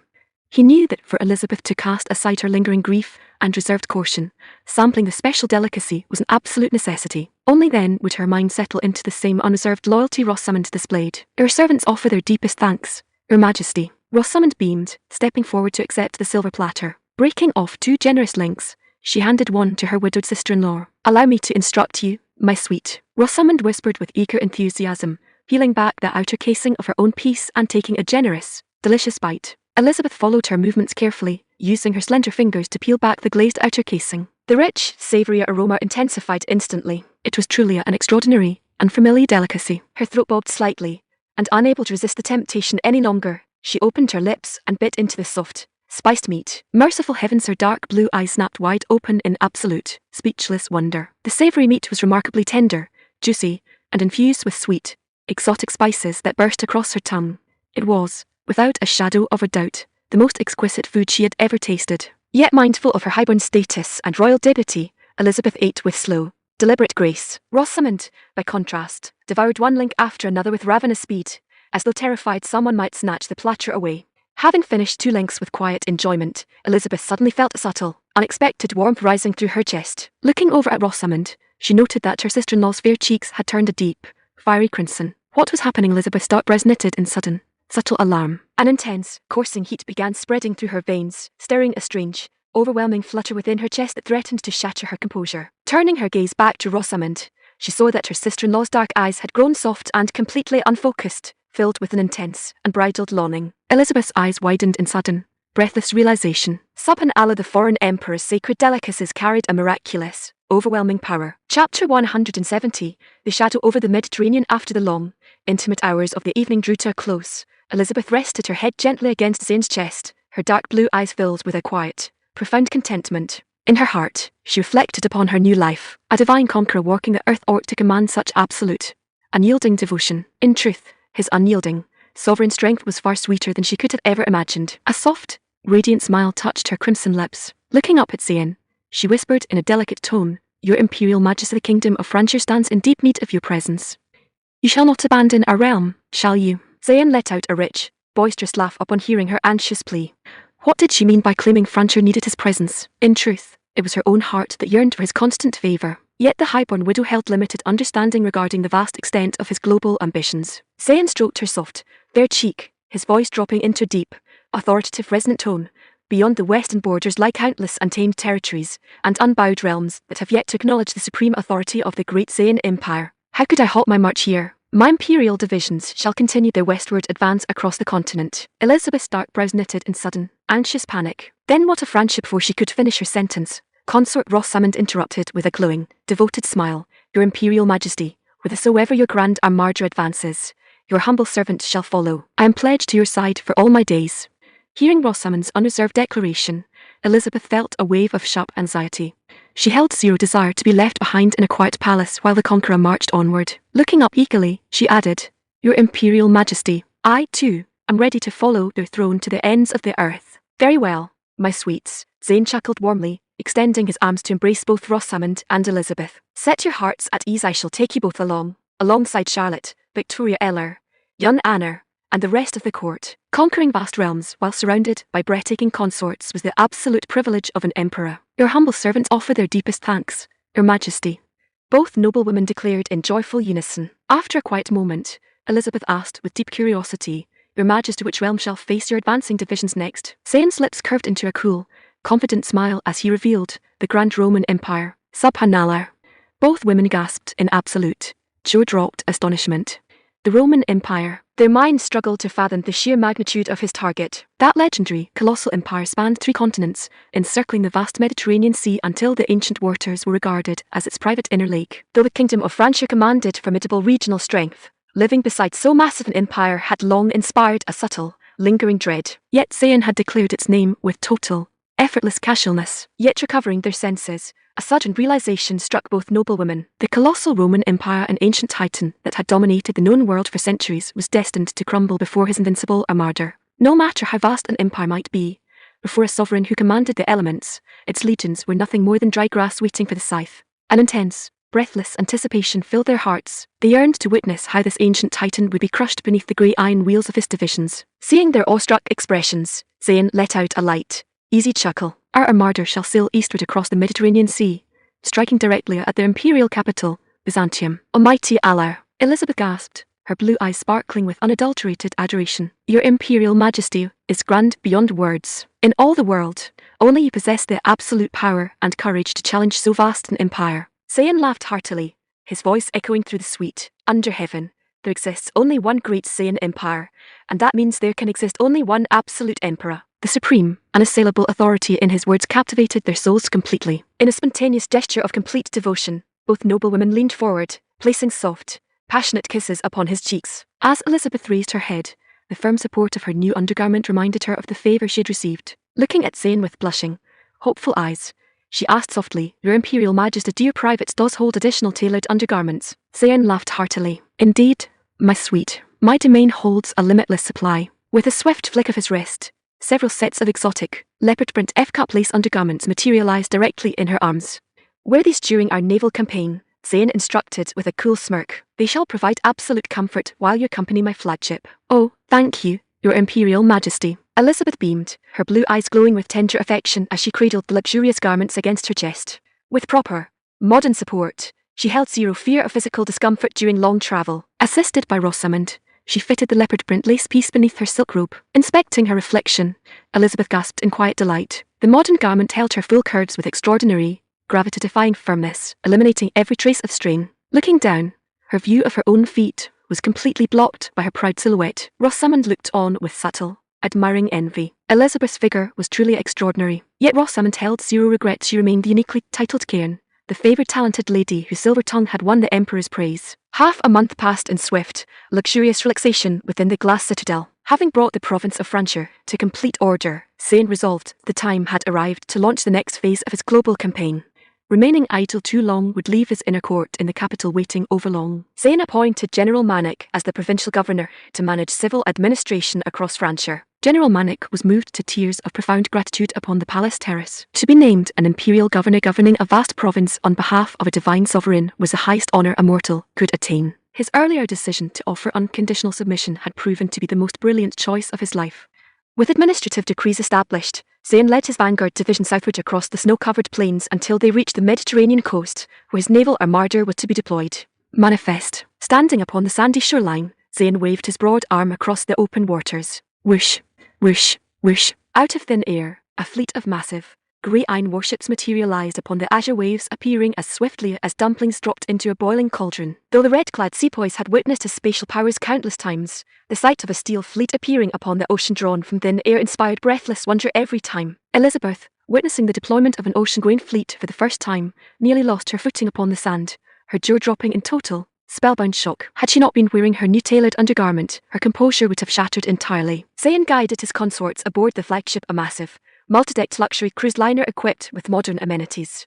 Unlike the quiet, sparse conditions of his initial voyages, the luxury liner now bustled with highborn maidens, former queens, and royal consorts from conquered realms. Zayn's ultimate grand vision was to transform the luxury liner into a mobile palace of global beauties, eventually escorting them back in grand triumph to the imperial capital of Chang'an. Several leagues to the east, across the shimmering waters of the Mediterranean Sea, a grand naval fleet belonging to the Roman Empire was sailing westward in imposing battle formation. The fleet, consisting of over 200 heavy wooden galleys and multi-sailed warships, cut through the azure waves under full canvas. Their mission was to patrol the western reaches of the sea and gather intelligence regarding rumours from the northern shores. Reports detailing the total annihilation of the kingdom of Diane and the sudden submission of Francia had reached the High Council in Byzantium. The Roman Emperor, recognizing that an unprecedented foreign military force commanding supernatural iron chariots had arrived upon the continent, had dispatched his primary naval fleet to secure the western waters.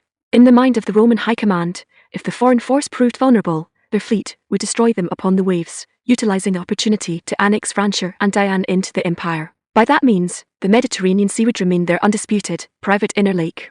Suddenly, lookout scouts aboard the lead Roman flagship spotted unusual vessels along the western horizon. A line of sleek, white metallic ships had appeared upon the open water, moving forward at astonishing speed, without a single canvas sail raised upon their masts. Furthermore, the winter wind blew directly from the west, meaning the mysterious white vessels were advancing directly against the wind. The Roman sailors stared in absolute, jaw-dropped bewilderment. They were seasoned mariners who had navigated every sea known to man, yet a vessel navigating directly into a headwind without sails was a sight that defied every law of navigation. Were the foreign crew rowing such colossal iron hulls by hand, commanding the most formidable naval power on earth? The Roman admiral harbored zero fear. Driven by intense curiosity and aggressive pride, he ordered his fleet to just canvas and intercept the unknown vessels at full speed. The winter gale filled the linen sails, propelling the wooden galleys forward across the choppy waves. Yet as the distance closed, the Roman officers realized something was terribly wrong. The approaching vessels were not only massive beyond mortal proportion, but moved across the water with a smooth, terrifying speed that eclipsed their finest sailing galleys. How under heaven can such unnatural vessels exist upon the sea? The bearded Roman admiral growled, his dark brows knitting in deep suspicion as he raised his brass spyglass. A senior naval legate stepped up beside him, pointing a finger at the advancing white fleet. Grand Marshal, the Mediterranean Sea is the private inland domain of our sacred empire. We cannot permit unknown, foreign vessels to navigate our waters with impunity. The bearded admiral nodded grimly, his hand gripping the hilt of his broadsword. Dispatch 2 scout galleys forward to demand their registry and command their submission. Understood, Grand Marshal. Chapter 171, Sinking the Imperial Fleet. Upon receiving the Admiral's signal, 6 heavy Roman wooden galleys broke away from the main battle line, unfurling their broad canvas sails as they glided forward across the azure waves.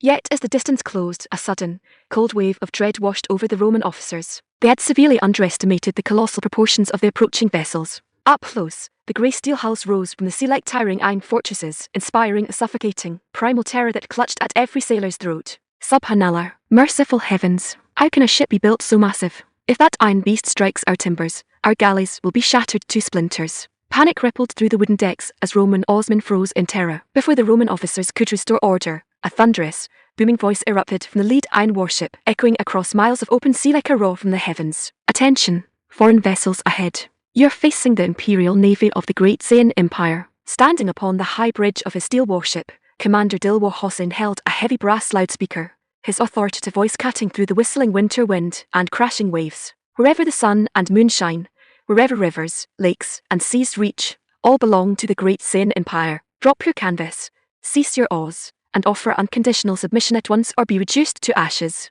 The Roman sailors stood thoroughly spellbound, their eyes bulging with utter, unadulterated shock. Though they understood 0 words of the Central Plains tongue, the sheer volume of the voice stunned their senses. How could a human voice carry across miles of open ocean, drowning out the gale and sea spray? Was the foreign vessel commanded by a divine entity possessing supernatural vocal power? Hold your ranks.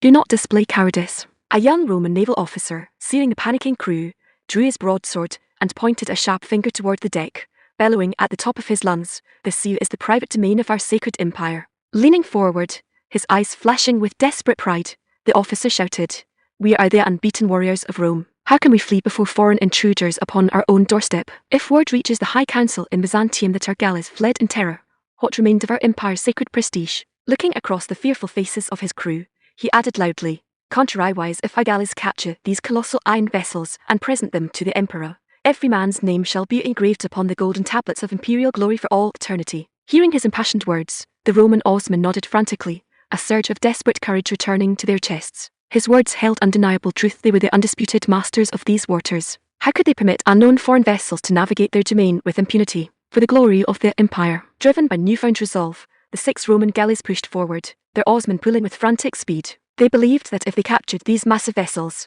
the Roman navy would become completely invincible under heaven, enabling the empire to expand its borders across new continents. Observing the 6 foreign galleys advancing directly toward his formation instead of heaving to, Commander Dilwar Hossein offered a cool, disdainful smirk. Turning to his helmsman, Dilwar issued a crisp, level command, "Full steam ahead." Ram them. The massive grey warship surged forward like an unleashed iron leviathan, its heavy steel bow cleaving through the ocean waves at terrifying speed, heading directly for the leading wooden galley. Merciful heavens! A Roman lookout perched upon the mast caught sight of the churning white foam surging from the iron bow, his face draining of all colour, as he screamed frantically, "The iron leviathan is running US. Hard to port.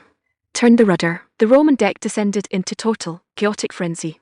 Sailors threw their weight against the heavy tiller, while oarsmen pulled frantically on one side, desperate to turn the wooden hull out of the iron beast's path. Yet they had severely underestimated the swift, effortless speed of modern steel warships. The colossal iron hull sliced through the ocean swells, closing the gap in a matter of seconds. RHHHH. A Roman soldier stood frozen upon the bow, his jaw dropping so wide a large orange could easily fit inside his mouth, staring in absolute, spellbound horror as the towering steel hull bore down upon them. Around him, crewmen scrambled blindly across the deck, tripping over rigging and falling into the sea in wild, hysterical panic.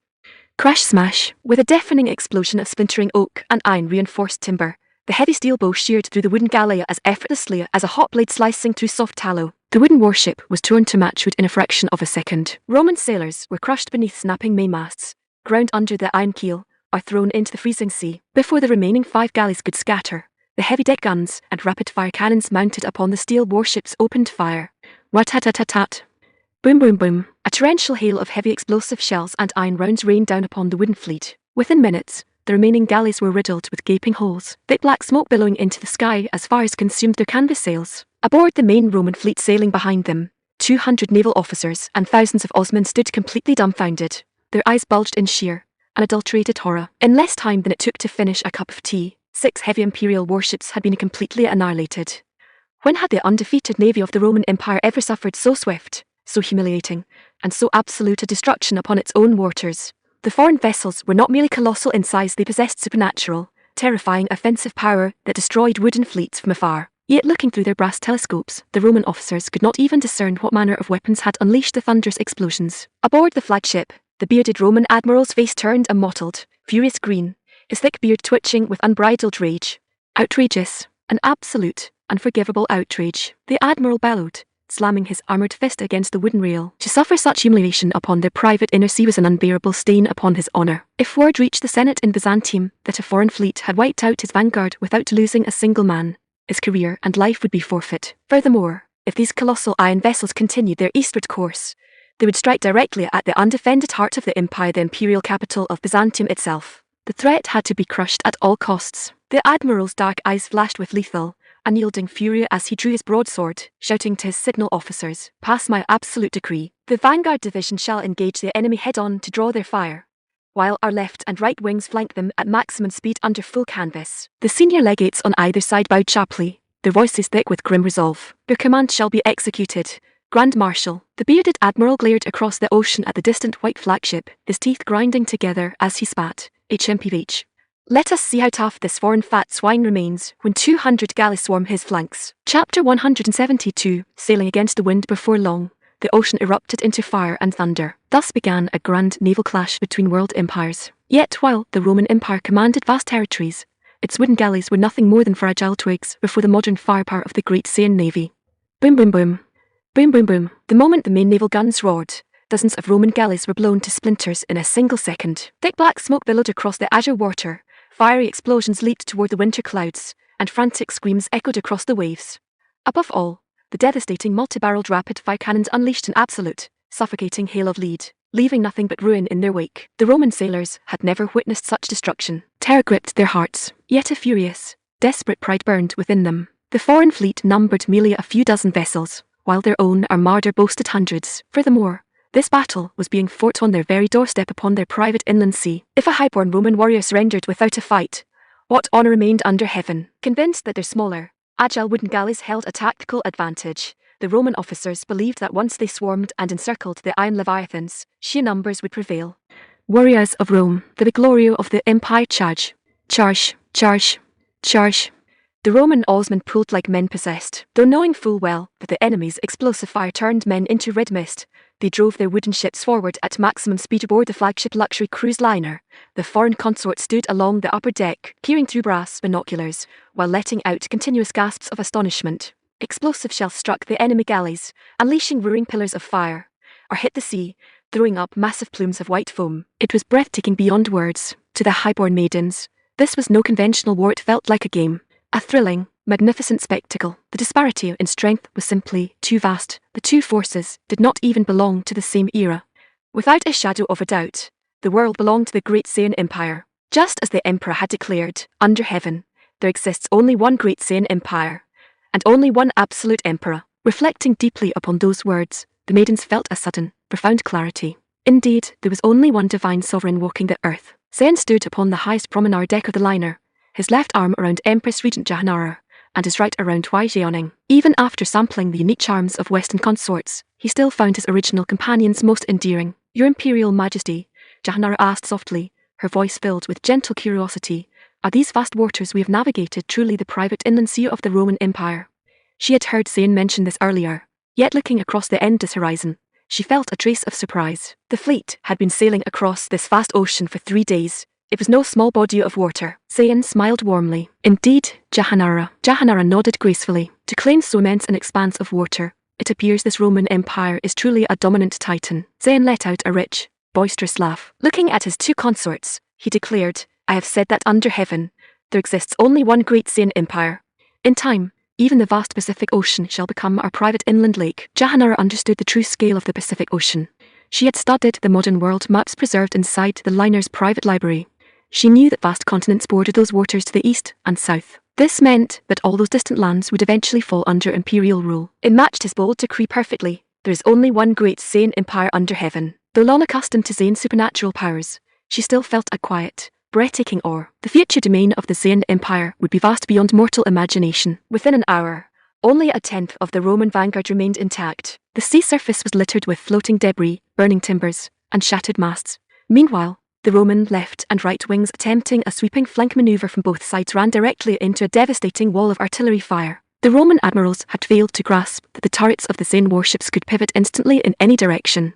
Whether an enemy attacked from the left, the right, or even from above, the heavy guns brought absolute destruction. In a matter of minutes, both flanking columns were completely wiped out. Aboard the Roman flagship, the bearded admiral watched the carnage, his face turning dark green with explosive rage. The most formidable navy of the Roman Empire had suffered a humiliating, catastrophic defeat. They had failed to inflict a single scratch upon a single foreign soldier, yet their own fleet had been shattered to pieces, with less than 1 in 10 ships surviving. Impossible. This is absolutely impossible. There could not exist so terrifying, so invincible a force under heaven. The admiral felt a crushing, suffocating despair. Throughout his long career, he had always been the conqueror crushing others. Never had he experienced so total and brutal a slaughter. He desperately wished this were a nightmare from which he would awaken. Yet the burning wreckage, the thunderous explosions, and the choking smoke before his eyes were brutally real. Suddenly, his bloodshot eyes snapped wide open in realization. Could this foreign fleet be the very same force that annihilated the kingdom of Diane and brought Francia to its knees? At that moment, a blood-soaked officer rushed up the quarterdeck, shouting frantically, Grand Marshal, the left and right wings have been broken. Pray order an immediate retreat. If we do not turn back now, the swift iron vessels will overtake us all. The bearded admiral's brows knitted in sharp frustration. Suddenly, he raised a hand and slapped his own forehead with a sharp clap. Pointing a trembling finger at the officer, he bellowed, sailing against the wind, we are facing a direct headwind. You fool, tell me, how under heaven are we supposed to escape? The surrounding legates froze, their eyes bulging as they slapped their own thighs in sudden horror-stricken realization. Curse it all. How could they have forgotten the wind? Earlier, they had mocked the foreign fleet for navigating directly into a direct headwind without sails. Now, that very wind had become their own death sentence. To turn their heavy wooden galleys around and sail against a direct headwind meant moving at a crawling pace. An invisible, suffocating dread seized every officer on the quarterdeck, making breath nearly impossible. The legate swallowed hard, looking at the admiral in desperate panic. Grand Marshal then watched Alway's voice trailed off in total confusion. The bearded admiral racked his brain, yet 0 solutions presented themselves. Given the swift speed and devastating range of the foreign iron ships, fleeing was pure suicide. They would be blown to pieces or rammed into matchwood before travelling half a league. What purpose did fleeing serve? Taking a deep, long breath, the admiral spoke slowly, his voice heavy with grim resignation. Since escape is impossible under heaven, we shall offer our submission and join them. The assembled legates nearly choked on their own breath. This sudden turn was entirely unexpected. Yet looking out at the burning sea, 0 alternative path to survival existed. Why do you stand there like statues? Do you wish to be blown to splinters? The admiral shook his head with a bitter sigh, barking, pass the order at once. Lower all canvas, drop all oars, and raise the signal of surrender. Chapter 173, Feeding the fish. With a thunderous roar echoing across the water, the Roman sailors lowered their canvas sails, stripped off their iron breastplates, and dropped onto their knees upon the wooden decks facing the imperial fleet. Their bodies trembled violently in the winter wind, every man terrified that a stray explosive shell might land upon his ship. Dying in battle was one thing, but being blown to red mist after surrendering was an outcome too cruel to bear. Observing the enemy lowering their sails, Commander Dilwar Hossein issued the order to cease fire, the heavy naval guns falling silent. Aboard the Roman flagship, the bearded Admiral Alamir let out a long, shuddering breath. He quickly ordered his helmsman to bring the ship to a complete halt, his eyes scanning the floating wreckage and lifeless bodies bobbing upon the azure waves. An intense, agonizing uncertainty clutched at his chest. He had zero idea how the foreign conqueror intended to deal with his remaining men. Before another minute passed, Alamir and a handful of senior legates boarded a small wooden longboat, rowing directly toward the center of the massive steel formation. Looking up at the towering iron hulls rising like sheer mountain cliffs from the water, Alamir had to admit in his heart that their defeat was entirely justified under heaven. The foreign fleet was simply too powerful. Compared to these colossal iron leviathans, his wooden longboat felt like a helpless ant drifting beside a mountain. What puzzled him most was how mortal hands could build a vessel of such absurd proportions. Furthermore, the outer hull was not made of timber at all. Its surface was smooth, seamless, and refined beyond belief, appearing like a masterwork forged by celestial artisans rather than mortal shipwrights. It was miraculous beyond words. Ascending the gangway onto the main deck of the flagship, Alamir was guided by a red-clad sepoy through grand, carpeted corridors toward the central suite. Along the way,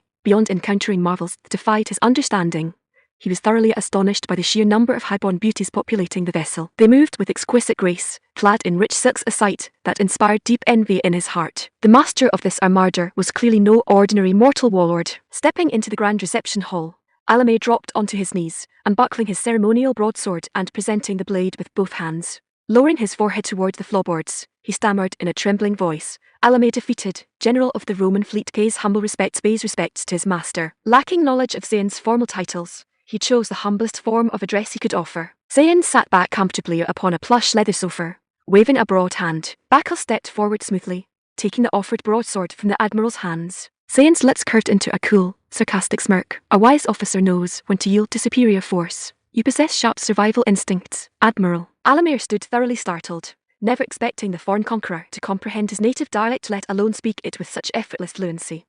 Who under heaven was this man? Pressing his palms flat against the floorboards, Alamir swallowed hard, declaring earnestly, "Your servant accepts his defeat with complete conviction. From this day forward, I shall obey my master's every command without question, harboring zero disloyalty." Zayn let out a light, mocking laugh. "I hold zero belief in your oaths. If a commander more powerful than I should appear tomorrow, how would you act?" Alamir's heart skipped a beat. The question was a deadly trap with zero easy answers. Swallowing hard, he stammered frantically, "If my master doubts my loyalty, then throw me into the ocean to feed the fish. I shall harbour zero complaints." Zayn sneered softly. "Very well, I shall grant your request." Alamir's heart slammed against his ribs, his hands shaking violently against the floorboards.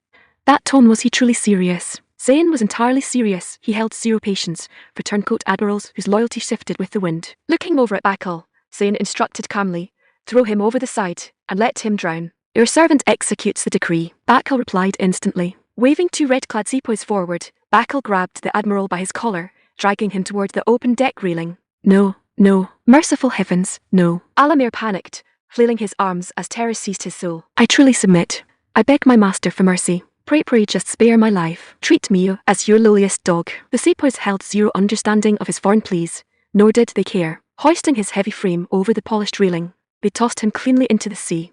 Splash! A heavy spray of white foam erupted as Alamir struck the ocean waves. The Roman officers waiting below in the small longboat were so terrified they could barely stand upright. Daring not move an inch, they watched in helpless horror as their Grand Marshal thrashed frantically, swallowing mouthfuls of salty seawater. Inside the suite, Empress Dowager Elizabeth looked on in mild bewilderment. Stepping forward to ask softly, "Your Imperial Majesty," he offered his submission, "why take his life?" Zayn chuckled coolly, looking at her with a mischievous smirk. "Why do you not step over the railing and ask him yourself?" Elizabeth offered a quick, awkward grin, taking a step back. "Then let us set the matter aside." Empress Regent Jahanara, sitting beside Zayn, felt a flicker of quiet curiosity. "Your Majesty, what shall be done with the remaining sailors aboard the captured galleys?" Zayn smiled smoothly, uttering two simple words that echoed with absolute finality: "Feed the fish." Chapter 174. The evacuation of Byzantium. Following the total destruction of the Roman fleet, the Imperial Armada surged forward into the narrow waters of the Dardanelles Strait. Guarding the strategic passage, a heavy Roman naval force was caught completely unprepared. Over 200 wooden warships were torn to matchwood by high-explosive artillery shells, leaving more than 5,000 Imperial sailors beneath the dark waves. Clearing the strait, Zayn's iron fleet advanced into the Sea of Marmara, launching an immediate assault upon the elite naval guard protecting the approaches to Byzantium. In a brutal engagement lasting less than an hour, over 100 heavy galleys were blown to splinters, and 10,000 imperial troops perished in the burning waters.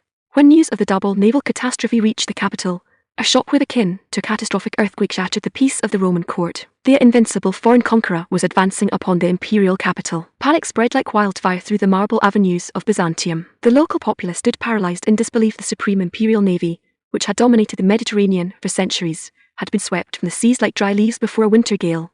Inside the imperial palace, furious debates broke out among the senators and military commanders. The peace faction argued for an immediate emergency evacuation to the northern provinces across the Euxine Sea. If the navy had been annihilated in hours, the land army held zero chance of victory. Should Byzantium fall, and the royal house be captured, the Roman Empire would be erased from existence. The war faction, however, demanded an absolute stand. They refused to accept that the mighty empire could be brought down without a fight. The foreign leviathans dominated the sea, but could iron ships march upon dry land? Furthermore, the legionnaires of Rome had never fled before an invader. With both factions locked in fierce contention, all eyes turned toward the throne. Seated upon the high dais sat the aging Roman emperor, a battle-hardened ruler celebrated across the realm as the undefeated conqueror. The fate of the entire empire rested upon his command. The emperor's white beard twitched in silent, violent fury. The loss of 2 premier naval fleets was an unpardonable humiliation. Clang! Slamming his armored fist against the mahogany armrest, the emperor leapt to his feet, his dark eyes flashing with lethal fire. Whosoever utters another word of retreat shall lose his head upon this very floor. The emperor bellowed, his voice echoing through the vaulted hall. The sacred Roman Empire does not flee before the battle has even joined. An absolute, deathly silence settled over the grand hall. The senators advocating evacuation stood thoroughly stunned. They had assumed the emperor would exercise strategic caution to preserve the royal lineage. Instead, he had chosen absolute defiance. Knowing that further argument meant instant execution at the hands of the palace guard, the peace faction bowed their heads and held their tongues. Seeing his ministers fall silent, the emperor let out a cold, sharp snort. Look at yourselves, shaking like timid mice. Is this the posture of Roman lords? Pacing the dais, he declared in a booming voice, regardless of who this foreign invader may be, or what supernatural force he commands, I shall make him pay for every drop of Roman blood in rivers of fire. Your imperial majesty is mighty. The empire shall prevail. A fanatic general roared, raising his broadsword high into the air. The surrounding officers joined the chant, Your Majesty is mighty. The empire shall prevail. The deafening shout reverberated off the marble pillars, stirring a fierce, desperate courage in the hearts of the court. The emperor smiled grimly, satisfied with their resolve. When ruler and minister shared an unyielding will, even iron could be broken. Very well, the emperor commanded. Let the foreign invaders find zero return from our shores. Tap tap tap tap tap. Before his decree could settle, frantic, heavy footsteps echoed from the outer corridor. A scout was sprinting towards the hall in such desperate haste that his leather belt had slipped loose. A second later, a blood-soaked general with a face as pale as parchment burst through the double doors. Stumbling forward, the general dropped onto one knee before the dais, his voice trembling with wild panic. Your Imperial Majesty, the enemy has landed along the coastal beaches. Our 30,000-strong coastal legion has been completely annihilated. What? The emperor stumbled back, nearly losing his footing against the throne. What madness are you speaking? He could not fathom how the foreign force could have established a beachhead so rapidly. Furthermore, 30,000 elite legionnaires wiped out in a single engagement. It defied every law of military logic. Even if 30,000 wild boar were driven into the hills, rounding them up would require a month. Your Imperial Majesty, the general gasped, his voice thick with despair. The foreign host has landed. The coastal defences have crumbled completely. A collective gasp of horror rippled through the council hall. If the coastal legion was gone, the foreign vanguard would reach the gates of Byzantium in less than half a day. A senior minister stepped forward, bowing frantically. Your Majesty, the enemy advances with supernatural speed. There is zero time to waste. We must evacuate the court to the northern shores immediately. Silence. Hold your tongue. The emperor pointed a shaking finger at the minister, his face contorted in rage. I am still sovereign of this realm, and the empire stands undefeated. Turning his furious gaze back to the blood-soaked general, he demanded, Speak. How could 30,000 elite legionnaires suffer a crushing defeat in mere hours? Did their iron shit sprout wings and fly over the cliffs? The general swallowed hard, shaking his head. Your Majesty, the iron ships did not sail onto land, but a foreign conqueror deployed hundreds of metallic chariots that glided through the surf and drove directly onto the dry sand. Those iron beasts fired explosive thunder while advancing at terrifying speed. Meanwhile, the heavy guns aboard their fleet unleashed continuous fire upon our trenches. Our defensive lines were turned into a sea of fire in a matter of minutes. The assembled ministers stood frozen in total, Spellbound shock, the terrifying tales from the western provinces were true. The emperor's dark brows knitted in deep suspicion. You claim their iron chariots can swim through the ocean waves and charge across dry land. It is absolute truth, Your Majesty. The general cried out. They move faster than galloping war horses. Our coastal ranks were crushed before our archers could draw a single bowstring, before the court could process the terrifying report. Another frantic messenger sprinted into the hall, falling flat upon the marble floorboards. Your Imperial Majesty, disaster has befallen the realm. Massive columns of foreign iron chariots have been spotted encircling the capital from both the east and west. What? The emperor's breath caught in his throat, and he slumped heavily onto his throne, his eyes wide and vacant in total, speech-bound shock. The foreign conqueror was launching a complete encirclement of Byzantium. Seeing the emperor's spirit broken, a senior duke stepped forward, speaking with urgent authority. Your Imperial Majesty, order an immediate naval evacuation to the Euxine Sea. We retain several heavy transports at the northern docks. So long as our fleet secures the narrowest point of the northern strait, their iron ships cannot pursue us into the northern waters. The surrounding ministers chimed in with desperate agreement. It was the sole remaining path to preserve the royal bloodline. If they did not flee at once, total destruction awaited them within the walls of Byzantium. Chapter 175, clearing the strait's silence, descended upon the Grand Council Hall once more, so absolute that the soft, nervous gulping of dry throats echoed clearly off the marble pillars. Every eye remained fixed upon the aging Roman emperor. The ministers and legates knew with absolute clarity that the survival of the royal bloodline and their own lives hung entirely upon his decree. If he insisted upon making a stubborn stand within the walls of Byzantium, total destruction was certain. In truth, the emperor felt a cold wave of dread clutching at his chest. Though the Roman Empire commanded 1,000,000 armoured legionnaires across its distant provinces, far-off reserves could not extinguish an immediate fire. He held zero desire to see his court encircled and slaughtered like cattle.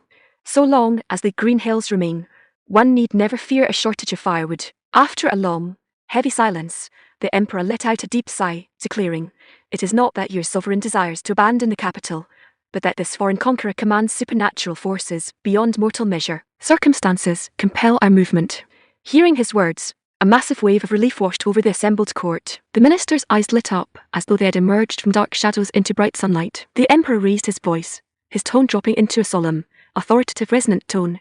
The foreign host advances upon Byzantium from 3 directions. The realm stands in imminent peril. To ensure the royal house survives to rebuild our glory, we must launch immediate, aggressive counterattacks along the perimeter to secure my safe naval evacuation across the northern waters. The military officers, having endured suffocating anxiety throughout the morning, felt a fierce, desperate surge of martial pride.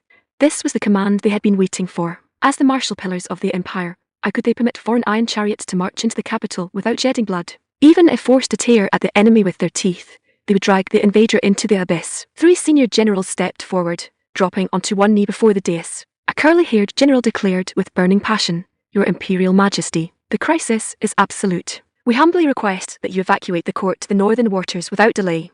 We swear upon our ancestral blades to hold the capital to our final breath." Splendid. The emperor approved with a firm, energetic nod. "You are true, valiant commanders of Rome. I hereby bestow elevated hereditary ranks upon your houses, ensuring your descendants enjoy boundless wealth and honour for generations. Our deepest thanks to your Imperial Majesty," the 3 generals declared in unison. Though the ceremony carried a grand, noble air, many civil ministers held zero desire to remain behind, silently wishing they could sink into the floorboards to escape the coming siege. A senior minister urged, "Your Majesty, time is of the essence. Pray begin the northern evacuation immediately." The emperor offered a sharp, expressionless nod. He was entirely eager to depart.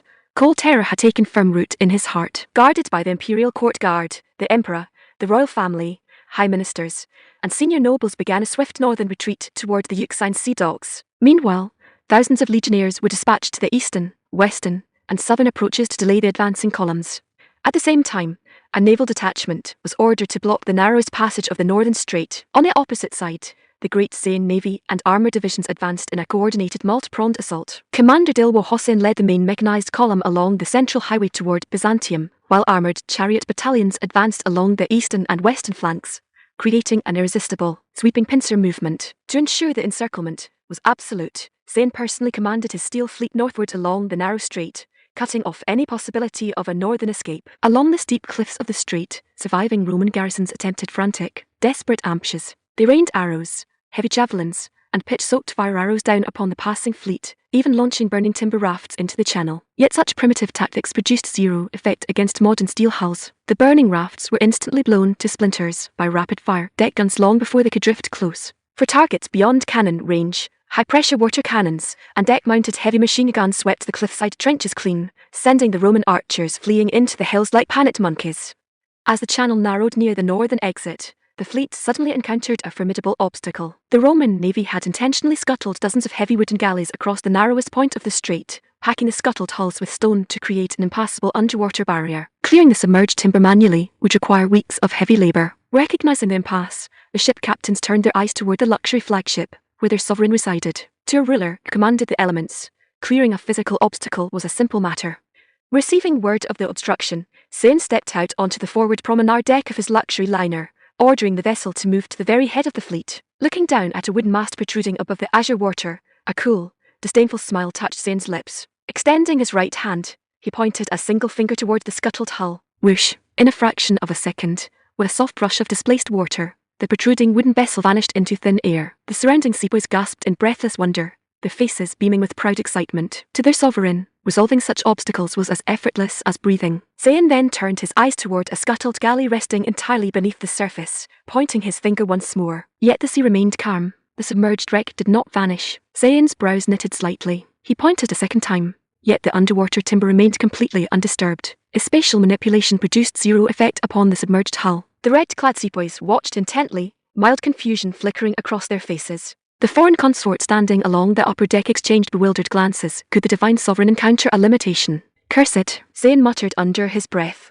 Turning his hand, he pointed at another scuttled galley, whose timber bow broke the surface. Whoosh! The vessel vanished instantly into his spatial sanctuary. Zayn understood the underlying rule immediately. Objects completely submerged underwater could not be selected or drawn into his spatial domain. This meant the steel fleet remained blocked by the underwater barrier. Yet Zayn possessed an endless array of methods. Ordering a high-speed motorboat lowered into the water, he stepped down onto its deck. Whoosh! In a fraction of a second, the towering luxury liner vanished from the surface of the sea without a trace. The sailors aboard the trailing warship stared with wide, jaw-dropped eyes. Yet rather than fear, they felt an intense, spellbound awe. A massive vessel holding hundreds of people had been drawn into his spatial domain in the blink of an eye. The crew understood intuitively that their sovereign was temporarily storing the fleet within his spatial sanctuary to bypass the physical obstruction exactly as he had deployed mechanized vehicles across the mountain passes during earlier campaigns. Starting the motorboat's engine, Zayn sped across the shallow water over the submerged wrecks. Whenever his boat passed a scuttled galley whose timbers touched the surface, he extended his hand, drawing the timber into his domain. Reaching the open, deep waters beyond the barrier, Zayn brought the motorboat to a halt. Rising to his feet, he pointed his hand toward the open sea. Boom! With a heavy displacement of ocean waves, the towering luxury liner materialized upon the azure waters. Aboard the liner, every passenger froze for a fraction of a second before resuming their movements. Their minds experienced a brief, seamless gap in memory. One moment they had been standing within the narrow, obstructed channel.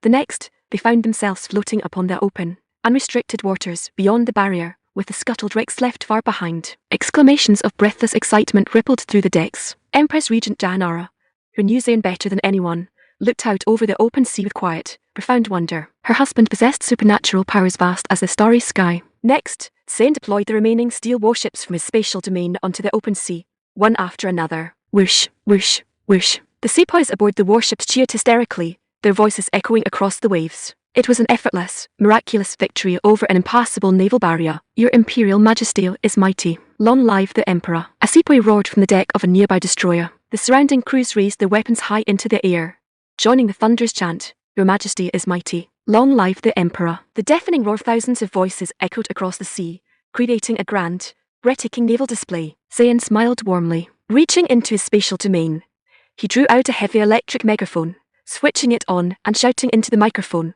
For the great Zayn Empire, your Imperial Majesty is mighty. Long live the Emperor. The sailors bellowed at the top of their lungs, their pride reaching a fever pitch. Zayn smiled, waving his hand smoothly as he pointed toward the northern shore, issuing the final command, Advance. Chapter 176, The Mad Emperor. When Zayn returned to the luxury liner, the steel fleet set its course once more, cutting through the azure swells toward the open waters of the Black Sea. Looking across the narrow, winding strait, Zayn felt a subtle, quiet stir of emotion. In his previous world, his homeland's very first aircraft carrier had embarked on its long, arduous journey home through these very waters, subjected to endless diplomatic extortion and delays by the regional warlords guarding the passage. Curse those historical extortionists, Zayn thought with a cool, sharp smirk. I shall ensure their ancestral bloodlines are thoroughly cleared from the earth. Though the ancient Roman inhabitants of this era differed from those modern figures, it mattered little. Since his foot had touched these shores, every ocean and province under heaven belonged to the great Zayn Empire. Their armada quickly broke into the vast expanse of the Black Sea. Zayn knew that if the Roman emperor had fled the capital, he would have boarded an imperial galley at the nearest northern military dock.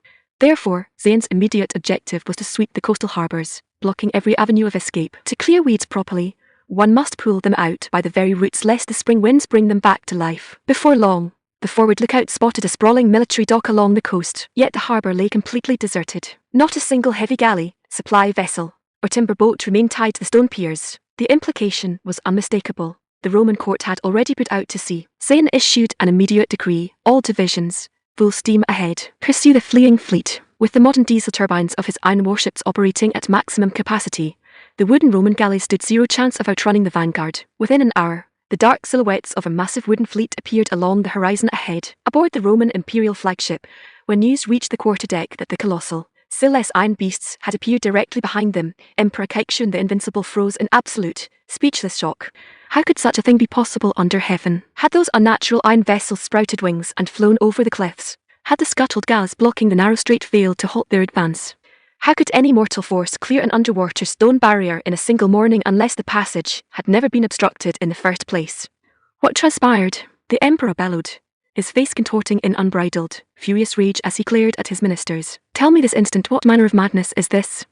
He had just begun to congratulate himself on a swift, successful escape, only for his joy to be shattered in a fraction of a second. The ministers and legates stood trembling, their faces as pale as ash. None among them held an answer, nor did any desire to face the coming doom. A senior minister stammered frantically, "Were Imperial Majesty could get the strait, was the passage blocked, or not?" The Emperor roared, pointing a shaking finger at the official in charge of naval defence. The official dropped onto his knees, sweating profusely as he gasped, "Your Majesty, the passage was scuttled completely. Dozens of heavy wooden galleys packed with stone were sunk to the very seabed. If the channel was blocked, how had the foreign iron ships materialized behind them?" The Emperor's eyes bulged with rage. "Then why stand those iron leviathans upon our tail? Did they fly through the clouds?"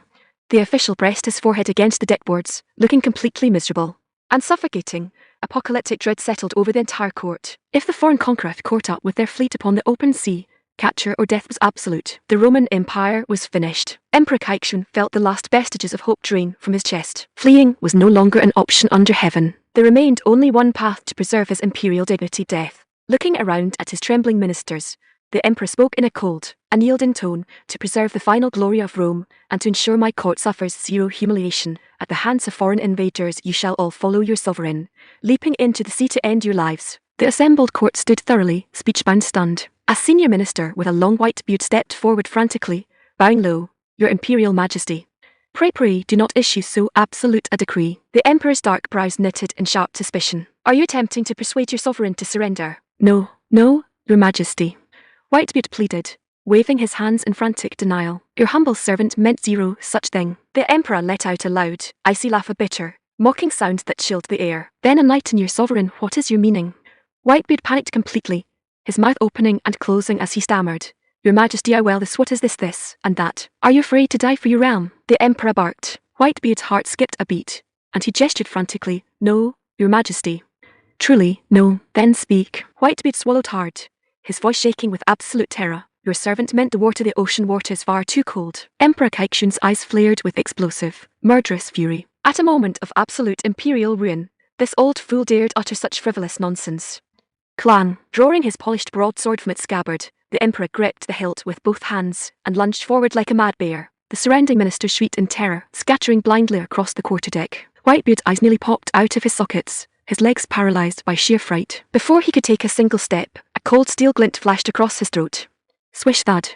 Whitebeard's hands clutched at his severed windpipe, his eyes wide with horror as his body collapsed onto the deckboards in a pool of blood. "Who else fails in devotion?" the Emperor roared, brandishing his bloody blade, his bloodshot eyes glaring at the trembling court. Every minister shuddered in silence, daring not make a single sound. The Emperor had lost his mind entirely. Pointing his dripping sword towards the ship's railing, Emperor Caecilian barked, "Go. Every man leap overboard this instant." The ministers stood frozen, Jumping into the freezing sea meant certain death, whereas waiting for the foreign fleet offered at least a lingering thread of survival. Yet the Emperor's bloody blade promised instant execution. Almighty Allah, the Emperor has gone completely mad. A young court official screamed in wild, uncontrollable panic. His cry resonated instantly with the terrified court. Regicide.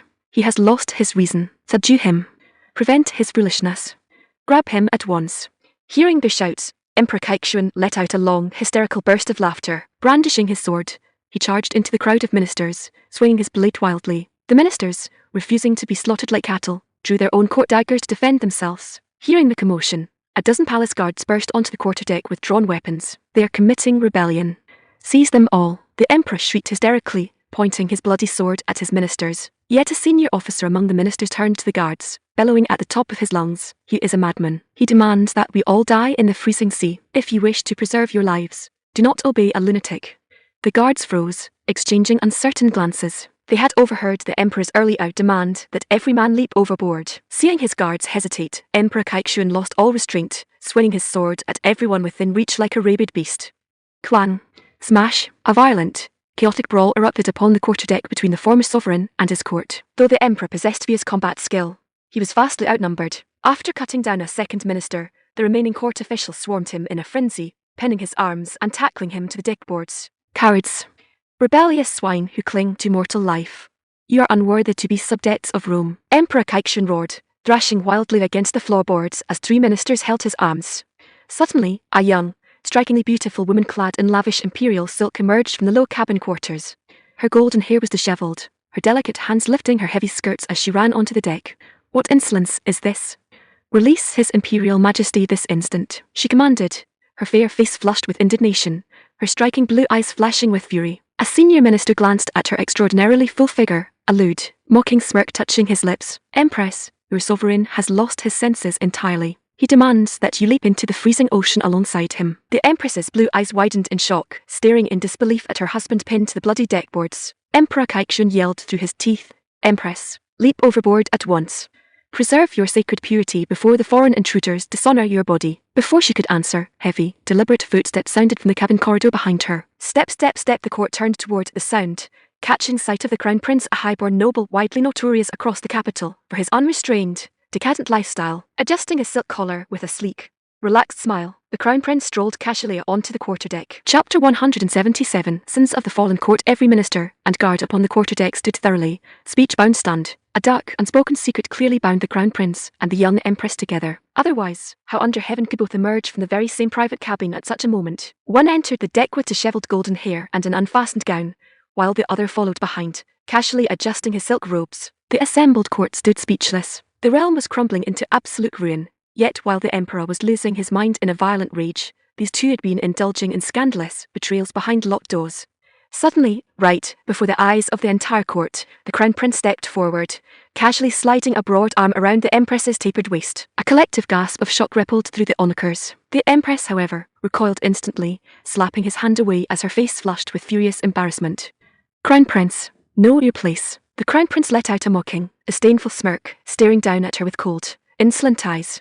My sweet Empress, the realm is falling to pieces. After today, you shall no longer enjoy the luxury of my embrace, shall you? The Empress's face turned as pale as death, her heart skipping a beat as cold terror clutched her throat. Emperor Kaikshuan, pinned flat against the deckboards, witnessed the shameful exchange.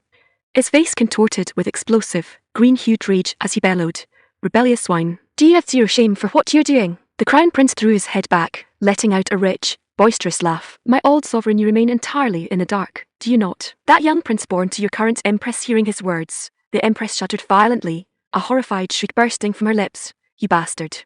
Shut your foul mouth. She lunged forward, raising her fair hand to strike his face, but the Crown Prince caught her wrist in an iron grip, shoving her unceremoniously onto the wooden deck. The Empress shook her head frantically, her blue eyes wide with desperate, weeping pleas. No. I beg you, no. Ignoring her completely, the Crown Prince turned a cold, triumphant gaze onto the pinned Emperor, declaring in a loud, clear voice, the young prince you cherish as your youngest son is in truth your grandson. Here is my blood. What? Emperor Kaikshuan froze completely, his mouth hanging open in absolute, stunned silence, as though his breath had been cut off. The terrible words echoed through his shattered mind in a relentless, agonizing loop. The young prince is a grandson, the young prince is a grandson. The Empress, weeping bitterly upon the deck, stammered in desperate agony, "Your Imperial Majesty, I was coerced by him." Emperor Kaikshun glared at her with lethal, bloodshot eyes before turning his furious gaze toward the Crown Prince, roaring through his teeth, "You unfilial monster! I shall tear you to pieces with my bare hands." Yet the Crown Prince merely raised a hand, his lips curving into a dark, mocking smirk. "Save your breath, old man. I am zero son of yours." An absolute, deafening uproar erupted across the quarterdeck. The assembled ministers and guards exchanged wild, wide-eyed glances. Never in their wildest dreams could they have imagined that on the very day of the Empire's destruction, they would uncover so monstrous, so chaotic a scandal within the royal house. Emperor Kaikshun felt as though a heavy hammer had shattered his chest. The young prince he doted upon was his grandson, and his eldest heir, the Crown Prince standing before him, was not his biological son at all. What manner of cursed, chaotic house had he governed? Either revelation was enough to drive a sovereign to total madness. Suppressing the wild, choked fury in his throat, Emperor Kaikshun spat, "Speak. Who is your true father? I shall execute his entire bloodline, grinding his bones to dust." The Crown Prince chuckled softly, shaking his head. "Old man, do not speak so boldly before hearing the truth." Emperor Kaikshun's face turned dark crimson with choked rage. "Speak, curse you. Who is he?" "Very well," the Crown Prince replied with a careless wave of his hand. Since the Empire was finished, he held zero concern for courtly dignity. "I shall enlighten you." The entire deck fell into a dead, breathless silence as every minister held his breath. "It was the late Emperor, your own royal father, RHHH. Curse him." Emperor Kaikshun let out a blood-curdling shriek, thrashing against the deckboards like a slaughtered swine, groaning in choked, unbearable agony. The truth crushed his soul into ash. The son he had raised for decades was in truth his own half-brother. "Are you pleased with the revelation, old man?" The Crown Prince taunted with a malicious grin. Emperor Kaikshun stopped thrashing, a sudden, sinister smile spreading across his blood-stained face. "You foolish brat, do not celebrate your victory too quickly." The Crown Prince's brows knitted slightly. "What do you mean?" "Since the realm is destroyed, and our house is ruined, I might as well share the whole truth with you." Emperor Kaikshun stared up at him with a vengeful, triumphant glare. "The child born to your own Crown Princess was sired by me. An unexpected turn, is it not? Ha ha ha ha." The Crown Prince's face transformed instantly into a mask of furious, unbridled rage. Raising his heavy leather boot, he kicked the Emperor squarely in the mouth. Whack! The heavy blow shattered Emperor Kaikshun's nose, blood gushing across his face and beard. Yet the old Emperor merely burst into loud, hysterical laughter. "The foreign conqueror approaches. Ha ha ha ha. You shall zero survive this day either." The Crown Prince delivered another vicious kick to his face, grinding his teeth. "Then I shall kick your soul into hell first. Ha ha ha. Monster, you shall suffer a 10,000-fold worse death. Shut your mouth, old dog." The Crown Prince brought his boot down with a brutal smack directly onto his mouth. RHH. Emperor Kaikshun shrieked as blood and broken teeth spilled onto the deckboards. The surrounding ministers could only sigh in quiet, horrified awe, watching the once high and mighty sovereign reduced to so wretched, pitiful a state. The private court of the Roman royal house was truly a degenerate, chaotic abyss. At that moment, a blood-soaked guard rushed onto the quarterdeck, shouting in wild panic, "We are surrounded. The entire sea is covered in foreign iron warships." A dark, icy dread clutched at every soul present. The ancient Roman Empire was reaching its absolute, inescapable end. A senior minister stepped forward urgently, shouting to the guards, "What are you waiting for? Lower all flags and offer unconditional surrender at once." The guard looked at the Emperor bleeding upon the deck, then at the sneering Crown Prince, and finally at the weeping Empress, before nodding hastily. "Understood." Thus, the remaining Roman imperial fleet was escorted under heavy naval guard back to the harbour docks. Meanwhile, Commander Dilwa Hossein had already brought the grand city of Byzantium to complete order, securing the royal palace without losing a single sepoy. Upon entering the imperial audience hall, Zayn took his seat upon the high throne, decreeing that the royal house and high ministers be brought before him. A moment later, Emperor Kaikshun, the young empress, the crown prince, and the assembled civil and military lords were led into the hall, dropping onto their knees upon the marble floorboards. Zayn drew a modern cigarette from his silver case, lighting it with a sharp click of his polished lighter, exhaling a thin stream of blue smoke as he inspected the group. The scene before him was remarkably peculiar. The fallen emperor was battered beyond recognition, his face swollen like a purple melon, and covered in dried blood.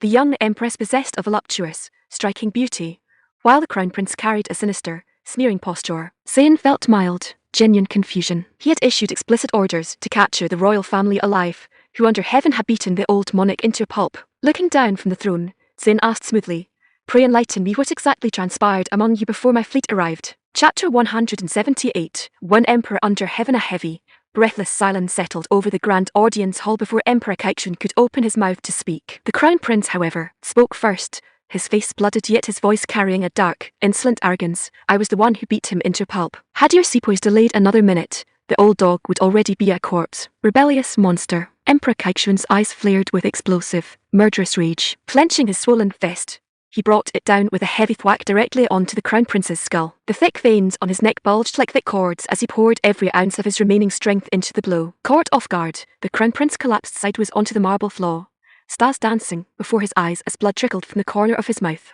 Yet Emperor Kaikshuan was far from finished. Pouncing upon him like a mad bear, he rained wild, heavy blows onto his heir's face. I shall kill you, you vigorous monster. Die, whack, smash, whack. As heavy fists rained down upon his head, the Crown Prince finally lost his arrogant composure, letting out a series of agonizing shrieks. RHHH. Zayn watched the spectacle from the high throne, his dark brows raised in mild, genuine confusion. Did a deep, irreconcilable blood feud exist between the Roman Emperor and his Crown Prince? Otherwise, with their realm already fallen, why would father and son engage in so desperate, life-or-death a brawl before a foreign conqueror? Regardless, Zayn held zero interest in mediating their royal family feud. Looking down at his guards, Zayn ordered casually, drag them out into the courtyard, and let them settle their quarrel properly. 4 red-clad sepoys stepped forward instantly, pulling the 2 blood-soaked royals apart, and dragging them out by their collars. Monster, I shall execute your soul. Old dog, I shall bite your throat to pieces. Rebellious swine, mad emperor. Even while being dragged across the marble floorboards, father and son continued their wild, hysterical cursing, determined to tear each other apart before breathing their last. The kneeling ministers bowed their heads in deep, agonizing shame, sighing inwardly. What an absolute, unforgivable disgrace. The High Court of the great Roman Empire had been reduced to so wretched a spectacle. As the frantic shouting faded down the stone corridor, Zayn's smooth, intrigued voice echoed through the hall. Which among you shall enlighten me as to the cause of this courtly drama? Hearing his inquiry, the kneeling ministers saw a sudden, miraculous opportunity to earn imperial favour. Raising their heads frantically, dozens of voices declared at once, Your Imperial Majesty, I shall report the truth. Allow your humble servant. Presenting a detailed report was a golden opportunity to demonstrate loyalty. If the foreign conqueror enjoyed hearing court gossip, offering a vivid account might preserve their lives and titles. Zayn felt mild surprise seeing the foreign ministers so eager to expose their own royal house. Pointing his finger at a senior minister kneeling at the very front, Zayn said, You speak. The senior minister felt a wave of ecstatic delight, as though he had been granted a grand noble title on the spot. Bowing his head repeatedly, his aged face flushed with fluttering, eager smiles, he reported, Your Imperial Majesty. The matter unfolded in this manner. He launched into a detailed and vanished account of everything that had transpired upon the quarterdeck, recounting the Emperor's mad demand for mass suicide, the revelation of the young prince's true parentage, the Crown Prince's treasonous secret affair with the Empress,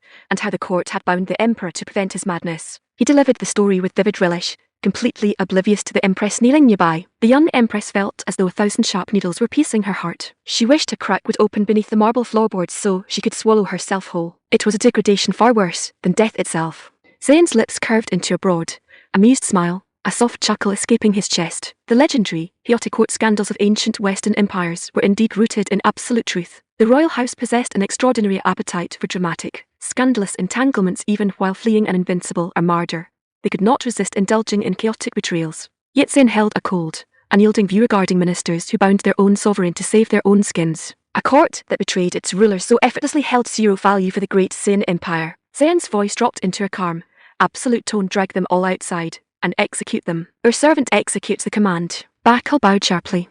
Glancing at the young Empress kneeling upon the floorboards, Bakal cupped his hands, asking respectfully, Your Imperial Majesty, what of this noblewoman? Zayn enjoyed unique, dramatic personalities. A highborn consort who had survived such chaotic court scandals possessed an undeniable, intriguing charm. Leave her, Zayn instructed smoothly. Understood, Your Majesty, Bakal replied. Pausing, he remembered the 2 royals still brawling in the outer courtyard.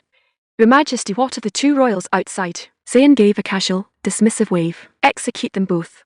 Understood. Bakal summoned a platoon of red-clad sepoys, who immediately hauled the trembling ministers off the marble floorboards. The Roman lords stood thoroughly bewildered as the sepoys lifted them by their arms. They had assumed their informative report had secured their safety. Why were they being carried out so unceremoniously? They held zero knowledge that lead bullets were waiting for them in the courtyard. Meanwhile, in the central courtyard outside the audience hall, dozens of ministers were brought onto the stone plaza, the very ground where Emperor Kaikshuan and the Crown Prince were still locked in their desperate, bloody brawl. Father and son were covered in dried blood, their faces swollen beyond recognition, yet they continued tearing at each other's robes. Monster, die at my hands. Old dog.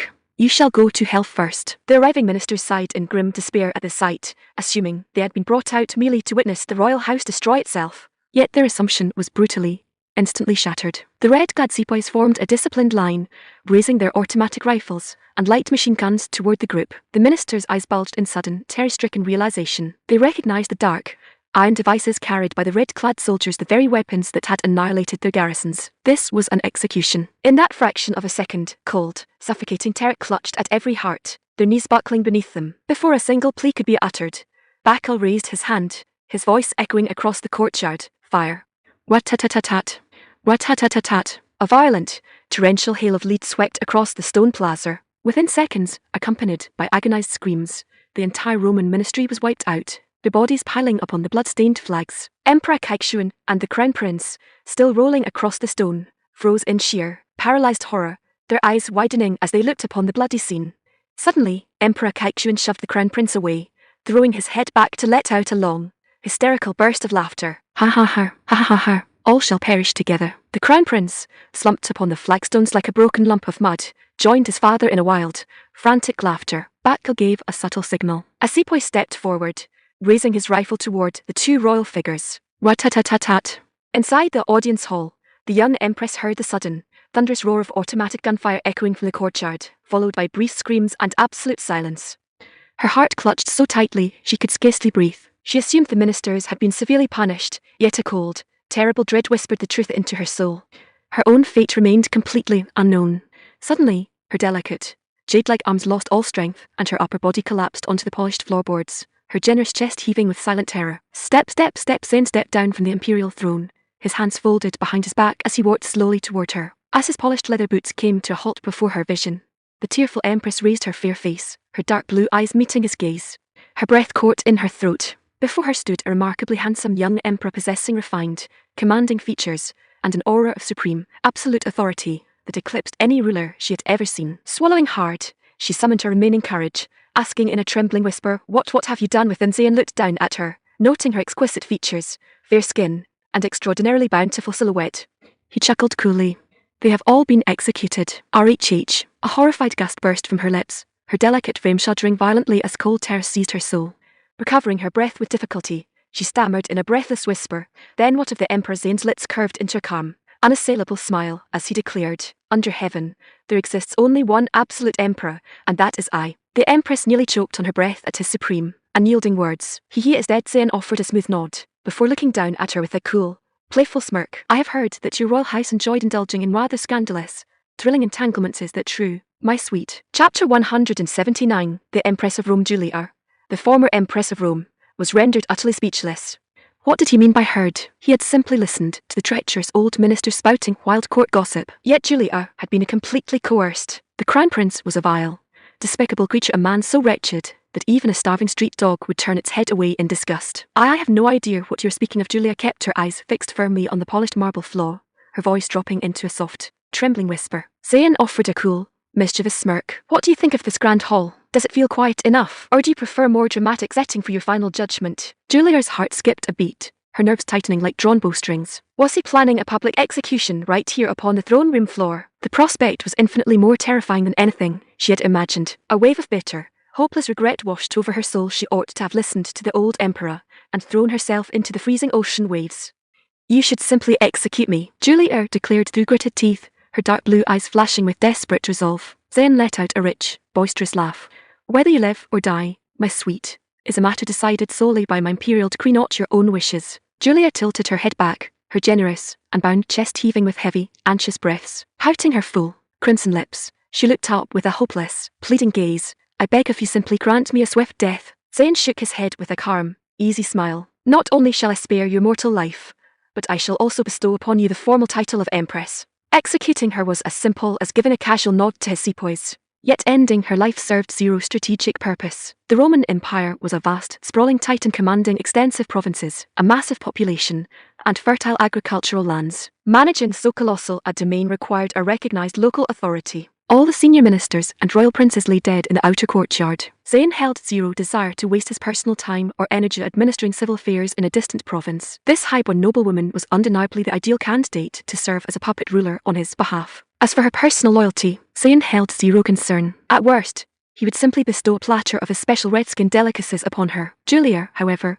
stood completely tongue-tied, her mind spinning in total confusion. Supporting herself with her delicate hands, she sat up slowly upon the floorboards, pointing a slender finger at her own chest, her blue eyes wide with bewilderment. To become the Empress indeed. That is precisely my intent, Zayn replied, stepping closer to her. What is your name, my sweet? Julia looked up at him once more. He carried himself with effortless elegance, dressed in pristine modern attire, his handsome, commanding features exuding a sovereign charm that captivated the senses. Up close, he did not appear to be a cruel, heartless monster or a senseless tyrant, at least, not in his outward posture. My name is Julia, she answered softly, her voice thick with hesitation. Rise, Zayn instructed with a smooth nod.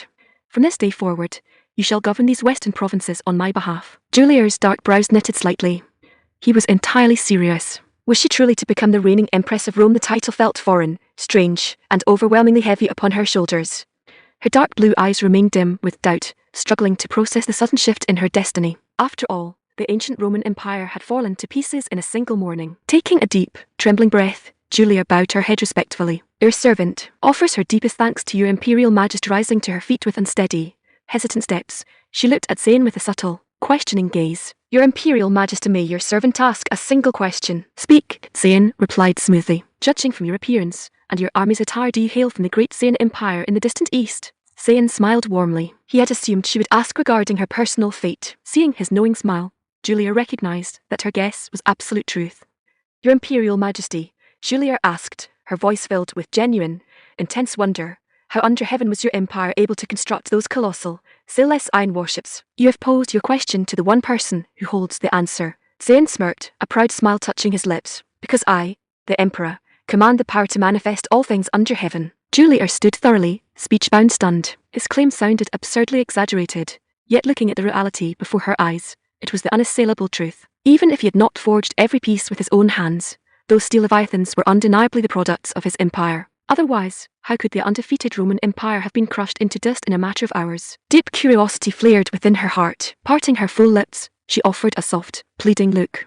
Your Imperial Majesty, may your servant ask one final question? Zayn offered a brief, approving nod. Julia asked hastily, Your Majesty, how was your fleet able to cross the narrow strait when our navy had scuttled hundreds of heavy galleys to block the passage? The entire Roman high command had perished attempting to solve that very riddle. Zayn crossed his broad arms, his lips curving into a mysterious smirk. Remember the exact place where you stand in this very moment. Julia shook her head, looking completely bewildered. Your Majesty, your servant does not comprehend your meaning. You shall understand in a fraction of a second, Zayn replied coolly. Raising his right hand, Zayn pointed his finger directly toward her. Before Julia could process his gesture, her consciousness went completely blank. In a fraction of a second, she vanished from the audience hall into the absolute stasis of Zayn's spatial domain. Behind the throne, Empress Regent Jahanara and Wai Jianing watched the scene with knowing, gentle smiles. They recalled with complete clarity that they too had vanished in the exact same miraculous manner during their initial encounters with him. His supernatural powers were truly beyond all mortal description. Step, step, step, with the crisp sound of his leather boots echoing off the marble floorboards, Zayn turned on his heel and walked out of the audience hall. Chapter 180. The invisible barrier. Stepping out from the central audience hall, Zayn looked around the surrounding courtyards. The architecture of the Roman royal palace was undeniably grand in scale, featuring thick stone columns and sweeping marble porticos. Yet compared to the imperial splendor of the palace in Shannon, these stone structures felt distinctly plain and lacking in artistic depth. Even the total expanse of Byzantium fell far short of Shannon's majestic proportions. After taking in the surrounding views, Zayn remained convinced that classical Central Plains architecture was infinitely more pleasing to the eye. In time, every major province of his global domain would be rebuilt in the proper style of the great Zayn Empire. Working along the cobblestone pathways, he eventually reached the secluded inner palace gardens. Just as he was about to release the former Empress Julia from his spatial domain, Zayn paused, a playful thought crossing his mind. Instead of releasing her onto the bare stone terrace, he raised his arm, manifesting a luxurious 3-story modern villa spanning over 1,000 square meters directly upon the garden lawns. It was a delightful, unexpected presentation for the newly appointed puppet Empress. He wondered whether the sudden change in scenery would leave her completely speechless. Entering the villa, Zayn walked briskly up the polished stairs to the top floor lounge, his steps as light and effortless as walking across level ground. Inside the lounge, Zayn pulled the heavy velvet curtains across the floor-to-ceiling windows, casting the room in a soft, mysterious twilight. Sitting back comfortably upon a leather sofa, he raised his right hand and pointed forward into the empty air. Whoosh! In a fraction of a second, Julia materialized squarely in the center of the lounge, finding herself suddenly standing inside an entirely unfamiliar, ultra-modern interior. Her delicate frame shuddered in wild, breathless shock, her generous, unbound chest heaving rapidly as cold panic seized her mind. Almighty Allah, where am I? What manner of place is this? Her dark blue eyes bulged, her crimson lips parted in utter, speech-bound astonishment. Yet as her mind recovered from the sudden disorientation, Zayn's earlier words echoed in her thoughts. Remember the exact place where you stand in this very moment. A sudden, breathtaking realization struck her. They had moved from the cold marble throne room to an entirely different structure in the blink of an eye. It was the exact same supernatural method he had used to transport his entire steel fleet across the underwater barrier of scuttled ships. Merciful heavens!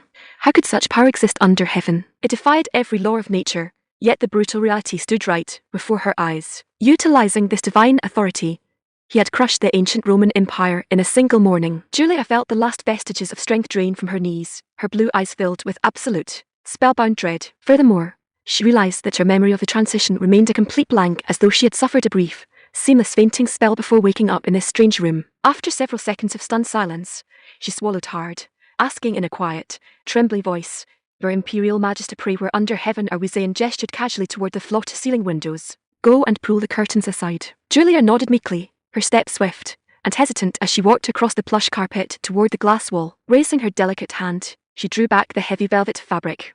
Swish, swish, swish. As the curtains glided smoothly along the brass rail, the scene outside was revealed, and Julia froze as if struck by lightning. Almighty God! A horrified scream burst from her throat, her eyes widening as large as copper coins. Outside the window lay the familiar stone courtyards and marble pillars of her own royal palace. The very throne room they had occupied minutes earlier stood directly across the garden lawn. Somehow, this grand, luxurious building had materialized squarely within the inner gardens of her own royal palace. It was absurd beyond all human belief. Driven by an overwhelming urge to step outside and inspect the structure, Julia took a quick, hard step forward toward the balcony. Bang! Ouch! Julia let out a sharp cry of pain as her forehead collided violently with an invisible, hard surface. The impact sent her staggering backward, her vision spinning as tears welled in her eyes. She stood thoroughly bewildered. The air before her appeared completely open and empty. What under heaven had her forehead struck?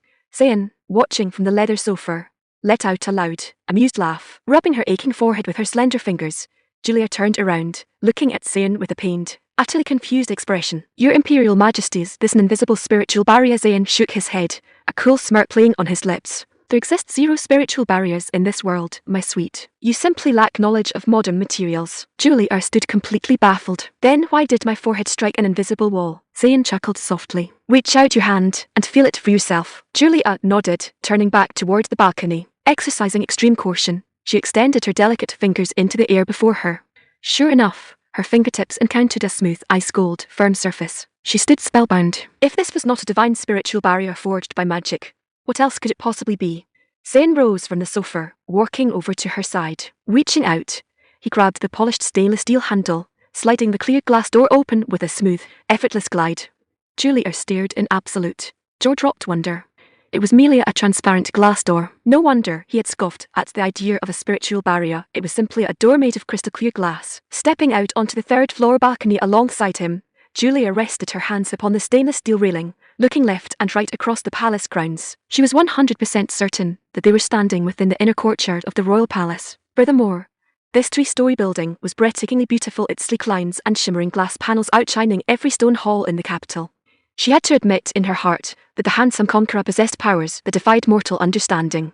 Suddenly, Julia's dark brows knitted in deep, sudden panic as a terrifying realization struck her mind. Her blue eyes widened in shock as she gasped, "Merciful heavens, when was this grand building constructed within the royal gardens? I have lived in this palace for years, yet I have zero recollection of its existence." Chapter 181. The King of the Gods. Julia stood thoroughly, helplessly numb. How under heaven could a strange, magnificent building materialize inside the inner gardens of her royal palace overnight? It was unbelievable. It was beyond all human comprehension. After a long, heavy silence, she turned to Zayn with a vacant, spellbound expression, asking in a quiet whisper, "Your Imperial Majesty, pray did you summon this grand palace out of empty air?" Zayn let out a soft, light chuckle, countering smoothly, "What do you think, my sweet?" Merciful heavens. Julia's dark brows knitted in deep, breathtaking wonder, her mind spinning as she shook her head. Someone tell me, can this truly be real? Zayn knew the sight would thoroughly shock her senses. After all, Manifesting a 3-story modern building out of thin air was a feat that shattered every conventional belief. Even the ancient legends of Jupiter, the supreme deity of the classical pantheon, described zero such powers. In ancient mythology, the sky god merely controlled thunderbolts and preserved justice. His divine rank held zero capacity to summon modern glass structures out of nothingness. Besides, no mortal had ever laid eyes upon the so-called king of the gods, for such mythological figures were merely tales spun by ancient poets. Yet the reality standing before her eyes was absolute, unassailable, and beyond dispute. Zayn's lips curved into a mysterious, cool smile as he instructed, "My sweet Julia, keep your eyes open and watch closely." Julia's blue eyes widened in sudden, curious surprise. "Your words carry deep mystery I think I do not quite comprehend." Before her sentence had fully settled, Zayn vanished into thin air directly before her eyes. Almighty God! A horrified shriek burst from Julia's throat, her pupils dilating in sheer, sudden terror as she stumbled backward against the glass wall. Her generous chest heaved frantically, her balance nearly giving way under the sudden wave of panic. Where had he gone? Where under heaven had he vanished to? Health! Merciful heavens! Health! Covering her chest with both hands, Julia looked frantically to the left, then to the right, sweeping her desperate gaze across the lounge, yet the room stood completely empty. How could this be possible? It defied every law of mortal existence. In that fraction of a second, her entire body went completely numb with cold, paralyzing dread. To witness a living, breathing emperor vanish into empty air in the blink of an eye was far too terrifying to endure. A deity, could he truly be a divine entity walking the earth? No. He is the absolute king of the gods. He has descended to claim this world. Just as Julia was trembling through her frantic, silent inner dialogue, Zayn materialized out of thin air directly before her, holding a crystal bowl filled with a rich, ruby-red liquid. "Oh!" Julia clamped both hands over her mouth, her blue eyes bulging like large copper bells as she pointed a shaking, helpless finger at him. Her throat felt completely choked, unable to utter a single coherent word. Without wasting time on explanations, Zayn presented the crystal bowl before her face, commanding in a calm tone, "Drink." Looking at the deep red liquid, Julia let out a long, shuddering breath. Her brows knitted in mild hesitation as she asked softly, "Your Imperial Majesty, what manner of fluid is this drink?" Zayn repeated, offering zero desire for idle conversation. "Yes, Your Majesty." Julia nodded meekly, extending her hands with utmost care to receive the crystal bowl. Yet before the liquid even touched her lips, a delicate, captivating fragrance drifted into her nostrils. It was remarkably strange. The fluid carried zero trace of a metallic or unpleasant scent. Instead, it released a sweet, exotic aroma that instantly cleared her senses, filling her heart with a gentle, soothing warmth. This was no ordinary fluid. A profound realization flashed through her mind. If he truly was a divine sovereign walking the earth, then the vessel in her hands was a sacred elixir bestowed from above. Merciful heavens! What extraordinary destiny had she stumbled into? Julia felt as though she were moving through an incredible, waking dream. Yet hesitation evaporated completely. Whether it was a heavenly elixir or a lethal draught, she possessed zero power to decline his imperial decree. If it proved to be a lethal draught, at least it would bring a swift end to her anxieties. Raising the crystal bowl to her lips, she tilted her head, her throat working in soft, steady swallows. Gulp, gulp, gulp. In a single second, her dark blue eyes lit up with radiant, sparkling wonder. The sweet, rich nectar glided down her throat like liquid silk, spreading a delightful, blissful warmth through her chest that made her heart leap with unexpected joy. In a matter of seconds, she finished every drop, her fair face carrying a bashful, lingering look that yearned for more. A surge of vibrant energy coursed through her veins, her body feeling wonderfully weightless and refreshed, as though her very soul had been cleansed and reborn. Every trace of lingering grief, anxiety, and sorrow vanished completely from her heart, leaving behind an absolute, blissful peace. Gently licking her crimson lips, she looked up at Zayn, her eyes glowing with tender affection as she whispered, "Your Imperial Majesty, it is delicious beyond words. Pray, what manner of treasure is this?" Zayn chuckled cruelly. "It is a sacred Imperial elixir." Julia swallowed hard, asking in a soft, reverent whisper, "Your Imperial Majesty, are you truly the absolute king of the gods?" Zayn's lips curved into a confident, charismatic smile that illuminated his handsome face. "What do you think, my sweet?" Yes, it was absolute truth. Julia felt her heart fill with complete, unshakable conviction. He was, beyond a shadow of a doubt, a divine sovereign walking the earth. Dropping onto her knees upon the plush carpet, she bowed her forehead low, declaring with deep, emotional devotion, "Your humble servant offers her deepest gratitude to you, Imperial Majesty, for bestowing the sacred treasure. I am pledged to serve your throne for 3 lifetimes, obeying your every command without question." Zayn nodded smoothly. "Very well. You possess a sharp, clever mind. Your servant offers her thanks for your grand favor, Your Majesty," Julia replied softly, a sweet, radiant smile touching her crimson lips, framed by a delicate, blushing charm. Yet her subsequent action took Zayn entirely by surprise. Reaching for her fine silk gown, Julia unfastened the shoulder clasps, letting the soft fabric slide down her arm to reveal her fair, unblemished skin. With a smooth motion, she lowered the opposite side as well. Merciful heavens. Zayn felt a subtle flicker of surprise at her uninhibited, sudden move. Julier's fair cheeks flushed a deep, romantic crimson as she whispered bashfully, "Your Imperial Majesty, your humble servant is prepared to attend upon your person now." Zayn quickly stepped forward, pulling her silk gown back over her shoulders with a light, easy chuckle. "Another day, my sweet.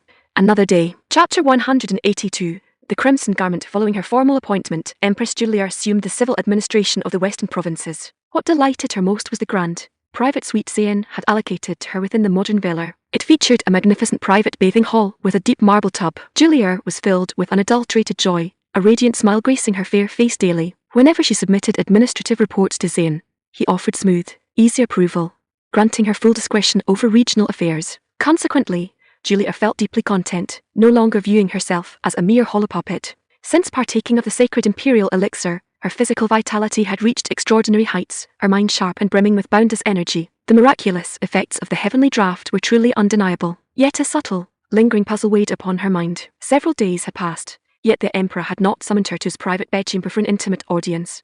Was he perhaps indifferent to her charms? But if he held no interest in her person, why had he teased her so playfully before the court? Her confusion deepened. Returning to her villa after concluding the day's civil duties, she reclined within the warm, fragrant water of her marble tub. Two maidservants scrubbed her fair skin attentively, yet she remained lost in quiet reflection, showing zero inclination to rise.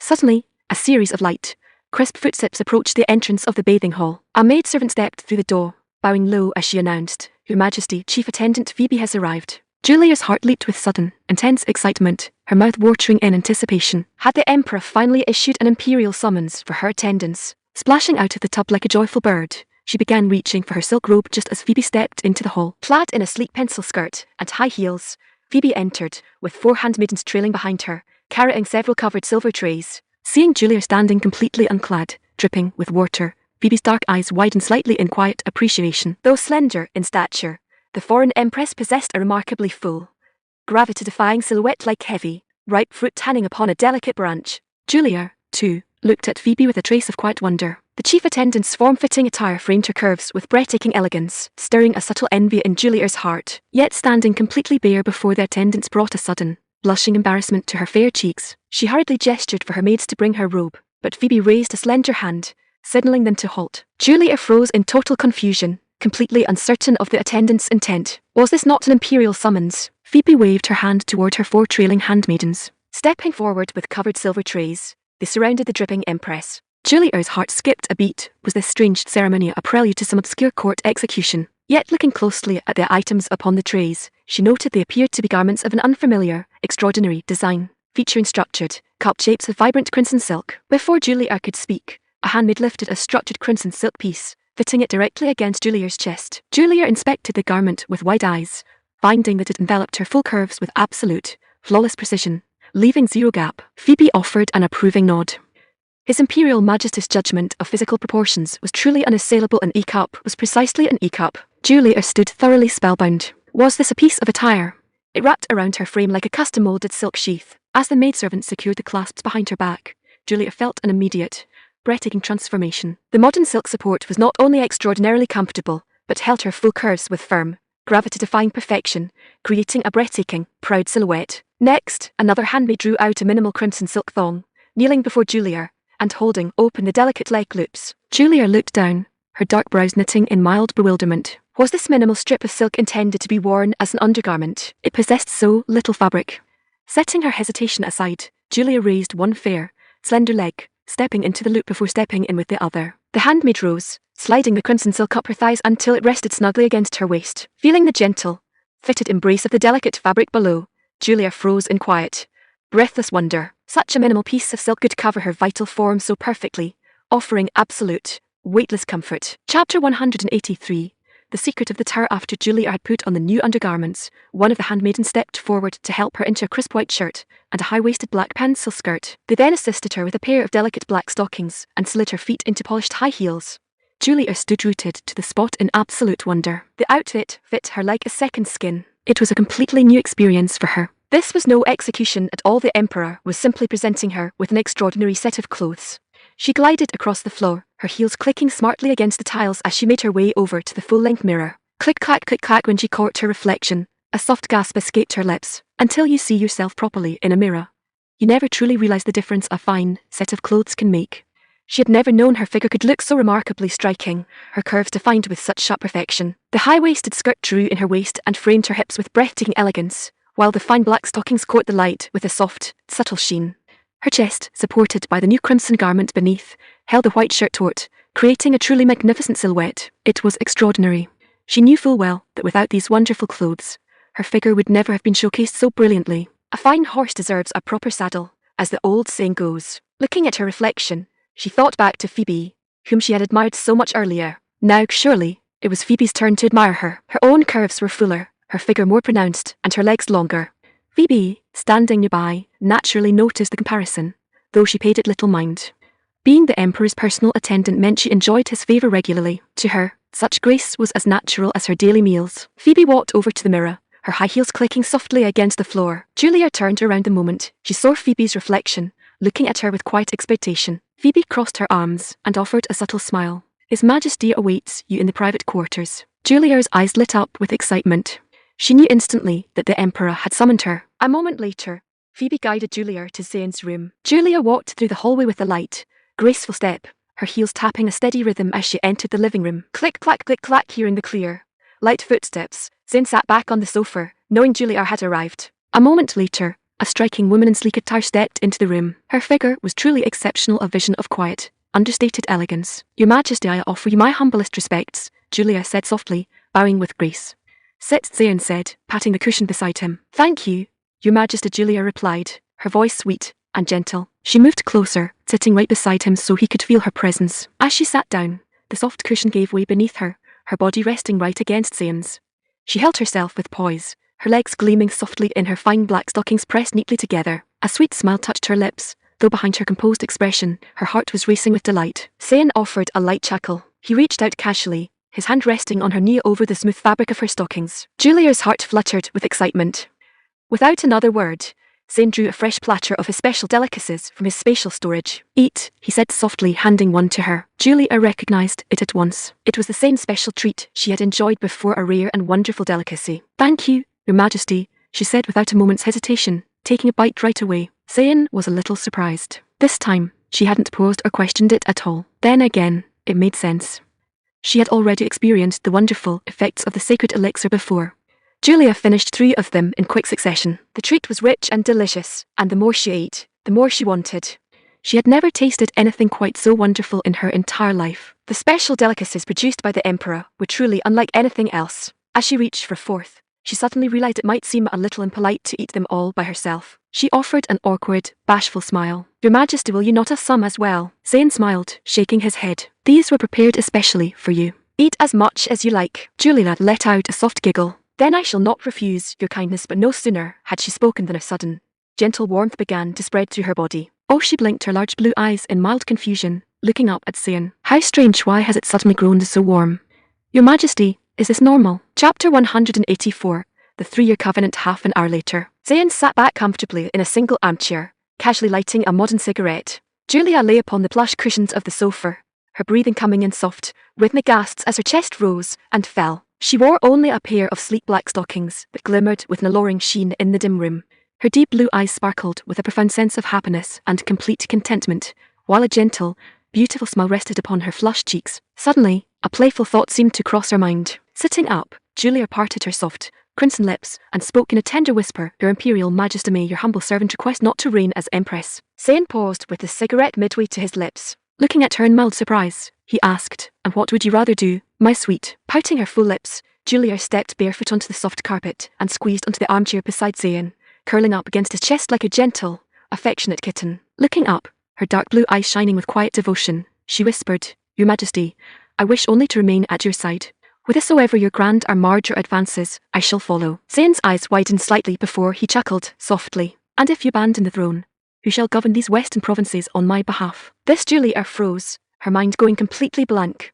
She had given zero thought to civil administration. In this moment, her entire heart yearned only to follow him to the ends of the earth, until the oceans dried and the mountains turned to dust. She could hardly explain the sudden, overwhelming devotion consuming her soul. Only days ago, she had believed that ruling as a reigning empress was her highest destiny. Zayn knew this profound shift was the absolute work of his special delicacies. With her complete devotion assured, her loyalty was beyond all doubt. Stroking her golden hair gently, Zayn said, "Then let us establish a 3-year covenant. For the next 3 years, you shall govern these western provinces diligence on my behalf. If your administration meets my complete satisfaction, when the term concludes, I shall summon you home to the imperial capital of Channon." A flicker of gentle disappointment passed through Julier's dark eyes. 3 years, 3 long years, felt like an eternity. Remaining separated from his side for so long would prove an agonizing trial for her heart. Yet reflecting upon the alternative, spending her entire life isolated in Byzantium 3 years was a mere fleeting moment. With firm resolve, she could endure the trial. Looking up with a soft, bashful pout, she asked, "Your Imperial Majesty, how may your humble servant ensure her efforts meet your full satisfaction?" Zayn offered a smooth, confident smile, explaining, "Standardize the written script across every province, enforce uniform axle widths for all transport, and standardize weights and measures. In short, align every law and custom with the grand traditions of the great Zayn Empire." Julia knitted her dark brows, a soft sigh escaping her lips. It was a formidable task. The territories of the former Roman Empire spanned vast continents. A decree issued from the central palace in Byzantium would require months merely to reach the distant frontier garrisons. 3 years seemed a generous window, yet accomplishing so complete a transformation across every province would require absolute, tireless effort. Yet she held zero desire to remain stranded in the West for the rest of her days. To achieve her dream of returning to his side in Channon, she was prepared to exert every ounce of her strength. Looking into his eyes with unyielding resolve, Julia declared, "Your Imperial Majesty, your humble servant shall labor day and night to fulfill your divine decree." Zayn smiled warmly, patting her head. "Very well. I shall await your arrival in Channon in 3 years' time." "Yes, Your Majesty." Julia nodded fervently, wrapping her fair arms tightly around his waist. A sudden thought crossed Zayn's mind, and his eyes glinted with cold authority. "Your immediate priority is to mobilize your legions and crush the unruly desert tribes along the eastern border." Julia offered zero hesitation, nodding firmly, "I shall issue the mobilization decrees tomorrow.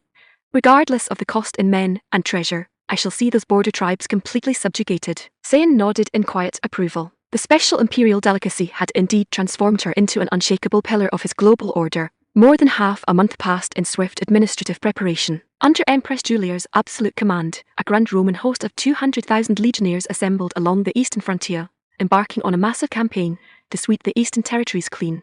With his western flank completely secured, Zayn felt thoroughly satisfied. He could now advance his global campaign with total ease. Issuing his final decree, Zayn ordered his steel fleet and vanguard divisions to march north. The next destination, the vast northern realms of Kiev and Rus. When the hour of departure arrived, Julia stood upon the stone piers of the harbour, her eyes filled with deep, heartbreaking reluctance. Had her administrative duties not bound her to the realm, she would have happily concealed herself aboard his flagship. She remained standing upon the stone quay, watching the great iron fleet sail into the distance until the last warship vanished beyond the horizon. Chapter 185. The Southern Expedition. The steel fleet set its course northward, cutting across the dark waves of the Black Sea. Reaching the northern coast, the iron warships approached the borders of the Grand Duchy of Rus. All divisions prepare to land. At the command, the grey war vessels surged toward the shoreline, their engines roaring across the coastal waters. Zayn knew the vast northern realm of the Grand Duchy was home to renowned, highborn maidens. That was the primary prize of the campaign. The lords of Rus, residing across the sea from the fallen Roman realm, had already received word of the Roman Empire's total collapse. They knew the foreign armada had crushed the Western legions without suffering a single loss, an outcome that filled their hearts with cold, paralyzing dread. The ancient Roman Empire had long inspired fear across the northern continent. Now, a force infinitely more powerful had materialized upon their borders. How could any sovereign sleep soundly? Terrified by the news, the Grand Duke of Rus had ordered his naval squadrons to abandon the coastal waters early, pulling all armed forces deep into the interior. The northern lords prayed fervently that the foreign host would turn east or west, bypassing their borders entirely. When messengers sprinted into the capital of Kiev bearing news that the foreign armada had touched land, an uproar shattered the peace of the court. Panic gripped the marble avenues, and the populace huddled in fear. Inside the Grand Palace, the aging Grand Duke turned as pale as ash, his hands shaking against his gilded armrests. The foreign host had arrived. As the supreme ruler of the realm, he found himself utterly helpless. Surrender was a bitter pill to swallow, yet resisting meant total annihilation. Fleeing remained the only alternative, yet where could he run? The icy, barren tundras of the far north offered zero sanctuary for a royal court. "My lord, the time has arrived to offer our submission," a white-bearded minister declared, his hands trembling as he stepped before the throne. Across the entire western continent, zero kingdom can stand against the great Zayn Empire. The Grand Duke's eyes darted nervously across the hall, his mind paralyzed by indecision. Nonsense. An absolute outrage. A curly-haired commander barked, stepping forward with a fierce glare. Have you forgotten the tragic end of the Roman Emperor?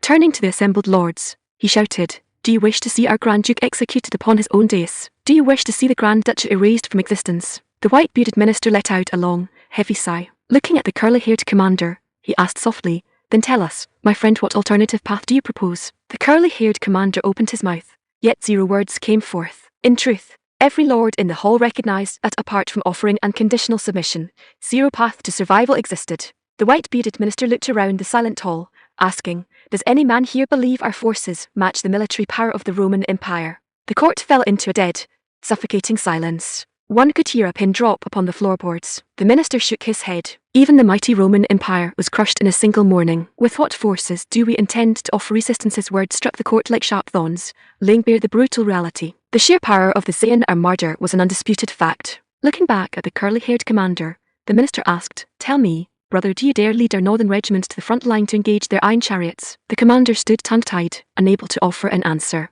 The white-bearded minister continued calmly, the Roman emperor refused to submit from the start. He chose open battle first, then attempted to flee when his legions failed. Our voluntary submission before battle is an entirely different matter. Taking 2 steps forward, he added, furthermore, consider the kingdom of Francia, its lands were not laid waste. As for their young king, his end came because he hurled insults at the absolute emperor. And what of their empress dowager? Is she not living in comfort and honor? Indeed, she has entered the emperor's inner court as an honored consort. The minister looked across the silent hall, his gaze steady. He recognized that presenting a high-born maiden from their own royal house was the sole key to preserving the realm. Hearing his reasoning, the surrounding lords nodded in quiet agreement. His words carried undeniable logic. Seeing the court soften, the white-bearded minister elaborated, word has reached us that the emperor of the great Zayn Empire is revered across Rome as a divine sovereign walking the earth. None could deny the rumor. Tales of the foreign emperor's supernatural attributes had spread across every trade route, becoming the primary topic of conversation among merchants and nobles alike. Though the stories sounded extraordinary, they carried a terrifying weight. Ancient texts spoke of divine entities, yet no mortal had ever laid eyes upon one. How could an emperor from the distant east command such absolute, miraculous authority? While the northern lords harbored deep fear, an intense curiosity regarding the eastern conqueror gripped their minds. Seeing the hall remain quiet, the white-bearded minister added, it is said His Imperial Majesty can manifest grand glass towers out of thin air. Travellers swear that towering glass structures now stand within the royal palaces of London town and Paris. Looking around, he concluded softly, whether you choose to believe such marvels matters little. I, for one, believe them entirely. The Grand Duke sat in heavy silence upon his throne, a dark cloud hanging over his aged face. He was well aware of the reports. When thousands of travellers carried the exact same tale, it could no longer be dismissed as mere tavern rumour. Taking a deep, heavy breath, the Grand Duke made his final decree. My lord, your Grand Duke has resolved to offer unconditional submission to the great Zayn Empire. His voice was neither loud nor soft, yet it carried a heavy weight of helpless resignation. Hearing his decree, the court recognized that the fate of the realm was sealed. Many older lords wept openly into their silk sleeves, mourning the end of their independent realm. Silence. Maintain your dignity, the Grand Duke called out, wiping a tear from his own eye. Now that a decision had been reached, speed was paramount. If the Zayn host launched an armoured assault before their envoys arrived, all chance of negotiation would vanish. Looking down at the hall, the Grand Duke asked, which among you is willing to ride south to receive the great Zayn host? The assembled ministers lowered their heads in silence. None knew the true temperament of the foreign emperor, and fear of execution kept every man quiet. The white-bearded minister, however, recognized a rare opportunity. Stepping forward, he bowed low. Your Grace, your humble servant is willing to go. Splendid. The Grand Duke approved with a firm nod. Time is of the essence. Prepare your entourage, and depart immediately. Your servant executes the command. While imperial scribes prepared the formal instruments of submission, the white-bearded minister hurried home to his private estate. Where is Igor Revener? He barked, stepping into the courtyard. A servant bowed hastily. My lord, the young mistress is resting in her private chambers. Quickly, summon her to the main hall at once, the minister commanded. Moments later, a strikingly beautiful, petite young maiden walked gracefully into the hall, her dark eyes filled with gentle confusion. Grandfather, you requested my presence indeed, the minister said urgently. Pack your finest attire at once. You're riding south with me this very hour. Igor Revener's delicate brows knitted slightly. South, but grandfather, tomorrow is my wedding day. Have you forgotten? The minister looked at her sternly, his voice firm and absolute. The wedding is cancelled. Your grandfather has secured a far grander, divine match for your hand. Igor Revener stood spellbound, her eyes wide with shock. A new match? Grandfather, she protested, her voice trembling. I am betrothed to my cousin. I shall marry zero other man. The white-bearded minister glared at her, his tone leaving zero room for debate. The fate of the entire realm rests upon this match. It is zero longer a matter for your personal choice. Chapter 186. The yielding of the North. Igor stood thoroughly, speech-bound, stunned once more. Something felt deeply amiss. Why had her grandfather's attitude transformed so abruptly into this uncompromising, hard stance? When a person acted completely out of character, there was bound to be a sharp knife hidden behind their back. An unusual turn always heralded danger. Swallowing hard, her voice carried a clear trace of trepidation. Grandfather, pray tell, what under heaven has happened? How dare you ask that? The white-bearded minister's lips twitched in sharp frustration. All your mind knows is personal sentimentality. Do you hold zero awareness that the Grand Duchy stands upon the absolute brink of ruin, for the survival of our noble house, and for the lives of every subject across this realm, whether you agree or not? You're riding south with me this very hour. Igor Evener's dark brows knitted in sudden, breathless panic. In that fraction of a second, her thoughts raced to the terrifying reports of the great Saiyan navy that had swept across the ancient Roman Empire. Could it be then was she being dragged south to be offered as tribute to the Eastern conqueror, the absolute sovereign whom the Western peoples revere as a divine king walking the earth? How could a frail, helpless maiden alter the fate of an entire realm? It sounded completely absurd. Grandfather, before Igor Evener could complete her plea, the white-bearded minister cut her off sharply. Time is of the absolute essence. Every minute we waste in idle debate brings greater peril to our southern garrisons and innocent citizens. Pausing, his voice dropped into a heavy, solemn tone. Setting you aside, even our Grand Duke holds zero certainty regarding his own survival. Your grandfather has been left with zero alternative path under heaven. Igor Evener's fair face turned as pale as ash, her dark eyes dimming as all hope evaporated from her heart. She recognized with absolute clarity that she possessed zero power to alter her destiny. Her quiet life was at an end. Naturally, the white-bearded minister acted partly out of calculated self-interest. If the Eastern Emperor took a liking to his granddaughter, his entire noble lineage would be granted safety and high status under the new order. Without delaying another minute, the minister mounted his stallion, forcing his granddaughter into a heavy carriage as their entourage galloped southward. 3 days later, having completed merely half their planned journey, the minister received startling reports from his forward scouts. The great Saiyan navy and armoured columns had already advanced deep into the southern marches. The news left him thoroughly spellbound and shaken to his very core. He and his riders had pushed their horses to total exhaustion, galloping at breakneck speed for 3 days and nights. Yet the massive foreign army marching with thousands of men and heavy iron vehicles had advanced across the exact same distance in 3 short days. Such marching speed was terrifying beyond human belief. Cold, paralyzing dread clutched at the minister's chest. Thank heavens the Grand Duke had not delayed his decree. Had they dawdled another 3 days, the foreign iron chariots would have been pounding upon the marble gates of Kiev. By then, what value would a delayed surrender hold under heaven?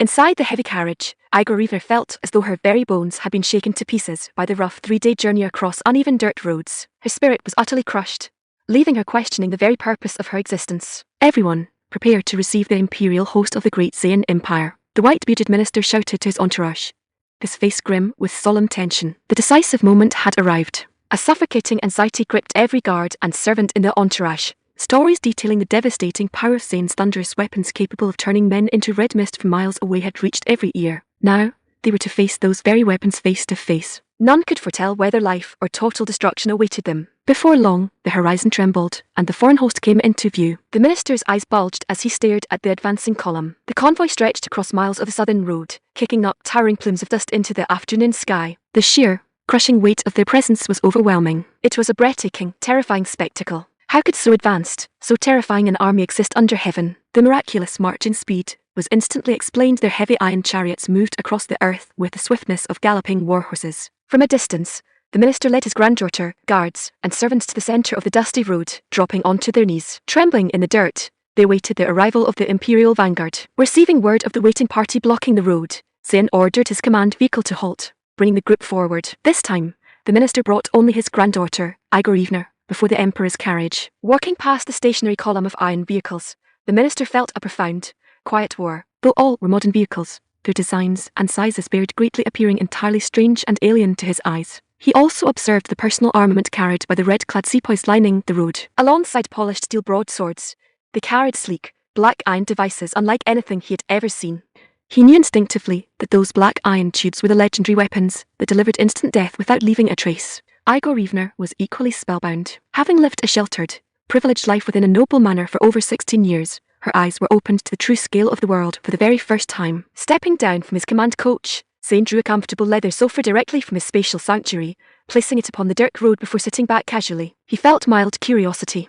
Ever since his fleet had made landfall, his vanguard had encountered 0 garrison troops, not even a single scout. Yet here stood an old minister presenting a young maiden in the middle of a deserted highway. A moment later, the white-bearded minister was brought before Zayn. Catching sight of the figure seated upon the leather sofa, the minister froze in total, speech-bound astonishment. The supreme ruler, who had crushed kingdoms, was a remarkably handsome young man.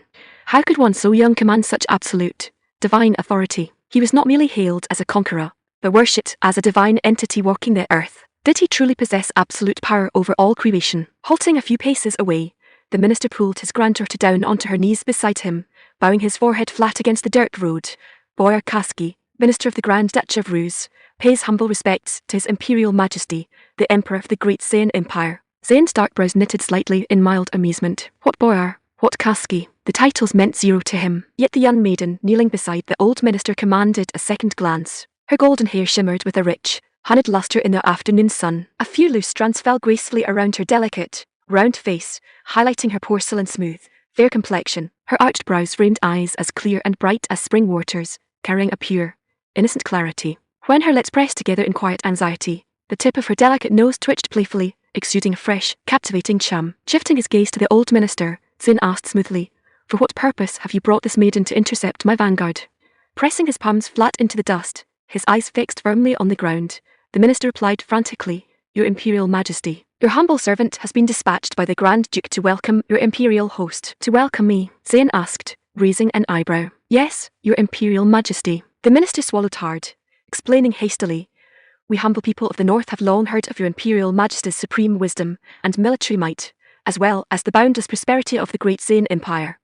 Therefore, the Grand Duke and Court of Rus unanimously offer our voluntary, unconditional submission to your throne."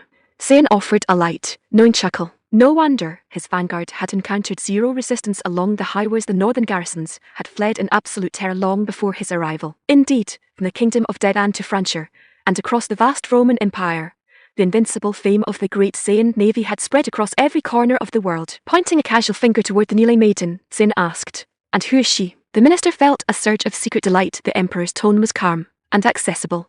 He replied hastily, "Your Imperial Majesty, her name is Igorivna, and she is my beloved granddaughter." Pausing, he added with deep reverence, "If her modest appearance pleases your Imperial Majesty, she shall remain at your side to tend upon your person with unreserved devotion." Zayn remained quiet for a moment, his dark eye settling upon the maiden. "Igorivna, raise your face." Hearing his command, Igorivna's heart clutched tightly in her chest. Her fate was sealed, yet she recognized with absolute clarity that before an absolute conqueror, she possessed 0 choice. Even if commanded to strip away her garments upon the dusty road, she would be forced to obey. Slowly, she raised her chin, lifting her eyelid to meet his gaze. The moment her eyes settled upon Zayn, she froze in subtle, unexpected surprise. The foreign emperor was remarkably young, handsome, and refined, bearing 0 resemblance to the fierce, bloodthirsty monster she had envisioned in her nightmares. Yet his dark eyes possessed an intense, piercing sharpness that seemed to read her very soul. Unable to endure his commanding gaze, she quickly lowered her head back toward the dirt. Zayn's lips curved into a cool, playful smirk as he asked, "Tell me, my sweet, is offering yourself to my court your own genuine desire,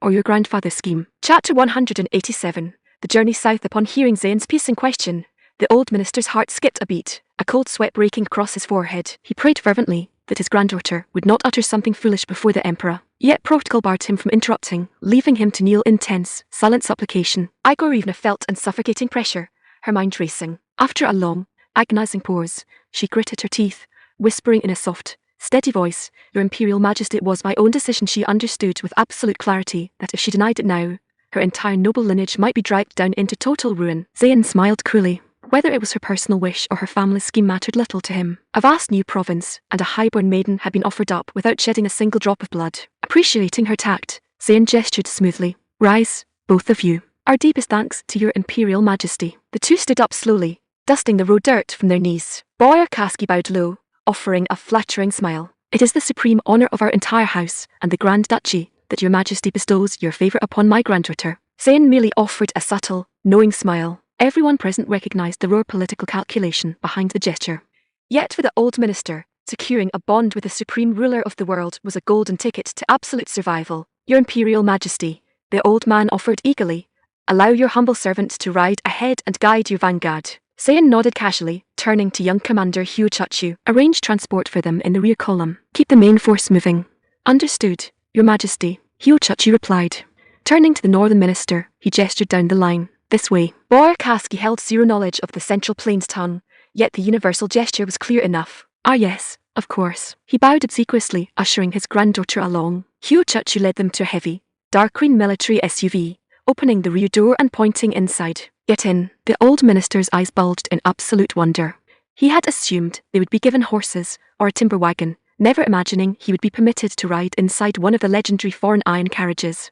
What an extraordinary privilege. Bowing repeatedly in gratitude, the old man climbed inside with broad, excited movements. Sliding across the plush leather seat, he called out to his granddaughter, quickly, my child, step inside. Igorevna nodded timidly, ducking her head as she climbed into the vehicle. The moment her body settled into the seat, a soft gasp escaped her lips.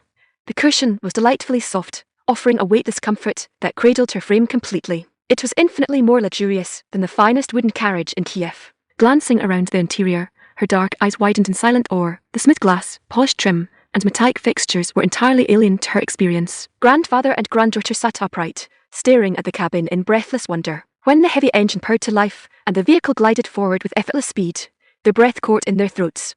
0 horses pulled from the front, yet the heavy iron structure moved smoothly across the dirt road. How under heaven did such a machine operate? The old minister's brows knitted in deep, baffled wonder, while Igorevna remained lost in quiet thought. Though they racked their brains, the underlying mechanics remained an absolute mystery. Yet Boyar Kasky's heart swelled with genuine, triumphant joy. To ensure their good fortune remained secure, he leaned toward his granddaughter, whispering in a firm, authoritative tone, Igorevna, His Imperial Majesty clearly holds favour for you, otherwise we would never have been granted a ride in so miraculous a carriage. From this moment onward, you must exert every effort to please him and secure our family's standing. The old man's eyes glinted with proud satisfaction as he added softly, the Emperor is young, handsome, and holds absolute power over all creation. Compared to him, your cousin is nothing more than a useless fool. Igorevna stood thoroughly speechbound. A useless fool? Was he not the very same relative her grandfather had praised to the heavens when arranging her betrothal only months ago? The sudden turn left her completely speechless. Yet looking out the glass window, she had to admit her grandfather's words held truth. The foreign emperor possessed a striking, commanding charm that captivated the mind effortless. She nodded gently, her voice quiet. I understand, grandfather. For the sake of our house, I shall fulfill my duty without complaint. The old minister let out a rich, hearty laugh. Splendid. That is my clever granddaughter. Ha ha, mid-laugh. He caught himself, quickly clamping his hand over his mouth. They were riding inside the emperor's convoy, and an unseemly outburst might invite disfavour. Igorevna leaned back against the plush leather seat, relaxing her tense muscles. The smooth glide of the vehicle was remarkably soothing. As the sun dipped below the horizon, darkness swallowed the surrounding forest. The wilderness grew pitch black, making it impossible to see one's own hand before their face. Just as the old minister assumed the convoy would make camp for the night, a sudden, brilliant beam of white light erupted from the front of every vehicle. The twin headlamps sliced through the darkness, illuminating the road ahead like bright daylight. Grandfather and granddaughter gasped in sheer, jaw-dropped astonishment. They could navigate the wilderness at night as easily as by day. Igorevna's curiosity deepened. Was the handsome young emperor truly as all-powerful as the Western rumours claimed? Could a mortal truly command the elements, or was he in truth a divine entity walking the earth? An hour later, the convoy pulled off the highway, coming to a halt in a broad, open clearing. Zayn stepped out from his command coach into the night air. With a casual flick of his arm, he manifested a towering, multi-story glass structure directly upon the empty meadow. Even while campaigning across untamed wilderness, he held zero intention of roughing it under canvas tents. Moments later, a heavy diesel generator roared to life, and the glass citadel blazed with radiant electric light, standing as a blinding, shimmering tower against the pitch-black sky. For the sepoys, it was a familiar sight, but for the northern travellers, it was a mind-shattering display of absolute, terrifying power. Almighty God!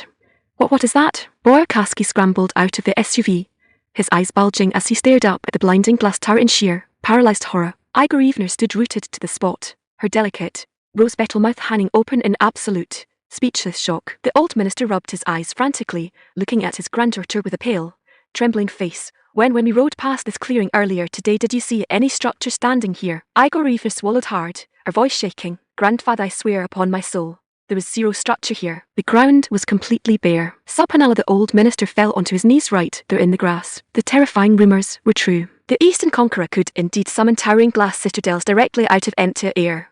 At that moment, Consort Rosamond glided over, flanked by 4 handmaidens. Pointing a delicate finger at Igorevna, Rosamond instructed smoothly, "You follow me." Igorevna offered a quiet nod. She surmised she was being taken into the glowing glass tower, and a quiet curiosity burned within her to see its interior. Thinking he was included in the invitation, Boyarkaski felt a wave of ecstatic delight. Stepping forward, he bowed low to Rosamond, smiling obsequiously.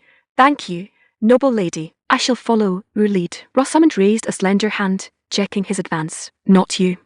His Imperial Majesty summoned only the maiden. "I see," the old minister paused, quickly turning to his granddaughter with an urgent, low whisper. "Remember your duty, my child. Do everything in your power to win His Imperial Majesty's favour." Chapter 188. The inquisitive maiden following closely behind Rosamond, Igorevna walked towards the glowing glass structure that stood a short distance away across the meadow.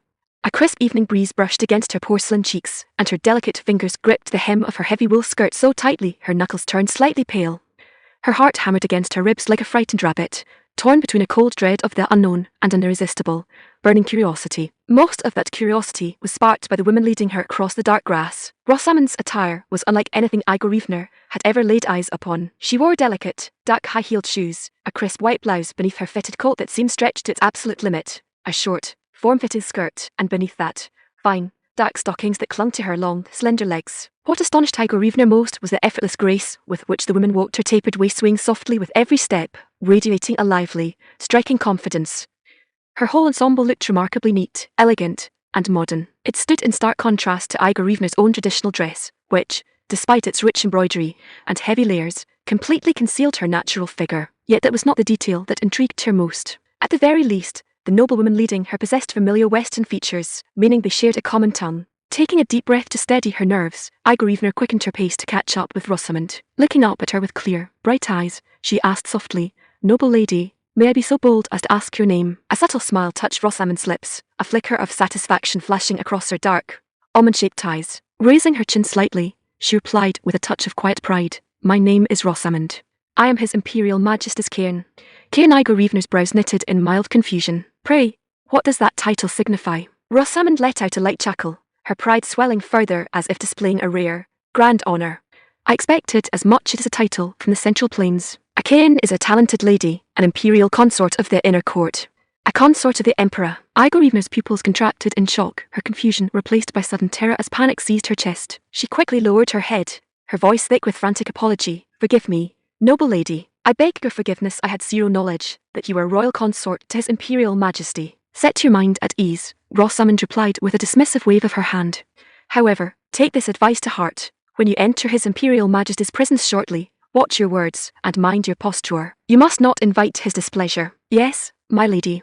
Igorevna nodded fervently. "I shall remember your gracious guidance." Seeing her so obedient and respectful, Rosamond offered no further warnings, continuing her smooth, confident stride toward the glowing entrance. Yet Igorevna's mind remained restless. Though she had learned the woman's title, her deepest question remained unanswered. Her inquisitive nature would simply give her no peace until her curiosity was satisfied. Pointing toward the shimmering glass tower ahead, she asked in a quiet whisper, "My lady, pray, was this grand building summoned into existence by His Imperial Majesty?" The moment the words left her lips, Rosamond's expression darkened. Did this northern maiden dare doubt the Emperor's divine authority? Halting in her tracks, Rosamond turned around, her dark eyes narrowing with clear displeasure. "It was manifested by His Imperial Majesty's own hand. Do you harbour some doubt?" Igorevna's heart skipped a beat. Pulling her hand back as if scorched by flame, she stammered frantically, "No, no, my lady, that was zero my meaning. I was merely curious." Her voice trailed off, her dark eyes wide with spellbound awe. She had to accept the truth. This soaring glass citadel was indeed the work of the Eastern Emperor. The mysterious ruler possessed supernatural authority that transcended the mortal realm. How else could so breathtaking a miracle be brought into existence in the middle of a barren meadow overnight? Seeing her genuine awe, Rosamond's tone softened slightly. "His Imperial Majesty is a divine sovereign walking the earth. Every marvel you see before you is a product of his absolute power." "Yes, my lady. Thank you for enlightening your humble servant." Igorevna nodded repeatedly, her eyes shining with intense, quiet wonder. Moments later, the two reached the entrance of the glass structure. Before even stepping through the automatic glass doors, Igorevna stood rooted to the spot in absolute, jaw-dropped astonishment. Every detail that met her eyes was breathtaking beyond words. The polished marble walls, the gleaming floors, the patterned ceilings, and the warm, radiant electric light. It was a vision of luxury that defied description. Even the grand audience halls of the royal palace in Kiev appeared dull and primitive by comparison. She could not help thinking that this was precisely how the abode of a divine sovereign ought to look. Rosamond guided her down a carpeted corridor into a spacious, private dining hall. Inside, Zayn sat at the head of a massive round table, surrounded by Empress Regent Jahanara, Wei Xiaoning, Phoebe Cherrier, Empress Dowager Elizabeth, Victoria Eller, young Anna, and Charlotte. Spread across the table was a lavish feast of modern comfort food: crispy golden fried chicken, piles of seasoned chips, savoury beef burgers, iced cola, sweet milk tea, and fragrant coffee. Zayn had drawn the entire spread directly from his spatial domain.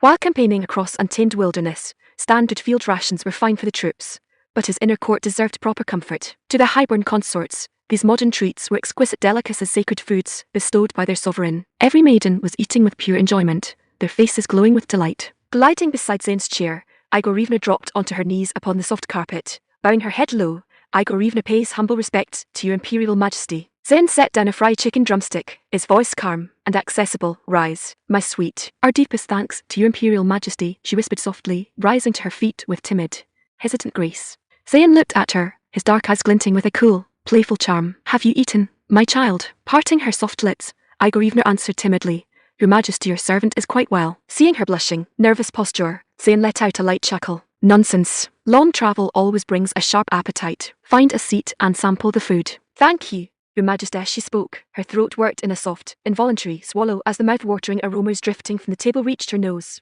In truth, she was thoroughly famished. The overwhelming shock of her new surroundings had merely made her forget her hunger for a time. Stepping forward, she took a seat beside young Anna, sitting up straight with immaculate, proper posture. Anna offered her a warm, friendly smile before taking another generous bite of her double beef burger, her face a picture of pure bliss. Igorivna returned a gentle smile, her gaze settling upon a golden burger served on a paper wrapper before her. Reaching out with delicate fingers, she lifted the sandwich and took a cautious, gentle bite. Her dark eyes snapped open in instant, absolute wonder. Merciful heavens, it was delicious beyond all description. The tender, seasoned meat, melted cheese, and soft bread burst with rich flavors upon her tongue. At the same time, her curiosity regarding the handsome young emperor deepened tenfold. Not a single item served upon this table resembled any food known across the northern realms. A moment later, young Anna picked up a cup of dark, iced cola, taking a satisfying sip through a plastic straw. Igorivna, following her lead, reached for the matching cup placed before her own setting. Yet turning the paper cup from side to side, she felt completely puzzled. A solid lid covered the top, concealing the liquid within. Recognizing her confusion, Anna picked up a thin plastic straw, showing her with a cheerful grin, push the sharp end through the center of the lid, and you can drink the sweet water inside. Igorivna offered a shy, grateful smile. Thank you, my lady. Carefully pressing the straw through the lid, she took an eager sip. Whoosh! A sudden explosion of sweet, fizzy bubbles burst across her tongue. A crisp, refreshing sensation rushing straight to her head and leaving her speechless with wonder. Her dark eyes sparkled with pure, radiant delight. She felt entirely certain that this was the most delicious, refreshing drink she had ever tasted in her entire life. Before long, Zayn finished his meal and rose from his chair. Looking over at Phoebe, he gestured toward the northern maiden, instructing smoothly, once she finishes her meal, take her downstairs to the bathing hall. Have the handmaidens wash her properly and fit her with suitable attire. Your servant executes the command, Your Majesty, Phoebe replied, bowing her head as she watched him walk toward the door. She knew with absolute certainty that His Imperial Majesty intended to grant the northern maiden his private favour tonight. Chapter 189. Atop the peaks under the quiet cover of night, Igorivna followed Phoebe down the carpeted corridor toward Zayn's private suite. Her face flushed a delicate, romantic crimson. She wore only a lightweight silk robe, its sash drawn around her slender waist to accentuate her petite frame. Given the hour and the venue, she knew full well what lay ahead. Her grandfather's final warning echoed in her ears. You must do everything in your power to win His Imperial Majesty's favour. That meant zero hesitation, zero cold indifference. She had to remain pleasant, attentive, and devoted in every gesture. As the polished floorboards gave off a soft, crisp creak, Phoebe stepped before Zayn, bowing with fluid grace. Your Imperial Majesty, I have brought the northern maiden as commanded. I shall take my leave. With a low curtsy, she turned and glided out of the room. Zayn offered a smooth nod, his eyes glinting with quiet approval. Phoebe was growing more attentive to his preferences by the day. Igorivna took 2 steps forward, dropping onto her knees upon the plush carpet. Your humble servant wishes Your Imperial Majesty peace and health. There is zero need for formal ceremony, Zayn said softly. Thank you, Your Majesty. Rising gracefully, she bit her lower lip, and with a swift, decisive motion of her fingers, untied the silk sash at her waist. Zayn felt a subtle flicker of surprise. This northern maiden possessed a sharp, clever mind and an undeniable charm. She held an extraordinarily fair, delicate posture, her porcelain skin smooth as polished ivory. "Do not stand in the draught," Zayn said with a cool smirk. "Come here." "Yes, Your Majesty," Igorivna offered a shy nod, her cheeks burning with bashful warmth. With a soft rustle, the silk robe slipped from her shoulders, pulling around her ankles. Blushing deeply, she stepped forward to his side. As she sat upon the plush cushions, Zayn reached out, sliding a broad arm around her waist. "Is the night air cold, my sweet?" "Your Majesty, your servant is quite fine," she whispered, lowering her eyes shyly. "A little warmth never hurts." Zayn chuckled softly, drawing her close. Early morning. A playful ray of dawn light slipped through the narrow gap in the heavy velvet curtains, warming the silk sheets. Igorivna's delicate brows knitted as the brightness touched her eyelids. A moment later, her dark eyes opened slowly. Beside her, Zayn lay sleeping soundly, a faint, contented smile resting upon his handsome face. Igorivna parted her lips, leaning over to press a soft, lingering kiss against his cheek, her dark eyes sparkling with a quiet, joyful radiance. Suddenly, a memory from the previous evening flashed across her mind. She recalled ascending into the sky inside an incredible, swift glass carriage before entering this suite. That meant they were resting at an extraordinary height above the earth. Could one see the morning clouds drifting past the windows from such a height? Driven by intense curiosity, she slipped quietly out of the sheets, stepping barefoot across the carpet toward the window. Reaching for the velvet fabric, she drew it aside. Swish! The intense morning sunlight streamed into the room, momentarily dazzling her vision. Squinting against the light, she forced her eyes open. "Ah!" A soft gasp of pure wonder escaped her lips. Her delicate frame trembled slightly, her shoulders arching like a pair of butterflies preparing to take flight. They were standing at an immense height, the horizon stretching out for endless leagues before her eyes. Yet looking down, toward the encampment below, where heavy iron vehicles appeared as small as tiny ants upon the grass, her heart leaped into her throat, and she instinctively took a quick step back. Merciful heavens! Patting her heaving chest, she shuddered at the dizzying drop. Falling from such a height would shatter a mortal to dust. Just then, two broad arms wrapped around her waist from behind, pulling her back against a warm chest. Igorivna gasped in surprise, turning her head back. "Your Majesty, you are awake." Zayn smiled, looking out over the endless northern landscape through the glass. "How does the view strike your mind, my sweet?" Igorivna took Zayn's hand, her voice thick with breathless excitement. "Your Majesty, it is so remarkably high, truly high beyond words. Looking down makes my heart race with fear." Zayn's hand glided smoothly up her waist as he let out a rich, confident laugh. "When you stand atop the highest peak under heaven, every mountain below appears small." Chapter 190. Do you know your offence? Igorivna let out a soft sigh, her dark eyes sparkling with contentment. She took Zayn's broad hand in her delicate fingers, whispering softly, "Your Imperial Majesty, Igorivna is deeply honoured to belong to your court." Looking down at her, Zayn recalled the faint red mark left upon the white silk sheets when he awoke, and a satisfied smile touched his lips. Splendid. This northern maiden was truly exceptional. She had required zero special imperial delicacies or sacred elixirs to yield her heart completely. She was remarkably obedient and sweet. "And how shall we celebrate this fine morning?" Zayn asked with a cool smirk. Igorivna pouted her lips, whispering playfully, What does your Imperial Majesty desire?" Looking out over the soaring vista beyond the floor-to-ceiling glass, an adventurous thought crossed Zayn's mind. "Come, place your hands against the window frame." Gazing down at the dizzying drop below, a subtle shudder ran down her spine. "But your Majesty, I feel a bit frightened of the height." "Have zero fear," Zayn murmured smoothly. "I am right behind you." Reassured by his presence, her anxiety melted away. Placing her fair, slender hands flat against the glass pane, she turned her head back with a shy smile. "Your Majesty, what comes next?" Zayn's lips curved into a playful, mischievous smirk. "Next, my sweet, we shall appreciate the vast scenery together." Half an hour passed in swift, blissful indulgence. Zayn accompanied the gently flushed, weary maiden into the modern bathroom to refresh herself, before drawing a warm breakfast spread from his spatial domain. Once they concluded their morning meal, they descended to the ground floor, where Boyar Kasky was waiting anxiously. Seeing his granddaughter's radiant, blushing face and slightly hesitant, shy gait, the old minister felt a wave of triumphant joy. Ha ha ha. She has clearly won the Emperor's favour. The journey south had been a resounding success. His noble house and lineage were thoroughly saved. 2 days later, the grand imperial vanguard of the Great Zayn Empire made its triumphant entry into the northern capital of Kiev. The entire city erupted in breathless awe and quiet panic. Citizens lined the cobblestone avenues in their thousands, eager to catch a glimpse of the legendary Eastern Army. Long columns of heavy iron vehicles and dark green armoured troop transports glided through the gates, their engines roaring in a powerful unison that made the very cobblestones tremble. The crushing weight of their presence was suffocating. Every citizen knew the absolute might of this Eastern host. If the total collapse of the ancient Roman Empire had not proven their invincibility, the voluntary submission of their own Grand Duke made it an unassailable truth. Among the crowds, 9 parts out of 10 felt an icy, overwhelming dread. The Grand Duke of Rus stood equally anxious upon the palace steps, his heart pounding against his ribs. He held zero certainty regarding his personal fate, though he comforted himself with the thought that his voluntary submission would spare him the tragic end of the Roman monarch. Before long, Zayn entered the grand audience hall of the Northern Palace, taking his seat upon the golden throne of the Grand Duke. The Grand Duke immediately led his ministers, generals, and court officials onto their knees, bowing their foreheads flat against the marble floorboards. We offer our humblest submission and reverence to His Imperial Majesty, the Supreme Emperor of the Great Zayn Empire. Every courtier trembled with palpable tension save for old Boyar Kaski, who beamed with secret confidence. Zayn swept a cool, measured glance over the kneeling assembly, a flicker of mild satisfaction in his eyes. Yet voluntary submission did not grant an automatic pardon for past transgressions. Fixing his cold gaze upon the kneeling Grand Duke, Zayn asked in a level, icy voice, "Old man, do you know your offence?" Hearing the Emperor's chilly words, the Grand Duke's heart clutched tightly in his chest, his hands trembling violently against the floorboards. "Your Imperial Majesty, if your humble servant has committed an offence, pray enlighten me.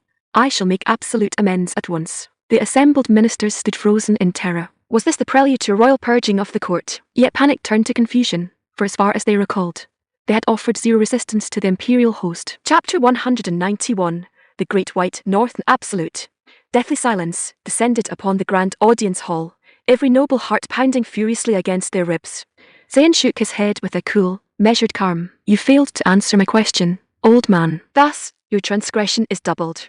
Hearing those words, the Grand Duke felt as though a heavy stone had lodged in his windpipe. "Your Imperial Majesty, pray forgive your servant's ignorance. I beg of you enlighten me." Zayn shook his head once more. "Though you offered submission, your heart lacks true, unreserved devotion." The Grand Duke froze in utter bewilderment. How could his submission lack devotion? The Northern Court had dispatched envoys early, offered zero armed resistance, and opened the city gates to welcome the imperial host.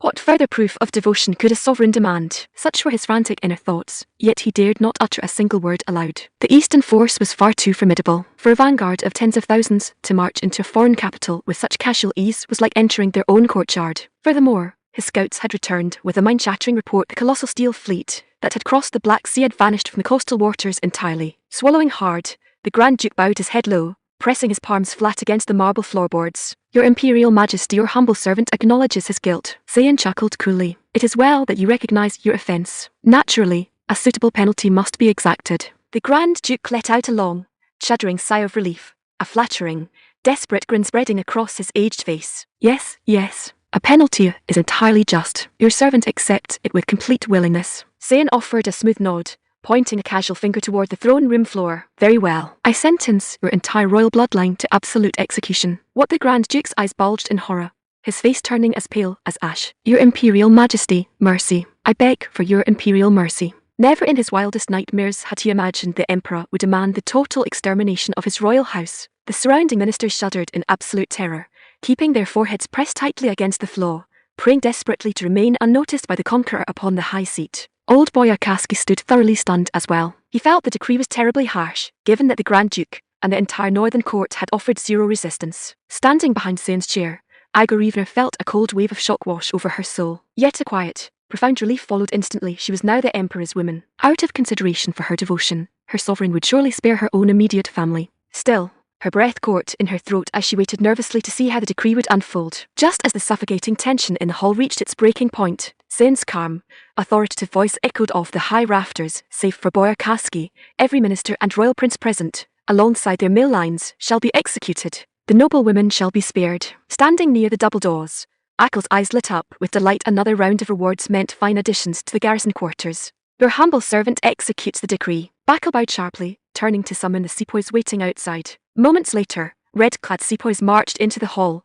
seizing the kneeling nobles one by one and dragging them across the marble floorboards. The ministers turned deathly pale, their eyes wide with cold, helpless terror. They had assumed only the Grand Duke's house would face purging, never expecting to be dragged down to the exact same fate. In a matter of minutes, the hall was cleared, leaving only old Boyar Kaski kneeling alone before the dais. The old minister's face was ashen, his body trembling violently. The foreign conqueror was launching a total, unsparing purge of the northern nobility. Yet a small, flickering hope told him his position differed from the rest, at least for now. Zayn's dark eyes settled upon the trembling old man. "Rise." Boyar Kaski let out a long, shuddering breath. He was indeed different from the others. "Our deepest thanks to your Imperial Majesty," he stammered, bowing low before rising to his feet, standing with profound, humble respect. Zayn stroked his chin, asking thoughtfully, "Tell me, Boyar Kaski, hold you knowledge of the administrative measures I established in the western province of Rome?" The administrative measures, Boyar Kaski muttered to himself. his brows knitting in deep reflection. Your Majesty, word has reached the north that within 3 years,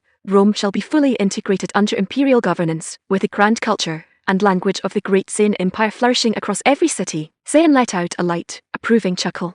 Very good. I shall grant you the exact same 3-year term. The old minister stood spellbound, his mind spinning as the true meaning of the decree struck him. Was he to be appointed the supreme administrator of the Northern Realm? A radiant, uncontrollable joy erupted across his aged face. Your servant is overwhelmed by your Imperial Majesty's supreme trust. I shall exert every drop of my strength to fulfill your grand vision. Hold your celebrations for a moment, Zane interrupted smoothly, pointing a casual finger. My favor comes with absolute conditions. You must surpass the administrative results achieved in Rome. Should you fail, I shall exile your entire clan to the frozen wilderness of the Great White North. Chapter 192. Deep in the steppe. Upon hearing the phrase the Great White North, Boyar Kasky felt an icy chill run straight down his spine. That barren wilderness was not merely bitingly cold. It was infested with wild, man-eating bears and snow beasts. It was no place for civilized mortals to reside, yet he possessed zero choice under heaven. Since his life and clan hung in the balance, he had to go all out. Swallowing hard, the old minister bowed his head flat against the floorboards. Your Imperial Majesty, so long as a single breath remains in my body, I shall exert every ounce of my strength to fulfill your sacred decree. Zane chuckled with deep satisfaction. I trust you shall keep your word.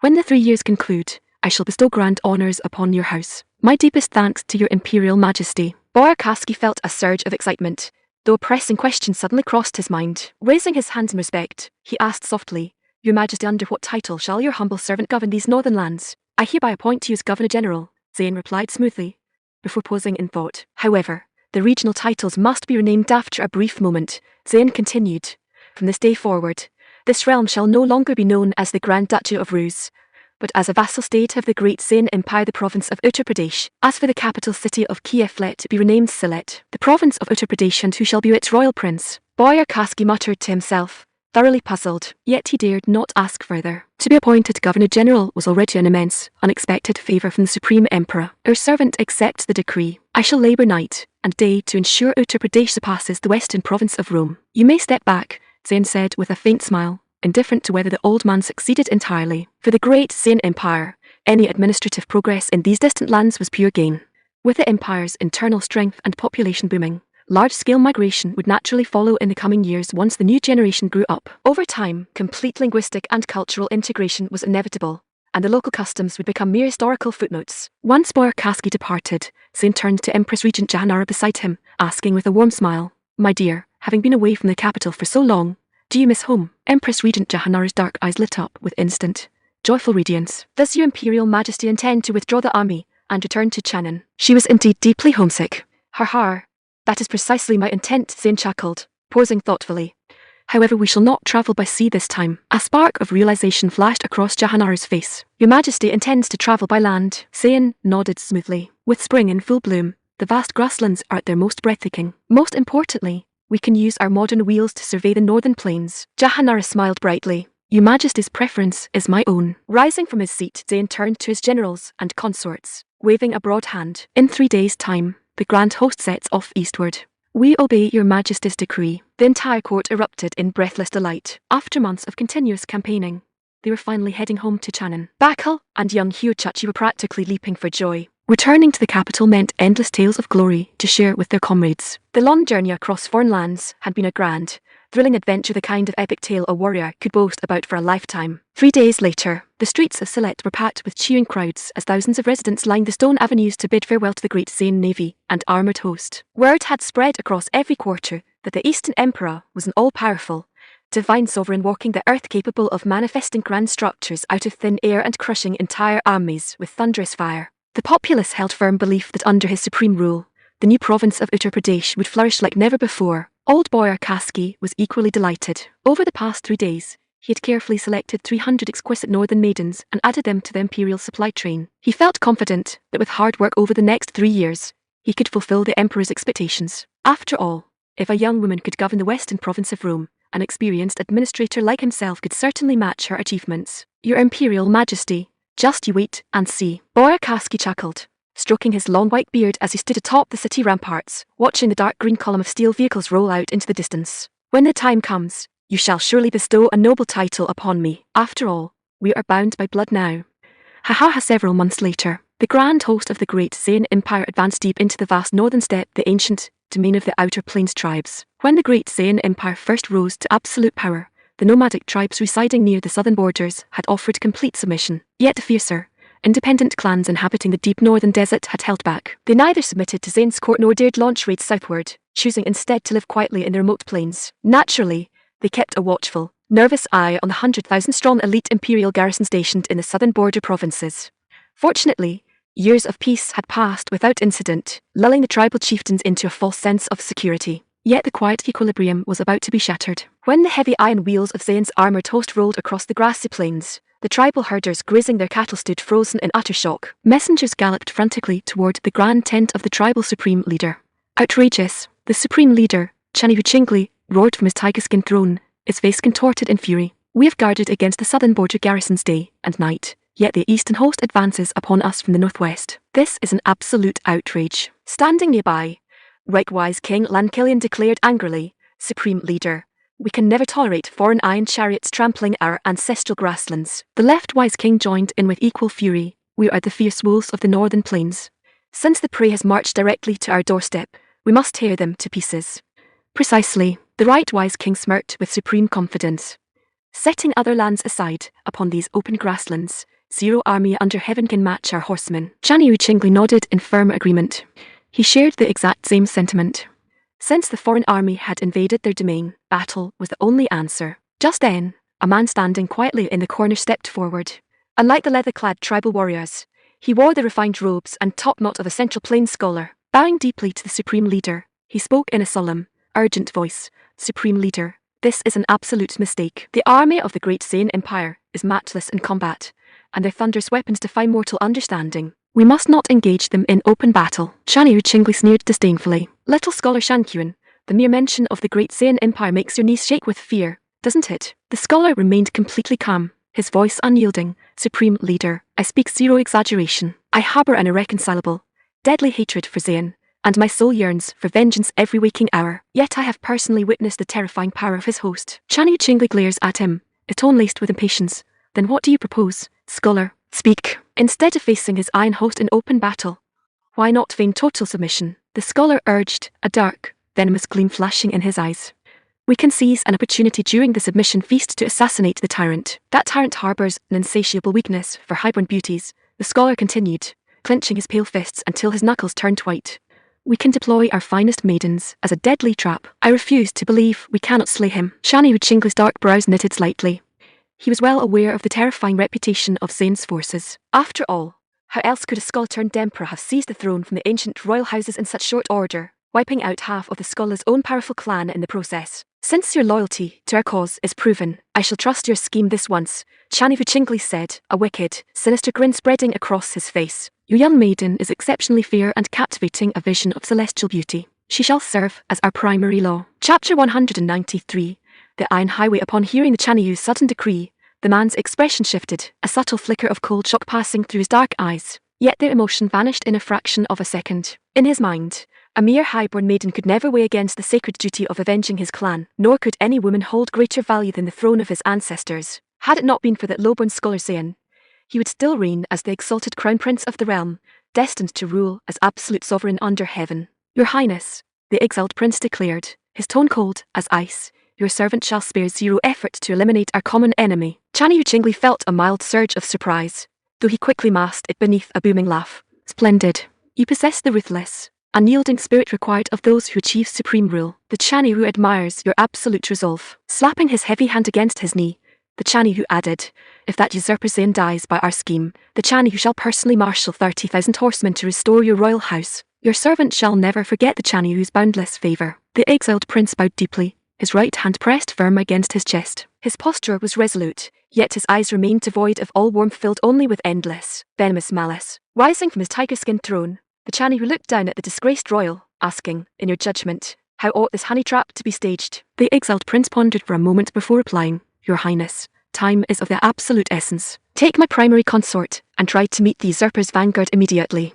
Present her as a surviving noblewoman of the fallen royal house, the crown princess herself. The Channyyu's lips twitched, a faint, sinister smile touching his face. He had to admit that this fallen prince was utterly merciless, offering up his own wedded consort without so much as a second thought. Yet the strategy was undeniable. Presenting such a high-value pledge of allegiance would disarm the usurper's suspicions, opening the perfect window to strike. Slapping his heavy thigh, Chanyu Chingley declared, "Brilliant. We proceed precisely as you have laid out." Making swift preparations, the Chanyu gathered his inner guard and departed the tribal encampment, riding northwest into the vast grasslands. As the setting sun painted the horizon in shades of deep crimson, the tribal party finally caught sight of the imperial host. Yet Chanyu Chingley dared not ride directly into their midst. As the exiled prince had warned, approaching an imperial armoured column without permission would result in their party being reduced to red mist before a single word could be uttered. Meanwhile, seeing the evening light fade, Zayn issued a decree to establish camp for the night. The moment he stepped down from his command coach, young Commander Hugh Chuchu pulled up in a heavy dark green SUV,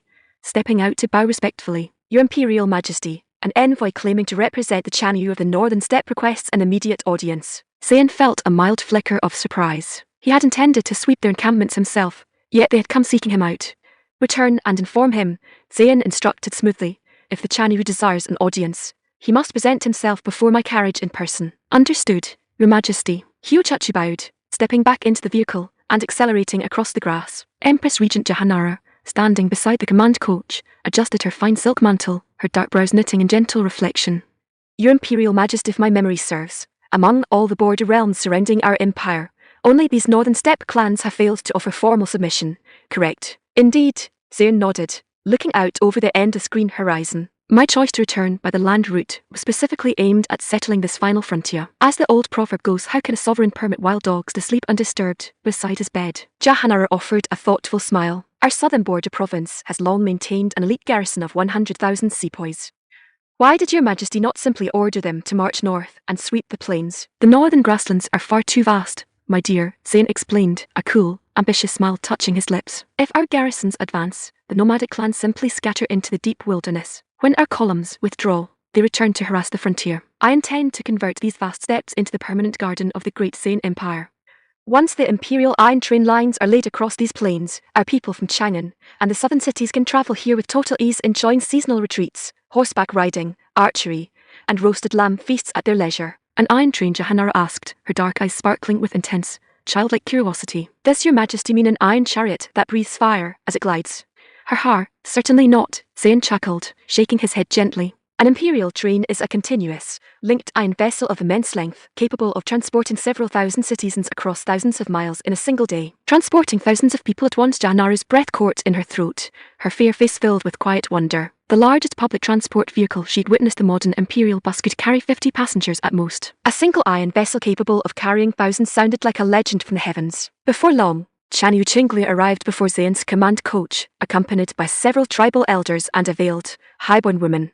His heart hammered nervously against his ribs as he took in the surrounding red-clad sepoys and iron war vehicles. Dropping onto both knees, the Chanyu pressed his forehead against the damp grass, shouting with loud, trembling reverence, "Chingley, Chanyu of the Northern Steppe, pays supreme homage to His Imperial Majesty. May Your Majesty reign for 10,000 years. 10,000 years. Zayn looked down at the kneeling chieftain, his voice calm and unreadable. "For what purpose have you brought your elders to intercept my host?" "Your Imperial Majesty," the Chanyu stammered hastily, his hands trembling against his chest. "We humble tribes of the northern plains have long admired the supreme majesty and boundless prosperity of the great Zayn Empire. Thus, your servant has led his elders to tender our absolute, voluntary submission to your throne." Zayn's lips curved into a cool, sharp smirk. "Is that so? Then pray tell, chieftain, why did you wait until my iron host reached your very doorstep before remembering to submit?" Chanyu Chingley froze, his mind going completely blank. Curse it. Why had he not prepared a proper answer for that question? Chapter 194, The Consort's Gambit. Though inwardly flustered by the Emperor's sharp probing, Chanyu Chingley forced himself to maintain a calm, unruffled composure. Bowing his head lower against the damp grass, he offered a smooth, obsequious smile. "Your Imperial Majesty, your humble servant had assumed Your Majesty would hold zero interest in so barren and desolate a wilderness as our northern plains. We had zero expectation that your divine presence would grace our tribal grounds today. Our clans feel overwhelmed by so unexpected an honor, and therefore," pausing, the Chanyu's smile grew even more flattering. "Therefore, Your Imperial Majesty, we pray you accept our unreserved devotion, permitting the northern deserts to be integrated into the grand territory of the great Zayn Empire."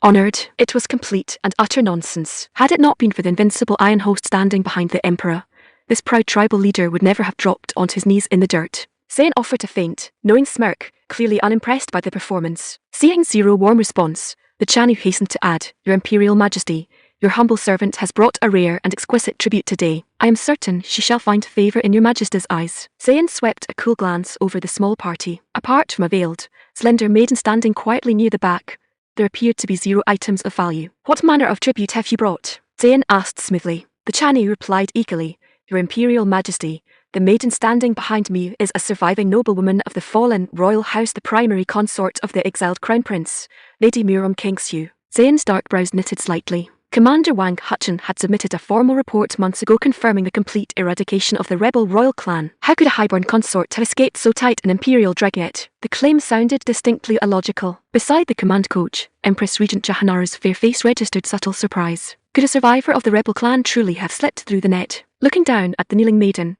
Jahanara reflected for a moment before turning to Zayn. "Your Imperial Majesty, your servant has previously encountered Lady Murom Kingsue during court assemblies in the capital. I can verify her true identity." Hearing her words, Chanyu Qingli felt a sudden, massive wave of relief wash over his chest. Thank heavens. The exiled prince had indeed provided the genuine article. Had she proven to be an impostor, their entire party would have been executed on the spot. Zayn offered a smooth nod, his dark eyes fixing upon the veiled figure. "Step forward."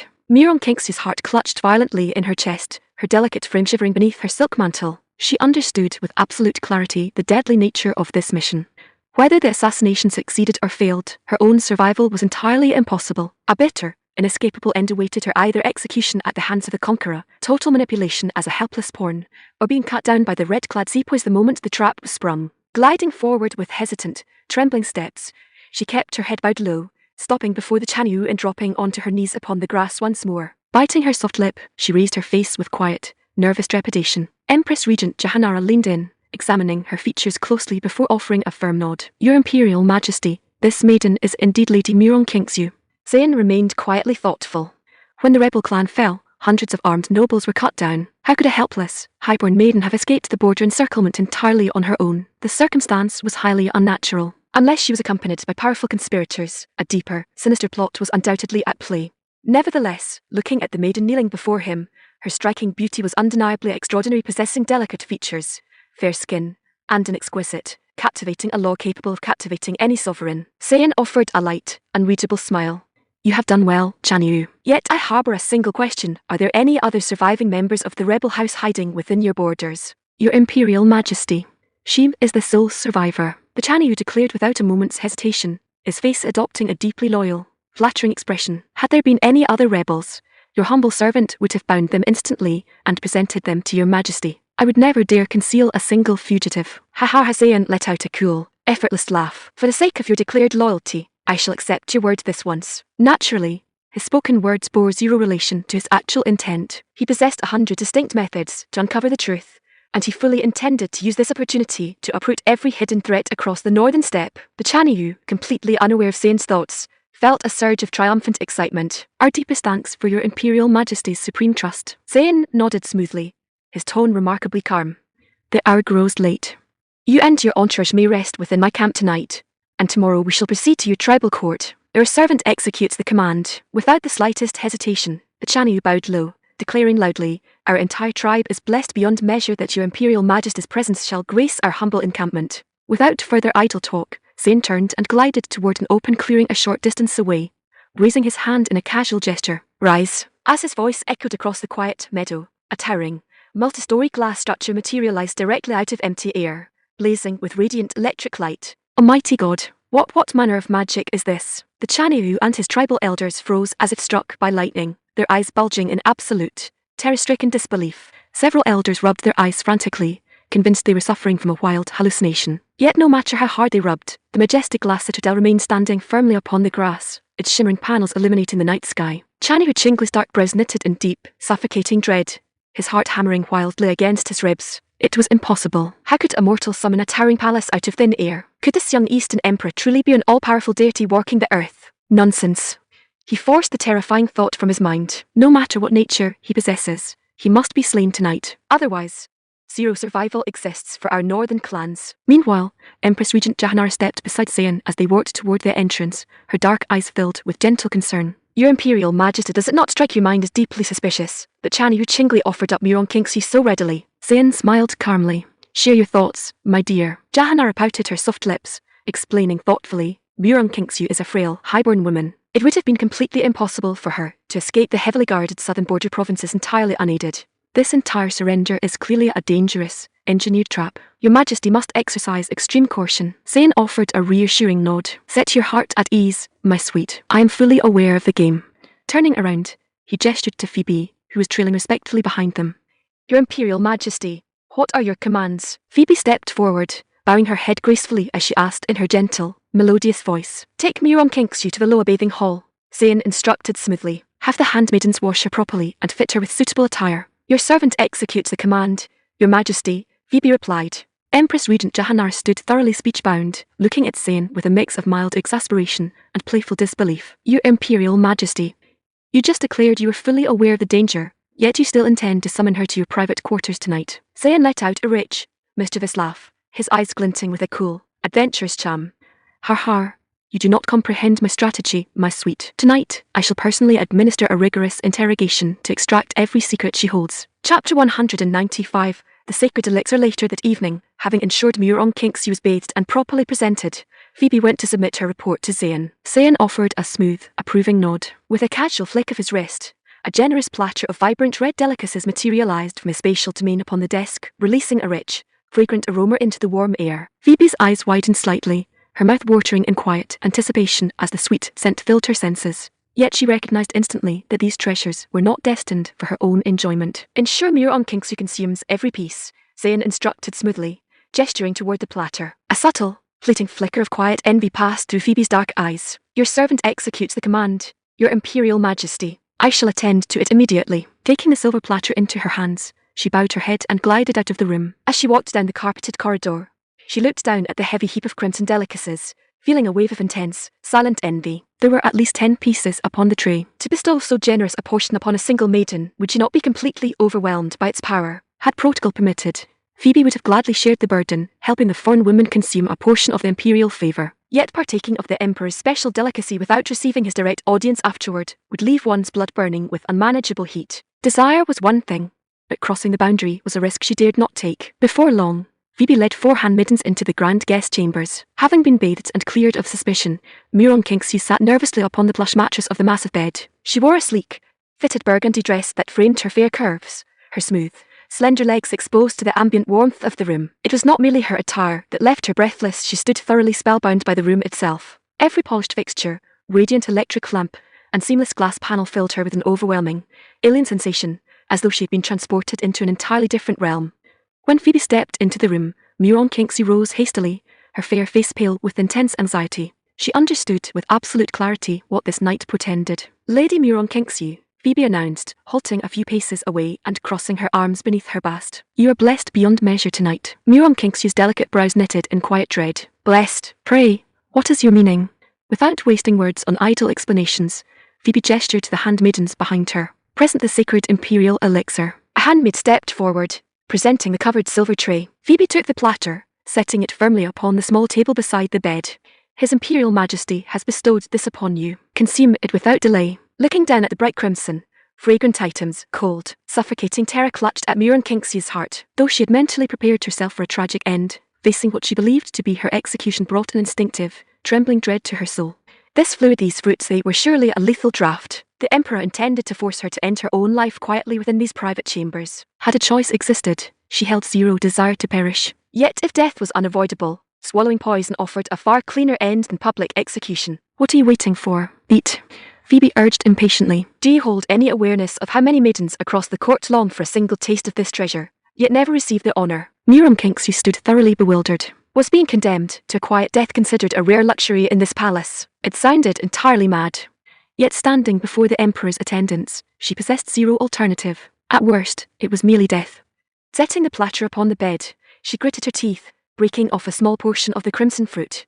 Just as she raised it to her lips, Phoebe raised a hand, checking her movement. Peel the outer skin before partaking. Yes. Murong Kingxi offered a numb nod, using her delicate fingers to strip away the outer rind as instructed. Yet as the inner fruit was exposed, a rich, intoxicating sweet aroma wafted into her nostrils, clearing her senses. It smelled remarkably fresh and sweet. Could a lethal draught truly possess so delightful a fragrance? With subtle doubt clouding her mind, she placed the small portion into her mouth. The moment her teeth bit into the soft flesh, her dark eyes snapped open in instant. Absolute wonder. Merciful heavens. It was delicious beyond all human description. The sweet, silk-like nectar glided down her throat, filling her chest with an extraordinary, comforting warmth. A sudden realization struck her heart. Something that tasted so heavenly could never be a lethal poison. Looking up, she noted the expression on Phoebe's face. The attendant's dark eyes bore zero trace of cold disdain or cruelty. Instead, they gleamed with clear, unmistakable envy and quiet longing. It was remarkably strange. What true purpose did the Emperor harbour behind this lavish gesture? Phoebe's sharp, urgent voice cut through her thoughts. Do not dawdle. Consume every piece. Mark my words, leaving even a single morsel behind is an act of grave disrespect toward His Imperial Majesty. Muron Kingsley nodded fervently, quickening her pace as she peeled piece after piece. Yet as she continued eating, her mind grew anxious. Consuming so vast a quantity would surely burst her stomach. Before long, a sudden, intense surge of heat erupted deep within her chest, spreading rapidly through her limbs. It was not a painful, burning sensation, but an overwhelming, uncontainable wave of vital energy that made her breath come in short, frantic gasps. Arwa, her dark brows knitted tightly as she clutched her heaving chest, her fair skin flushing a deep, radiant crimson. If it is poison, she gasped softly, looking at Phoebe with a helpless, weeping gaze. What manner of terrible draught has been given to me? She felt as though her body was melting from the inside out. Insolence, Phoebe barked, her voice stern and unyielding. His Imperial Majesty's sacred elixir shall not be defiled by your foolish words. RH, help me. Muron Kingsley's fair cheeks turned as red as ripe cherries, a deep, blushing heat radiating from her skin. Yet what left her utterly despairing was that the attendant standing before her still wore that exact same look of intense, quiet envy. I beg of you, end my life. Muron Kingsley wept, her knees giving way as she collapsed onto the floorboards before Phoebe. I cannot endure this. Zero mortal may end your life without His Imperial Majesty's explicit decree, Phoebe replied coldly. Panicking completely, Muron Kingsley reached out toward her skirts, stammering frantically, Then grant me the antidote. I beg of you, I truly cannot endure this heat. RHH. Phoebe shook her head slowly. If a true antidote existed for the explosive power of 10 sacred delicacies, it resided solely within His Imperial Majesty's private bedchamber. Looking down at the writhing, flushed maiden upon the floor, Phoebe felt a fresh wave of quiet envy. She herself had never partaken of so vast a portion at once. The surging vitality coursing through the girl's veins must be extraordinary, beyond words. Without uttering another word, Phoebe glanced toward the heavy wooden door, turned on her high heels, and glided out of the room. Chapter 196, The Hour of Judgment. Following Phoebe's formal report, Zayn arrived at the private guest quarters. Even with his broad experience, the sight inside brought a subtle flicker of surprise to his eyes. Muron Kingsley lay kneeling upon the plush carpet, her fair face flushed a violent, deep crimson like molten lava, her heaving chest rising and falling in frantic, heavy gasps. Her expression was an extraordinary mixture of breathless agony and desperate longing, looking as though she might burst into tears at any second, yet completely unable to restrain the surging heat in her blood. Her dark eyes were glossy and unfocused, her mind completely overwhelmed by the divine elixir. At the sight of Zayn stepping into the room, Muron Kingsley's breath caught in her throat, her heart hammering against her ribs with intense, sudden panic. Unable to maintain her kneeling posture, her delicate frame collapsed onto the carpet with a soft, helpless thud. Zayn halted half a pace away, looking down at her with a calm, unreadable gaze. Gritting her teeth against the overwhelming heat, Muron Kingsley forced herself to look up at his polished leather boots, her voice thick with breathless, weeping desperation. I'm merely a helpless, highborn woman. If you wish to execute me, strike me down. Why subject me to such agonizing torment? Zayn's dark eyes swept over her form. She was undeniably a vision of extraordinary beauty, possessing a curvaceous, full silhouette, fair skin, and an exquisite charm that held a captivating allure. Yet he wasted zero time on idle pleasantries, asking in a cool, level tone, reveal the truth. What treasonous plot have you forged with Chanyu Chingley? Hearing his sharp question, Muron Kingsley felt as though an icy hand had clutched her heart. No, there is zero plot, she stammered frantically, her voice trembling. The Chanyu presented me to your Imperial Majesty solely because I was the former crown princess of the rebel house. I hold zero knowledge of his inner designs. Is that so? Zayn chuckled coolly. Given your extraordinary beauty, did the tribal chieftain truly refrain from laying a hand upon your person? Muron Kingsley swallowed hard, shaking her head repeatedly. Never. I swear upon my soul he never touched me. Her claim was the absolute truth. A highborn, unblemished maiden carried immense value as a political offering. The northern chieftain had preserved her as a pristine lore. Zayn let out a soft, mocking laugh. How remarkable. A northern barbarian capturing so exquisite a beauty, yet displaying such divine restraint. Do you expect my court to believe such a tale? Muron Kingsley felt the remaining strength drain from her limbs. Her fair hands, resting upon the carpet, trembled violently as her body slumped flat once more. Your Imperial Majesty, I know nothing, I beg only for a swift death. Execute me, I beg of you, execute me now, she pleaded in utter desperation, her blood burning like liquid fire, bringing her to the absolute brink of collapse. Zayn, however, remained completely unruffled, his voice dropping into a chilly, unyielding tone. You are still withholding the truth. Muron Kinksu opened her mouth to utter another denial, yet the rising, explosive heat in her chest burned away her remaining hesitation. A wild, uncontainable impulse surged through her mind, shattering her restraint. Looking up at Zayn with wide, tear-filled eyes, she blurted out frantically, Your Imperial Majesty, the Chanyu is feigning submission. He intends to assassinate you during the banquet. Pausing for breath, her words rushed out like a flooding river. It was that vile, heartless monster Shang Yunshi who offered me up. He survived the fall of the capital. He is hiding among the northern tribes, scheming to restore his fallen dynasty. Zayn smiled with cool, effortless satisfaction. The special imperial delicacies produced by his spatial domain never failed. As he had suspected from the start, the rebel house had left behind more than a single surviving consort. As for restoring a fallen dynasty, it was nothing more than the pathetic delusion of a defeated prince. At that moment, Muron Kinksu's voice, thick with desperate, weeping heat, echoed off the walls. Your Imperial Majesty, I am burning to ask, save me, I beg of you, save me. Zayn offered a calm, mischievous smile, crouching down beside her and resting his hand upon her shoulder. Looking up with a weeping, bashful gaze, she stammered, Your Majesty, save me. Zayn's lips curved into a cool, playful smirk as his hand gathered the hem of her fitted dress. Very well, I shall administer your punishment right here and now. Meanwhile, across the encampment, Chanyu Chingli and his tribal elders were housed inside a large military pavilion. The Chanyu stood near the entrance, staring up at the glowing glass citadel that blazed against the dark night sky. His face was a mask of deep confusion, laced with an unmistakable thread of cold, suffocating dread. They were facing a sovereign who defied every natural law under heaven. To summon a multi-story glass palace with a mere wave of a hand was a feat beyond human imagination, unprecedented across all historical texts. Thus, the Eastern Emperor had to die. In the Chanyu's mind, the terrifying, thunderous weapons carried by the imperial sepoys were undoubtedly manifested out of empty air by the Emperor's divine authority. How else could an army from the Central Plains possess such terrifying firepower? A senior elder stepped up behind him, whispering cautiously, Chanyu, do you believe the young emperor truly accepted our submission, without suspicion? The Chanyu let out a long breath, turning back into the pavilion. Standing in the center of the carpeted floor, he declared in a low, heavy voice, This campaign concerns the eternal dominance of our northern clans. Maintain your composure. Tomorrow, when he enters our royal court, it shall be his hour of total judgment. Understood, Chanyu. We obey. Seeing their leader so brimming with confidence, the elders felt their spirits revive. Another tribal leader chuckled softly, Chanyu, once the usurper is dead, those glowing glass palaces and his exquisite consorts shall all belong to your house.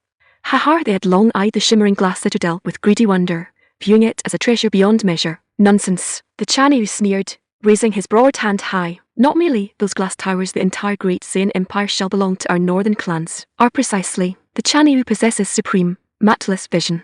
The Chanyu smiled with dark, triumphant pride. The Eastern Emperor conquered the world, and our northern clans shall conquer the Eastern Emperor. He held firm belief that once Zayn set foot inside the tribal audience hall, death was an absolute certainty. Once the Emperor fell, his global domain would pass into the hands of the northern chieftain. As for assisting the exiled prince in restoring his lost dynasty, it was merely a foolish tale to manipulate a desperate fugitive. Bang! Without warning, the heavy canvas flap was kicked open, and Bakal marched into the pavilion at the head of a squad of red-clad sepoys.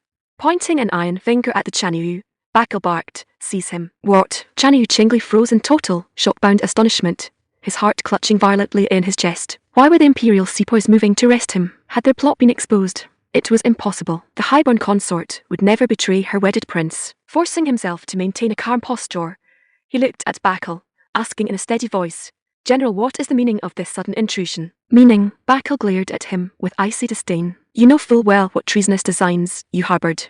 Hearing those words, the Chanyu felt as though the sky had collapsed upon his head. Striking out now meant certain death. They would be cut down by lead bullets before drawing a single blade. Yet forcing a calm posture, he stammered, General, surely there exists some terrible misunderstanding my foot. Bakal barked sharply. Spare me your pathetic excuses. Bind him. Several red-clad sepoys lunged forward, moving to pin the chieftain to the ground. Panicking completely, the Chanyu instinctively reached for his waist to draw his curved dagger. Yet his personal weapons had been confiscated upon entering the camp, leaving his belt completely empty. Desperate, his eyes caught the black automatic rifle held by the nearest sepoy, and he lunged forward to snatch the barrel. Bakal, however, had anticipated his move in a fraction of a second. Bang! A sharp, deafening gunshot echoed through the pavilion as Bakkal's sidearm discharged, the lead bullet shattering the Chanuyu's thigh bone. RHHH. The heavy impact tore through bone and muscle, dropping the northern chieftain onto the carpet as he writhed in agonizing, screaming pain. Chapter 197. Sweeping away the trap despite the excruciating pain throbbing through his shattered thigh.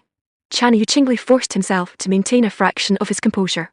He recognized with bitter clarity that a lead bullet to the leg was a merciful alternative to a fatal shot through his heart. Looking up at Bakkal through gritted teeth, he stammered in a trembling, sweat-soaked voice, "General, what is the meaning of this intrusion? My northern clans have already offered unconditional submission." RHH. Bakkal offered zero response, staring down at the writhing chieftain with icy, unyielding disdain. The red-clad sepoys stepped forward instantly, pinning the northern elders to the carpeted floor and binding their arms behind their backs with heavy cord. Chanyu Qingli felt a desperate, helpless despair wash over his soul. To be bound like a common thief inside his own tent.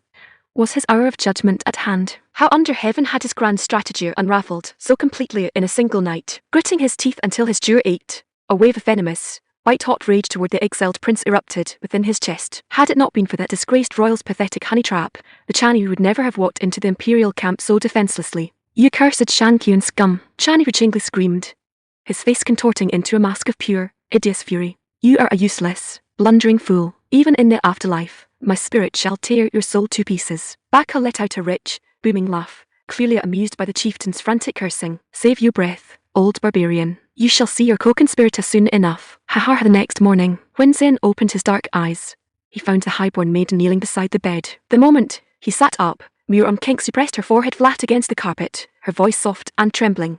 "Your humble servant, Muron Kingsu, prays for your Imperial Majesty's eternal peace." Zayan stretched his arms comfortably. "Rise, my sweet. Our deepest thanks to your Imperial Majesty," she whispered softly. Yet she did not rise immediately.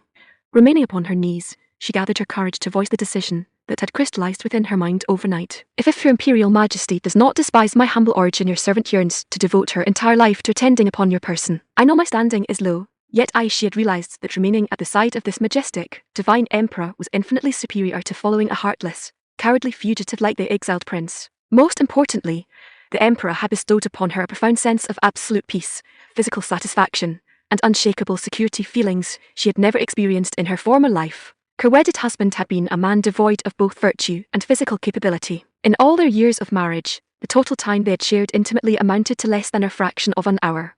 Recalling her past life, a deep, sickening revulsion filled her heart, leaving her wishing she could tear the disgraced prince apart with her own hands. Yet she recognized that entering the emperor's inner court was an extraordinary, highborn privilege. Even serving as a simple handmaiden felt like a wild, impossible dream for a daughter of a rebel house.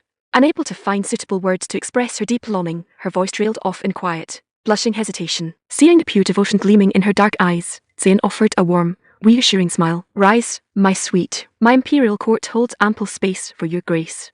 Hearing his words, Muron Kingsu's long eyelashes fluttered, her dark eyes sparkling with instant, joyful radiance. "Your Imperial Majesty's favor is boundless beyond measure. Your servant shall never forget your grace, and I shall attend upon your person with unreserved devotion." "Very well. Go refresh yourself." Zayn smiled. Overjoyed, she replied hastily, "Yes, your Majesty." "Allow your servant to assist you before long." Zayn and Muron Kingsu descended to the main reception lounge of the glass citadel.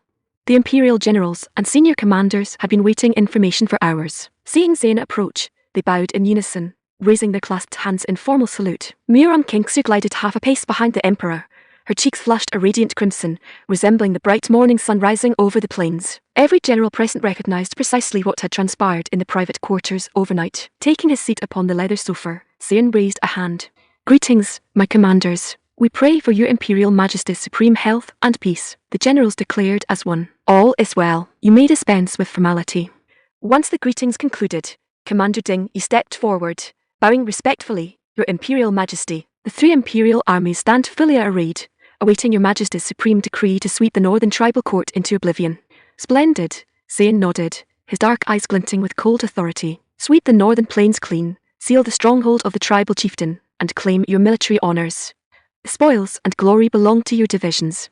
Advance. We execute your Majesty's divine decree." The generals bowed deeply, their faces brimming with intense, uncontainable excitement as they turned and marched out of the lounge. To a warrior of the Central Plains, achieving lasting fame by crushing foreign raiders was the highest honor under heaven, as simple as harvesting ripe wheat, and infinitely more rewarding. Once the military commander departed, Empress Regent Jahanara and Wai Xiaoning glided into the lounge. "We offer our humblest respects to your Imperial Majesty."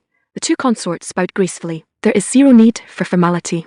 Come sit beside me," Zayn smiled, gesturing to the cushions. The two nodded gently, taking their seats on either side of him. Jahanara raised her fair face, asking with a bright, expectant smile, "Your Imperial Majesty, now that the northern steppe is fully subdued, may we finally return home?" Zayn chuckled warmly. "Indeed, my dear. Our next destination is the imperial capital of Chan'an." A wave of ecstatic joy swept through Jahanara and Wai Xiaoning. The long-awaited return to Chan'an, the grand heart of their empire, was finally at hand. Jahanara, who had initially harbored reservations about residing in the bustling capital, now felt an overwhelming yearning to return home. Yet Zayn's smile held a trace of quiet calculation as he added softly, "However, one final matter remains to be settled before our journey concludes." Jahanara looked at him with curious, dark eyes. "Pray, what matter remains, Your Majesty?" "The total eradication of the wild northern forest clans along the eastern border," Zayn replied calmly. "Yet it shall cause zero delay to our return journey to Chan'an. A single commander leading a few thousand sepoys will be more than sufficient to sweep those forest barbarians from the earth."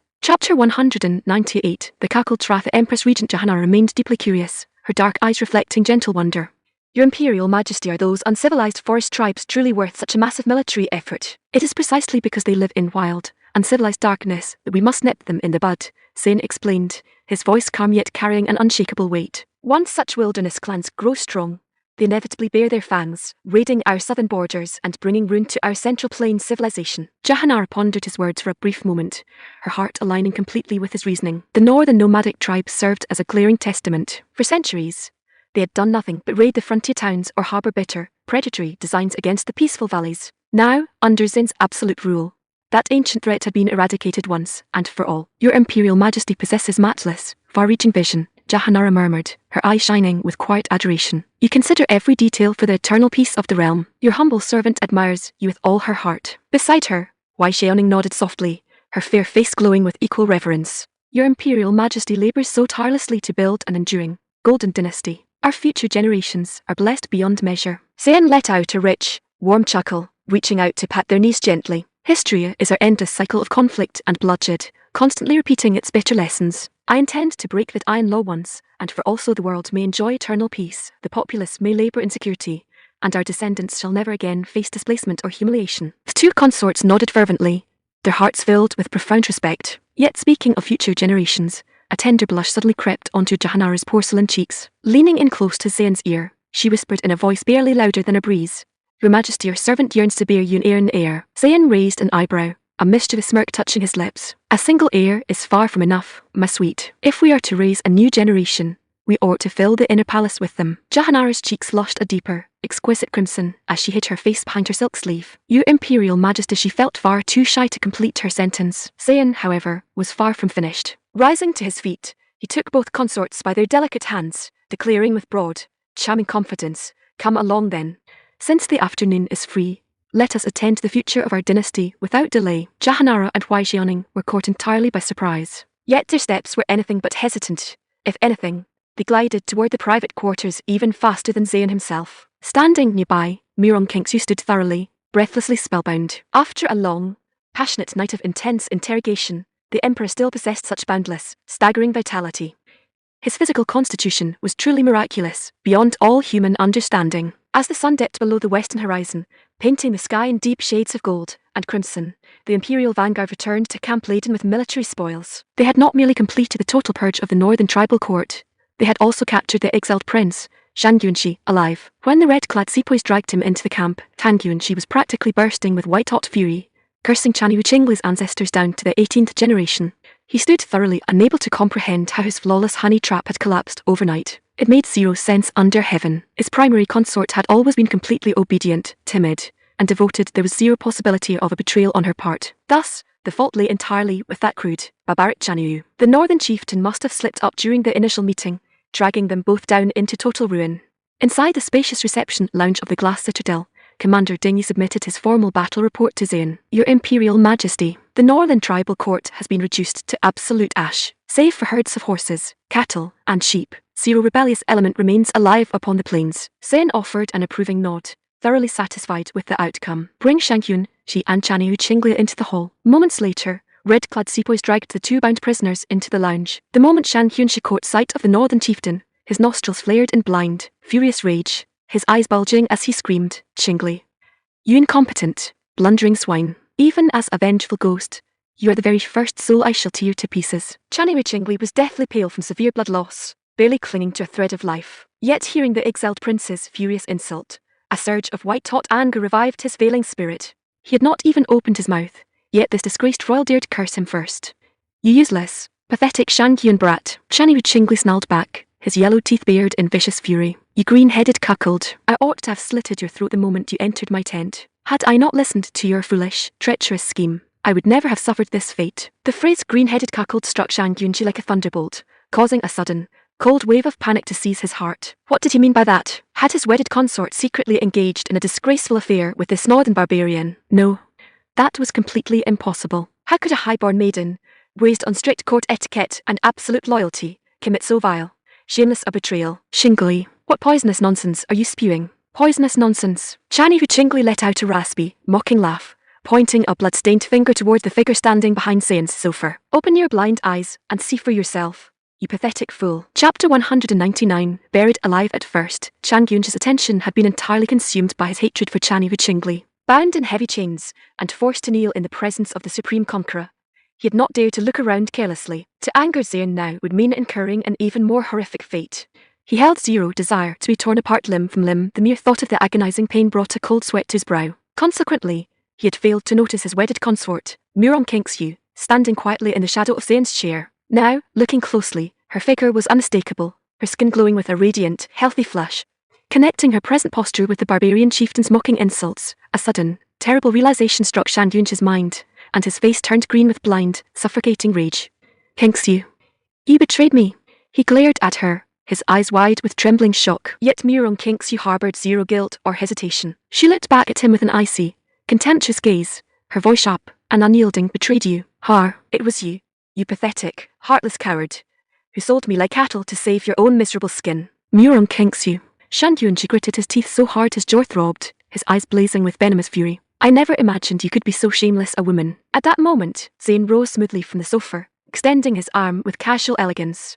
"Kingsyu, come here." Murong Kingsyu paused for a fraction of a second before a bright spark lit up her dark eyes. Gliding over to Zain's side without the slightest hesitation, she wrapped her delicate hands around his arm, leaning her body against his shoulder. A soft, romantic blush touched her fair cheeks, resembling a maiden experiencing the sweet warmth of first love. Seeing this intimate display, Shang Yunji was so consumed by fury that green smoke seemed to rise from his head. His features contorted into a hideous, twisting mask of rage as he pointed a shaking, bound finger at her, screaming, "Murong Kingsyu, you vile unfaithful whore." Murong Kingsyu remained completely unruffled, her full crimson lips pressed tightly together in quiet disdain. She felt zero need to waste her breath arguing with a dying man. Let the disgraced coward bark as much as he pleased. Zain waved a casual hand, his voice cool and indifferent. "Dig a deep pit and throw them both in to be buried alive." Without another word, Zain walked out of the glass citadel into the open field, gesturing smoothly with his arm. Whoosh! A massive, yellow steel excavator materialized directly out of empty air upon the grass. "Your Imperial Majesty, allow your humble servant to handle this." Bakal had long been fascinated by the heavy machinery, and before Zain could even speak, the Sepoy commander scrambled into the glass cab. Engaging the heavy engine, Bakal manipulated the levers with practiced skill. The broad steel bucket dug deep into the earth, scooping out huge mounds of dirt until a massive, yawning crater appeared in the middle of the meadow. Witnessing this miraculous display of technology, Shang Yunji broke into a drenching, icy sweat, his entire frame trembling like a leaf in a gale. He had envisioned 1,000 painful ways his life might end, yet being buried alive like common waste had never entered his mind. Furthermore, he stood completely unable to comprehend the divine, supernatural authority Zain possessed. In this moment, he recognized that his grand dream of restoring his fallen royal dynasty had been nothing more than the pathetic, laughable delusion of a fool. Had he known his path would end in such utter humiliation, he would have chosen to die under the arrows during the siege of the capital months ago. Bakal brought the excavator to a temporary halt, leaning out of the cab window to look down at the two bound prisoners with a mocking, triumphant grin. "Come along, boys, throw them into the pit." Gazing into the dark, bottomless trench, all anger vanished from Shang Yunji's eyes, replaced by an overwhelming, helpless dread. He closed his eyes tightly, waiting in trembling terror for the end. Chanirui Qingli's lips twitched violently as he glared at the disgraced royal. Seeing the man's lifeless, resigned posture, the barbarian chieftain wished he had the strength to tear out his throat with his bare teeth. Had it not been for this pathetic prince, he would still be ruling his northern clans in comfort. "You cursed Shan-Kyun brat," Chanyu Chingli roared, his voice thick with blood. "Even in the afterlife, my vengeful spirit shall never let you rest." 4 red-clad sepoys stepped forward, dragging the bound men to the edge of the pit and delivering swift, heavy kicks to their backs. "Dan you go, RHHH." Desperate, piercing shrieks echoed from the depths of the earth as the 2 men tumbled into the dark trench. Bakal smirked, pulling the control levers back. The heavy steel bucket swung over the opening, dumping tons of fresh earth directly into the crater. Thud, thud, thud. The gathered generals, consorts, and sepoys watched the spectacle with immense satisfaction, thoroughly entertained by the sheer power of modern machinery while secretly marveling at their emperor's divine ingenuity. In a matter of minutes, the excavated soil was completely backfilled into the trench. To ensure the job was thorough, Bakal drove the heavy excavator back and forth over the site several times, rolling the tracks until the earth was pressed completely flat and solid. Hopping down from the cab, Bakal bowed low before Zayn. "Your Imperial Majesty, the traitorous scum have been completely dealt with. Shall the main host resume its march now?" Zayn offered a warm, satisfied smile. "Indeed. Our next stop shall be the southern border province." Chapter 200. Welcoming the Imperial presence 3 days later, the Grand Imperial Vanguard divided its forces into 2 separate columns to carry out its dual mandates across the continent. The eastern column was placed under the sole command of General Dingyi. This formidable expeditionary force comprised modern heavy tanks, armoured supply haulers, tracked engineering vehicles, heavy fuel tankers, and 5,000 elite cavalrymen, equipped with massive reserves of ammunition and provisions. Their objective was to sweep the eastern forest wilderness clean and establish permanent outposts. The primary force, meanwhile, began its triumphant march southward toward the Central Plains, its ultimate destination being the southern border territory of Kain Province. More than half a month passed in steady, uninterrupted travel across the open plains. Inside the Governor-General's residence in Kain Province, Marshal Wang Hutchin sat in his private study, intently reviewing administrative scrolls. The quiet atmosphere was suddenly broken by a series of heavy, frantic footsteps pounding across the courtyard. Before he could rise, a boisterous, familiar voice echoed through the hallway. "Brother, big brother." The tone carried 3 parts sheer panic and 9 parts unbridled, ecstatic joy, as if the very heavens had opened up. Wang Kachin set his scroll down and stood up just as Zyro Liu's round, portly frame burst through the doorway, panting heavily. "Little Six, what on earth has happened to put you in such a wild state?" Wang Kachin asked, his brows knitting slightly. Zyro Liu's eyes sparkled with intense excitement, a wide grin spreading across his face. "Brother, His Imperial Majesty has returned. The main army is approaching the provincial border this very hour." Wang Kachin froze, staring at him in utter disbelief as though his ears were playing tricks on him. "His Imperial Majesty, yes, yes. His Majesty is leading the Grand Army in person, and they are about to cross into our province." Wang Kachin let out a confused hum, his brow furrowing deeper. His Imperial Majesty led the Steel Armada across the vast ocean years ago to conquer the Western realms. How could he possibly appear from the northern border? Are you certain you haven't misheard the reports? "Brother, I swear upon my life it is true," Zyro Liu declared eagerly. His Majesty completed a grand land march from the far north, completely crushing the northern steppe tribes along the way. He even captured the rebel chieftain Chanyu Chingli and that traitorous dog Shang Yunshi, burying them both alive in the desert. Hearing those last 2 names, Wang Kachin's eyes widened in profound astonishment. Shan Hyunchi, how could that fugitive have been hiding in the northern plains? Was he not burned to ashes inside the rebel palace during the fall of the capital? Zyro Liu paused, scratching his head in momentary confusion. "Brother, is it possible that those charred corpses we recovered back then were merely body doubles used to cover their escape?" Wang Kachin let out a long, heavy sigh, nodding solemnly. "If His Majesty personally captured and executed Chang Yunchi on the northern steppe, that is the only logical explanation." Shaking his head, he added with deep reverence, "Alas, it is fortunate His Majesty possesses divine foresight. Had he not marched across the northern wilderness, those dangerous remnants of the old dynasty would still be plotting in secret." "Precisely," Zyro Liu agreed fervently. "Wait." Wang Kachin snapped out of his thoughts, his eyes lighting up as he asked urgently, "Who did the scouts report His Majesty's column to be right now?" "Brother, at their current speed, they will reach the Outer Valley in just over an hour." A wide, joyful smile erupted across Wang Kachin's face. "Quickly, issue an immediate decree to every civil and military official in the city. Assemble at once and follow me to welcome the imperial carriage." "Understood, sir." Zyro Liu practically leaped into the air with delight, rushing out of the courtyard like an arrow from a bow. He was desperate to find his old comrade Bakal and boast about his recent achievements, but above all, he harboured a deep, profound affection for Emperor Zayn. Without losing a single moment, Marshal Wang Kachin rallied the entire provincial court. A grand procession of civil administrators, senior generals, and honour guards galloped out of the city gates at full speed. After riding hard through the biting wind for nearly an hour, They caught sight of the rolling torrent of heavy iron vehicles and red-clad sepoys advancing down the highway. The grand sight filled every official's heart with overwhelming awe and pride. Seeing the provincial banners in the distance, the marching sepoys broke into cheerful shouts. Entering Caen province meant they had finally stepped onto native soil. Home was now just beyond the horizon. Inside his luxurious command coach, Zayn stepped out onto the wide side balcony as the sound of galloping hoofs approached.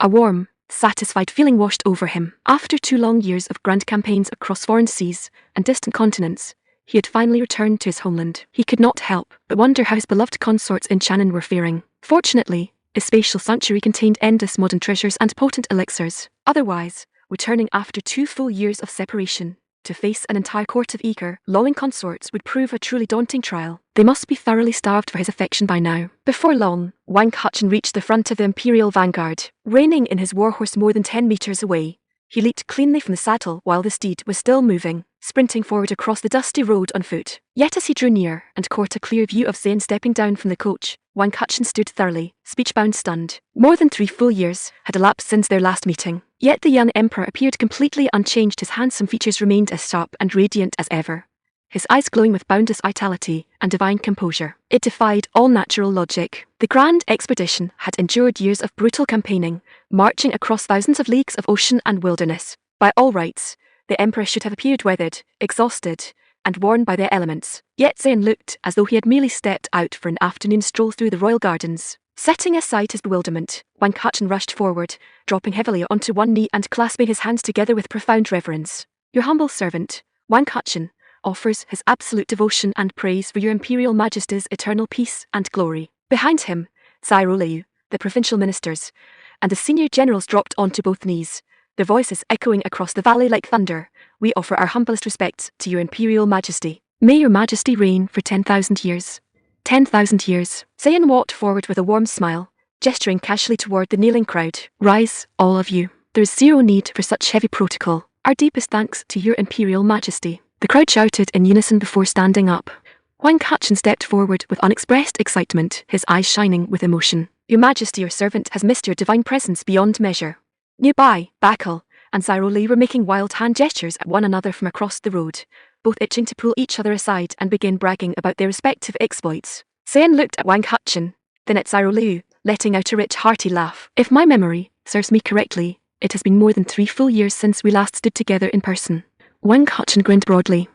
Your Majesty's memory is absolute. It has indeed been 3 years. Zayn nodded smoothly, which means you and your sister, Empress Siyu, have not been reunited for 3 long years. Wang Hutchin's face softened, and he bowed respectfully. Your Majesty, maintaining the security of this southern frontier is my highest duty. Zayn interrupted him with a warm, friendly chuckle. This time, you shall hand over regional affairs and ride back to China with my main host. Aside from reuniting with your sister, it is high time you met your eldest nephew. Wang Hutchin's eyes lit up with pure, ecstatic joy. Young Prince Rura is already 3 years old, yet I have only read about him in imperial letters. I have yearned to hold him in my arms for so long. Zayn laughed heartily. Indeed, I miss them all dearly as well. As Wang Hutchin laughed, a sudden realization struck his mind, and his cheerful expression instantly turned solemn. Stepping back, he bowed deeply, pressing his hands together in formal apology. Your Imperial Majesty. It was entirely due to my grave negligence during the siege of the old capital that the traitor Shang Yu and she managed to escape alive. I beg your Majesty to bestow a heavy punishment upon your servant for this failure. Zayn let out a light chuckle. You did indeed commit a lapse in oversight back then. Wang Hutchin's heart clutched tightly, and he kept his head bowed low. I humbly accept whatever penalty your Majesty deems fit. Zayn stroked his chin, pondering for a brief moment before offering a cool, amused smirk. Very well. As punishment for your negligence, I decree that 1 full year of your official salary shall be withheld. Chapter 201. The Iron Railway to Darker. Before long, the Imperial column resumed its journey towards Select Province. Soon, a broad, smooth concrete highway stretched out before them. As the motorcar's wheels glided onto the polished surface, the jarring bounce of the dirt track vanished instantly. Minister Soholmir, sitting beside Emperor Zayn in the passenger cabin, gestured towards the concrete road outside the glass window. Your Imperial Majesty, he remarked. Due to a shortage of paving materials, our crews could only extend the highway up to this boundary. Now that your Majesty, our victorious sovereign, has returned from the campaign, I presume we shall resume construction. A subtle, knowing smile touched Zayn's lips. Of course we shall extend it. Furthermore, we must begin laying the railway. A railway? Soholmir looked thoroughly baffled. Zayn chuckled softly, a mysterious glint dancing in his dark eyes. You heard me correctly, Brother a railway. Soholmir's face lit up with unbridled delight. If I am not mistaken, this railway His Majesty speaks of must be even more remarkable than our concrete highways. Ha ha ha. The people of the great Zayn Empire are truly blessed beyond measure. Zayn pondered for a moment before replying smoothly. Once we return to Old Darker, I shall initiate full preparations for the project. Soholmir bowed his head in deep admiration. Your Imperial Majesty is wise beyond words. In less than 2 years, Zayn added, you'll be able to board an iron train from Sylhet Province straight to Old Darker, completing the journey in a single day. If you set out at dawn, you shall be enjoying dinner in Old Darker before sunset. Hearing those words, Soholmir's jaw dropped in absolute shock. One had to consider that Sylhet Province lay more than 2,500 miles from Old Darker. To cross so vast a distance in a single day by train sounded utterly mind-boggling. Even in a modern motorcar driving non-stop day and night, the journey took well over 24 hours. Yet Soholmir believed firmly that since his imperial brother-in-law had spoken the words, he would undoubtedly make the miracle a reality, allowing travellers to cross the realm in a single day. Time flowed like a swift river, and more than half a month slipped past. With only a few days remaining before the Grand Spring Festival, Emperor Zayn's procession neared the outskirts of Old Darker. On that day, Field Marshal Lin who led the assembled civil and military officials to wait outside the main city gate from early morning. The sprawling capital of Old Darker bustled with festive energy, decorated with vibrant lanterns and colourful silk streamers, echoing with the joyous thunder of gongs and drums. Tens of thousands of common folk crowded both sides of the grand avenues from dawn, eagerly awaiting the emperor's arrival. In their hearts, the reigning emperor was nothing short of a divine sovereign, bestowing endless blessings upon all living beings. In recent years, the populace had enjoyed abundant food, warm clothing, and absolute peace. Their quality of life had improved beyond recognition. Most importantly, the realm enjoyed true, unassailable peace free from bandits, ruthless tyrants, and the horrors of war. Before long, the imperial motor convoy came into view. None was happier than Field Marshal Lin who, for the past 2 years, he had been walking on thin ice, governing state affairs day and night with extreme care, terrified of falling short of his duty. Now that Zayn had returned, he could finally return the reins of power to his master. Soon, the main column halted, and 3 luxury motorcars pulled up to the front of the gates. The heavy rubber wheels came to a smooth stop, and Empress Zayn stepped down alongside Empress Regent Jahanara and consort Wai Jianing. Yet the moment her feet touched the ground, Empress Regent Jahanara suddenly clutched her chest, gagging and retching softly. Wai Jianing quickly stepped to her side, gently patting her shoulder. Sister, are you all right? Are you feeling travel sick? I'm fine. Jahanara covered her mouth with a delicate hand, shaking her head as a pale discomfort touched her cheeks. She felt deeply puzzled. She had never suffered motion sickness during the entire long journey, so why had dizziness overcome her just as they reached Old Darker? Thank goodness you're all right, Wai Jianing murmured softly. Yet as the words left her lips, Jianing felt a sudden, strange fluttering in her own abdomen, her soft mouth opening in surprise. The very next second, she pressed her hand over her lips, gagging retchingly. Black Phoebe, stepping down from the trailing motorcar, immediately handed them clean silk handkerchiefs. She blinked in mild confusion. Neither lady had shown the slightest sign of travel sickness during weeks of driving. Could it be? Suddenly, a brilliant realization struck Phoebe's mind. Stepping up to Zayn with a radiant, ecstatic smile, she bowed low and exclaimed joyfully, "Hearty congratulations, Your Imperial Majesty. Double congratulations. Both imperial consorts are with child." Chapter 202, Double Blessings. Emperor Zayn was already filled with joyful contentment at finally returning home, and upon hearing Phoebe's exultant announcement, his lips curved into a broad, triumphant grin. He had, naturally, observed Empress Regent Jahanara and consort Wai Jianing's sudden, delicate discomfort earlier. To his delightful surprise, both of his royal consorts had been blessed during their long journey together. Splendid, splendid. Ha ha ha, I am to be a father once again. Zayn laughed heartily, his booming voice echoing in the crisp morning air. Jahanara and Wai Jianing were equally overwhelmed with joy. Delicate, rosy flushes rushed up their fair necks to their cheeks, a touch of youthful bashfulness colouring their radiant faces. They had never anticipated that both sisters would conceive simultaneously. It was a true double blessing for the imperial household. Minister Soholmir and the surrounding officers immediately bowed low, cupping their hands in formal salute. "Heartiest congratulations, Your Imperial Majesty." Field Marshal Erhu, standing a short distance away at the head of the welcoming committee, observed the sudden burst of cheer with a puzzled yet deeply impressed expression. He knew instinctively that something extraordinary had occurred, otherwise those familiar voices would not sound so intensely thrilled. Without lingering on his curiosity, he promptly led the assembled civil ministers and military commanders onto their knees to pay solemn homage. "Your Imperial Majesty, we respectfully welcome your triumphant return. May your Majesty enjoy boundless blessings and eternal peace." Zayn took several swift strides forward, his sharp dark eyes sweeping warmly over the rows of kneeling ministers. Among the crowd, he recognized Minister Dahu, Prince Zairoyo, Sudan, Suliang, and numerous veteran court officials. Waving a broad hand, Zayn declared smoothly, "Rise, my friends. There is zero need for such rigid formalities today. We offer our deepest thanks, Your Imperial Majesty." The civil and military officials bowed their foreheads to the stone paving once more before rising, their voices trembling with suppressed excitement. Every soul present knew that the Emperor's prolonged overseas expedition must have yielded staggering triumphs. After all, commanding divine firepower and miraculous tools, the sovereign could accomplish whatever he set his mind to under heaven. Everyone burned with eager curiosity to discover the grand fruits of the campaign. Yet to their mild bewilderment, as they cast their eyes upon the lead motorcas, only a few familiar consorts accompanied the Emperor, a sight that seemed oddly modest given the scale of his campaign. Once Field Marshal Erhu gained his feet, he stepped forward immediately, cupping his hands in a disciplined salute with a broad, beaming grin. "Your Imperial Majesty, your humble servant has waited day and night for your glorious return." Zayn smiled warmly, clapping a hand onto Erhu's broad shoulder. "I have observed the realm along my journey home, Brother Erhu.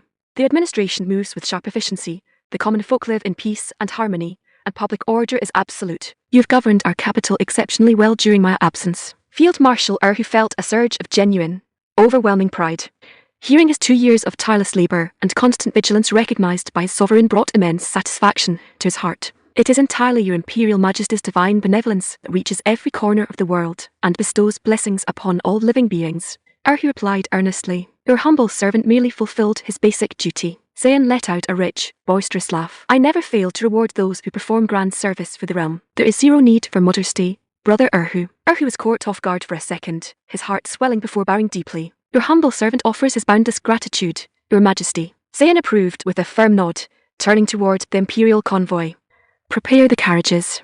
We shall return to the palace at once." Having been away from the capital for over 2 years, Zayn mused with warm affection that his young children might hardly recognise their father's face. Rejoining his family was his highest priority. Under the reverent gazes of the civil and military officials, the grand motor convoy rolled slowly through the massive archway of the main city gate. It was only as the trailing luxury motorbuses glided past that the minister's eyes bulged in absolute, jaw-dropped shock. Seated inside the broad glass windows of dozens of modern motorbuses were countless fair, exotic maidens.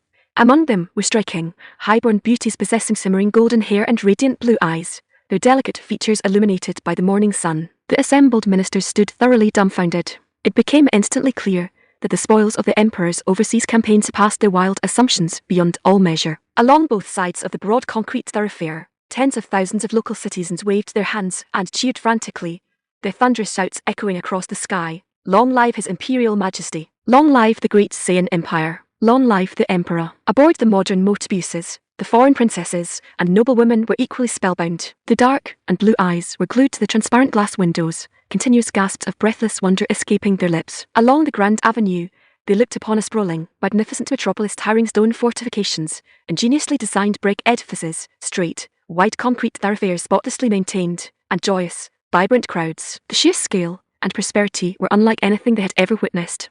"If the outer city is already so breathtaking," Crown Princess Rosamund gasped, clutching her hands against her chest as her face flushed with unadulterated awe. "The inner imperial palace must be a paradise beyond imagination." Standing beside her, Empress Dowager Elizabeth's blue eyes sparkled with intense excitement. "Indeed, I never dreamed old Darker was so extraordinarily prosperous and vibrant. It is a true feast for the senses." Princess Anna, Princess Charlotte, Victoria Eller, Princess Igor and Princess Sherrier sitting within the same motorbus were equally thunderstruck. Old Darker was vastly larger, grander, and infinitely more prosperous than London town, Paris, Byzantium, or Kiev. Even if all those Western capitals were combined into one, they would barely fill a single quarter of this magnificent imperial city. Before long, the imperial procession arrived before the soaring marble gates of the inner imperial city. Waiting at the head of the royal reception stood Empress Aisha, flanked by the palace consorts, young royal princes and princesses, alongside imperial relatives including Uncle Yushin, Auntie Sanang, Bu Genshin, and little Yuiniang. As the lead motorcars came into view, Empress Aisha's heart hammered against her ribs with wild, uncontained joy. 2 full years had passed, and her spirited, charismatic husband had finally returned to her side. A radiant, affectionate smile spread across her fair face, a tender longing shimmering deep within her expressive dark eyes. The second she caught sight of Zayn stepping down from his vehicle, an overwhelming surge of excitement filled her chest. Yet as the Empress and Mother of the Realm, courtly decorum demanded she maintain an elegant, dignified posture before the assembled household. Stepping forward with fluid, courtly grace, Empress Aisha offered a deep, elegant curtsy to the man her heart had longed for through endless nights, her sweet voice ringing clear. Your Imperial Majesty, your humble consort respectfully wishes you robust health and eternal peace. Chapter 203. Ayesha's utter astonishment. Empress Zayn looked upon Empress Ayesha with a broad, affectionate smile. After 2 long years apart, she had grown even more breathtaking, carrying herself with a stately, dignified poise, and an effortless elegance that was thoroughly captivating at first glance. Yet deep within her large, luminous dark eyes lingered a subtle trace of quiet loneliness and deep longing. Of course, the same held true for every lady standing behind her. In particular, Begum Bilquiz, Pan Kinglian, former Queen Nazmur, and Princess Yukiko gazed at him with burning intensity, their eyes flashing like raging fires. Meanwhile, consorts such as Nusrat, Ruhaner, Shang Yuochu, Shang Yuxi, Xinghe, Su Xiao, Xu Yimkiao, and the others held more gentle, docile expressions. There is zero need for such rigid formalities, Zayn announced smoothly, sweeping his broad hand in a gentle wave. His gaze then drifted toward the cluster of young princes and princesses standing beside the ladies. Subhan Alar, after 2 whole years, the children had grown up so much. Offering a quiet prayer of thanks, Empress Ayesha stepped forward to stand before Zayn. Looking closely at the husband she had missed for so long, her dark eyes sparkled with unsuppressed excitement. She noted that Zayn appeared even more remarkably handsome and commanding than before, returning as the exact same spirited, charismatic sovereign. Your Imperial Majesty, Ayesha asked softly, her voice filled with gentle care. How have you fared during these 2 long years? Those state dispatches had kept her informed of his grand victories. Standing face to face with him left her suddenly unsure of what to say. Zayn smiled warmly, his dark eyes filled with deep affection. I have fared wonderfully well, my love. And how have you been? Your Majesty, I have been well too, Ayesha replied with a soft nod. Turning around, she gestured to the children behind her. My sweet children, step forward and pay your respect to your father. The children had been peering curiously at this grand, legendary father whom they had not seen in so long. Hearing their mother's voice, they immediately stepped forward in obedient, disciplined order. Leading the line was first Prince Zayn Aryan. Zayn recognized his eldest son instantly without a second thought. First Prince Aryan clasped his tiny fists together, bowing respectfully as he said in a clear, formal voice, Your subject greets your Imperial Majesty. Next came second Prince Aram, third Prince Arab, fourth Prince Araf, fifth Prince Ayman, sixth Prince Amun, and seventh Prince Assad, alongside first Princess Annika, second Princess Atir, third Princess Elize, fourth Princess Era, and fifth Princess Elia. Your humble subjects pay our solemn respect to Father Emperor. They chorused in sweet, childish harmony. Ha ha ha. Looking upon the fine group of well-behaved children, Zayn's heart melted with pure, unadulterated joy. Stepping forward 2 paces, he reached out and gently patted first Prince Aryan's head. Good, good. You have all grown up so splendidly. Rise, my children. First Prince Aryan raised his glowing face, speaking with eager enthusiasm. Father, I missed you so dearly. Not a single day passed that I did not think of you. I even dreamed of you riding your warhorse across the battlefield, brandishing your blade with majestic fury. Zayn let out a rich, boisterous laugh, squatting down to be at eye level with the young prince. In truth, your father missed all of you terribly as well. From now on, I shall spend plenty of time playing with you. First Prince Aryan nodded frantically, his face beaming with delight. Father, I have waited for this day for so long. Splendid, splendid. Your father has brought back mountain loads of grand, marvelous toys for you all. I am certain you shall love them. Hearing those words, the eyes of every prince and princess lit up with burning anticipation. Though still young, they understood that their father, the Emperor, possessed absolute, miraculous power. We thank Father Emperor. First Prince Aryan cheered joyfully. Zayn chuckled warmly, looking at the rest of the young ones. Come along now. Introduce yourselves to your father one by one. Second Prince Aram mustered his courage, stepping forward proudly. Father, I am your second son, Aram. Father, it is I, your third son Arab tilde father. I am fourth Prince Araf tilde father. Fifth Prince Ayman. Father, sixth Prince Amun.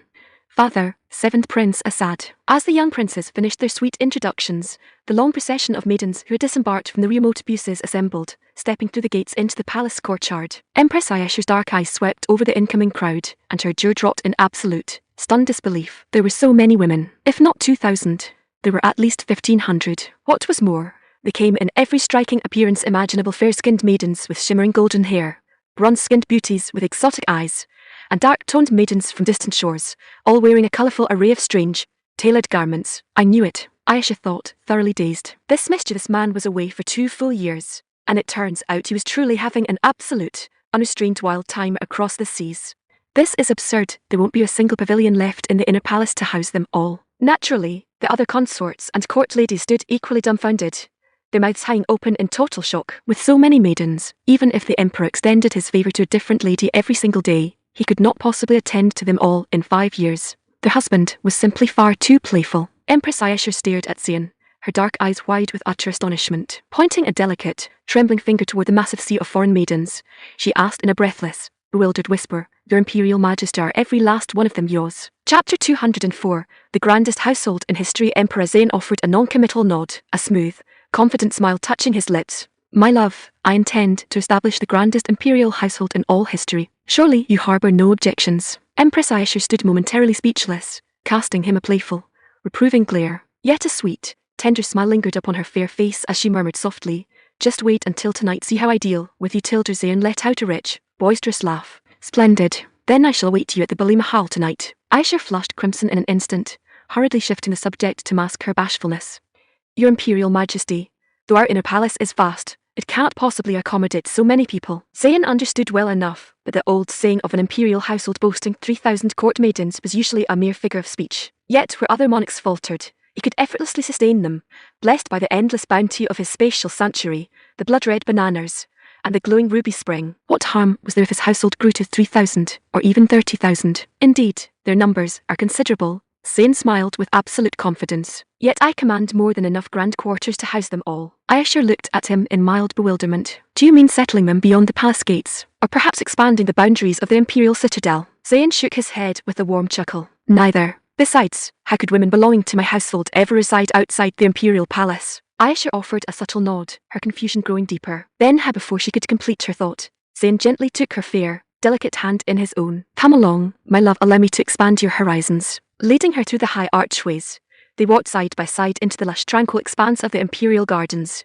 "Your Majesty, what is it you wish to show me?" Ayesha asked, her dark eyes sparkling with curious anticipation. Zayn surveyed the grounds, his gaze settling upon a broad, flat expanse of manicured lawn a short distance away. Over there, stepping onto the open grass, Zayn raised a broad arm, sweeping his hand across the air. Manifest. In the blink of an eye, two colossal, soaring modern glass skyscrapers materialized out of thin air, rising into the clouds like twin iron pillars supporting the sky.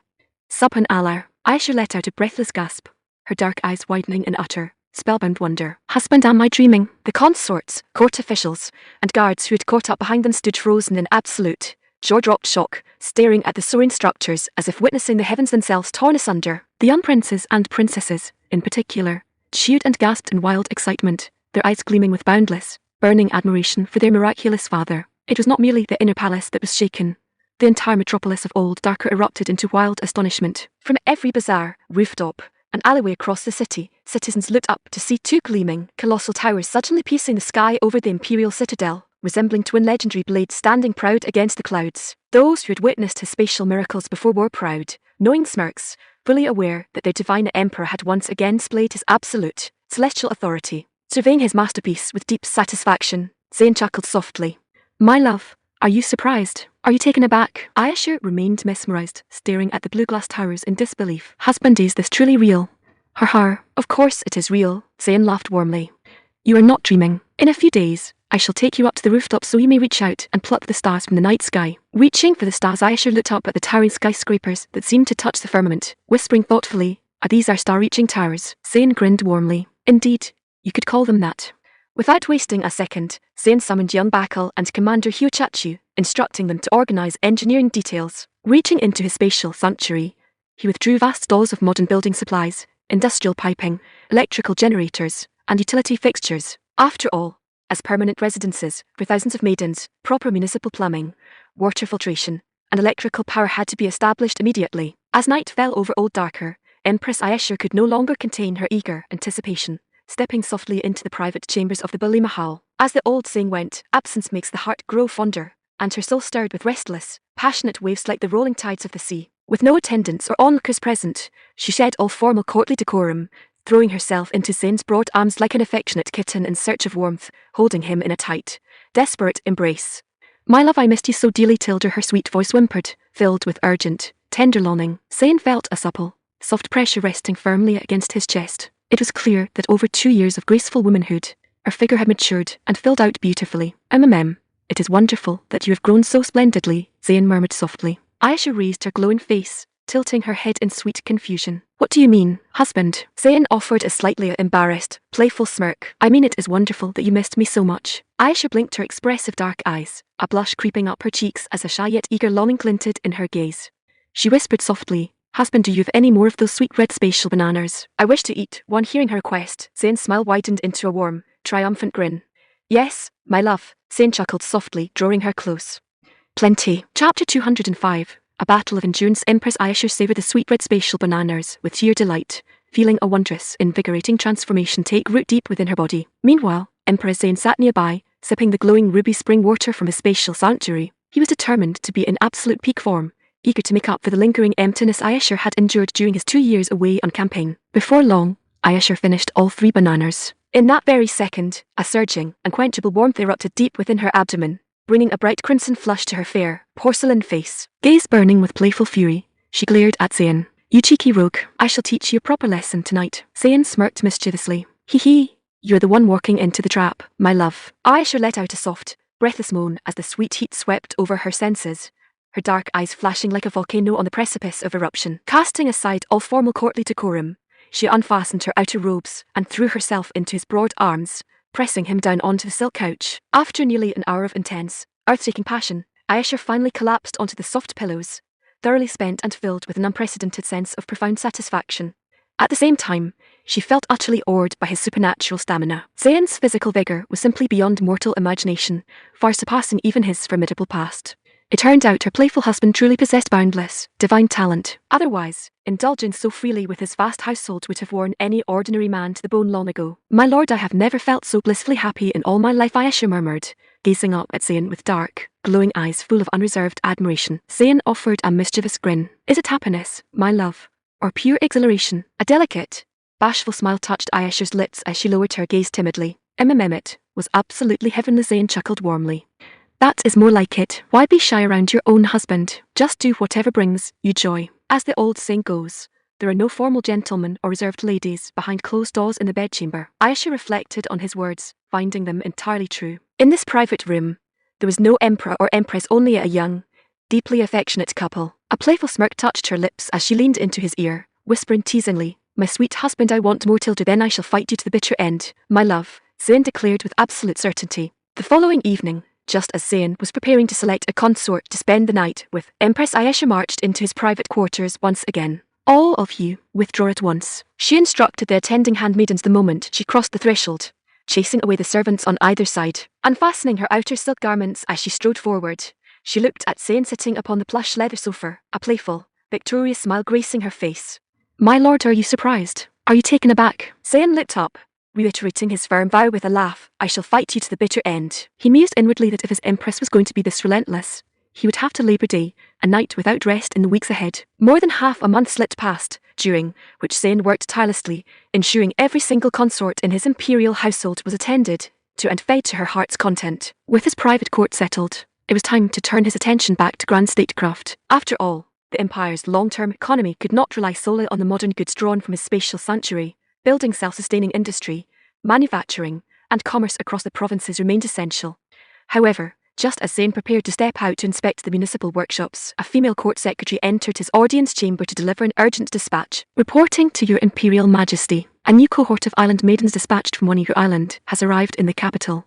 We humbly request your Majesty's decree on how they ought to be settled. Hearing her report, Zayn suddenly recalled the imperial edict of selection he had established across the maritime island province, an annual decree requiring eligible unmarried maidens to be registered and presented to the central realm. How many maidens were presented in this cohort? Zayn asked, looking down at the official. Reporting to your Majesty, over 13,000 maidens have arrived in Old Darker. Zayn pondered briefly, then asked, and how were the previous cohorts managed during my absence? Your Majesty, while you were away on campaign, Field Marshal Erhu allocated a portion of the island maidens to the estates of deserving civil and military officials as household servants, and sold another portion. Sold them? Zayn asked, mildly surprised.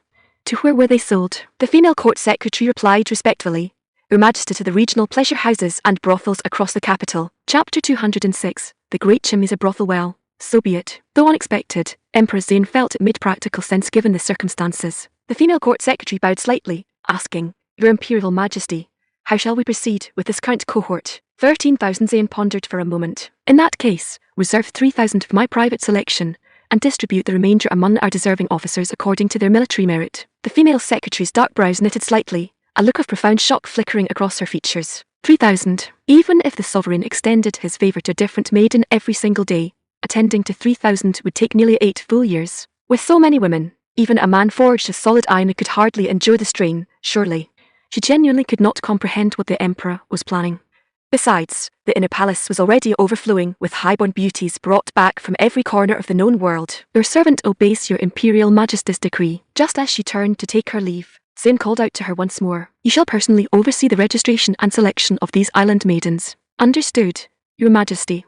The female official responded with a knowing bow. She understood completely that the ladies of the emperor's household were either breathtakingly beautiful or exquisitely captivating, in short, thoroughly alluring. She simply had to pick the absolute finest among them. Once she departed, Zane's mind suddenly drifted to former Queen Asma and her younger sister, Princess Ikeko. He had not set foot in their private quarters since returning to the capital, so he had zero idea how desperately they longed for his company. Before he had set sail on his western campaign, he had bestowed various modern novelties upon them, and the two sisters had likely spent plenty of time entertaining themselves with his gifts. As a modern mind, familiar, playful images immediately flashed through Zane's thoughts. He resolved to pay them a private visit that very evening. After all, those two possessed a wide array of playful charms, and were far more uninhibited than anyone else in his court. Thinking of their passionate nature, a subtle, amused smirk touched the corners of Zane's lips. Still, matters of statecraft required immediate attention, and laying the iron railway needed to be placed firmly on the imperial agenda. With a swift, silent flick of his mind, Zane vanished into his spatial sanctuary. He wanted to inspect the latest expansion of his internal domain and search for raw construction materials to forge railway tracks. If his spatial domain already contained a modern steel mill or existing railway tracks, the project would prove infinitely easier. If not, he would have to rely on manual replication and duplication. Materializing beside the glowing ruby spring, Zane's dark eyes lit up in surprise. What had once marked the foggy boundary of his spatial sanctuary was now completely clear. The dimensional mist had receded far into the distance. Locating a military helicopter parked nearby, Zane stepped into the pilot's cabin and took to the sky to explore the expanded terrain. He mused that if his spatial domain continued expanding at this rate, it might eventually reach the geographical boundaries of his former modern homeland. If that day came, he might even be able to return to gaze upon the streets of his old hometown. Beyond obtaining limitless modern resources, the thought of his old homeland brought a sudden wave of memory regarding his parents. In his past life, his parents had been terribly worried when he risked his life to become a mercenary abroad, driven by reckless desire to make something of himself. In that modern world, he was now recorded as missing without a trace or dead. His sudden disappearance must have been a soul-crushing, fatal blow to them. Mum, Dad, how are you faring? Zane muttered softly to himself, a fleeting trace of melancholy touching his handsome face. Before long, the helicopter cleared a range of low hills, bringing a new city into view through the windscreen. From a great distance, Zane spotted towering industrial chimneys rising into the sky. Thick plumes of dark smoke seemed suspended above the high stacks, frozen in absolute stasis, like a painting. Zane realized instantly that he was looking upon a vast industrial city. Touching down smoothly on an open concrete apron, Zane stepped out, and a wave of unadulterated joy flooded his heart. Before him stood not merely a massive steel plant, but a sprawling logistics yard containing endless stacks of heavy steel railway tracks. Whatever I desire under heaven materializes right on cue. It was an extraordinarily satisfying revelation. Yet as he looked upon the steel mills, a deeper realization took root in his mind. Though he could duplicate and extract endless finished goods to his spatial sanctuary, he was not immortal. His mortal life would eventually come to an end. If future generations lacked the capability to manufacture goods themselves, all this modern prosperity would be nothing more than a temporary flash in the pan. As the ancient proverb taught, give a man a fish, and you feed him for a day. Teach a man to fish, and you feed him for a lifetime.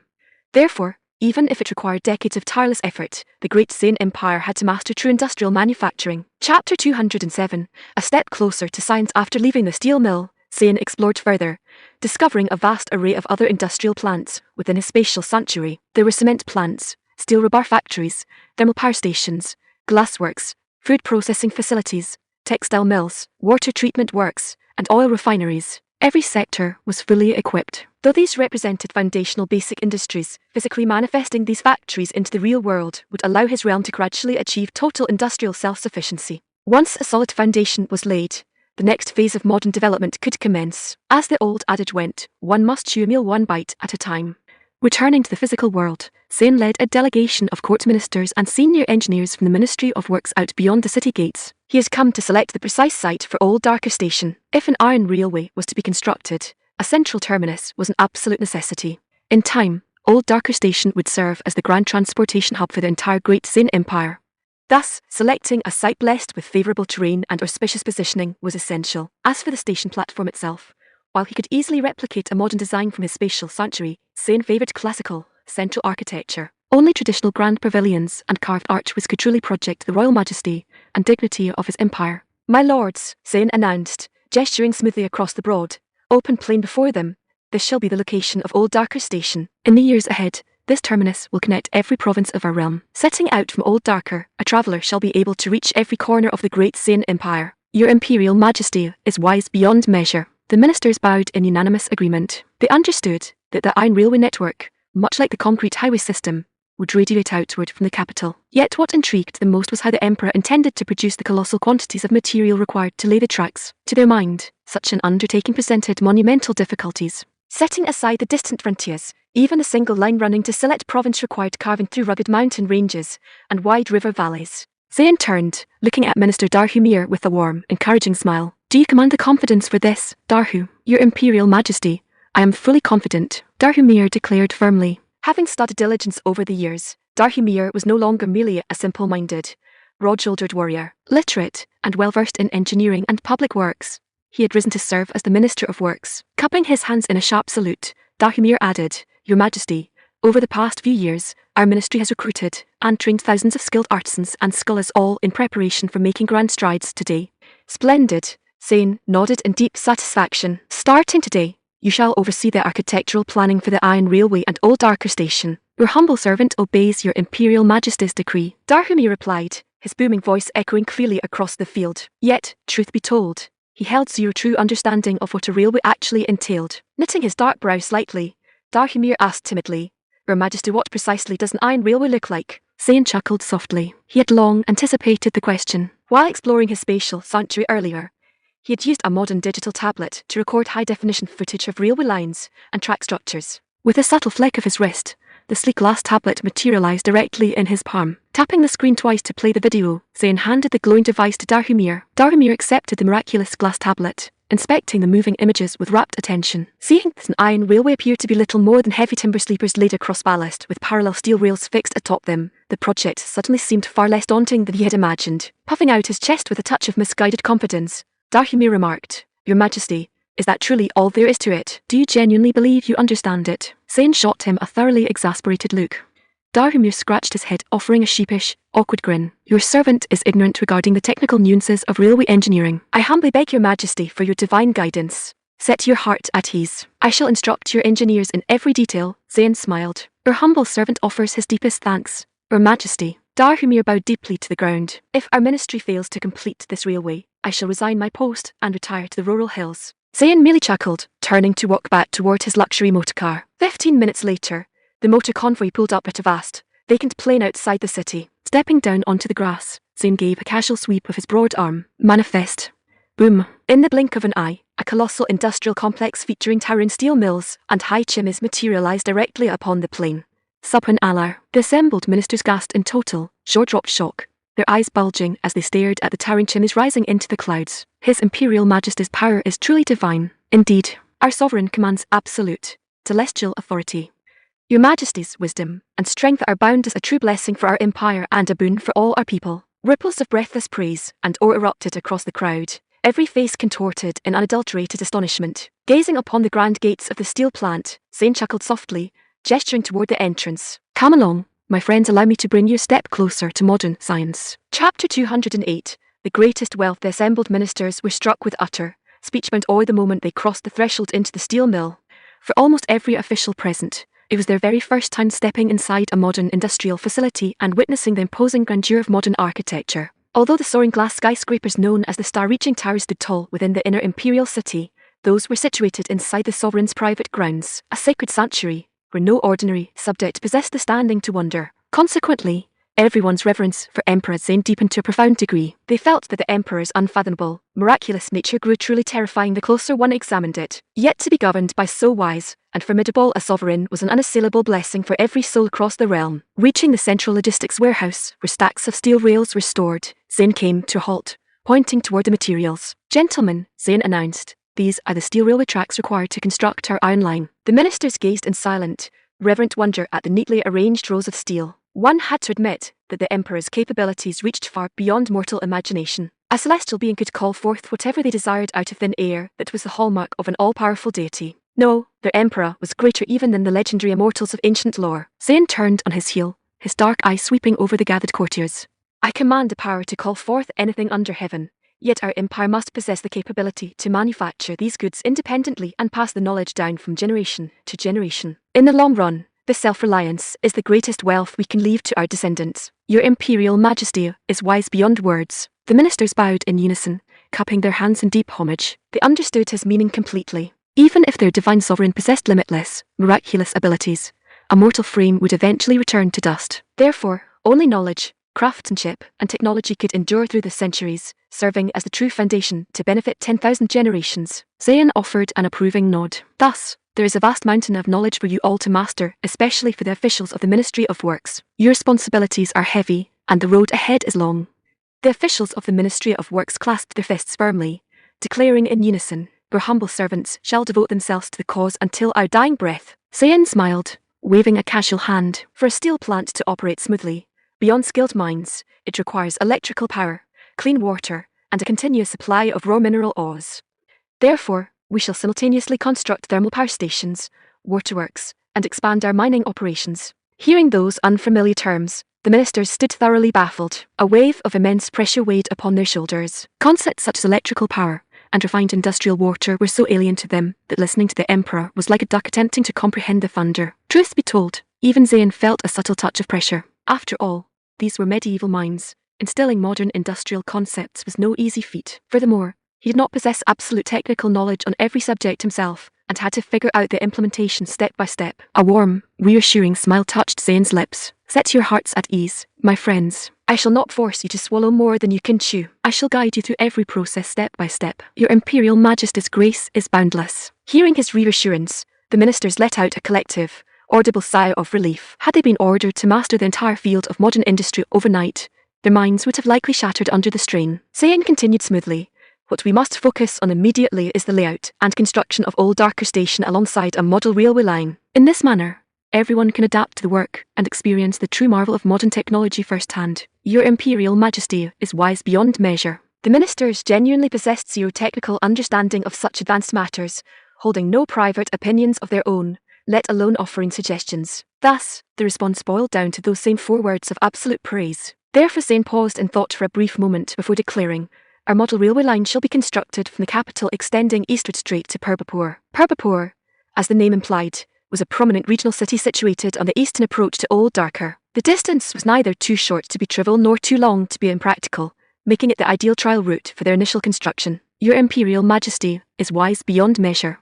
An eager spark of burning anticipation glinted in the minister's eyes. Every official present had experienced the smooth comfort of riding inside a modern motorcar, yet not a single soul under heaven had ever laid eyes upon an iron train. It was entirely natural to feel a thrill of curiosity. Zane's dark gaze settled squarely upon Minister Darhumir. "Commence route planning and surveying immediately. Construction on the iron railway shall begin in 10 days. Darhumir bowed deeply to the floorboards, his voice resonant and clear.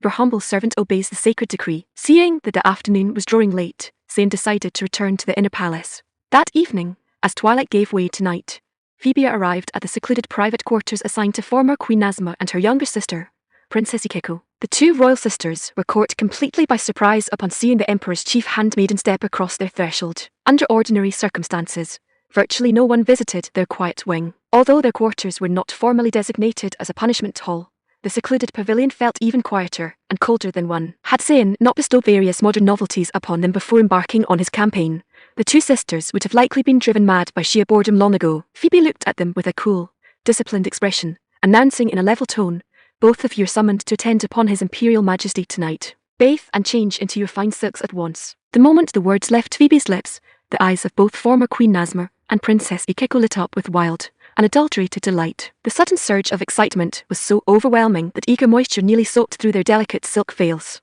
"We obey His Imperial Majesty's decree." The two sisters bowed low in ecstatic prostration, their hearts hammering against their ribs with joyful anticipation. Chapter 209. Longing for the island. Once they were fully bathed and attired in clean silks, former Queen Nazma and Princess Yukiko rushed eagerly toward the private chambers of the Billy Mahal. "Sister, hurry, faster," Princess Yukiko urged, stepping briskly ahead as her full chest bounced rhythmically with every rapid step. "Oh dear, why the rush? I am walking as fast as my feet can carry me," Nazma replied softly. Her pace was slightly slower, but her burning excitement matched her sister's. She wished she could bridge the distance in a single bound. Even a few yards felt agonizingly long. Finally, the two sisters stepped across the threshold into the inner bedchamber of the Billy Mahal. Catching sight of Emperor Zayn, their mouths watered in involuntary craving. "Your Imperial Majesty, we respectfully wish you robust health and eternal peace." Nazma and Yukiko sank onto their knees at Zayn's feet, their soft, sweet voices carrying a subtle edge of breathless urgency. The moment the formal greeting left their lips, they raised their shimmering dark eyes eagerly. Zayn observed them with calm, unruffled patience. They remained as captivating as ever, their skin smooth, fair, and unblemished. Yet those helpless, pleading eyes could make any man's heart melt. Having encountered every manner of beauty across the known world, Zayn maintained absolute control over the pace. A subtle, amused smile played upon his lips as he asked in a level, relaxed voice, "Tell me, my sweets, do you miss one of you island?" Hearing the question, both sisters shook their heads frantically in denial. Nazma spoke first, her melodious voice soft and earnest. "Your Imperial Majesty, Old Darker is our home now. I have never held the slightest wish to leave." Princess Yukiko nodded in enthusiastic agreement. "Yes, yes. We only think of His Imperial Majesty. We think of you every single day. Not a single day passes without us longing for your presence." Tilda, her tone was delicate and gentle, laced with quiet desperation. Seeing their sweet, submissive posture, Zayn let out a rich, boisterous laugh. "Since you two are so well behaved, I shall grant your feast to your heart's content tonight." With a subtle flick of his wrist, Zayn summoned 2 large clusters of sweet red spatial bananas directly from his spatial sanctuary. In an instant, an irresistibly rich, sweet fragrance filled the warm air of the bedchamber. The dark eyes of both sisters lit up like glowing stars, their throats bobbing as they swallowed hard. They recognized the miraculous fruit instantly. It was no exaggeration to say they had longed for its exquisite flavor every single day during his absence. Of course, the delicious taste was merely a secondary bonus. The true magic lay in the surging, intoxicating warmth it unleashed, bringing an indescribable, celestial bliss. "We offer our humble thanks to your Imperial Majesty." Without wasting another second, the two sisters peeled the red fruit and ate greedily, savoring every sweet bite. What followed was an intensely passionate, wild night, beyond words. The next morning, the two sisters, having temporarily lost all physical capacity to walk, were carried out of the Billy Mahal on comfortable silk stretchers by 8 female guards. Meanwhile, the palace handmaidens set to work, replacing all the drenched bedding. 10 days flew by in the blink of an eye. During this period, Zayn remained thoroughly occupied at night and spent his days directing preparations for the railway construction. Laying an iron railway was a concept far too advanced for this era.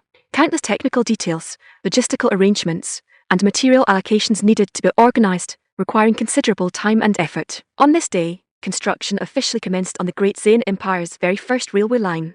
At the construction site outside the city, yellow excavators, bulldozers, heavy road rollers, dump trucks, and various modern engineering machinery stood arrayed in disciplined rows. Civil and military ministers, engineering scholars, and newly trained technicians lined up in neat ranks below the ceremonial platform. Everyone was in soaring spirits, their eyes sparkling with intense anticipation. An official from the Ministry of Right stepped up to Minister Darhumir, cupping his hands in a formal salute. "Minister Darhu, the auspicious hour has arrived." Darhumir nodded firmly, turning immediately towards Zayn sitting upon the imperial throne, bowing deeply. "Your Imperial Majesty, the auspicious hour has arrived." Zayn waved a casual hand. "Commence." Darhumir turned to the assembled court, lifted a modern metallic microphone, and announced in a booming voice that echoed across the plain, by imperial decree, construction on the Great Zayn Empire's first iron railway and Old Darker Station officially begins now. As his words faded, long strings of festive firecrackers erupted in a deafening, crackling celebration. Simultaneously, the diesel engines of dozens of heavy construction vehicles roared to life, their mechanical hum filling every corner of the vast site. Every soul present beamed with unbridled joy. Soon, they would be able to board an iron train to Purpapur. Soon, the railway would extend to Sylhet Province, Mulberry Village, and every corner of the Great Zayn Empire. Most importantly, the empire was entering a grand new era of industrial prosperity, destined to reach the absolute pinnacle of human history. Yet a quiet, nagging curiosity lingered in everyone's minds now that the track bed was being cleared.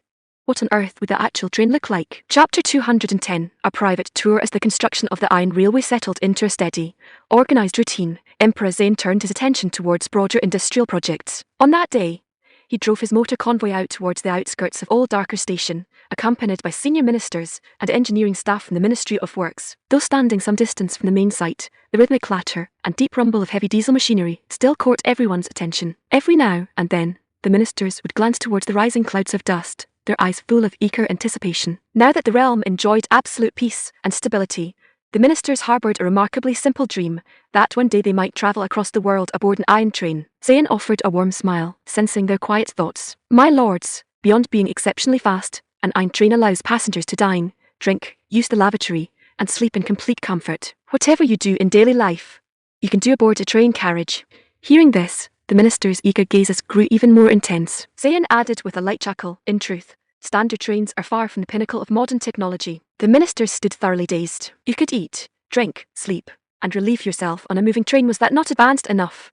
Minister Darhumir's eyes lit up. Cupping his hands in a respectful bow, he asked eagerly, Your Imperial Majesty, what manner of vehicle exists under heaven that is even more advanced than an iron train? Zain chuckled softly. In essence, it operates on a similar principle, yet it is called high-speed rail. Not only is it vastly faster, but it offers smooth, unprecedented comfort. The ministers nodded in unanimous agreement. They knew with absolute certainty that if the emperor spoke the words, it was an absolute truth. They held zero doubt that under his reign, the great Zain Empire would shine brighter than any era in history. As for why Zain did not deploy high-speed rail immediately, it was simply because his spatial sanctuary had not yet unlocked the required infrastructure. Yet he felt confident that as his spatial domain expanded, it would eventually reach his modern homeland. When that day arrived, high-speed rail networks could be summoned directly onto the physical landscape. My lords, Zain continued, though high-speed rail is astonishingly swift, it is not our primary purpose today. Turning around, Zain gestured with a broad hand towards the wide, vacant plain before them. What we must establish here is a modern industrial park. Furthermore,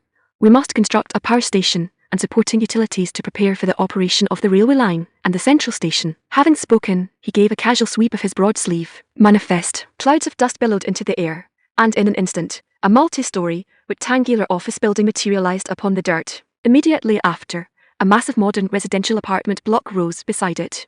Subhan Allah. Though this was far from the first time the ministers had witnessed such supernatural feats, they were once again struck completely speechbound. Minister Darhumir stepped forward, cupping his hands in deep awe. Your Imperial Majesty, is the industrial park you mentioned these very towers standing before us? Zain turned back with a warm smile. Of course not. These are merely temporary administration offices and living quarters for the industrial park. Pointing towards the sleek modern structures, Zain added, in the years ahead, the people of the great Zain Empire shall learn to construct such buildings themselves. Even soaring glass skyscrapers that touch the clouds will be well within our reach. The minister's eyes sparkled with intense pride, their voices ringing out in unison.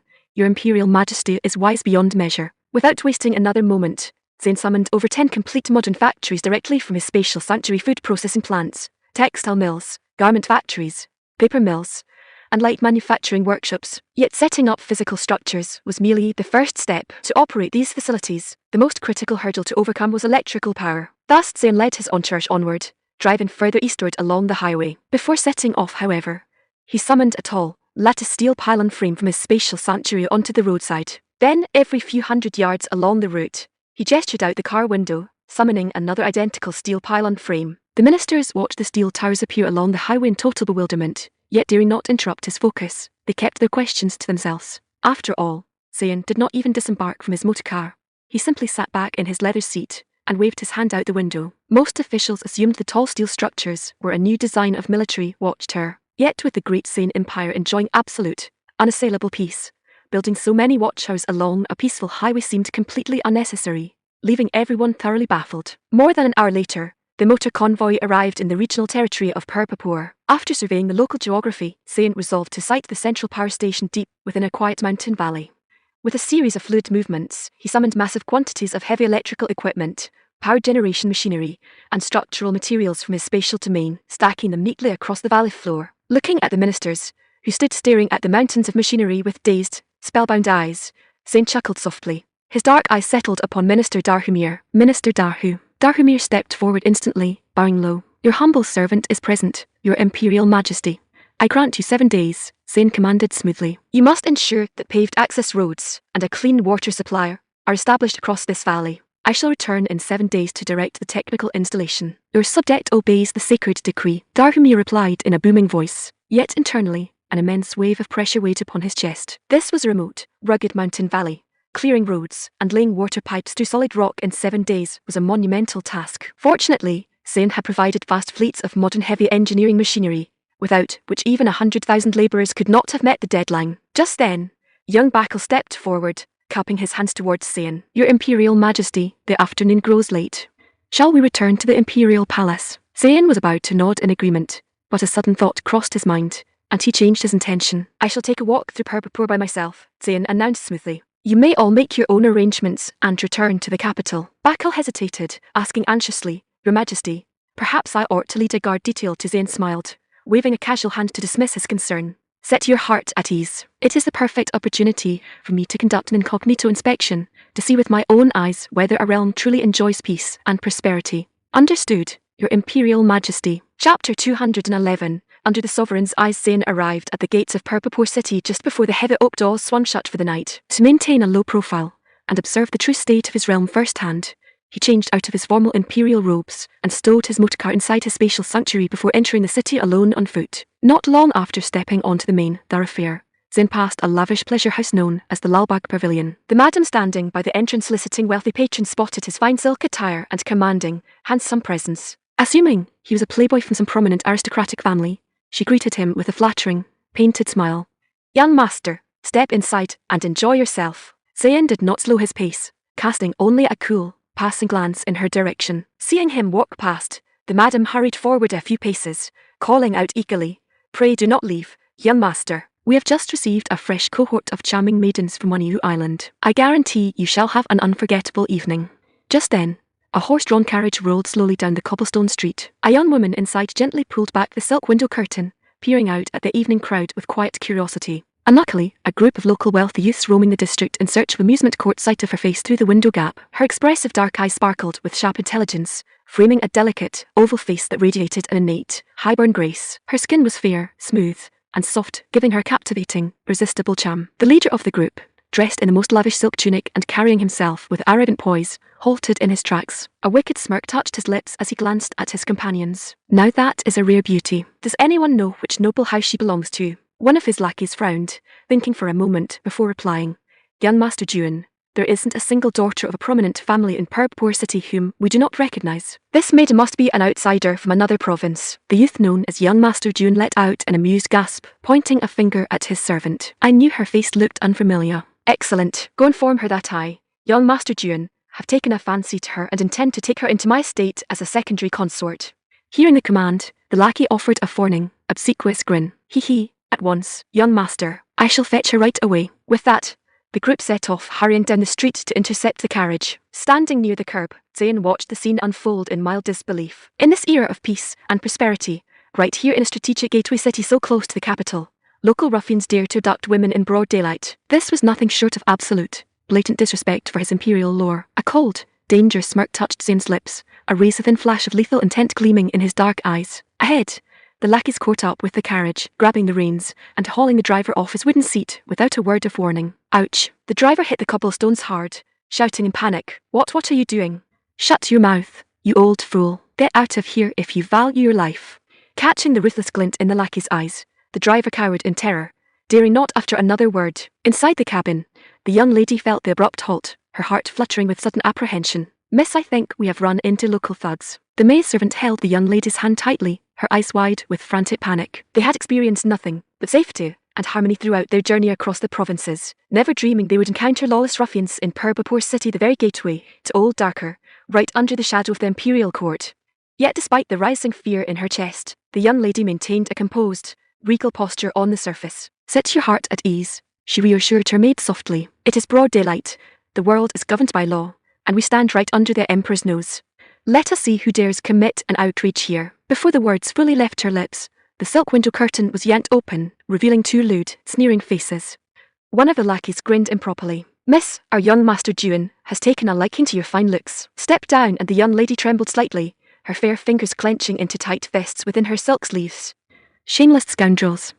You dare attempt to abduct a noble woman in the open street. You are defying imperial law. The lackey showed zero fear, his expression growing even more smug and arrogant. Ha ha ha. In Purpur City, our young master June is the law. There's not a single maiden he sets his sights on whom he cannot claim. Besides, entering his estate as a consort is a blessing your ancestors could not buy in 3 lifetimes. Ha ha ha. Save your tongue. Step down at once. Do not keep young Master June waiting. Tonight, you shall celebrate your wedding night with him right inside this pleasure house. Ha ha ha. The young lady's face turned pale with indignation, yet she refused to yield a single inch. Keep your hands off me. Seeing her resistance, the 2 lackeys reached into the carriage, grabbing her by her silk sleeves to haul her onto the street. The maidservant screamed in frantic terror. Miss, no, help. Someone help us. One of the lackeys cast a filthy glance at the maid, laughing callously. Ha ha. This little maid is quite a pretty morsel too. We brothers shall see to it that you are well entertained later tonight. Ha ha ha. Help us. Just as they struggled, Zane drew a polished sidearm from his coat, walked up behind the carriage, and levelled the barrel directly at their backs. Bang, bang, bang, bang. 4 sharp, deafening gunshots shattered the quiet evening air of Purpur City. The 2 lackeys collapsed instantly into pooling crimson blood upon the cobblestones. Witnessing such a violent, bloody scene at close quarters, the young lady was not scared out of her wits. Instead, a sudden, unexpected thrill of awe surged through her chest. Standing nearby, young Master June's eyes dilated in absolute, terror-stricken shock before turning into wild fury.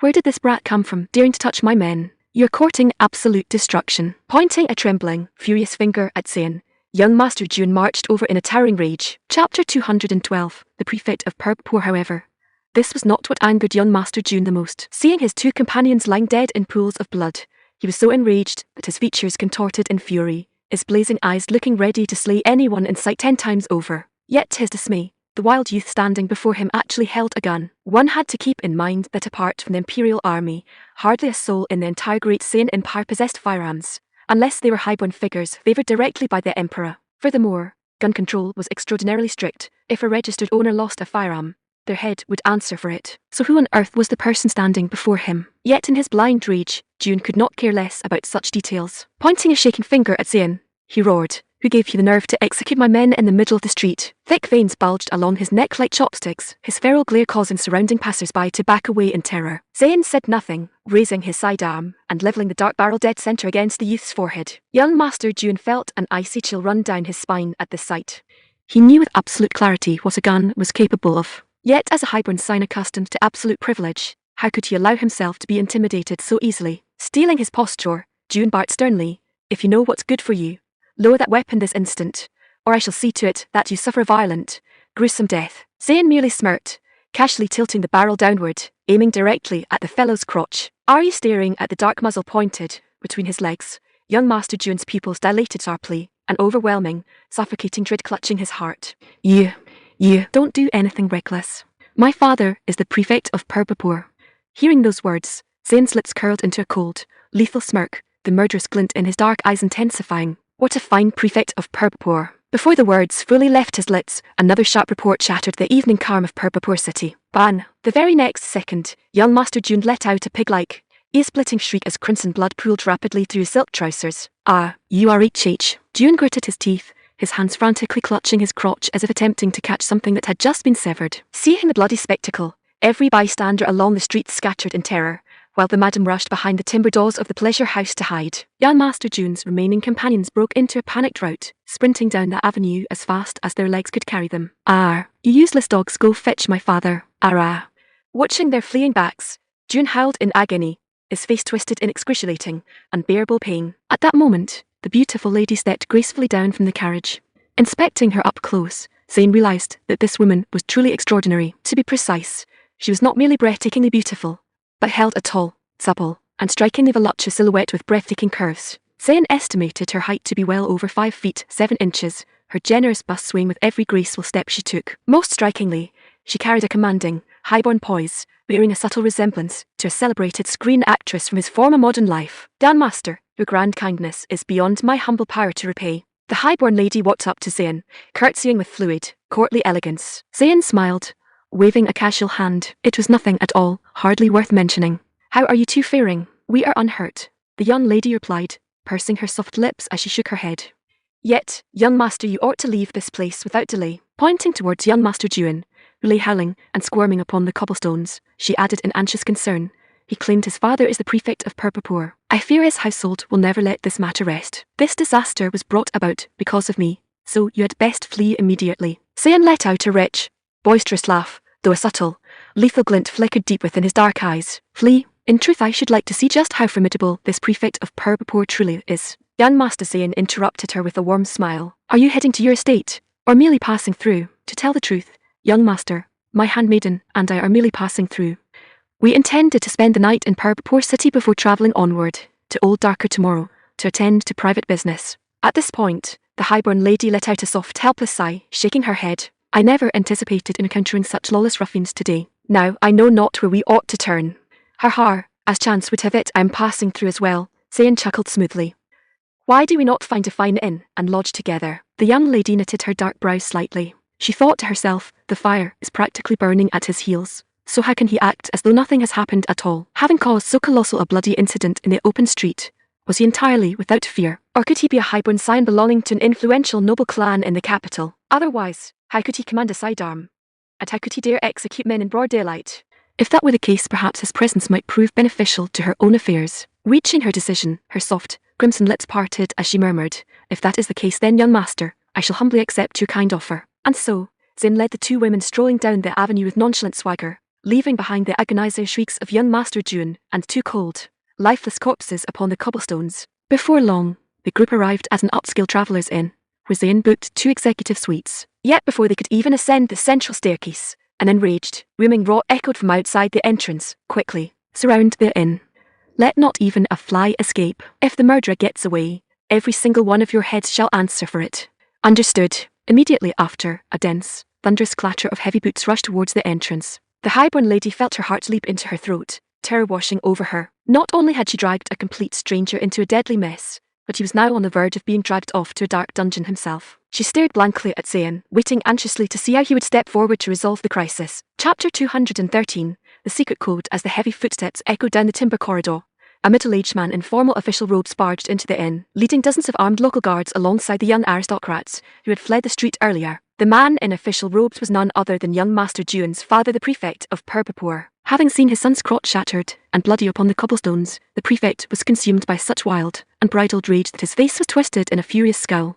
Without asking a single question, he had brought his guards to execute swift vengeance. One of the fleeing aristocrats immediately pointed a shaking finger at Zayn. Sir, that is him.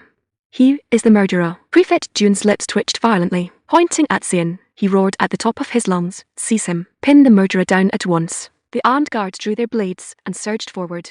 But the moment their eyes landed on the polished steel device in Zayn's hand, they froze dead in their tracks. They recognized the lethal shape of a handgun. Seeing his men hesitate, Prefect June flew into a towering fury. You blundering fools. What are you terrified of? How many lead rounds can his tiny iron toy possibly hold?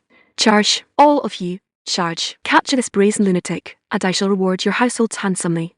The guards exchanged frantic glances, steeled their nerves, and made to rush forward once more. Before they could take 2 steps, a thunderous, authoritative shout echoed from outside the inn doors. Insolence. Hearing the familiar booming voice, Zayn's lips curved into a subtle smile. It was young Backle. The very next second, a swift young commander strode through the entrance at the head of dozens of red-clad Imperial Guard sepoys, their automatic rifles raised at the ready. Prefect June paused in surprise, his heart skipping a beat. Imperial Guard sepoys in Purpapur city. Could some grand figure from the Imperial Court be lodging at this inn? Assuming an important official had arrived, the prefect turned to offer a formal greeting. Yet Backle did not cast a single glance in his direction, walking straight past him towards Zayn. General Prefect June stammered, a cold, suffocating dread rising deep within his chest. The Imperial Guard rarely operated outside the capital unless Backle came to a halt before Zayn, cupping his hands in a deep, disciplined salute. His voice rang loud and clear. Your humble servant greets your Imperial Majesty. The moment the words left Backle's lips, the entire lobby fell into a deathly, spellbound silence. The Emperor, the handsome youth standing before them, was the reigning sovereign himself. Prefect June went completely numb from head to toe, his knees trembling so violently he could barely stand, his aged eyes wide with utter, terror-stricken disbelief. The highborn lady standing behind Zayn froze in initial shock, before a wave of ecstatic delight washed over her features, her dark eyes sparkling like stars. No wonder he was so unruffled and calm. It turns out he is none other than Emperor Zayn, the founding sovereign of the great Zayn Empire. Turning his head, Backle glared at the paralyzed local guards, bellowing furiously, His Imperial Majesty stands before you. Down on your knees, and pay homage at once. Thud.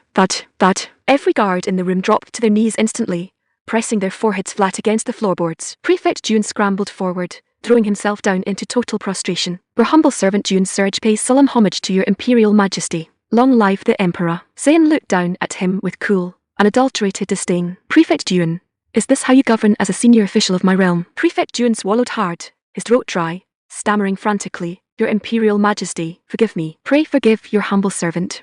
It was my failure in educating my worthless son. I beg your Majesty to show Imperial mercy. Zayn gestured to Bakul, pointing a cold finger at the kneeling official. Strip him of his office on the spot and initiate a full corruption investigation. Publish this decree across all provinces as a public warning to all local governors. Furthermore, bar his bloodline from ever holding state office for 10 generations. Your servant obeys the decree. Bakul barked, waving his hand to signal his sepoys. 2 red-clad guards stepped forward instantly, stripping the official robes from Prefect June's shoulders. The disgraced official slumped onto the floorboards like a discarded bag of mud, his face pale as ash. Ignoring the ruined official, Zayn turned around, looking at the highborn lady. You may rise. The highborn lady slowly raised her head, her captivating dark eyes glowing with intense excitement. I offer my humble thanks to your Imperial Majesty. Rising gracefully to her feet, she steeled her posture, looked directly into Zayn's dark eyes, and whispered in a clear, deliberate tone, bright moonlight shines before my bed. Zayn nearly lost his composure on this spot. Why on earth was this maiden suddenly reciting a famous ancient poem from his former modern world? Could it be a secret code? In a fraction of a second, the truth struck his mind like a bolt of lightning. The poetry and literature of this world were completely different from his original modern world. For her to recite that specific line meant she held an extraordinary, mind-boggling secret. She was a fellow transmigrator. A amused, knowing smirk touched Zayn's lips. Looking her dead in the eye, he replied smoothly, and 2 pairs of shoes lie on the floor. Hearing his counterline, the highborn lady's jaw dropped in absolute shock, a delicate blush rushing up her cheeks. Subhan Alar, it really is him. He is a fellow transmigrator too. Mustering her composure, she tested the second line cautiously. I raised my head to gaze at the bright moon. Zayn chuckled softly, offering a classic cheeky parody response, and looked down at 2 mountains beneath your chin. Blimey, the highborn lady's eyes bulged in pure, unadulterated disbelief, her breath catching in her throat. You truly are. Zayn let out a rich, boisterous laugh, waving his hand playfully. This public lobby is hardly the place for such a conversation. Come along, let us step up to the executive suite and discuss matters properly. Chapter 214. A stroke of good fortune. Stepping into the executive suite, Emperor Zayn took a seat in a carved armchair, his face carrying a slightly sullen expression as he placed his polished sidearm casually onto the timber table. Catching sight of the dark steel weapon, the highborn lady hurriedly waved her hands, blurting out, Handsome, Your Imperial Majesty, although I am a transmigrator from the modern world, I pose absolutely zero threat to you. Really, I am not joking. She looked at Zayn, nodding her head with intense seriousness. Observing her anxious, flustered expression, Zayn chuckled softly. Spatial sanctuary, system interface, or cheat superpowers, which one do you possess? Hearing his question, the highborn lady knitted her dark brows slightly. To be completely honest, I possess 0 cheat powers. Otherwise, I would not have needed your Majesty to rescue me in the street earlier. That made perfect sense. Had she commanded supernatural abilities, she would have dealt with those ruffians herself. Zayn nodded smoothly. So, what brings you to Old Darker? She pursed her soft lips, explaining earnestly, Your Majesty, my sole purpose in travelling to the capital was to find you. You see, when I first transmigrated into this world, my jaw dropped when I stumbled across a paved concrete highway, and what shocked me even more was spotting modern iron warships along the coast. My eyes nearly popped out of my head. Based on everything I saw and heard, I felt 100% certain that the founding emperor was a fellow transmigrator from our modern world. Pausing briefly, she added with a hopeful glint in her eyes, Furthermore, while I do not command supernatural cheat abilities like yours, I carry a mind full of modern technical knowledge. My professional background is in railway engineering. I am a qualified civil engineer. Now that Your Majesty is launching such a massive national infrastructure project, I am certain I can be of immense assistance to the Empire. Hearing her words, Zayn was genuinely taken aback. It was a true stroke of good fortune. What he lacked most had landed right in his lap. With a qualified modern engineer by his side, constructing the railway network across the Empire would prove infinitely smoother. A warm smile touched Zayn's lips as he asked, "What is your name?" She parted her soft lips, replying respectfully, "Your Majesty, my name is Chief Engineer Marine." Zayn reached out, picked up the sidearm from the timber table, and with a swift flick of his wrist, made it vanish back into his spatial sanctuary. "In that case, you shall remain in my administration. So long as you labour diligently, I guarantee you endless wealth, high honour, and complete luxury." Watching the steel weapon vanish into thin air, Chief Engineer Maureen froze in initial shock before a surge of intense excitement rushed through her veins. Thank you, Your Majesty. I shall work with absolute devotion alongside you to build a prosperous, unstoppable empire. Zayn smiled teasingly, offering a playful wink. You may also call me handsome, if you prefer. Chief Engineer Maureen offered a slightly sheepish, awkward chuckle. We are in an imperial court now, so it is proper that I address you as Your Imperial Majesty. We are both from the modern world, so there is zero need for such rigid bashfulness.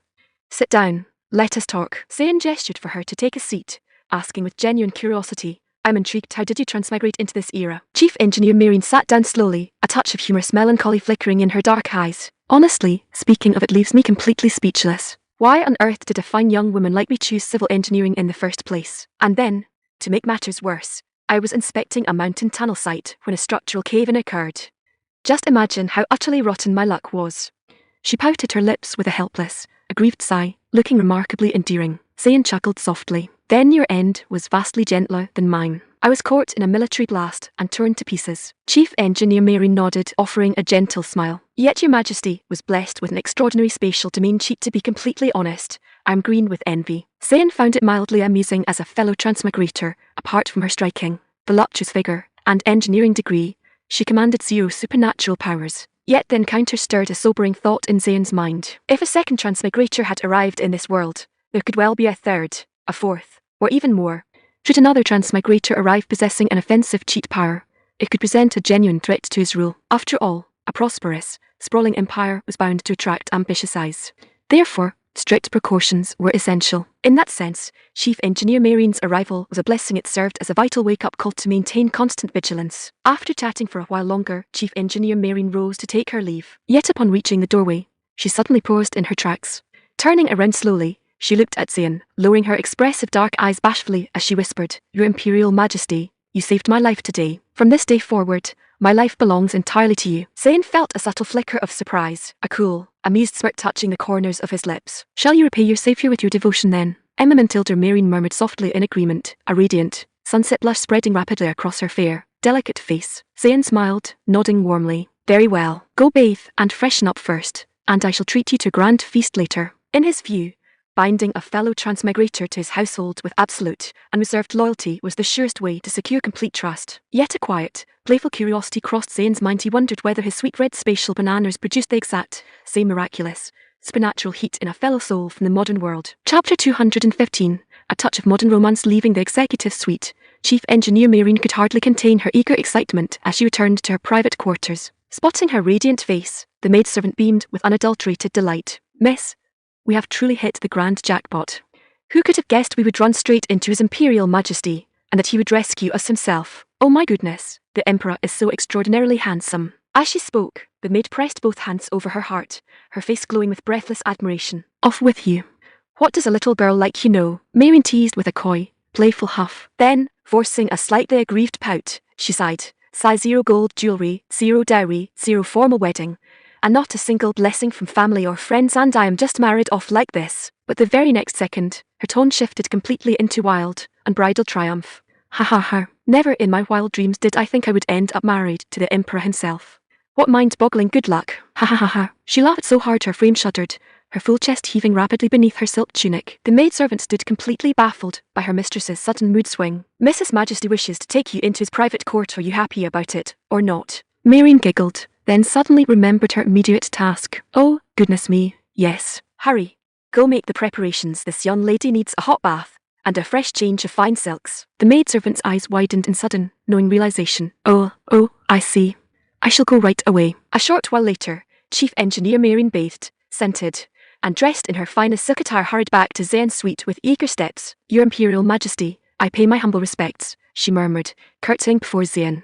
Her posture was elegant, yet laced with a playful, mischievous charm, her fair face radiating a warm, captivating glow. Zayn offered a subtle smile. We are both from the modern world, Maureen. You ought to use modern terms when we are alone. Modern terms? Maureen pondered for a second, a sudden spark of inspiration striking her mind. A bashful blush touched her cheeks as she called out softly and sweetly, Darling Tilda. Zayn nodded with deep satisfaction. With a swift flick of his wrist, he summoned a massive cluster of sweet red spatial bananas from his internal sanctuary, setting them down upon the timber table. Here, a special gift for you. Maureen froze in initial astonishment, but as the rich, mouth-watering aroma filled her nostrils, She looked at the fruit in mild confusion. Hubby's this or banana? Zayn smiled, nodding warmly. Indeed it is. Go ahead, sample it. Casting aside all hesitation, Maureen plucked a large red banana, peeled back the vibrant skin, and took a bite. Her dark eyes widened in instant wonder. Subhanallah. What manner of banana is this? It tastes so delicious. Zayn's lips curved into a mysterious, knowing smirk. Eat a few more then, my love. I guarantee there's a grand surprise waiting for you. Maureen flashed him a cheeky, flirtatious wink, parting her soft lips to murmur sweetly. Thank you, darling. Love you.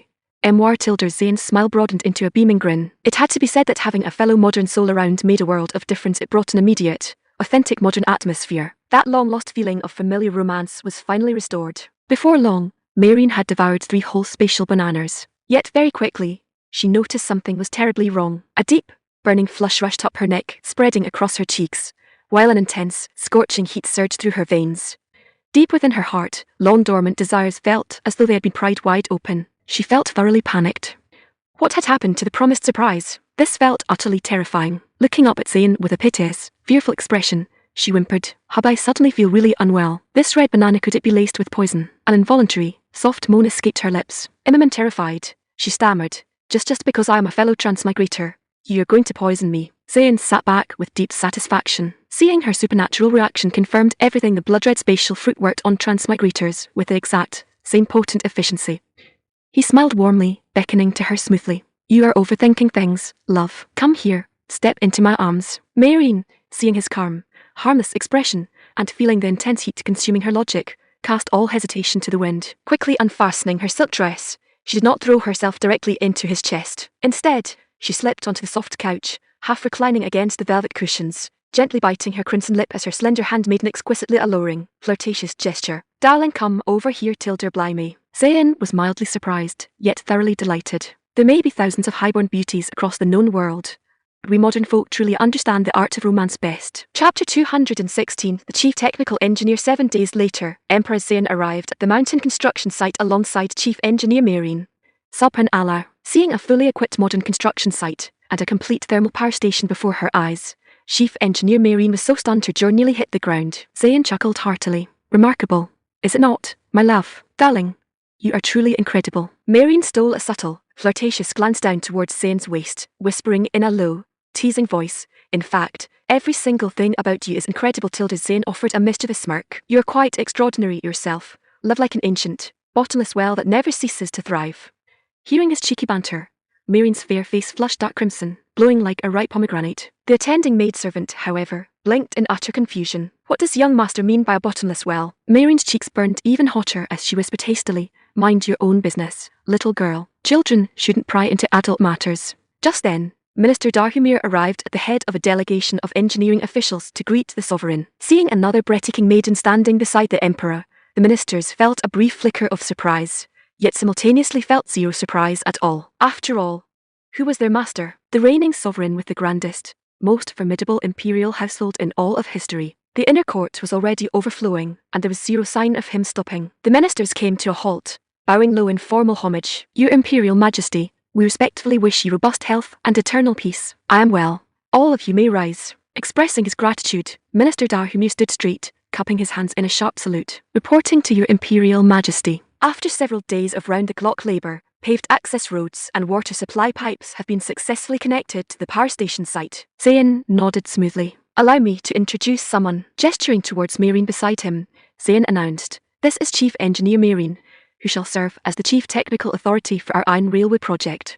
From this day forward, she will provide technical direction and engineering guidance. You must all cooperate with her fully. Darhumir asked curiously, Your Imperial Majesty, what formal court rank does a Chief Engineer hold? Hands resting behind his back, Zayn replied calmly, She holds zero formal civil rank, yet every official in the Ministry of Works must follow her technical instructions. Your humble servant obeys the decree. Darhumir bowed. Inwardly, Darhumir felt a touch puzzled. A Minister of Works taking technical orders from a woman. It felt somewhat unprecedented. Yet observing how remarkably beautiful the lady was, he realized she clearly shared an extraordinarily intimate relationship with his imperial brother-in-law. Now that access roads and water supplies are established, Zayn noted, the next priority is getting the power station fully operational. Turning his gaze onto Maureen, Zayn asked, Maureen, do you possess technical understanding regarding electrical systems? Husband. The moment the word slipped past her lips, Marion realized they were standing before the court officials. Hurriedly correcting herself, she stammered with a blushing smile, Your Imperial Majesty,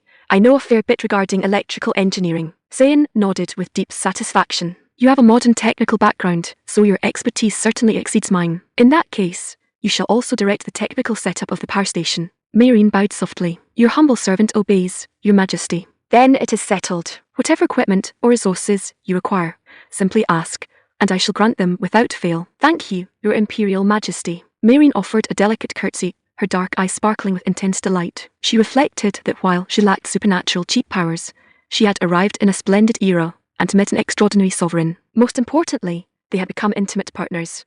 From that day forward, Chief Engineer Marion was endlessly busy, running back and forth between the power station, the train station site, the railway track bed, and Zayn's private quarters. Beyond requesting technical machinery and structural materials, she frequently visited his private pavilion for personal reasons. After all, laying a proper railway sometimes required carving out deep tunnels. Ever since she had tasted the sweet red spatial fruit, not a single day passed without her craving its miraculous warmth and Zayn's company. Thus, her visits to his private quarters were remarkably frequent. Over a month later, following continuous testing and technical debugging, the thermal power station was officially brought online. Simultaneously, high-voltage transmission lines were extended directly to the capital city of Old Darker. Thus, the vast, prosperous imperial metropolis was officially connected to an electrical power grid. With electrical power restored, the path was fully cleared for the final construction of Old Darker Station and the Iron Railway Line. Chapter 217. The Queen's return. More than 6 months passed. The Great Zayn Empire's first Iron Railway Line connecting Old Darker to Purpapur, alongside Old Darker Station and Purpapur Station, was fully completed and opened to traffic. Armed with the valuable technical experience gained from building the inaugural line, subsequent construction projects became infinitely easier. Consequently, Emperor Zayn immediately embarked upon a sweeping, nationwide infrastructure campaign. Alongside the expanding railway network, numerous other development projects were launched simultaneously, constructing modern industrial parks,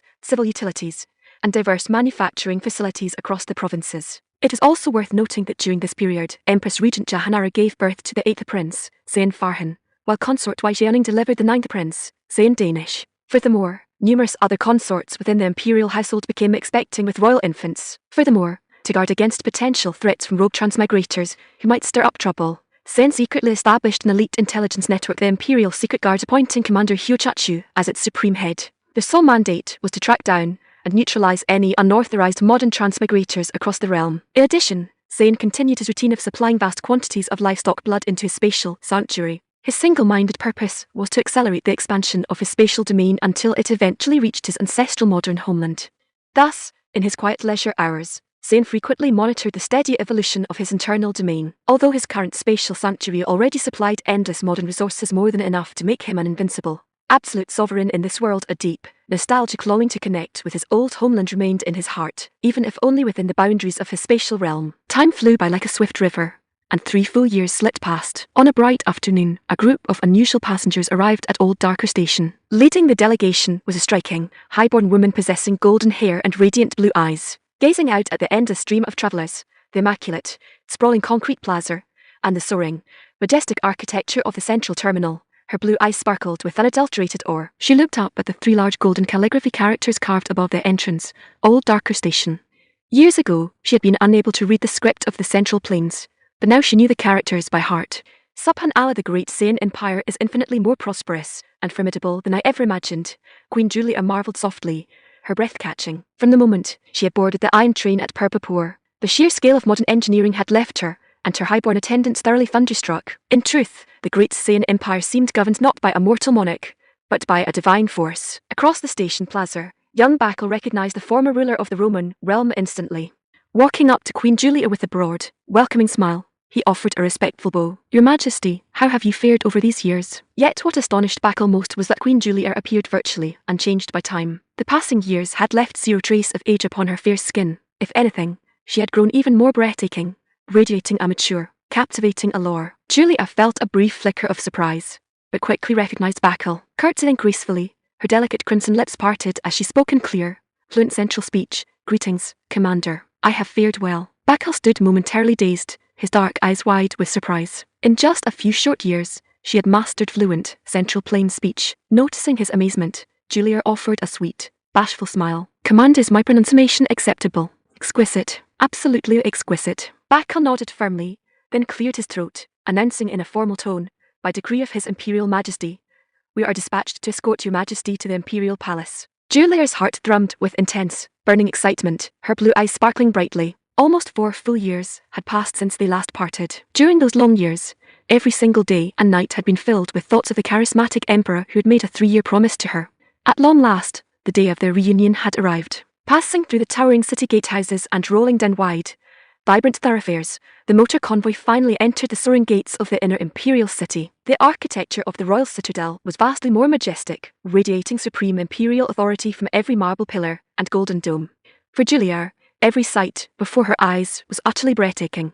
She had to admit that Old Dark truly lived up to its legendary reputation as the beating heart of the great Saiyan Empire, the true center of the known world. It was a city that inspired boundless awe and longing, yet beyond her sheer astonishment, her heart beat with an overwhelming, breathless craving, for she was finally about to stand face to face once more with the wise, invincible, and all-powerful founding emperor of the realm, the sovereign who held her heart. Before long, the delegation arrived outside the grand entrance of the Darbar Riazm. A refined female court secretary stepped forward, announcing in a resonant voice, by imperial decree summon Queen Julia of the Roman realm to the throne room for an audience. A subtle flutter of nervous tension touched Julia's heart as her excitement reached its absolute peak. Chapter 218. Adopting imperial ways. Queen Julia stepped into the grand audience hall. She noted the civil ministers and military commanders lined up reverently on either side, while the man her heart longed for sat upon the gilded throne atop the imperial dais. Beside him sat Empress Ayesha, graceful and majestic. Julia recognized that such formal reception protocol reflected the highest court honor. The Empress still holds me in high regard. I am so happy. Her heart swelled with joyful emotion. Kneeling gracefully upon the marble floor, she offered her greetings with elegant poise. Your Imperial Majesty, I respectfully wish you robust health, and Her Imperial Majesty peace. Her remarkably fluent, central speech astonished the assembled ministers. Every gesture and nuance displayed the refined etiquette of the court, showing zero trace of a foreign outsider. Rise, my love, Zayn announced, waving a broad hand smoothly. You must be weary after so long a voyage. Julia rose slowly, her delicate lips parting with a radiant smile. Your Majesty, I am not tired at all. Zayn nodded, stepping down from the elevated dais. Seeing him move, Empress Ayesha rose as well, following her husband down the stairs. Approaching Julia, Zayn asked with a knowing smirk, Tell me, my sweet, how has the work of adopting our imperial systems progressed? Looking closely at her beloved sovereign, Julia's blue eyes narrowed in quiet amazement. 4 years had passed, yet time had left zero marks upon his handsome face. If anything, he appeared even more dashing and charismatic than before. It was thoroughly baffling how could a man remain so completely untouched by time. Suppressing her wonder, she replied softly, Your Imperial Majesty's decrees have never been neglected for a single hour. I've held your instructions close to my heart, determined to execute every task you entrusted to me. A proud, confident smile lit up her face as she added, Today, the Roman realm speaks our central tongue, uses imperial script, and aligns with the great Saiyan Empire in every administrative standard. I humbly invite your Majesty to inspect our progress. Zayn chuckled softly. And compared to the grand empires of antiquity, how do you judge your achievement? Julia answered with unshakable confidence. Your Majesty, though I am a woman, I believe I have accomplished a far grander consolidation than the ancient rulers ever dreamed. Zayn smiled with deep satisfaction. He knew well enough the monumental effort required to enforce standardized script, administrative codes, and trade systems across a foreign realm. Julia had faced intense political resistance. To achieve complete integration, she had dealt ruthlessly with dissidents. Patting her shoulder gently, Zayn remarked, These past years have been demanding for you. You have done an exemplary job. Thank you, Your Majesty, Julia murmured, deeply moved. For Your Majesty, I am willing to march through fire and water. Zayn laughed warmly. Now I grant you leave to step down from state duties. From this day forward, you shall remain by my side in the imperial capital. I obey. Julia felt so overwhelmed with happiness, she nearly fainted. Years of quiet solitude were finally over. They could remain together forever. That evening, Julia arrived at the private quarters of the Bali Mahal by imperial summons. The moment she crossed the threshold, she threw herself into Zayn's broad arms, wrapping her hands tightly around his waist, unwilling to let go for a single second. After an intensely passionate encounter, a thoroughly satisfied Julia nestled against his chest, finally voicing the burning doubt in her mind. Your Majesty, is it because you're a divine being that you never age? She looked up into Zayn's eyes, blinking her large, curious blue eyes. Zayn found her question amusing. Many of his consorts had voiced the exact same wonder. Over the years, every lady in his household had grown increasingly radiant, their skin youthful and unblemished, untouched by time.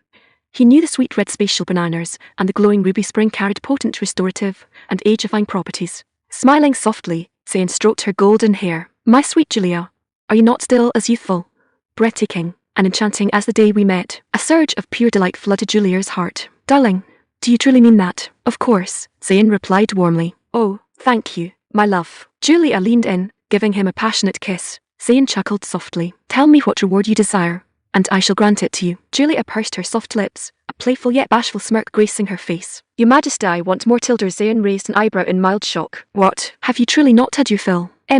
Julia nodded emphatically, looking at him with eager, sparkling eyes. Before Zayn could answer, a sudden, heavy pounding echoed from the outer gates of the private pavilion. Zayn's dark brows knitted slightly. Under ordinary circumstances, who would dare interrupt his private hours unless a major crisis had occurred? A short moment later, a female court secretary arrived outside the silk bed drapes, bowing low. Reporting to your Imperial Majesty. The Imperial Secret Guard has apprehended a highly suspicious individual. Zayn sat up, thoroughly exasperated. If the fellow is suspicious, execute him on the spot. Why disturb my private quarters over such a trivial matter? The female official swallowed hard, replying in a low, trembling voice. Your Imperial Majesty, the men attempted execution, but the intruder is entirely invulnerable to cold steel. Swords and spears cannot pierce his skin. Chapter 219. The Immortal Body. When Emperor Zayn stepped out onto the courtyard terrace, the suspicious intruder was already being brought forward under heavy restraint. Commander Huachachu stepped forward immediately, cupping her hands in a sharp salute. Your Imperial Majesty, this fellow forcibly breached the gates of the Imperial City, arrogance ablaze, demanding that your Majesty greet him in person. When driven back by our sentries, he grew even more brazen, killing and wounding over 20 of our guards. Zayn offered a calm nod, his sharp dark eyes settling upon the young man bound hand and foot before him. The fellow appeared entirely unremarkable, likely in his mid-20s, yet he carried an insufferably arrogant, condescending smirk. Looking up at Zayn, the youth held zero trace of fear in his eyes, his expression dripping with smug superiority. Oi, you had better untie me right this second, and formally appoint me as your Grand Imperial Advisor. Hearing his demand, Zayn looked down his nose with cool disdain, yet deep down, he felt genuine curiosity regarding the claim that the fellow was invulnerable to blades and spears. With a subtle, silent flick of his mind, Zayn drew a massive, heavy iron meat cleaver directly from his spatial sanctuary. Ha ha ha. If a butcher's knife could kill me, I'd have died 1,000 times over by now. Ha ha ha ha. The youth glanced at the heavy cleaver in Zayn's hand with complete contempt, his tone laced with dripping sarcasm. Zayn stepped forward without a word, swinging the heavy blade in a swift, powerful arc squarely against the fellow's shoulder. Clang, clang, clang. Aside from metallic clanging sounds echoing across the terrace, the youth remained utterly unblemished, as though the heavy steel blade were striking a slab of solid armor plate. Zayn paused for a second, mildly astonished.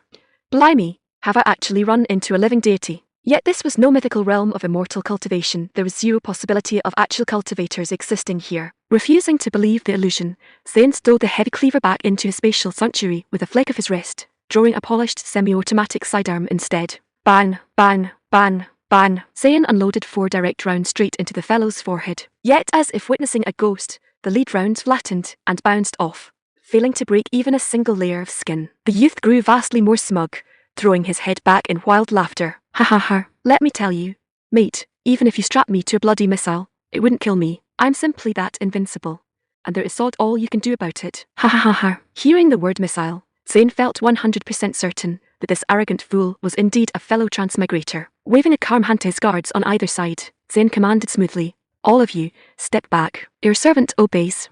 Commander Huachachu, the female court secretary, and the surrounding Imperial Secret Guard sepoys bowed low and promptly withdrew beyond the courtyard gates. Seeing the guards retreat, the youth assumed Zayn had surrendered to fear, his face beaming with triumph. Ha ha ha.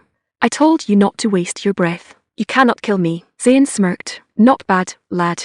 Not bad at all. The youth let out a loud, boisterous laugh. Then let us stop wasting time.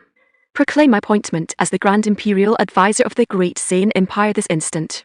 Zayn's dark brows rose slightly in quiet reflection. The fellow repeatedly demanded the title of Grand Imperial Advisor. Such obsession implied the post was a critical objective. In other words, the lad was operating under a system mission. Looking at him, Zayn asked calmly, tell me, then, why are you so obsessed with becoming the Grand Imperial Advisor? If you speak the unvarnished truth, I might just grant you the title right now, making you second only to the sovereign. The youth's lips curled into a sinister, greedy grin.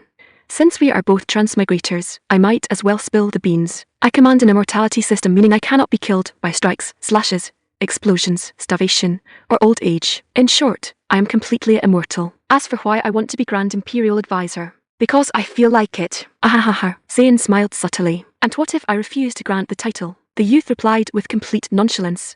Doesn't matter to me. If you can play emperor, so can I. When the time comes, I shall take your throne, and every single lady in your imperial harem shall become mine. Ha ha ha ha. Zayn's expression remained cool and unruffled. Do you truly believe I command 0 ways to handle you? Har har. You are welcome to try. Seeing his insufferable arrogance, whatever lingering trace of curiosity Zayn held vanished entirely. Goodbye, Zayn remarked smoothly, raising his right palm toward the youth. Who are you trying to frighten? I am immortal. The youth scoffed, pointing a finger. And you? You merely arrived in this world with a spatial domain sheet. What can you possibly do to me? This world belongs to me. Zayn let out a rich, boisterous laugh. Then let us see if my spatial domain can drain you into a dried husk. The youth's dark brows knitted in sudden, panic-stricken realization. Wait, you can absorb living people. Indeed, Zayn smirked. You realized far too late. No, we're taking the piss. Right. Whoosh. Before the sentence fully left his lips, the youth vanished into thin air. Shifting a fraction of his consciousness into his spatial sanctuary, Zayn inspected the fellow's situation within his domain.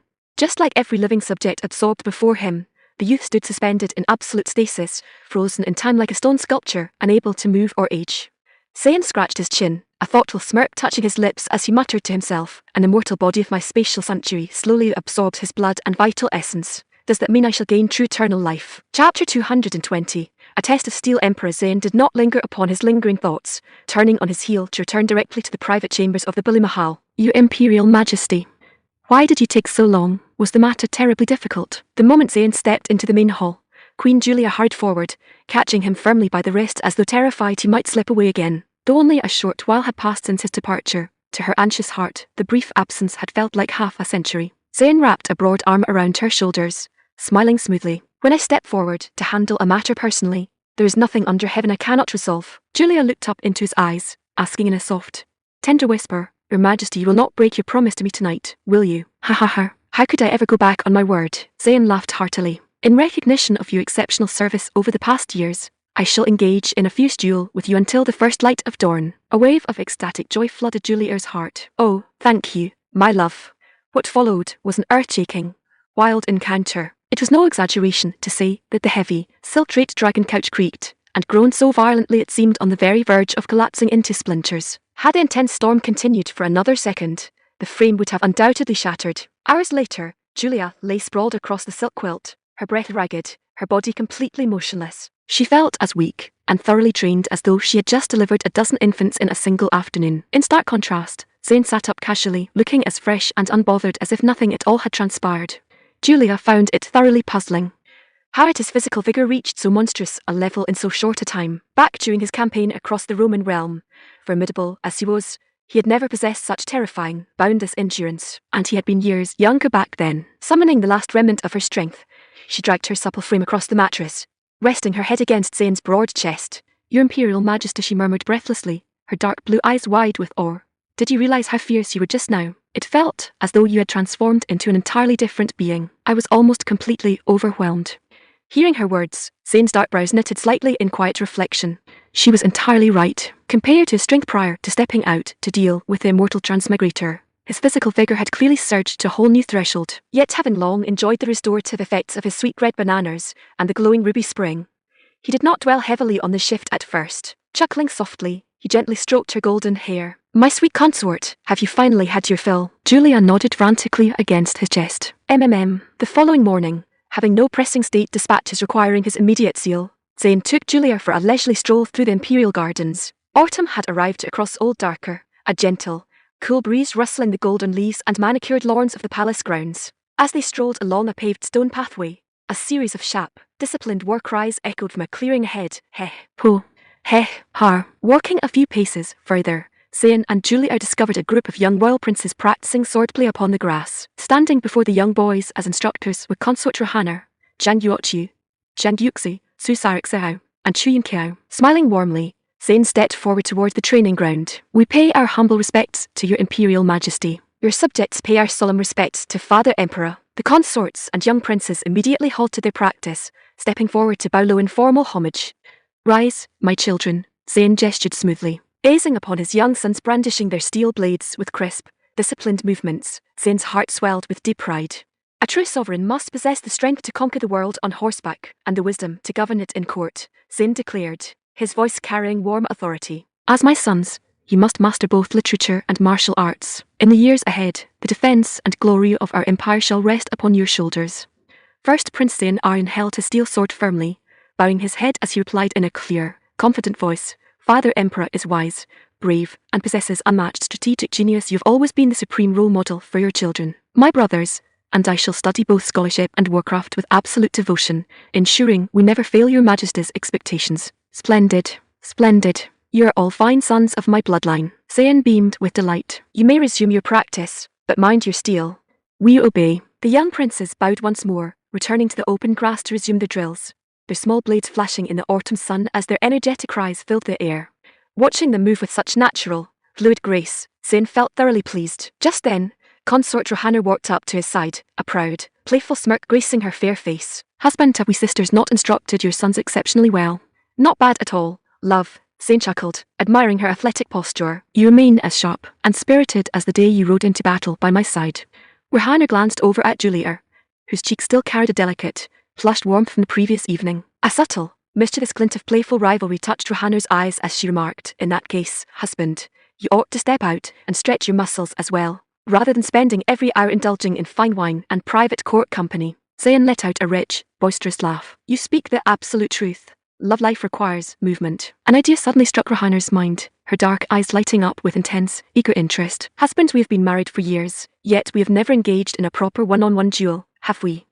Why do we not have a genuine sword match right now? Zayn offered an amused shake of his head. No, I am afraid I might accidentally injure you, love. Yet Rohanna refused to yield so easily. Stepping over to Zhang Yuochu, she accepted a polished steel practice sword, holding the hilt out towards Zayn. I have never seen you wield a broadsword or quarterstaff in close combat, Rohanna declared with absolute confidence, puffing out her chest. So I do not believe for a second that you can defeat me. If you insist on testing the matter, Zayn chuckled, accepting the hilt from her hand.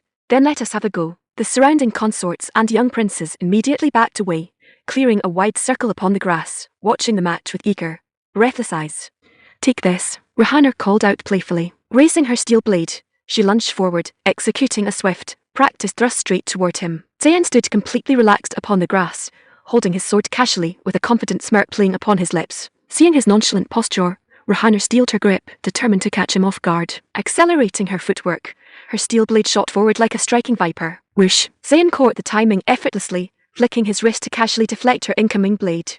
Clang! Yet the moment their steel met, the sheer, unimaginable impact nearly knocked the sword directly out of Rohanna's hand. Subhanallah, what terrifying, monstrous power! Rohanna gasped in unfeigned shock, taking 2 hard steps back. She looked down at her right hand, discovering her fingers were trembling uncontrollably from the violent recoil. The surrounding consorts and young princes stood equally thunderstruck, their dark eyes wide with utter disbelief. Zayn felt mildly astonished himself. He had applied barely a fraction of his strength, a casual, effortless flick, yet it had almost disarmed a seasoned martial fighter. Am I truly this physically formidable now? Zayn smiled teasingly. My sweet consort, surrendering now preserves half your pride. Never. Rohanna refused to admit defeat so easily. Turning her head toward the other consorts, she shouted, Sisters, join me together. For those trained in martial discipline, sparring against an absolute master was an irresistible thrill. Without a second's hesitation, Zhang Yuochu, Zhang Yuxi, Su Sarixao, and Chu Yinqiao drew their steel blades, stepping onto the grass to reinforce her line. 5 highborn consorts, wielding polished swords, launched a coordinated, simultaneous attack against Zayn from all sides. Zayn cherished every lady in his household, so how could he possibly deploy full force? He maintained a light, playful defense, effortlessly parrying their incoming strikes while keeping his footwork casual. Yet Rohanna grew increasingly spirited as the match progressed. Spotting a brief opening, she surged forward with an explosive charge, her steel blade thrusting straight towards Zayn's chest. Watch out! Zayn was momentarily distracted by the coordinated charges on his flanks. Before his feet could execute our evasion step, the sharp steel blade pierced straight through the front of his silk tunic. Whoosh! Ah! Rohanna's dark eyes dilated in instant, terror-stricken horror. Her momentum was far too fast. It was too late to draw the blade back. Husband! The surrounding consort shrieked in sheer panic, dropping their weapons onto the grass as they rushed forward to enclose him. Husband! Are you hurt? Looking down, they saw that Zayn's fine silk tunic had been completely punctured squarely over his chest. Yet to their utter, speech-bound bewilderment, there was zero blood. Not a single drop of crimson stained the torn fabric. Husband, are you all right? Rohanna stammered, her voice thick with frantic, tearful panic. Zayn felt thoroughly bewildered himself. He had clearly felt the sharp point of the steel blade strike his chest, yet he experienced zero pain. Reaching down, he touched the punctured section of his silk tunic, finding the skin beneath completely intact and unblemished. Set your hearts at ease, my loves. Zayn smiled warmly. I am entirely unhurt. Unbelieving, Rohanna and the consorts hurriedly reached out, carefully parting the torn silk to inspect the spot. Yet no matter how closely they searched or touched, they found zero trace of a wound. Not even a faint red mark existed upon his fair, solid chest. How could a steel sword pierce through silk and strike a man's chest, yet leave zero injury behind? How can there be nothing wrong? Rohanna frowned, her fair face a picture of complete, mind-boggling confusion. Every consort present stood frozen like stone statues, their minds blank with unadulterated shock. It was an absolute, impossible miracle. Zayn's dark eyes narrowed slightly, a sudden, revolutionary realization striking his mind like a thunderclap. Invulnerable to blades, spears, and steel. This is completely absurd.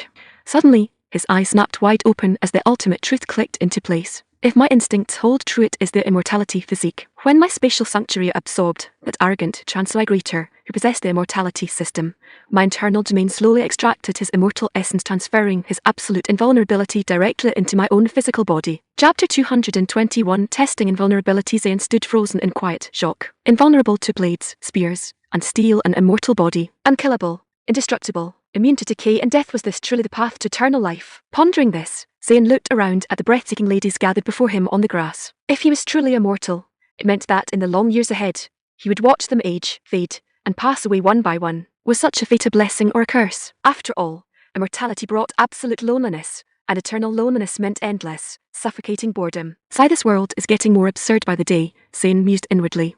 However, if absorbing that transmigrator had transferred such immense vitality to his own physical body, had it also accelerated the evolutionary growth of his spatial sanctuary, he resolved to find some quiet time later to step inside his internal domain and inspect the expanded boundaries. Husband, what is wrong? Seeing Zayn standing lost in thought, Rohanna felt a sudden wave of anxiety. Is it you displeased with me because my blade struck you? Zayn snapped out of his reverie, looking at Rohanna with a thoughtful expression before commanding in a firm tone, strike me again with your sword. Strike you down again? Rohanna looked utterly bewildered, reaching out a delicate hand to touch his forehead. Husband, why on earth would you want to harm yourself for no reason? Do you have a fever? Off with you, Zayn chuckled, gently pushing her hand away. I told you to strike me with your blade, so stop dawdling. Watch. Rohanna stood completely dumbfounded. The surrounding consorts were equally astonished by his strange request. Queen Julia frowned in mild concern. Darling, why would you want anyone to strike you with a sword for no reason? Su Sarixao asked anxiously. Husband, are you feeling unwell anywhere? Xu Yunqiao's face flushed with mild panic. Husband, please do not scare us. Jiang Yuochu and Jiang Yuxi nodded in anxious agreement, their dark eyes filled with worry. Seeing their deeply nervous expressions, Zayn could not help but laugh softly. Forget it, I cannot explain it to you in simple terms. We shall skip the blade. He paused for a second, a mischievous smirk returning to his face. However, today's little incident cannot simply be brushed under the carpet. Rohanna looked piteous, lowering her eyes timidly. Husband, it was entirely my fault for being so competitive. If you wish to punish someone, punish me alone. It has nothing to do with my sisters. Jiang Yuochi waved her hand hastily. No. We joined the sparring match together, so if there is punishment, we should share it equally. Jiang Yuxi, Su Sarixao, and Xu Yunqiao nodded firmly in support. Zayn chuckled warmly. In that case, we shall punish all 5 of you together. Just as the group braced themselves for some stern penalty, Zayn's next words caught them entirely off guard. 1, 2, 3, 4, 5.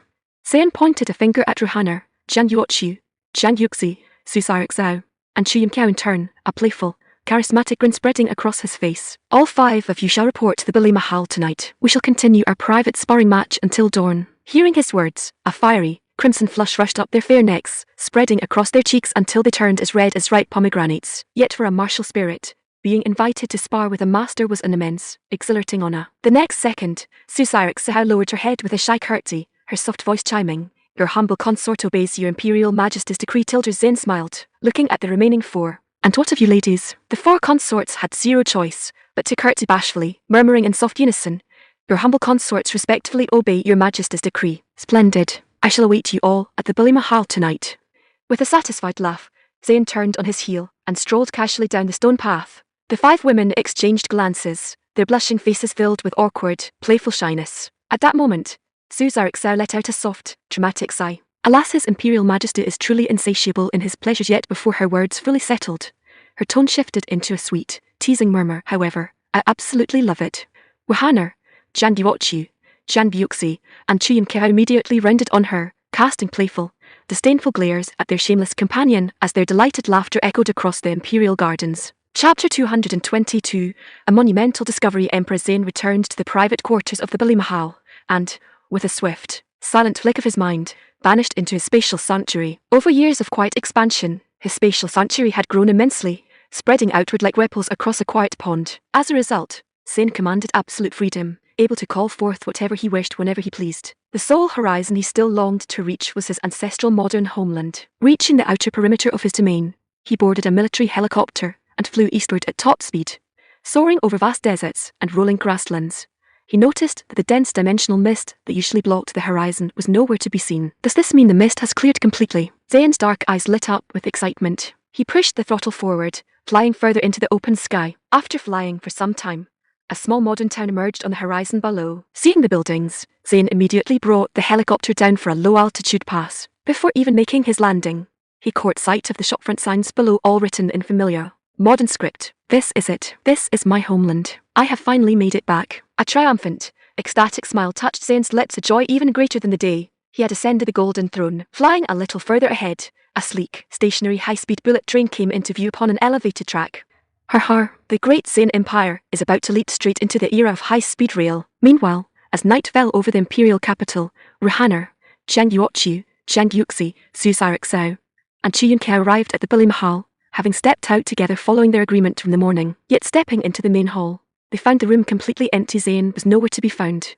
Ruhaner summoned a female sentry posted outside. Tell me, have you seen His Imperial Majesty? The sentry had not seen the Emperor either. Hearing Ruhaner's question, her heart tightened in panic. Reporting to my ladies, His Imperial Majesty has not stepped beyond these doors since entering this morning. Ruhaner's dark brows knitted slightly. A sentry would hardly dare utter a lie before the court consorts. If he had entered at dawn and never left, where could he have vanished for a whole day? After reflecting for a second, Ruhaner waved her hand to dismiss the sentry. Keep this matter strictly between us. Not a single word is to leave this room.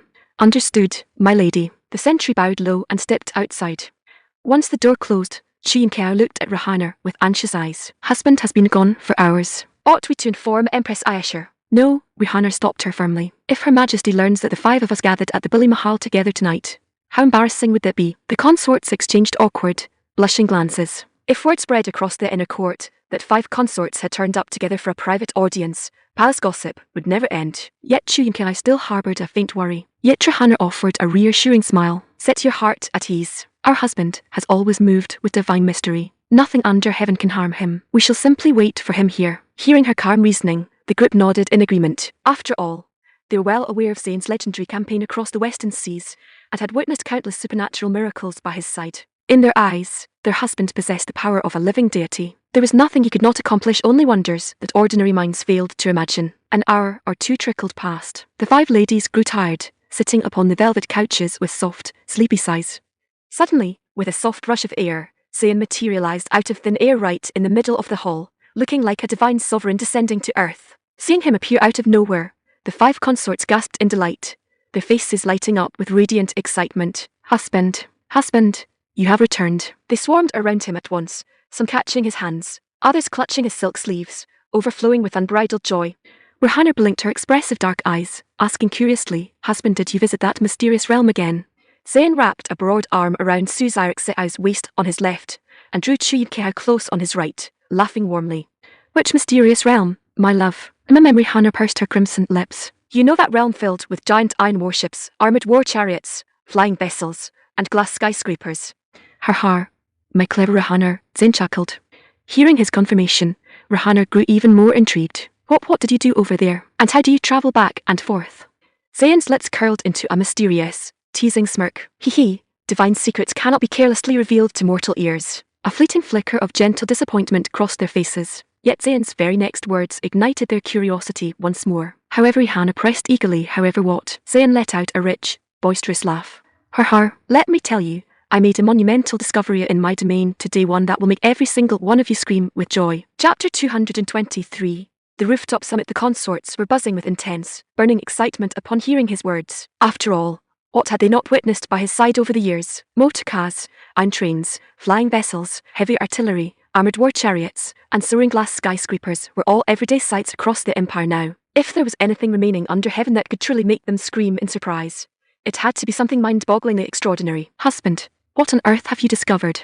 Tell us quickly, Rohana urged eagerly, her expressive dark eyes filled with boundless anticipation. Zayn smiled subtly, letting out a light chuckle. In truth, my sweets, it is nothing overly complicated. With a casual flick of his wrist, he summoned a sleek, modern sports drink bottle directly from his spatial sanctuary.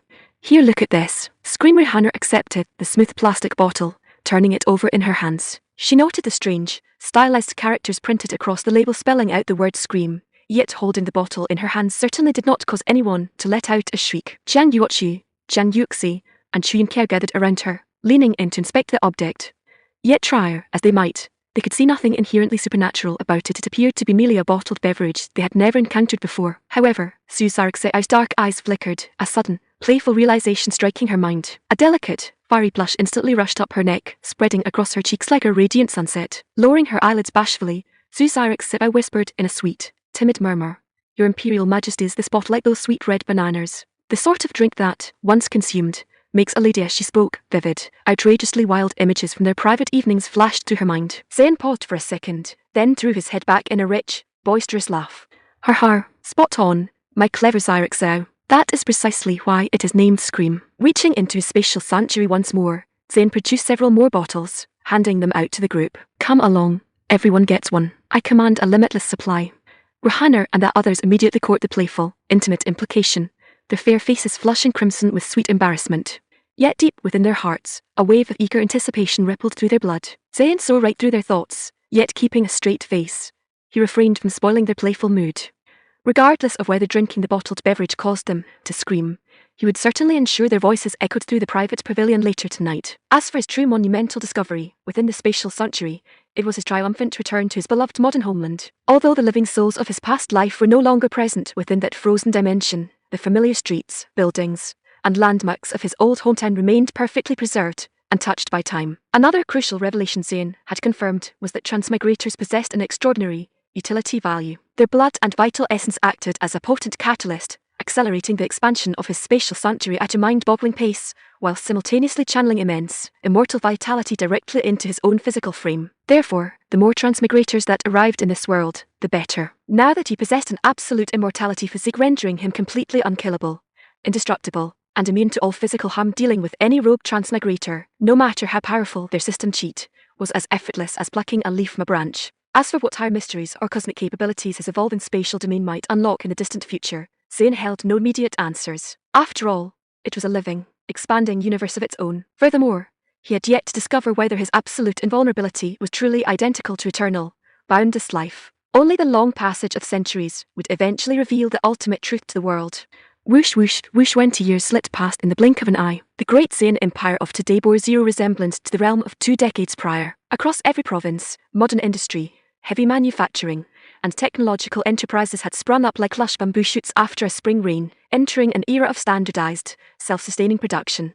Agricultural development had reached its absolute historical zenith. High-yield crop strains, automated irrigation networks, and modern farming techniques had spread to the furthest frontiers, with full agricultural mechanization achieved across all flat plains and river valleys. Gazing across the vast empire, every household resided in a spacious, sturdy brick home. Granaries overflowed with surplus food, and the material living standards of the common folk had been elevated by tenfold. Furthermore, while paved concrete highways and expressways did not yet cover every rural track, major transport arteries seamlessly connected the east, west, north, and south. Concrete highways and steel railway tracks stretched across the vast landscape like sleeping dragons, binding the far-flung provinces into a single, unified body. On a bright morning in the imperial capital of Old Darker, a dignified, middle-aged man clad in a magnificent, gold-embroidered python robe stepped through the grand entrance of a soaring glass skyscraper within the inner imperial city. Led by a senior female court official, he boarded a private, high-speed glass elevator. Inside the quiet elevator cabin,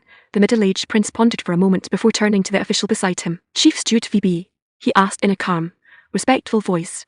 Do you happen to know why Father Emperor has summoned me to the rooftop terrace today? Phoebe looked at him, replying with crisp, disciplined deference, reporting to your highness. His Imperial Majesty did not explain his intentions. Your humble servant does not know. First Prince Zayn Aryan offered a subtle nod, his gaze shifting to the digital floor display as the numbers climbed rapidly toward the sky. Before long, The glass doors glided open, and the two stepped out onto the open-air rooftop platform of a skyscraper, high above the clouds. Stepping onto the platform, Prince Aryan immediately dropped to one knee, bowing deeply to the handsome young man sitting comfortably upon an elevated carved throne, alongside the elegant, radiant Empress seated beside him. Your subject respectfully wishes Father Emperor robust health, and Mother Empress eternal peace. Zayn looked down at his eldest son who, due to the natural passage of 20 years, now appeared noticeably older than his own perpetually youthful father, and waved his broad hand with a warm smile. Aryan, my son, sit down. Let us talk. Empress Ayesha, seated beside the throne, looked upon her eldest son with a tender, loving smile gracing her fair face. We offer our deepest thanks, Father Emperor. First Prince Aryan rose gracefully, taking his seat on a plush leather chair nearby. Looking up attentively, he asked, Father, what instructions do you have for summoning your son here today? Your father is growing old, Zayn remarked, a wry, playful smirk touching his lips. I summoned you today because I intend to pass the imperial throne to you. If First Prince Aryan froze in utter, jaw-dropped shock. Bolting up from his seat, he stammered frantically, No. Father Emperor, you're still in the absolute prime of your youth. Chapter 224. The ever-youthful Father Empress Ayesha was deeply moved hearing her son's words. The fact that her husband had not aged a single day over the past decades was undoubtedly a divine blessing from heaven. Furthermore, she had received the self-same grace. Her own beauty remained as radiant as ever, completely untouched by the passage of time. Parting her delicate lips, Ayesha offered a gentle, reassuring smile. Aryan, my son, passing the imperial throne to you is an arrangement your father and I agreed upon long ago. First Prince Zayn Aryan felt thoroughly bewildered. The announcement had come completely out of the blue, without a single hint of prior warning. Besides, in what universe was his father old? The man looked vastly younger than Aryan himself. Not to mention, his father commanded more boundless physical vigor and stamina than anyone else under heaven. Indeed, over the past 2 decades, his father had spent his days indulging in the comforts of his private court. Setting everything else aside, one merely had to look at the number of Aryan's younger brothers and sisters if Aryan remembered correctly. He now had over 200 siblings. In fact, his youngest brother was considerably younger than Aryan's own son. As for the size of the imperial household, there was zero need to elaborate further. Racking his brain, Prince Aryan felt there was only one plausible explanation: his father was putting his loyalty to the test. Yet the crucial truth was that, despite holding the title of Crown Prince, Aryan had never harbored wild political ambitions for the throne. Thus, he could only offer a sheepish, dutiful laugh. Father Emperor is brimming with vibrant energy and does not look old in the slightest. Empress Ayesha smiled, shaking her head gently. Aryan, remember well, once you ascend the throne as sovereign, you must be diligent in statecraft, cherish the common folk, and refrain from pride, extravagance, and unrestrained indulgence. In short, simply do not follow your father's example. Zayn sat completely speechless. Why call me out of nowhere? He thought, amused. Is it a crime for a man to enjoy life through his own hard-won abilities? Yet reflecting on it, no one under heaven except his cherished wife would ever dare tease him so openly before his son. Zayn chuckled, nodding smoothly. Indeed, indeed. Never follow in your father's footsteps in those private matters, my son. You must become a noble, exemplary ruler. Yet Father Prince Aryan began, attempting to offer another protest. Zayn cut him off with a casual wave of his broad hand. Furthermore, an imperial decree shall be issued. All royal princes who have attained 20 years of age shall set sail across the seas to take up their respective overseas fiefdoms. Hearing those words, Prince Aryan realized the absolute truth. His father was not joking or testing him in the slightest. He genuinely intended to abdicate the throne. It meant Aryan was truly destined to become the second emperor of the great Zayn Empire. What was more, this transfer of supreme power would unfold with absolute, unprecedented smoothness, devoid of court factionalism, political strife, or a single drop of royal blood spilled. Naturally, all of this was owed to his wise and formidable father. Now that his adult younger brothers were to be dispatched overseas to govern their own maritime territories, any potential threat of succession disputes was eliminated entirely. As for why those royal princes were permitted to claim their overseas seats only upon reaching 20 years of age, Zayn had calculated the strategy with careful foresight. If dispatched at too young an age, they would lack the maturity to govern distant vassal provinces. After all, establishing imperial seats overseas required a long, grueling sea voyage and firm leadership. Without sufficient wisdom and stability, they would fail to achieve lasting success. Over the past 2 decades, Zayn had paved every road for his sons, organizing large-scale settler migrations, deploying modern infrastructure, and enforcing integration policies across the maritime territories. Yet an awkward, practical problem suddenly crossed Prince Aryan's mind. Once he ascended the throne as emperor, he could hardly remain living in the Crown Prince's eastern wing, could he? Yet his father's vast imperial household occupied virtually every grand pavilion and palace within the inner citadel. In short, Where on earth were Aryan and his family supposed to reside? Daring not ask so delicate a question directly, Aryan framed his words carefully, a minor diplomatic hurdle for a prince about to assume the mantle of sovereign. Father Emperor, after your abdication, I humbly beg that you remain within the palace to guide your son in statecraft. Zayn chuckled softly, shaking his head. Once your father steps down from the throne, I shall naturally step away from court affairs, and indeed, away from the imperial palace altogether. Glancing affectionately at Empress Ayesha, Zayn added with a warm smile, your mother and I plan to find a quiet, scenic retreat in the countryside, where we can grow vegetables, tend to flowers, and enjoy taking care of our grandchildren in peace. Hearing that his father intended to vacate the main palace, Prince Aryan breathed a quiet sigh of relief. Though maintaining his dutiful posture, he stammered, yet your son still requires Father Emperor's counsel. Zayn looked at his eldest son who, despite being in his 30s, looked noticeably older than his perpetually youthful father, feeling a mixture of amusement and warmth. Aryan, my son, I'm not given to empty boasts, but when I unified this realm and established our empire, I was barely in my early 20s. You are already in your 30s, and I have passed down every piece of knowledge and statecraft required to govern. I hold complete faith that you shall manage this grand empire with wisdom, maintaining our peace and prosperity for generations to come. First, Prince Aryan's eyes shone with deep emotion. Cupping his hands in a sharp, formal salute, he declared firmly, your subject shall etch father's teachings into his soul and become an exemplary sovereign for our people. Good, Zayn nodded in deep satisfaction.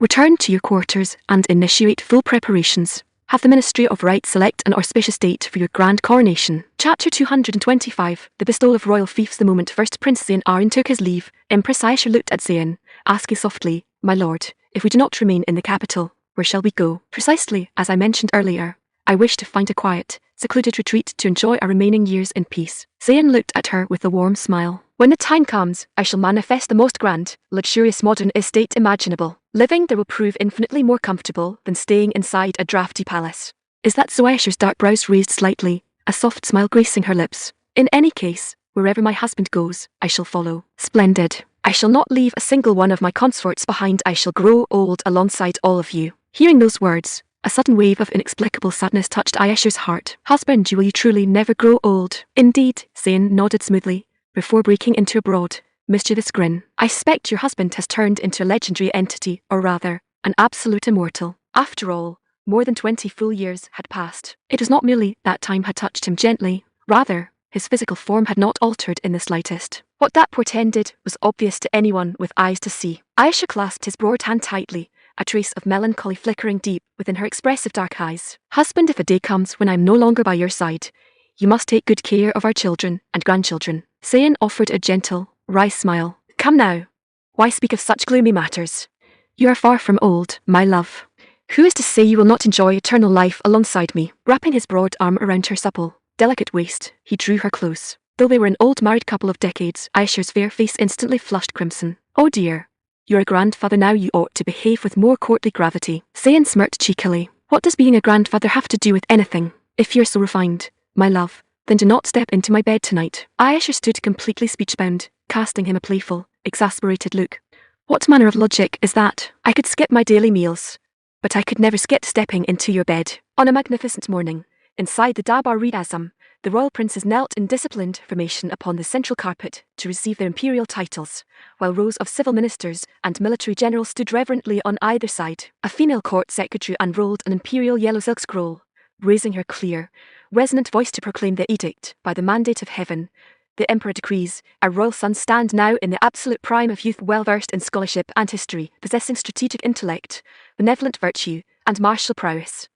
We hereby bestow royal titles and overseas fiefdoms upon them, that each prince may govern a regional domain. Second Prince Aram is hereby granted the title of King of Kin, with the Kingdom of Kin as his royal fief. Third Prince Arab is granted the title of King of Jin, with the Eastern Roman realm as his royal fief. Fourth Prince Araf is granted the title of King of Kai, with the Western Roman realm as his royal fief.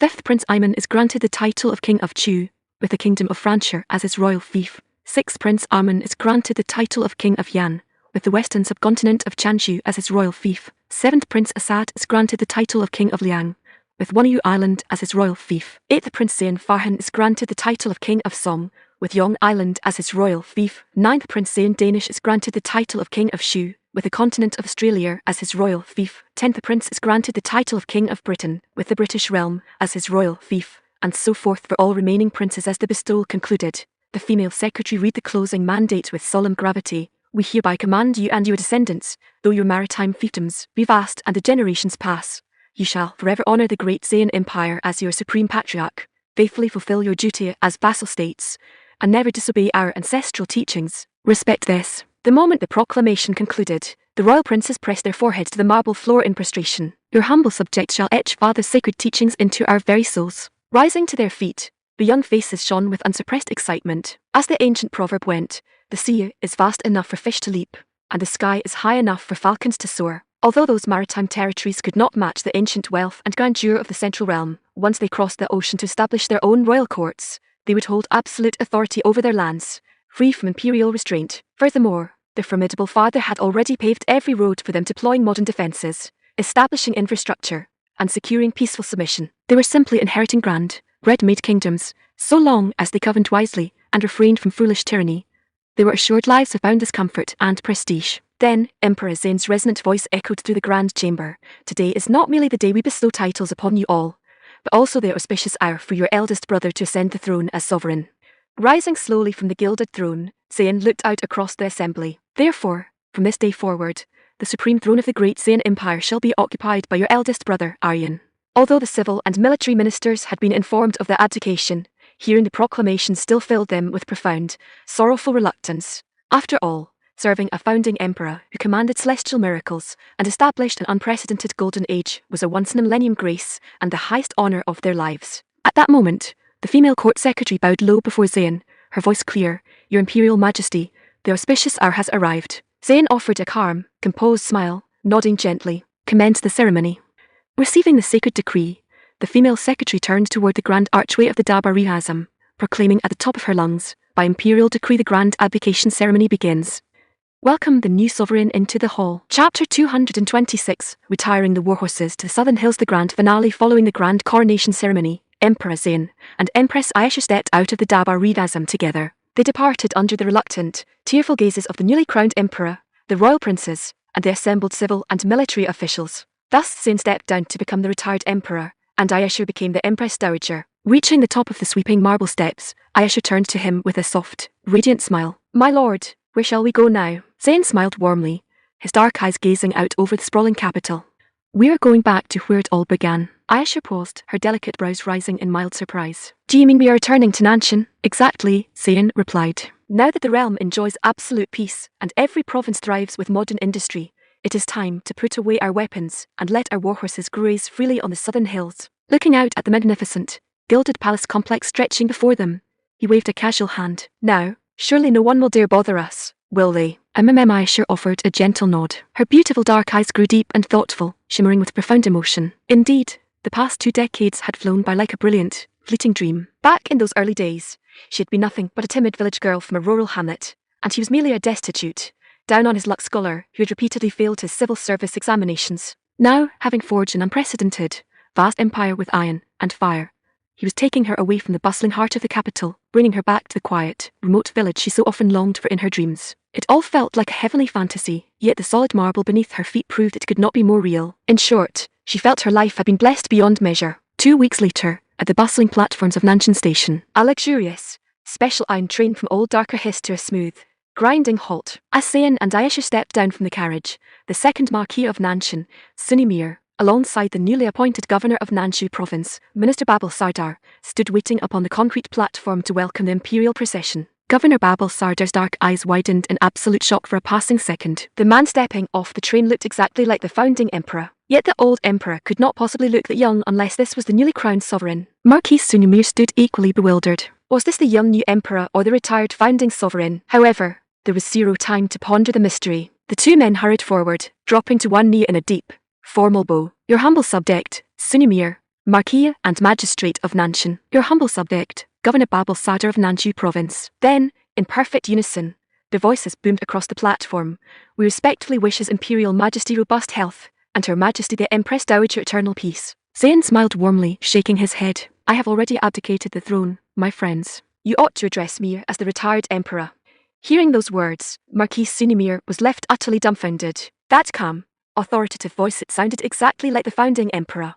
Decades had slipped past, yet he had not aged a single day. Not only was his voice unchanged, but but Empress Ayesha's radiant beauty remained entirely untouched by time as well. Are they even mortal beings? All he could conclude was that it was an absolute, mind-boggling miracle. Governor Babel Sarda's mind buzzed with sheer astonishment, convinced he must be dreaming. Flushing with awkward embarrassment, both men hastily bowed again. Understood, Your Imperial Majesty. Zayn waved a casual hand. Lead the way. We are returning to Mulberry Village. Sunimir gestured enthusiastically toward the station exit. Your Majesty, I have prepared the royal motorcade. Please, right this way. Zayn took a few brisk steps, then paused, turning back with a curious smirk. By the way, how many motorcars did you prepare for us? Sunimir replied hurriedly, full of pride. Your Majesty, I have arranged 1 luxury Mercedes-Benz and 10 premium escort vehicles. Not nearly enough, Zayn chuckled, shaking his head. Pointing a thumb back at the sleek high-speed rail, he added, behind this carriage, there are 5 more special trains arriving shortly, and every single one of them is packed to the brim with my household. Sunimir's jaw dropped in bewildered surprise.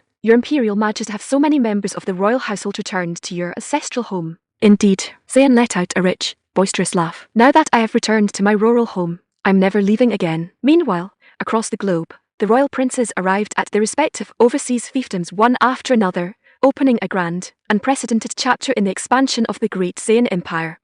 From that era onward, the old kingdoms of Francia, the British realm, and Wanu Island faded into the dust of history. In their place stood the mighty, unified vassal states of the empire, the kingdom of Qin, the kingdom of Jin, the kingdom of Kai, the kingdom of Chu, the kingdom of Yan, the kingdom of Liang, the kingdom of Song, the kingdom of Shu, and the kingdom of Breton.